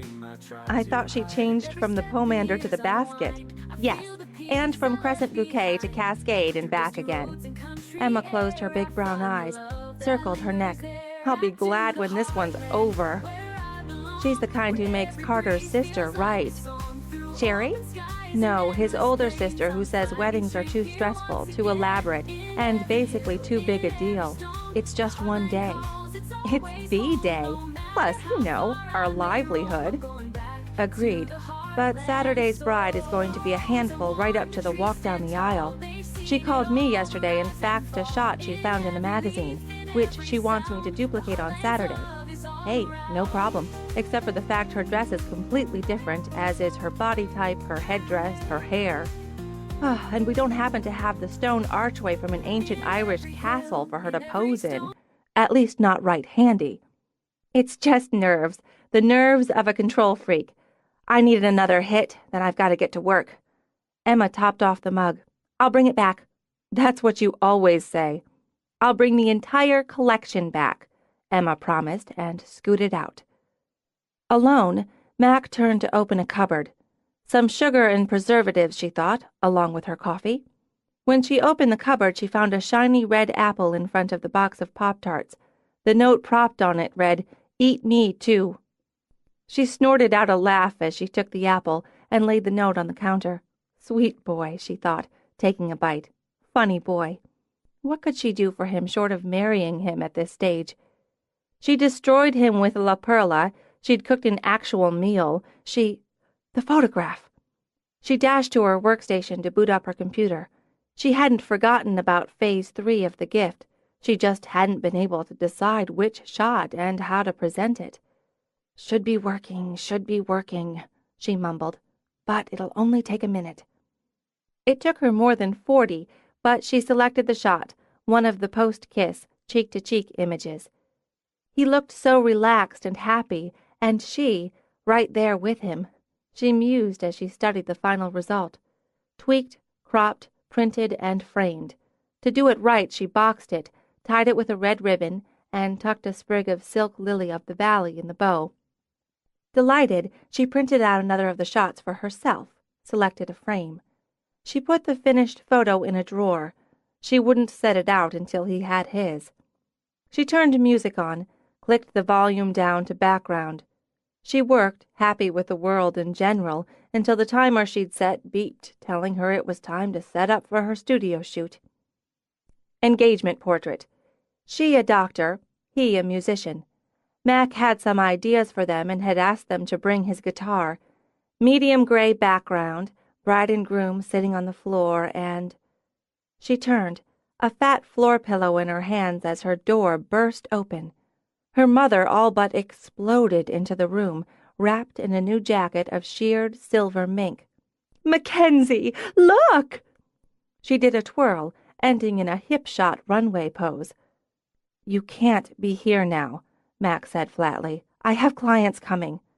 "I'm a client. I'm here for a consult. I came here first, but we have to get the rest of the team. Oh, Mac!" Linda rushed forward, all scissoring legs, gorgeous shoes, sumptuous fur. "I'm getting married!" Caught in her mother's perfumed embrace, Mac just closed her eyes. "Congratulations. Again." "Oh, don't be that way." Linda eased back, pouted for half a second, then did another laughing spin. "Be happy! Be happy for me. I'm so happy. Look what Ari brought me back from Paris." "Yes, it's a beautiful jacket." "It really is." Tipping her head down, Linda rubbed her chin against the fur. "But that's not all." She flung out her hand, wiggled her fingers. On the third rode an enormous square-cut diamond set in platinum. Hell of a rock, Mac thought. Biggest so far. It's impressive. "The darling! He was miserable without me. He called me night and day from Paris." She hugged herself, then did another spin. "Of course I wouldn't speak to him for the first 3 days. It was so mean of him to go without me. Naturally, I refused to see him when he first got back." "Naturally," Mac agreed. "He begged me to come to New York. He sent a limo and a driver for me, and the car was full of white roses and a bottle of Dom. But first he sent dozens of roses every day. Every day! I had to give in and go to him. Oh, it was so romantic." Closing her eyes, Linda crossed her arms over her chest. "Like a dream or a movie. We had dinner alone, at home. He had it catered with all my favorites and more champagne, candlelight, more roses. He told me he couldn't live without me. Then he gave me this. Have you ever seen anything like it?" Mac watched her mother admire the ring. "I hope you'll be very happy together. I do, and I'm glad you're happy now. But I have a shoot." "Oh!" With a wave of her hand, Linda dismissed it. "Reschedule, for heaven's sake. This is major. Your mother's getting married." "For the 4th time, Mom. For the last time, to the right man. And I want you to do the wedding, of course. I need your very best for this. Ari said not to consider the cost. I want something fabulous and romantic and elegant, sophisticated and lavish. I'm thinking pale pink gown. Valentino, I think. He suits me. Or I might look for something vintage, something old Hollywood, and a wonderful hat rather than a veil." Eyes sparkling, she fluffed a hand through her hair. "Some sleek updo, and I'll have Ari buy me some amazing earrings to set it all off. Pink diamonds, I think. Then masses and masses of white and pink roses. I'll speak to Emmeline there. We'll need the invitations to go out right away. I'm sure Parker can take care of it. And the cake, I want massive. The Taj Mahal of wedding cakes, so Laura will have to outdo herself. And—" "When?" Mac interrupted. "When what? When are you planning to do this?" "Oh, June. I want to be a June bride. I want spring and gardens and—" "This June? As in 3 months from now? We're booked solid." "As if that matters!" With a bright laugh, Linda whisked such mundane matters aside. "I'm your mother. Bump somebody. Now—" "We don't bump clients, Mom. We can't ruin someone else's wedding because you want a date in June at the last minute." Sincere, Mac knew it was sincere. Hurt and puzzlement shone on Linda's face. "Why do you have to be so mean to me? Why do you have to spoil this? Can't you see I'm happy?" "Yes, I can. I'm glad for you. I just can't give you what you want." "You just want to punish me. You don't want me to be happy." "That's not true." "Then what? What is it? I'm getting married and my daughter runs a wedding business. Naturally, I expect you to handle it." "We can't handle it in June. We've been fully booked for June for months now, nearly a year." "Did you hear what I said?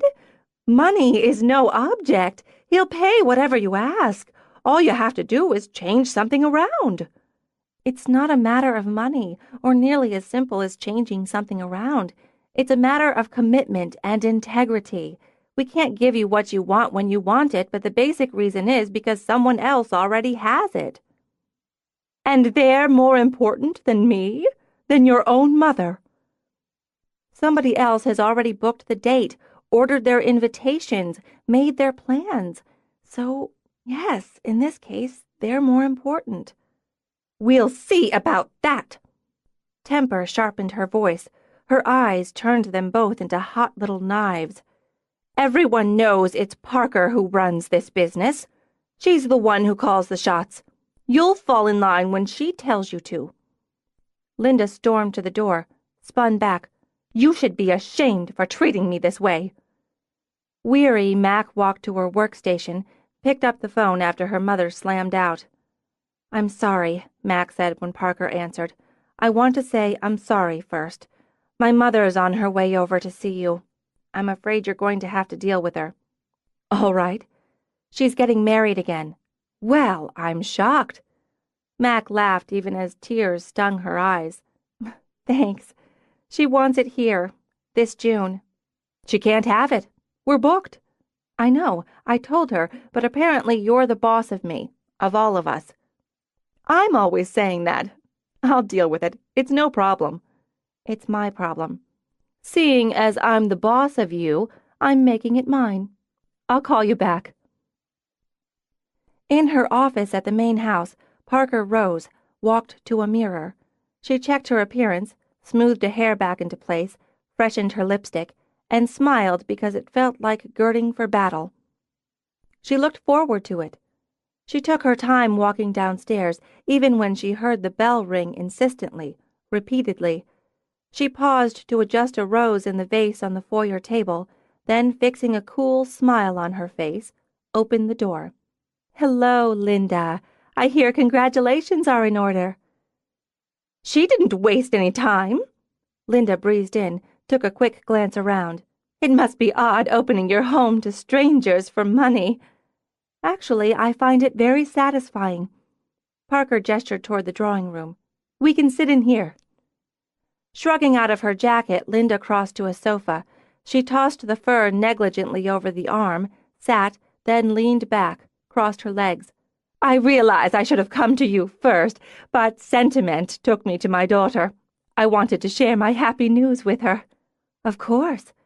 Parker took a chair, and, mimicking Linda's pose, sat and crossed her legs. You must be very excited. That's a gorgeous ring. Isn't it? Pleasure gushed again as Linda lifted her hand to admire it. Ari is so thoughtful and romantic. He's swept me off my feet. I think Mac mentioned he lives in New York, so you'll be moving? Very soon. I have 1,000 things to see to first. My house, my things. And Eloisa, I'm sure she's excited at the idea of living in New York on college breaks when she's not with her father. Parker tipped her head slightly at Linda's blank look. Oh, Eloisa's ready to fly the nest. Of course, we'll have a room for her when she visits, at least until she can get her own place. Meanwhile, I have a wedding to plan. I wouldn't dream of having anyone handle the details but you. Naturally, we want the sort of affair that reflects Ari's position and status.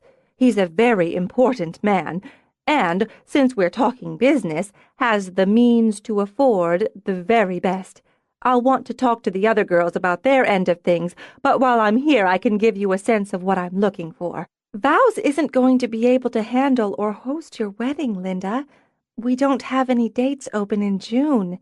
In fact, we're booked through the summer and fall. Parker, you're a businesswoman. Linda spread her hands.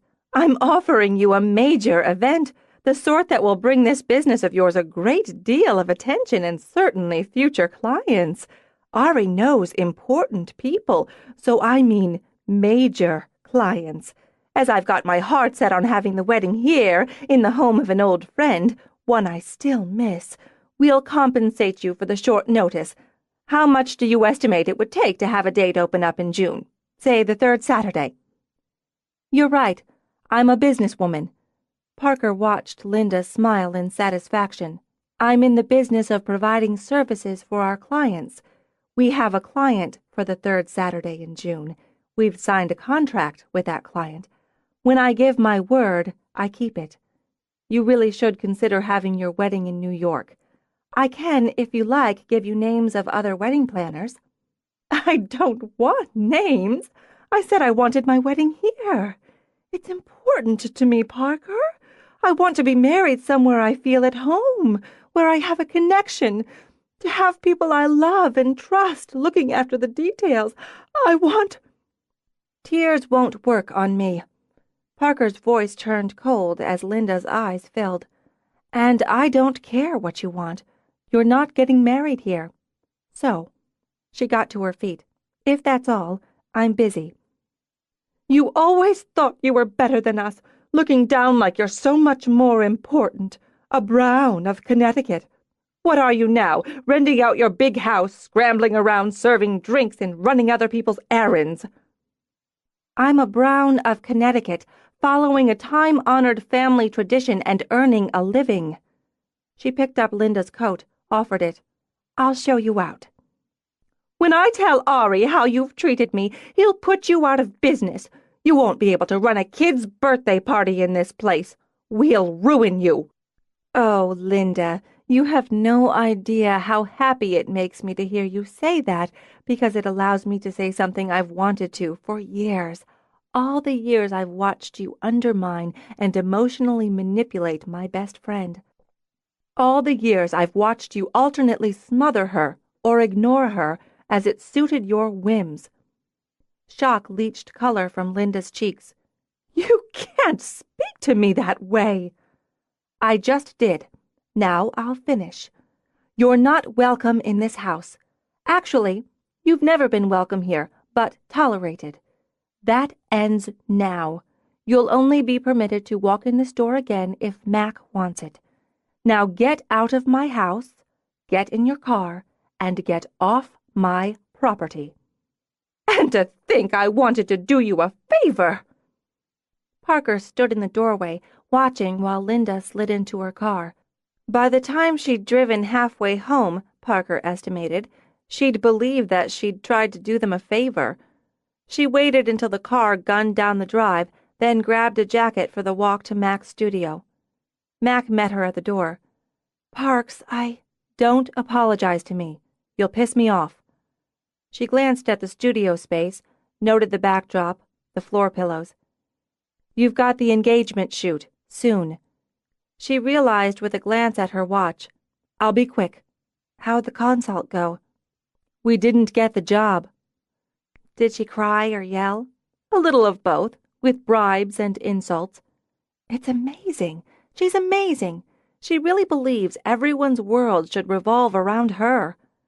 Weary of it, Mac pressed her fingers to her eyes and rubbed. Within the hour, she'll have turned this around to she was only asking as a favor to us, to try to boost the business. She was secretly relieved when we couldn't manage the job, probably because it was too big for our business. She was already on the way there when she walked out the door. It's a skill. Maybe it'll last this time. The marriage, I mean. It's pretty clear the guy's got money, and plenty of it. Bright side, she'll be moving to New York. Mac paused. I didn't think of that. That whizzed by me. That's a very bright side. Still, Mac sighed and moved in to drop her head on Parker's shoulder. Oh, God, she tires me out. I know. Parker wrapped her arms around Mac in a hard hug. Be okay, Parker ordered. I will. You want to come for ice cream after the shoot? I might. There are the clients. I'll get out of your way. Parker, even if we'd had the date open... Oh, baby, Parker said with some cheer as she went to the door. No way in hell. With a shake of her head, Mac ordered herself not to feel guilty about that, at least not until after the shoot. Carter loaded the stack of essays in his briefcase. They wrote in the section that held a stack of test papers. His homework, he mused. He wondered if students had any idea how much homework the average teacher hauled away from the classroom every day. On the board behind him, he'd written the springboard for the essays he'd read that night.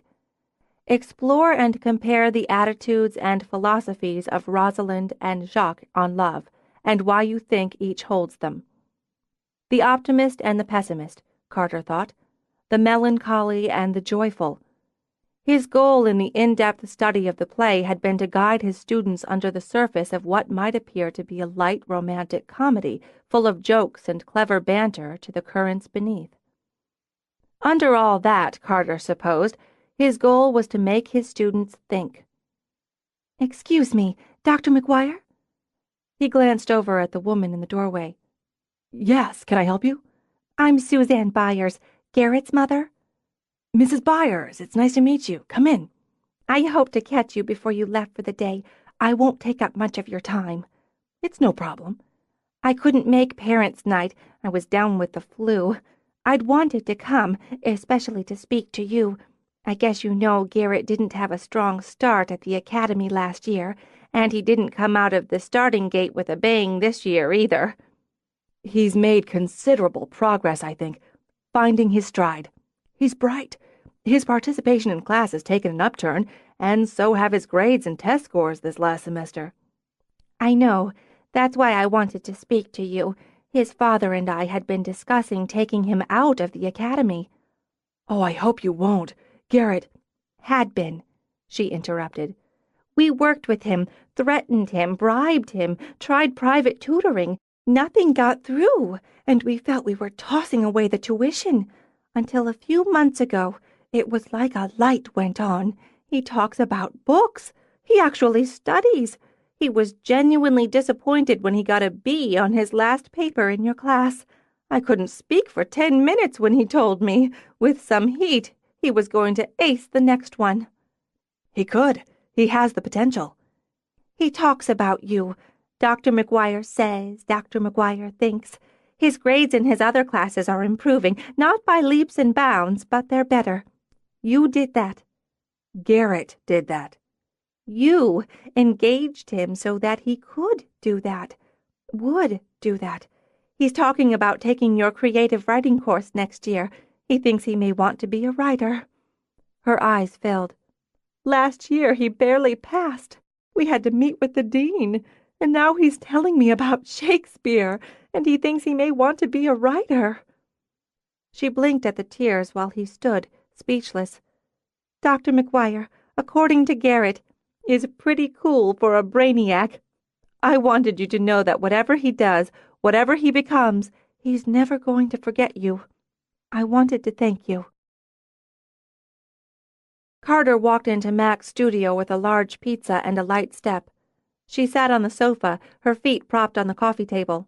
"Pizza," he said, walking into the kitchen to set it on the counter. "I knew you had an afternoon shoot, and I have a briefcase full of papers to grade, so I thought pizza. Plus, it's a happy food. I had a really good day." She groaned a little and had him crossing to her with concern. "Are you all right?" "Yes, mostly. Pizza. I have a gallon of ice cream in my stomach, possibly 2 gallons. "Ice cream?" He sat on the coffee table. "Was there a party?" "No. Maybe. I guess it depends on your definition of party. Tell me about your really good day." He boosted up to kiss her, then sat back. "Hello, Mackensie." "Hello, Carter. You're wearing a very big smile." "I had one of those very big moments, for me. I have a student. He's been a challenge, the sort who sits down and turns a switch in his head that takes him anywhere but the classroom." "Oh, yeah. I had that switch. It was handy, especially during lectures on the Revolutionary War or tariffs. Tariffs hit the switch automatically.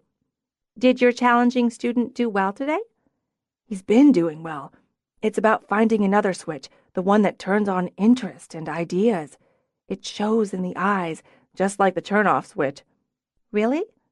"Garrett's the kind of student who pushes a teacher to work a little harder, and when you find that switch, it's intensely rewarding. He's the one who got a B on that paper I graded on Valentine's Day, or the day before. I think of that as our Valentine's Day." "Right. I remember. Good for Garrett." "His mother came to see me today. The majority of the time when a parent comes in, it's not to bring an apple to the teacher. She brought me an orchard." "She thanked me." "She thanked you?" Curious, Mac cocked her head. "That's an orchard?" "Yes. It's not just about teaching facts and theories or assignments and grades. It's about finding the switch, I found Garrett's, and she came in to thank me. Now, you have a very big smile."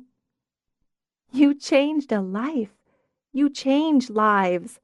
I wouldn't go that far. No, you do. I document them, or at least pieces of them, and that's important. It's valuable. But you change them, and that's amazing. I'm going to get you some pizza, which I can't share with you, she said as she rose, due to ice cream stomach. Why did you eat a gallon, or possibly 2?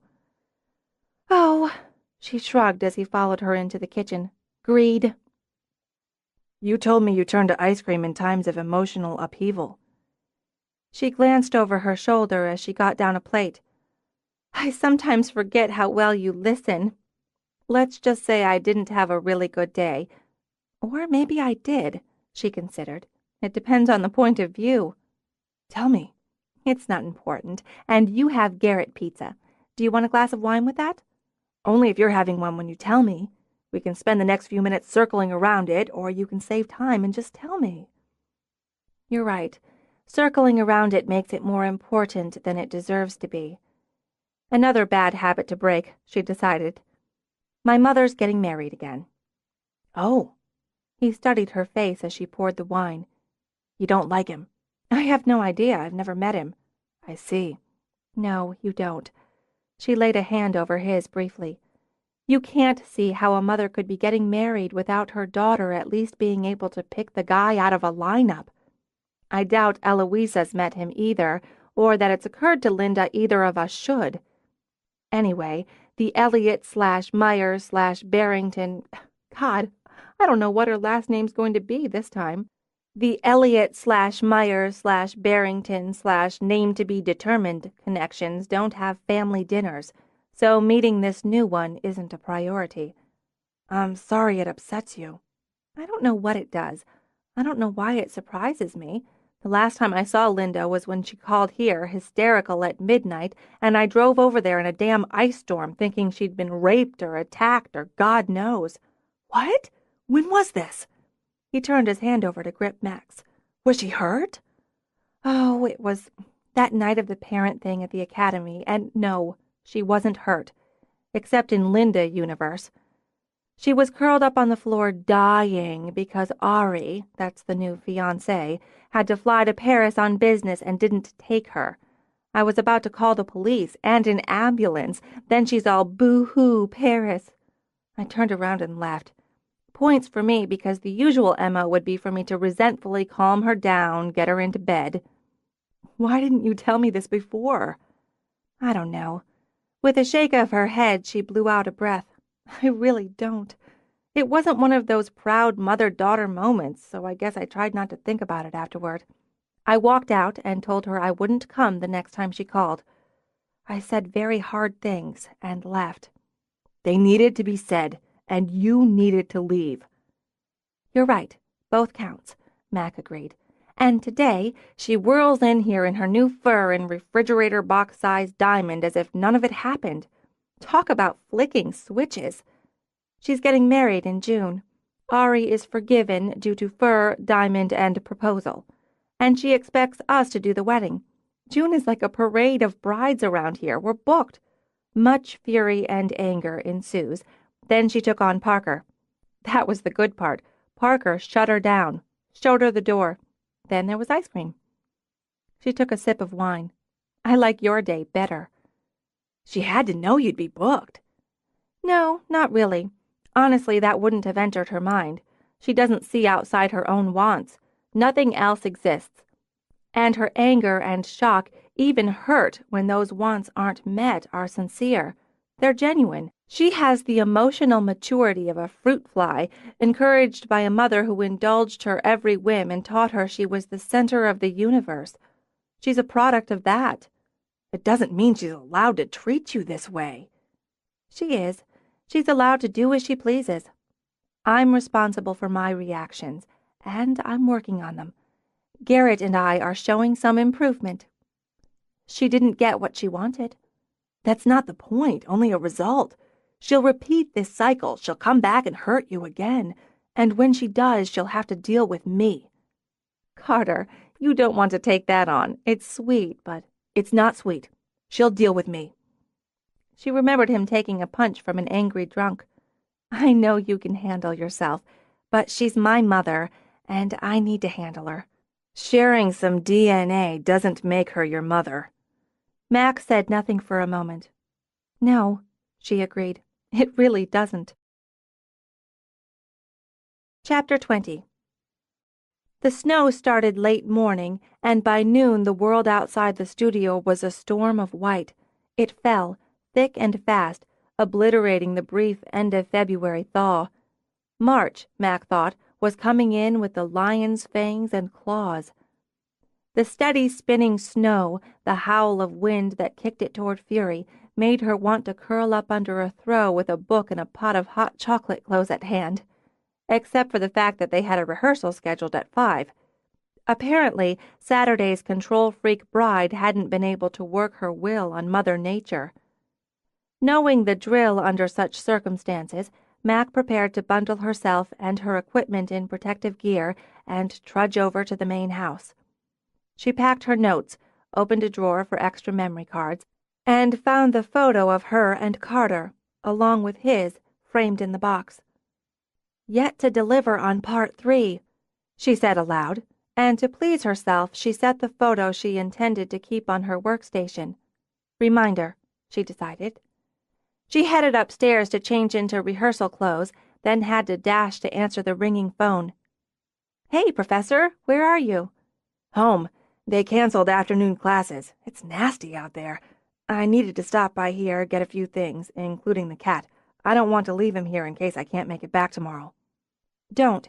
She carried the phone to the window to watch the trees whip and shudder in the violent lash of wind. Don't go out in this again. Stay home, warm and safe, so I don't have to worry about you on the roads. I'm getting ready to trek over to the house anyway. We have a rehearsal at 5. In this? We have contingency plans, which include the ritual sacrifice of a chicken. I could help, except with the chicken. You could, or you could end up in a snowdrift or skidding into a tree. All I have to do is walk a few hundred yards. She flipped through her clothing options as she spoke, settled on sturdy cords and a turtleneck. Parker will have the head of the National Weather Service on the phone by now. You're kidding. No, only slightly exaggerating. She sat to pull off her thick walk-around-the-house socks, then, cradling the phone on her shoulder, wiggled out of her flannel pants. We'll do a conference call rehearsal if necessary, or a virtual one if the client has the computer capability. We'll shovel, plow, and clear. We've done it before. Barring genuine blizzard conditions, we'll have a wedding tomorrow. Maybe you could be my date and bring the cat. That way the two of you could stay through the weekend.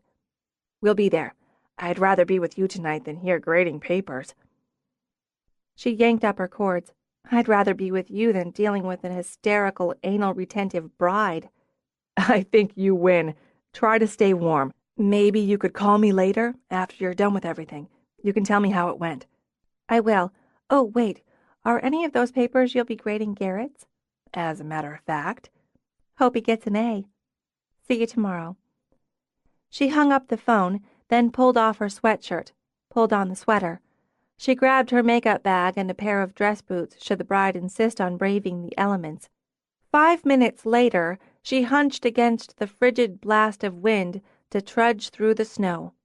It would take a miracle, she thought, if the storm didn't abate in the next few hours.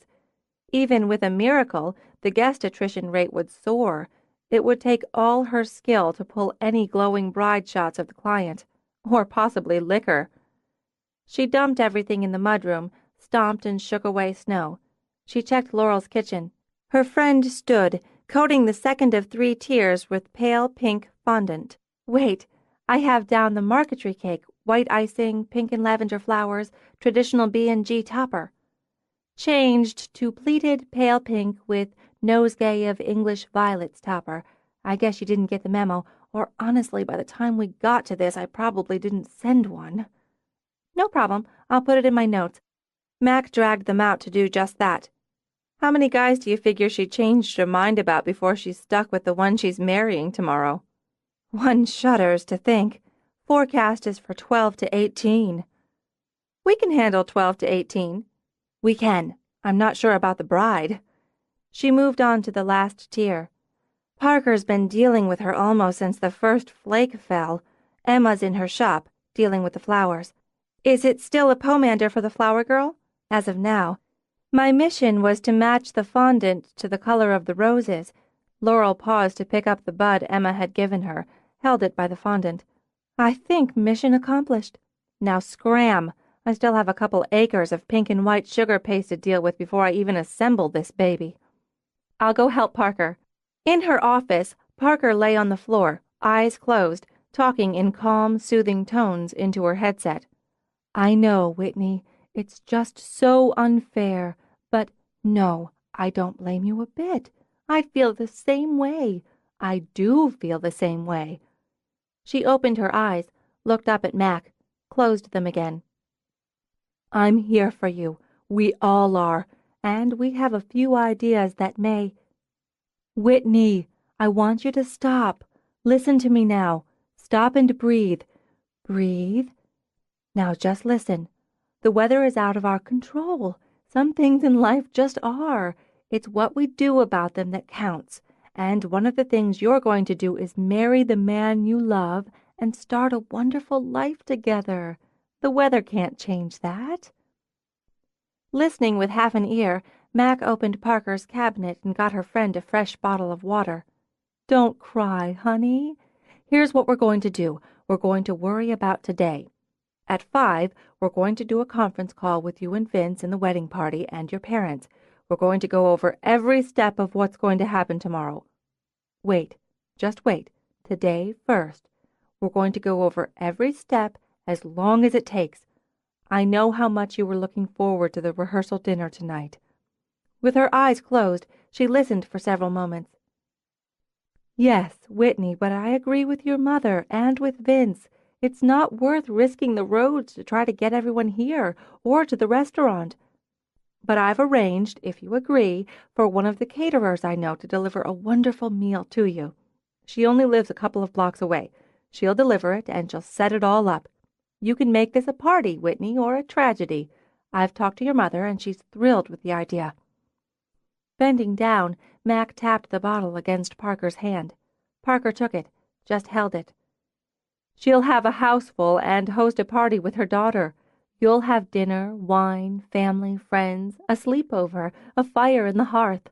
You'll have a rehearsal dinner that's unique and yours, and that makes something lovely and fun out of an inconvenience. Damn, you're good, Mac whispered. Parker reopened her eyes, rolled them. That's right. Let me worry about tomorrow. I promise you, one way or the other, we're going to give you a beautiful day. And the most important thing, you're marrying Vince. Now I want you to relax, to enjoy yourself. We're going to have fun with this. I'll call you back. Yes, I promise. Go help your mother. Parker pulled off the headset. God! I bet she's not worrying about pomanders now. No, she's too busy cursing the gods. As she sat up, Parker twisted the top off the bottle, took a long, long drink. I don't blame her for being upset. Who wouldn't be? But a winter wedding means the possibility of snow. It's March in Connecticut. Clue in. But in her mind, the snow was a personal insult aimed at ruining her life. 12 to 18. I got the bulletin. We'll need the drive and parking plowed, the paths, porches, and terraces cleared. She drank again and did what she'd advised Whitney to do. She breathed. The road crews are out, so we'll have to trust them to do their part. 4-wheel drives? The limo company can switch to the Hummer. The groom's willing to forego the limo and load up his SUV with his party. I've talked to all the subs. We shouldn't have a problem. Then I guess I'd better get a shovel. By 8, with the snow slowed to a fitful trickle, Mac sat in the kitchen with her friends devouring a bowl of Mrs. G's beef stew. When is she coming home? Mac demanded. We're nearly out of provisions. 1st of April, Parker said, as usual. We can make it. We'll make it tomorrow, too. I just talked to a very happy, slightly drunk bride. They're having a wonderful time. They have a karaoke machine. We're plowed, Forecast is for clear skies tomorrow with a high of 38. The wind's already easing off. Cake's in the cooler and is a thing of beauty." Emma nodded at Laurel. "Flowers are the same. The kids will be here first thing in the morning to shovel the path, clear the portico and terraces," Parker put in. "So that's cleared off our list." "Thank God," Emma said with feeling. "I've got the FOB taking pictures tonight at the rehearsal party with his pocket digital. I'll play with them, put something fun together in one of the small albums. We'll gift it to the bride. And now," Mac pushed up, "I'm going home, ease my aching body into a hot bath." She walked home in the thinning snow, the path lights sparkling. It made her think of Carter, how he'd talked her into walking in the snow instead of wallowing. She'd call him, sink into that hot bath with a glass of wine, some candles glowing, and Carter on the line. She wondered how he'd react to phone sex and heard herself laugh. He was always surprising her. She'd bet he'd be a phone sex champ. She let herself in, listened to the silence. She liked the quiet, liked her space. Funny how he didn't disturb either by being there. He just seemed to make it more theirs, their quiet, their space. Weird thought. She glanced at the photo on her workstation as she stripped off her coat. Maybe not so weird. They framed up together nicely. It was good, this phase they were in, she thought as she started upstairs. Not a holding pattern, not exactly, just staying in that nice, comfortable space, a kind of order and ease. She walked into the bedroom, tossed the dress boots she hadn't needed after all toward the closet.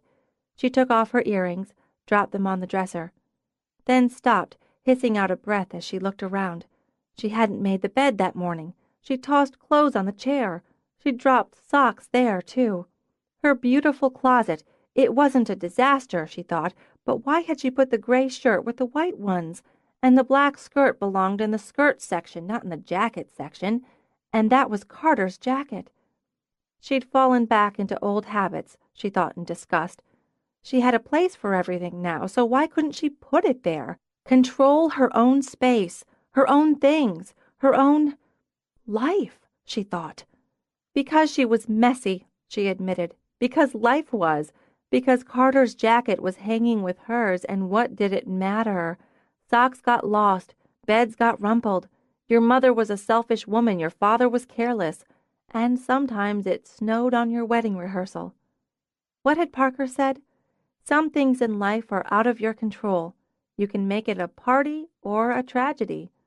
Or, Mac thought, you could refuse to take the next step. You could refuse to take what you wanted most because you're afraid someday you might lose it. She jogged back downstairs, picked up the photo. "He just happened," she said quietly as she studied how they looked, framed together. "He just happened into my life, and everything changed." She looked up, saw the photo of 3 young girls under an arbor of white roses and a blue butterfly over a clutch of wild violets and dandelions. Her breath came out in a jerk that had her pressing a hand to her heart. Of course! Of course! It was so absolutely clear if she just looked at it. Oh, my God! What am I waiting for? With the cat warming his feet and the music on low, Carter stretched out on the living room sofa with a book and a short glass of Jameson. He'd spent winter evenings like this before, he mused, with the cat and a book for company after work was done. It contented him. He wished he had a fire. Of course, he'd need a fireplace first, but a fire would add a nice civilized evening-at-home touch, a kind of masterpiece theater touch. The professor and his cat by the fire, reading on a snowy evening. He could almost see the portrait as Mackensie would take it, and the idea both pleased and amused him. He wished she could be here with him, stretched out opposite him on the sofa, so he could see her face whenever he glanced up from the story, sharing the quiet of a winter night and the imaginary fire. One day, he thought, when she was ready. Part of him had been ready the moment he'd seen her again. There was no point in denying it. No sooner looked but he loved, to paraphrase Rosalind. and the rest of him caught up so quickly with that part of him. But she hadn't had that spark, that old flame inside her as he had, waiting to reignite. Man for woman this time, not boy for girl. He couldn't blame her for needing more time. "Well, maybe a little," he said to Triad. "Not so much for needing more time, but for not trusting herself. How can a woman who has so much of it in her not trust love? I know, Mommy dearest, absentee father. A lot of scar tissue there." So he'd wait. He'd love her, be with her, and wait. He settled back into the book, letting the quiet and the journey of the story lull him. He lifted the whiskey, took a small sip. His hand jerked at the pounding on the door, so whiskey splashed on his shirt. "Ow, crap!" Pulling off his glasses, he laid them on the table with the book. Triad protested when he pulled his feet free. "It's not my fault. It's whoever's crazy enough to be out on a night like this." He got up reluctantly, then the thought struck that someone might have had an accident and had come to the house for help. He quickened his pace, imagining skids and crashes on slippery roads. When he opened the door, his arms filled with Mac. "Carter!" "Mackensie!" Alarm gushed into his belly. "What is it? What happened?" "Everything." She turned her head, crushed her mouth to his. "Everything happened." "The estate?"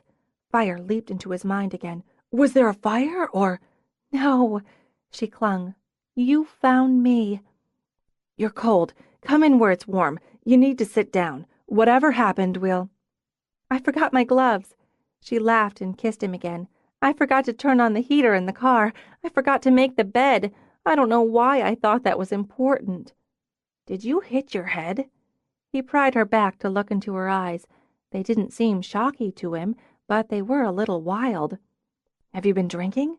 And driving in these conditions? You can't—" "I haven't been drinking. I was thinking about wine and phone sex in the bathtub, but that was before I realized I hadn't made the bed or put my socks in the hamper." She sniffed. "But someone's been drinking. Is that whiskey? You drink whiskey?" "Sometimes. It's a cold night in the snow and—" "Wait a minute." "You see? You always surprise me. Carter drinks whiskey on a snowy night." She spun away from him, then back. "And he can take a punch in the face. He buys diamond earrings and laughs with his father in the kitchen. Oh, I wish I'd had my camera so I could have stolen that moment and showed you. I need another chance at that, when I'm not fighting off nerves and envy. But I have another for you." She dragged the box out of the deep pocket of her coat. "Third part of the gift." "For God's sake! You drove all the way over here in this mess to give me a picture? You could have been hurt, had an accident. You—" "Yes, I could have. Things happen. But I didn't, and I'm here. Open it." He dragged a hand through his hair. "Let me get your coat." "I can get my coat. Open it. Look." She dragged off the coat, threw it over the banister. "That's the kind of thing I do. Toss my coat somewhere. You don't even mind. You might someday." "So what? Open it, Carter." He untied the ribbon, opened the box. She smiled out at him, her cheek against his. It made him remember the kiss, her pleasure in his gift, the warmth afterward and the feel of her face brushing his. "It's wonderful." "It really is. I kept one of the kiss. You didn't know I took the shot. It's a great kiss, a great image. But this is us, looking out, looking forward.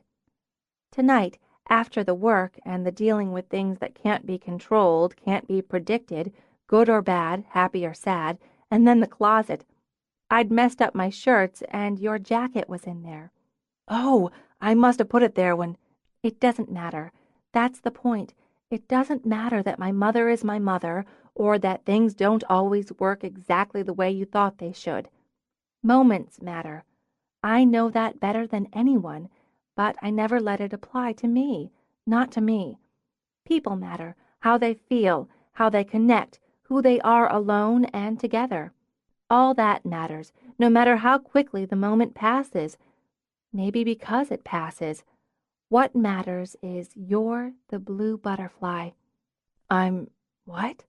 Come on, Professor, Dr. McGuire. You know all about metaphors and analogies and symbolism. You flew into my life, just landed in it unexpectedly, maybe miraculously, and the picture formed. It just took me a while to see it. I'm not... Oh, the picture. Wedding day, the one you took when you were a girl. Epiphanies. I had one then, and I had one tonight. I want this. She took the picture from him. I want... Here. She looked around, chose a spot on one of his bookshelves. I want that. It looks right there, doesn't it? Something squeezed his heart. Yes, it belongs there. It doesn't come with a guarantee.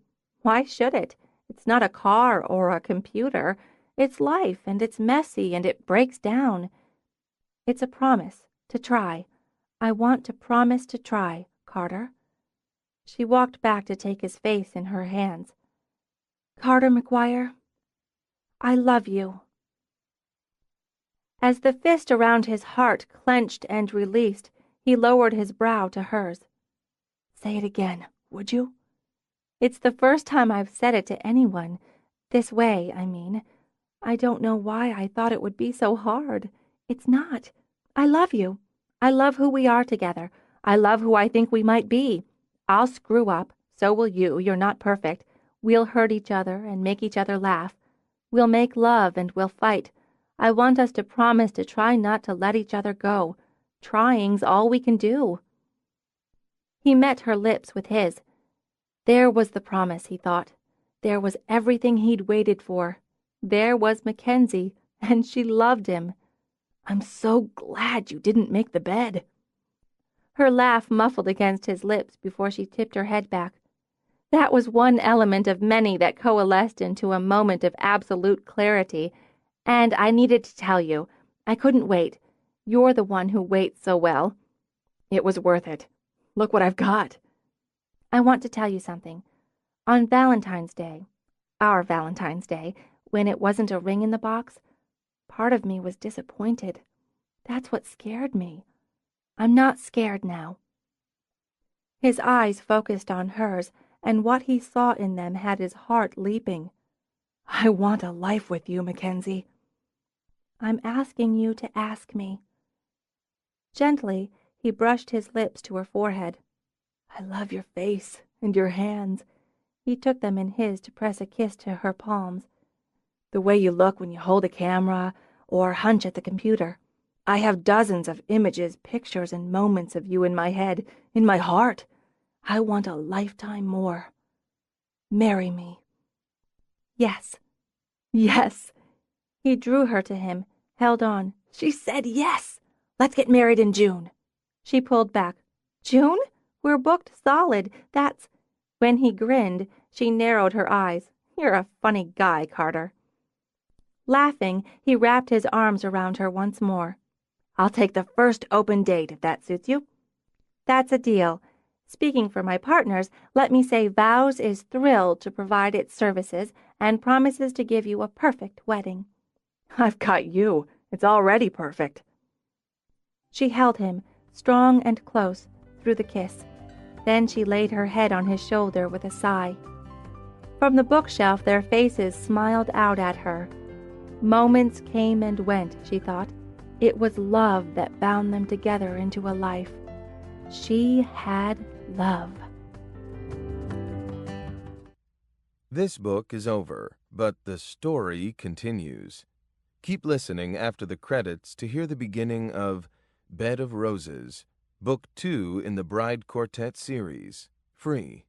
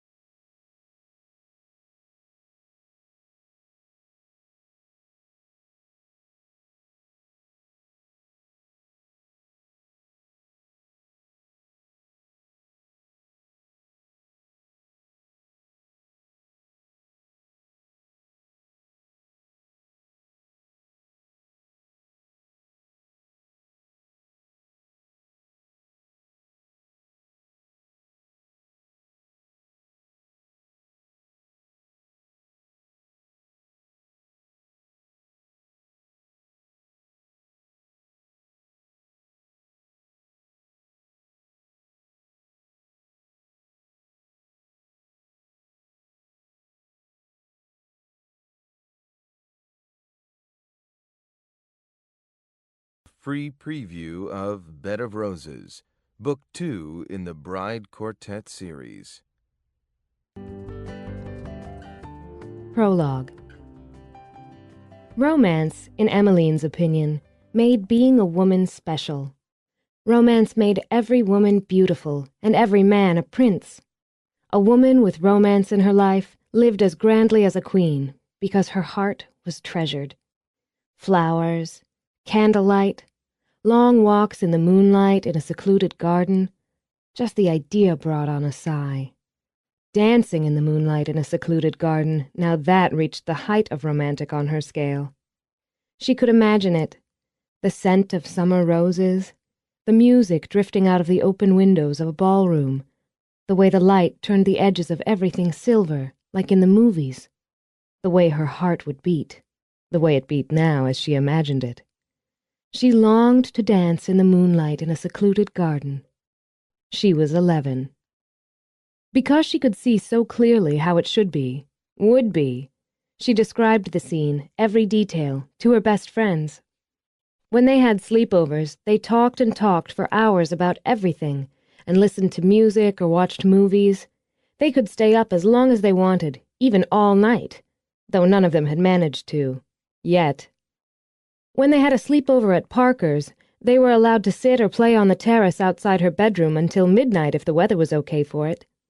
In the spring, her favorite time there, she loved to stand on the bedroom terrace, smell the gardens of the Brown estate and the green from the grass if the gardener had cut it that day. Mrs. Grady, the housekeeper, would bring the cookies and milk, or sometimes cupcakes, and Mrs. Brown would come in now and then to see what they were up to. But mostly, it was just the four of them. When I'm a successful businesswoman living in New York, I won't have time for romance. Laurel, her own sunny blonde hair streaked with green from a lime Kool-Aid treatment, worked her fashion sense on Mackenzie's bright red. But you have to have romance, Emma insisted. With her tongue caught in her teeth, Laurel tirelessly twined another section of Mac's hair into a long, thin braid. I'm going to be like my Aunt Jennifer. She tells my mother how she doesn't have time for marriage, and she doesn't need a man to be complete and stuff. She lives on the Upper East Side and goes to parties with Madonna. My dad says she's a ballbuster, so I'm going to be a ballbuster and go to parties with Madonna. As if, Mac snorted. The quick tug on the braid only made Mac giggle. Dancing's fun, and I guess romance is okay as long as it doesn't make you stupid. Romance is all my mother thinks about. Except money. I guess it's both. It's like, how can she get romance and money at the same time? That's not really romance. But Emma rubbed her hand on Mac's leg as she said it. I think romance is when you just do things for each other because you're in love. I wish we were old enough to be in love. Emma sighed hugely. I think it must feel really good. We should kiss a boy and see what it's like. Everyone stopped to stare at Parker. She lay belly down on her bed, watching her friends play hair salon. We should pick a boy and get him to kiss us. We're almost 12. We need to try it and see if we like it. Laurel narrowed her eyes. Like an experiment? But who would we kiss? Emma wondered. We'll make a list. Parker rolled across the bed to grab her newest notebook from her nightstand. This one featured a pair of pink toe shoes on the cover. We'll write down all the boys we know, then which ones we think might be okay to kiss, and why or why not. That doesn't really sound romantic. Parker gave Emma a small smile. We have to start somewhere, and lists always help. Now, I don't think we can use relatives, I mean like Dell, she said, speaking of her brother, or either of Emma's brothers, besides Emma's brothers are way too old. She opened the book to a fresh page. So, sometimes they stick their tongue in your mouth. Mac's statement brought on squeals, gags, more giggles. Parker slid off the bed to sit on the floor beside Emma. Okay, after we make the master list, we can divide it, yes and no. Then we pick from the yes list, and if we get the boy we pick to kiss us, we have to tell what it was like. And if he puts his tongue in your mouth, we have to know what that's like. What if we pick one and he doesn't want to kiss us? Securing the last braid, Laurel shook her head. A boy's going to want to kiss you for sure. You're really pretty, and you talk to them like they're regular. Some of the girls get all stupid around boys, but you don't.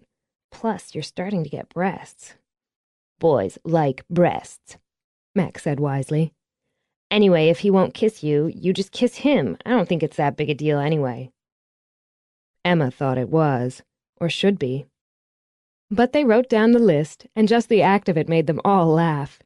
Laurel and Mac acted out how one boy or another might approach the moment, and that had them rolling on the floor until Mr. Fish, the cat, stalked out of the bedroom to curl up in Parker's sitting room.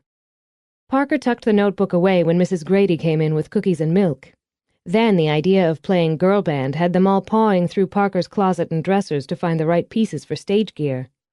They fell asleep on the floor, across the bed, curled up, sprawled out. Emma woke before sunrise. The room was dark but for the glow of Parker's nightlight and the stream from the moon through her windows. Someone had covered her with a light blanket and tucked a pillow under her head. Someone always did when they had sleepovers. The moonlight drew her, and, half dreaming still, she walked to the terrace doors and out. Cool air, scented by roses, brushed her cheeks. She looked out over the silver-edged gardens where spring lived in soft colors, sweet shapes. She could almost hear the music, almost see herself dancing among the roses and azaleas, the peonies that still held their petals and perfume in tight balls. She could almost see the shape of her partner, the one who spun her in the dance. The waltz, she thought with a sigh. It should be a waltz, like in a storybook. That was romance, she thought, and closed her eyes to breathe in the night air. One day, she promised herself, she'd know what it was like. Chapter 1. Since details crowded her mind, many of them blurry, Emma checked her appointment book over her first cup of coffee. The back-to-back consults gave her nearly as much of a boost as the strong, sweet coffee. Basking in it, she leaned back in the chair in her cozy office to read over the side notes she'd added to each client. In her experience, the personality of the couple, or often, more accurately, the bride, helped her determine the tone of the consult, the direction they'd pursue. To Emma's way of thinking, flowers were the heart of a wedding. Whether they were elegant or fun, elaborate or simple, the flowers were the romance. It was her job to give the client all the heart and romance they desired. She sighed, stretched, then smiled at the vase of petite roses on her desk. Spring, she thought, was the best. The wedding season kicked into high gear, which meant busy days and long nights designing, arranging, creating not only for this spring's weddings, but also next. She loved the continuity as much as the work itself. That's what vows had given her and her three best friends. Continuity, rewarding work, and that sense of personal accomplishment. And she got to play with flowers, live with flowers, practically swim in flowers every day. Thoughtfully, she examined her hands and the little nicks and tiny cuts. Some days she thought of them as battle scars, and others as medals of honor. This morning she just wished she'd remembered to fit in a manicure. She glanced at the time, calculated. Boosted again, she sprang up. Detouring into her bedroom, she grabbed a scarlet hoodie to zip over her PJs. There was time to walk to the main house before she dressed and prepared for the day. At the main house, Mrs. Grady would have breakfast, so Emma wouldn't have to forage or cook for herself. Her life, she thought as she jogged downstairs, brimmed with lovely perks. She passed through the living room she used as a reception and consult area, and took a quick scan around as she headed for the door. She'd freshen up the flowers on display before the first meeting, but hadn't those stargazer lilies opened beautifully? She stepped out of what had been a guest house on the Brown estate, but was now her home and the base for Centerpiece, her part of vows. She took a deep breath of spring air, and shivered. Damn it, why couldn't it be warmer? It was April, for God's sake. It was daffodil time. Look how cheerful the pansies she'd potted up looked.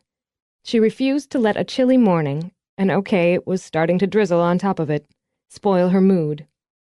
She hunched inside the hoodie, stuck the hand not holding her coffee mug in her pocket, and began to walk to the main house. Things were coming back to life all around her, she reminded herself. If you looked closely enough, you could see the promise of green on the trees, The hint of what would be delicate blooms of dogwood and cherry blossoms. Those daffodils wanted to pop, and the crocuses already had. Maybe there'd be another spring snow, but the worst was over. Soon it would be time to dig in the dirt, to bring some of her beauties out of the greenhouse and put them on display. She added the bouquets, the swags and garlands, but nothing beat Mother Nature for providing the most poignant landscape for a wedding. And nothing, in her opinion, beat the Brown estate for showing it off. The gardens, showpieces even now, would soon explode with color, bloom, scent, inviting people to stroll along the curving paths or sit on a bench, relax in sun or shade. Parker put her in charge, as much as Parker could put anyone else in charge, of overseeing them, so every year she got to play, planting something new or supervising the landscape team. The terraces and patios created lovely outdoor living spaces, perfect for weddings and events. Poolside receptions, terrace receptions, ceremonies under the rose arbor or the pergola, or perhaps down by the pond under a willow. We've got it all, she thought. The house itself? Could anything be more graceful, more beautiful? The wonderful soft blue, those warm touches of yellow and cream.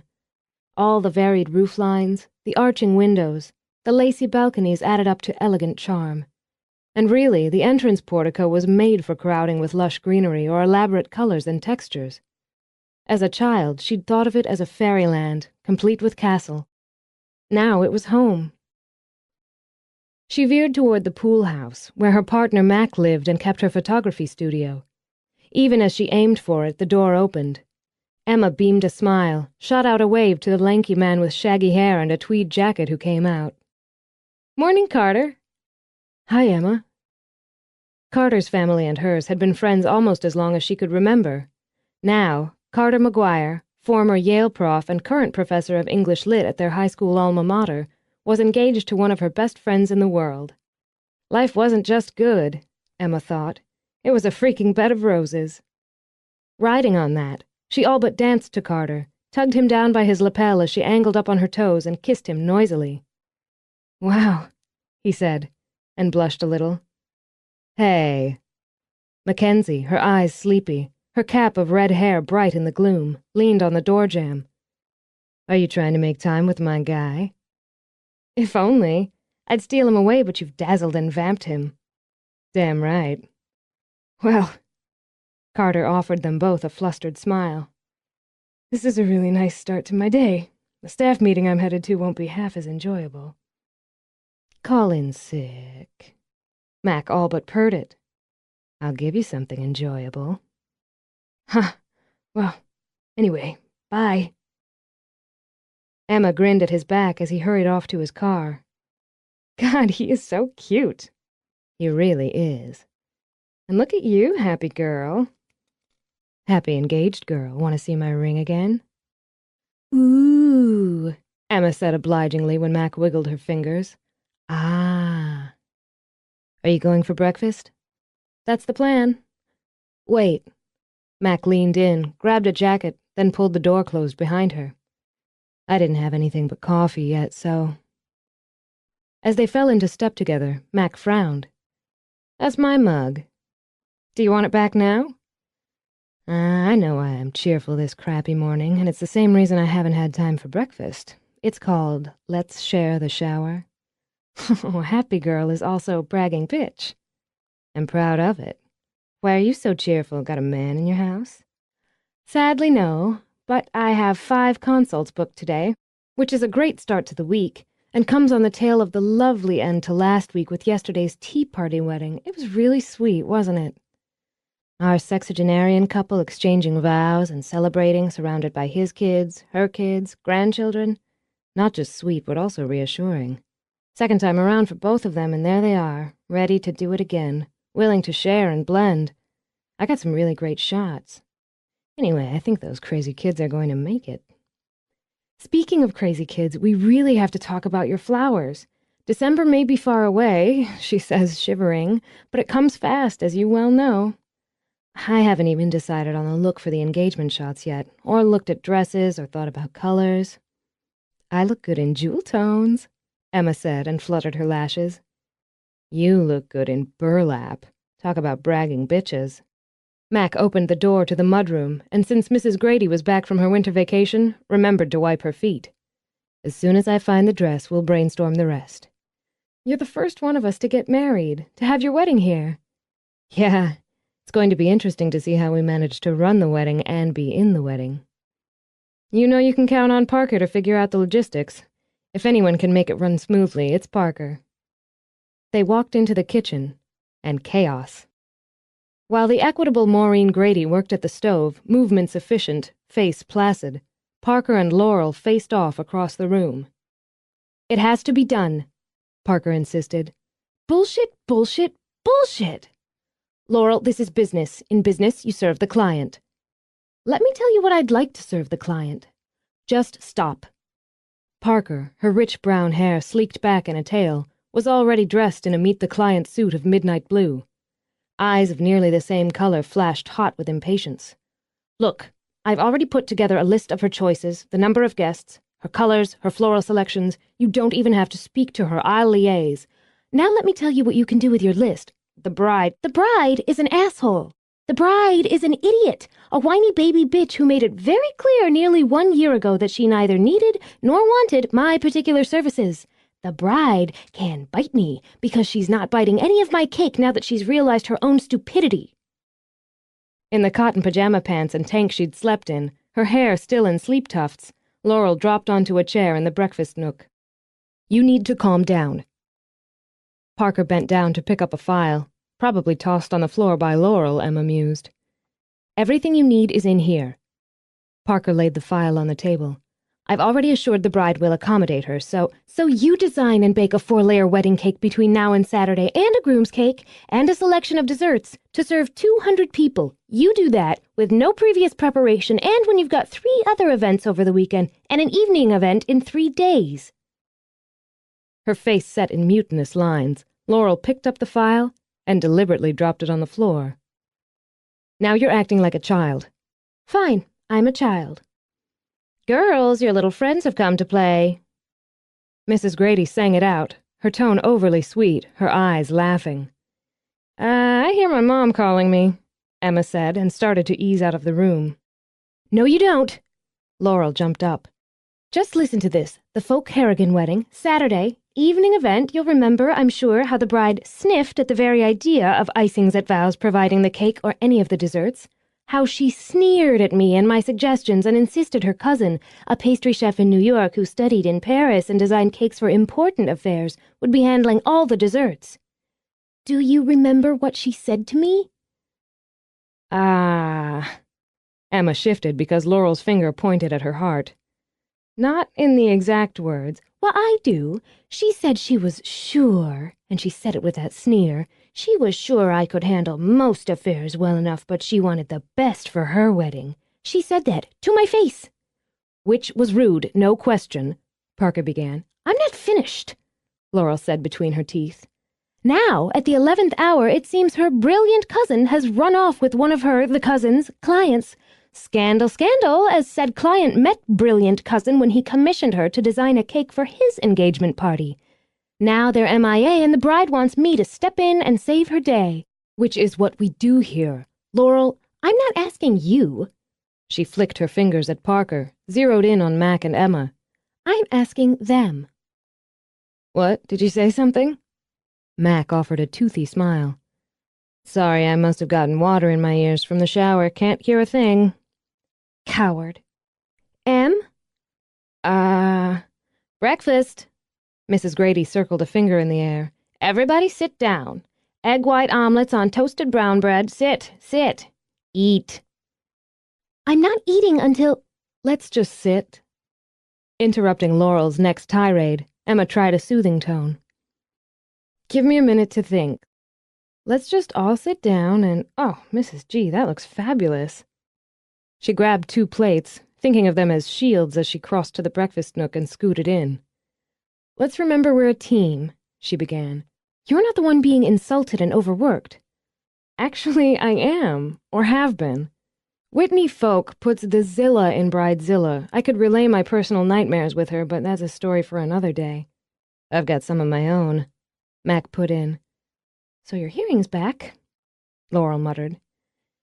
She's rude, demanding, spoiled, difficult, and unpleasant, Emma continued. Usually when we plan the event, even with the problems that can come up and the general weirdness of some couples, I like to think we're helping them showcase a day that begins their happy ever after. With this one, I'd be surprised if they make it 2 years. She was rude to you, and I don't think it was a sneer. I think it was a smirk. I don't like her. Obviously pleased with the support, Laurel sent her own smirk toward Parker, then began to eat. That being said, we're a team, and clients, even smirky bitch clients, have to be served. Those are good reasons to do this, Emma said while Laurel scowled at her. But there's a better one. You'll show her rude, smirky, flat, bony ass what a really brilliant pastry chef can do, and under pressure. Parker already tried that one on me. Oh. Emma sampled a skinny sliver of her omelet. Well, it's true. I could bake her man-stealing cousin into the ground. No question. Personally, I think she should grovel at least a little. I like groveling. Laurel considered it. And begging. I might be able to arrange for some of each. Parker lifted her coffee. I also informed her that in order to accommodate her on such short notice, we would require an additional fee. I added 25%. She grabbed it like a lifeline and actually wept in gratitude. A new light beamed in Laurel's bluebell eyes. She cried? Parker inclined her head and cocked an eyebrow at Laurel. So? While the crying part warms me inside, she'll still have to take what I give her and like it. Absolutely. You just let me know what you decide on when you decide on it, Emma told her. I'll work in the flowers and decor for the table. She sent a sympathetic smile at Parker. What time did she call you with all this? 3:20 a.m. Laurel reached over, gave Parker's hand a pat. Sorry. That's my part of the deal. We'll get through it. We always do. They always did, Emma thought as she refreshed her living room arrangements. She trusted they always would. She glanced at the photograph she kept in a simple white frame, one of 3 young girls playing wedding day in a summer garden. She'd been the bride that day, and had held the bouquet of weeds and wildflowers, worn the lace veil, and had been just as charmed and delighted as her friends when the blue butterfly landed on the dandelion in her bouquet. Mac had been there too, of course, behind the camera, capturing the moment.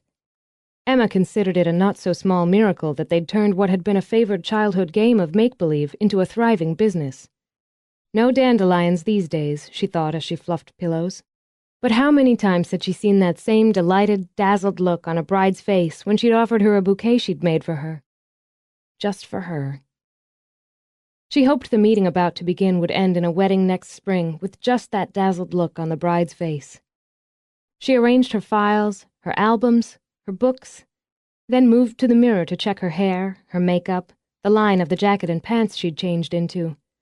Presentation, she thought, was a priority of vows. She turned from the mirror to answer her phone with a cheerful, "Centerpiece of vows? Yes, hello, Roseanne. Of course I remember you. October wedding, right? No, it's not too early to make those decisions." As she spoke, Emma took a notebook out of her desk, flipped it open. "We can set up a consultation next week if that works for you. Can you bring a photo of your dress? Great. And if you've selected the attendance dresses or their colors? Oh, I'll help you with all of that. How about next Monday at 2? She logged in the appointment, then glanced over her shoulder as she heard a car pull up. A client on the phone, another coming to the door. God, she loved spring. Emma showed her last client of the day through the display area where she kept silk arrangements and bouquets, as well as various samples on tables and shelves. I made this up when you emailed me the photo of your dress and gave me the basic idea of your colors and your favorite flowers. I know you'd talked about preferring a large cascade bouquet, but... Emma took the bouquet of lilies and roses, tied with white pearl-studded ribbon off the shelf. I just wanted you to see this before you made a firm decision. It's beautiful, plus my favorite flowers, but it doesn't seem, I don't know, big enough. With the lines of your dress, the column of the skirt, and the beautiful beadwork on the bodice, the more contemporary bouquet could be stunning.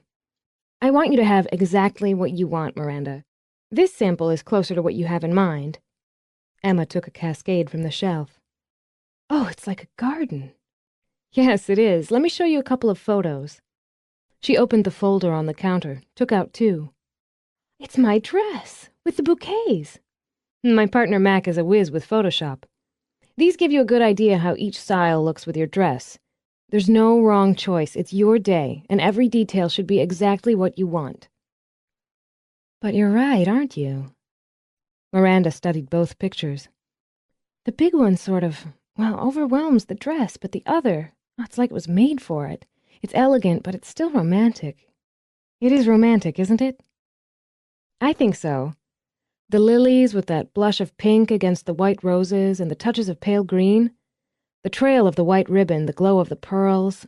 I thought if you liked it, we might do just the lilies for your attendance, maybe with a pink ribbon? I think... Miranda carried the sample bouquet over to the old-fashioned cheval glass that stood in the corner. Her smile bloomed like the flowers as she studied herself. I think it looks like some really creative fairies made it, and I love it. Emma noted it down in her book. I'm glad you do. We'll work around that, sort of spiraling out from the bouquets. I'll put clear vases on the head table so the bouquets will not only stay fresh but serve as part of the decor during the reception. Now, for your tossing bouquet, I was thinking just the white roses, smaller scale like this. Emma took down another sample, tied with pink and white ribbons. That would be perfect. This is turning out to be so much easier than I thought. Pleased, Emma made another note. The flowers are important, but they should also be fun. No wrong choices, remember. From everything you've told me, I see the feel of the wedding as modern romance. Yes, that's exactly what I'm after. Your niece, the flower girl, is 5, right? She just turned 5 last month. She's really excited about scattering rose petals down the aisle. I bet. Emma crossed the idea of a pomander off her mental list. We could use this style basket, covered with white satin, trimmed in baby roses, trailing the pink and white ribbons again. Pink and white rose petals. We could do a halo for her, pink and white baby roses again. Depending on her dress and what you like, we can keep it simple or we can trail ribbons down the back. The ribbons, absolutely. She's really girly. She'll be thrilled. Miranda took the sample halo Emma offered. Oh, Emma, it's like a little crown. Princessy. Exactly. When Miranda lifted it onto her own head, Emma laughed. A girly 5-year-old will be in heaven, and you'll be her favorite aunt for life. She'll look so sweet. Yes, yes to everything. Basket, halo, ribbons, roses, colors. Great. You're making it easy for me. Now, you've got your mother's and your grandmother's. We could do corsages, wrist or pin-on, using the roses or the lilies or both. But... Smiling, Miranda set the halo down again. Every time you say but, it turns out fantastic. So, but, I thought we could update the classic Tussie-Mussy. I have no idea what that is. It's a small bouquet, like this, carried in a little holder to keep the flowers fresh.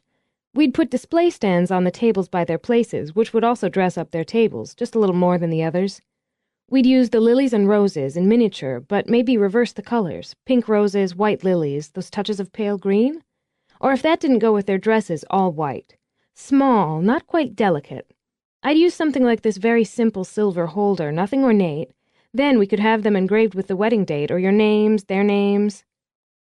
It's like their own bouquets, like a miniature of mine. Oh, my mother will... When Miranda's eyes filled, Emma reached over and picked up the box of tissue she kept handy. Thanks. I want them. I have to think about the monogramming. I'd like to talk that over with Brian. Plenty of time. Oh, but I want them. The reverse, I think, because it makes them more theirs. Oh, I'm going to sit down here a minute. Emma went with her to the little seating area, put the tissue box where Miranda could reach. It's going to be beautiful. I know, I can see it. I can already see it, and we haven't even started on the arrangements and centerpieces and, everything else. But I can see it. I have to tell you something. Sure. My sister, the maid of honor, she really pushed for us to book Fellfoot. It's been the place in Greenwich, you know, and it is beautiful. Oh, it's gorgeous, and they always do a fabulous job. But Brian and I just fell for this place. The look of it, the feel of it, the way the 4 of you work together, it felt right for us. Every time I come here or meet with one of you, I know we were right. We're going to have the most amazing wedding." "Sorry," she said, dabbing at her eyes again. "Don't be." Emma took a tissue for herself. "I'm flattered, and nothing makes me happier than to have a bride sit here and cry happy tears." We hope you enjoyed this free preview of Bed of Roses, Book 2 in the Bride Quartet series. To keep the story going, get the complete book today.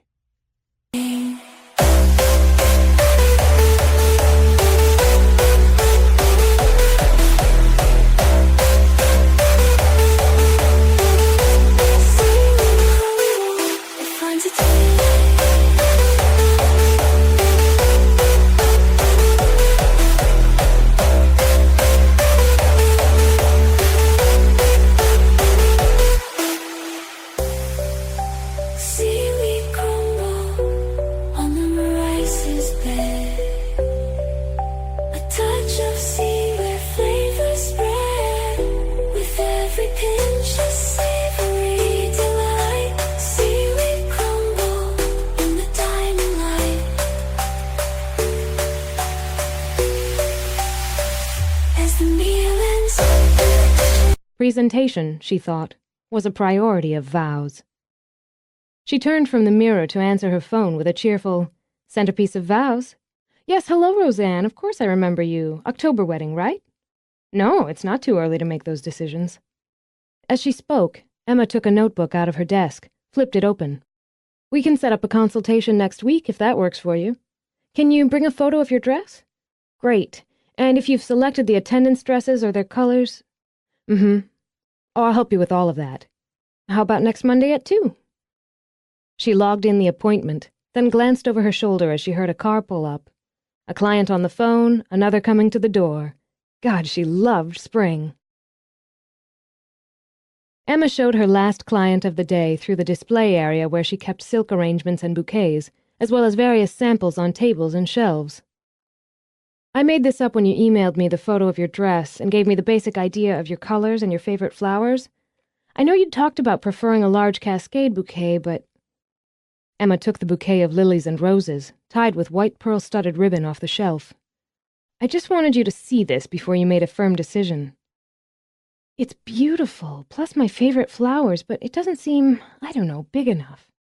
With the lines of your dress, the column of the skirt, and the beautiful beadwork on the bodice, the more contemporary bouquet could be stunning. I want you to have exactly what you want, Miranda. This sample is closer to what you have in mind." Emma took a cascade from the shelf. "Oh, it's like a garden." "Yes, it is. Let me show you a couple of photos." She opened the folder on the counter, took out 2. "It's my dress, with the bouquets." My partner Mac is a whiz with Photoshop. These give you a good idea how each style looks with your dress. There's no wrong choice. It's your day, and every detail should be exactly what you want. But you're right, aren't you? Miranda studied both pictures. The big one sort of, overwhelms the dress, but the other, it's like it was made for it. It's elegant, but it's still romantic. It is romantic, isn't it? I think so. The lilies with that blush of pink against the white roses and the touches of pale green.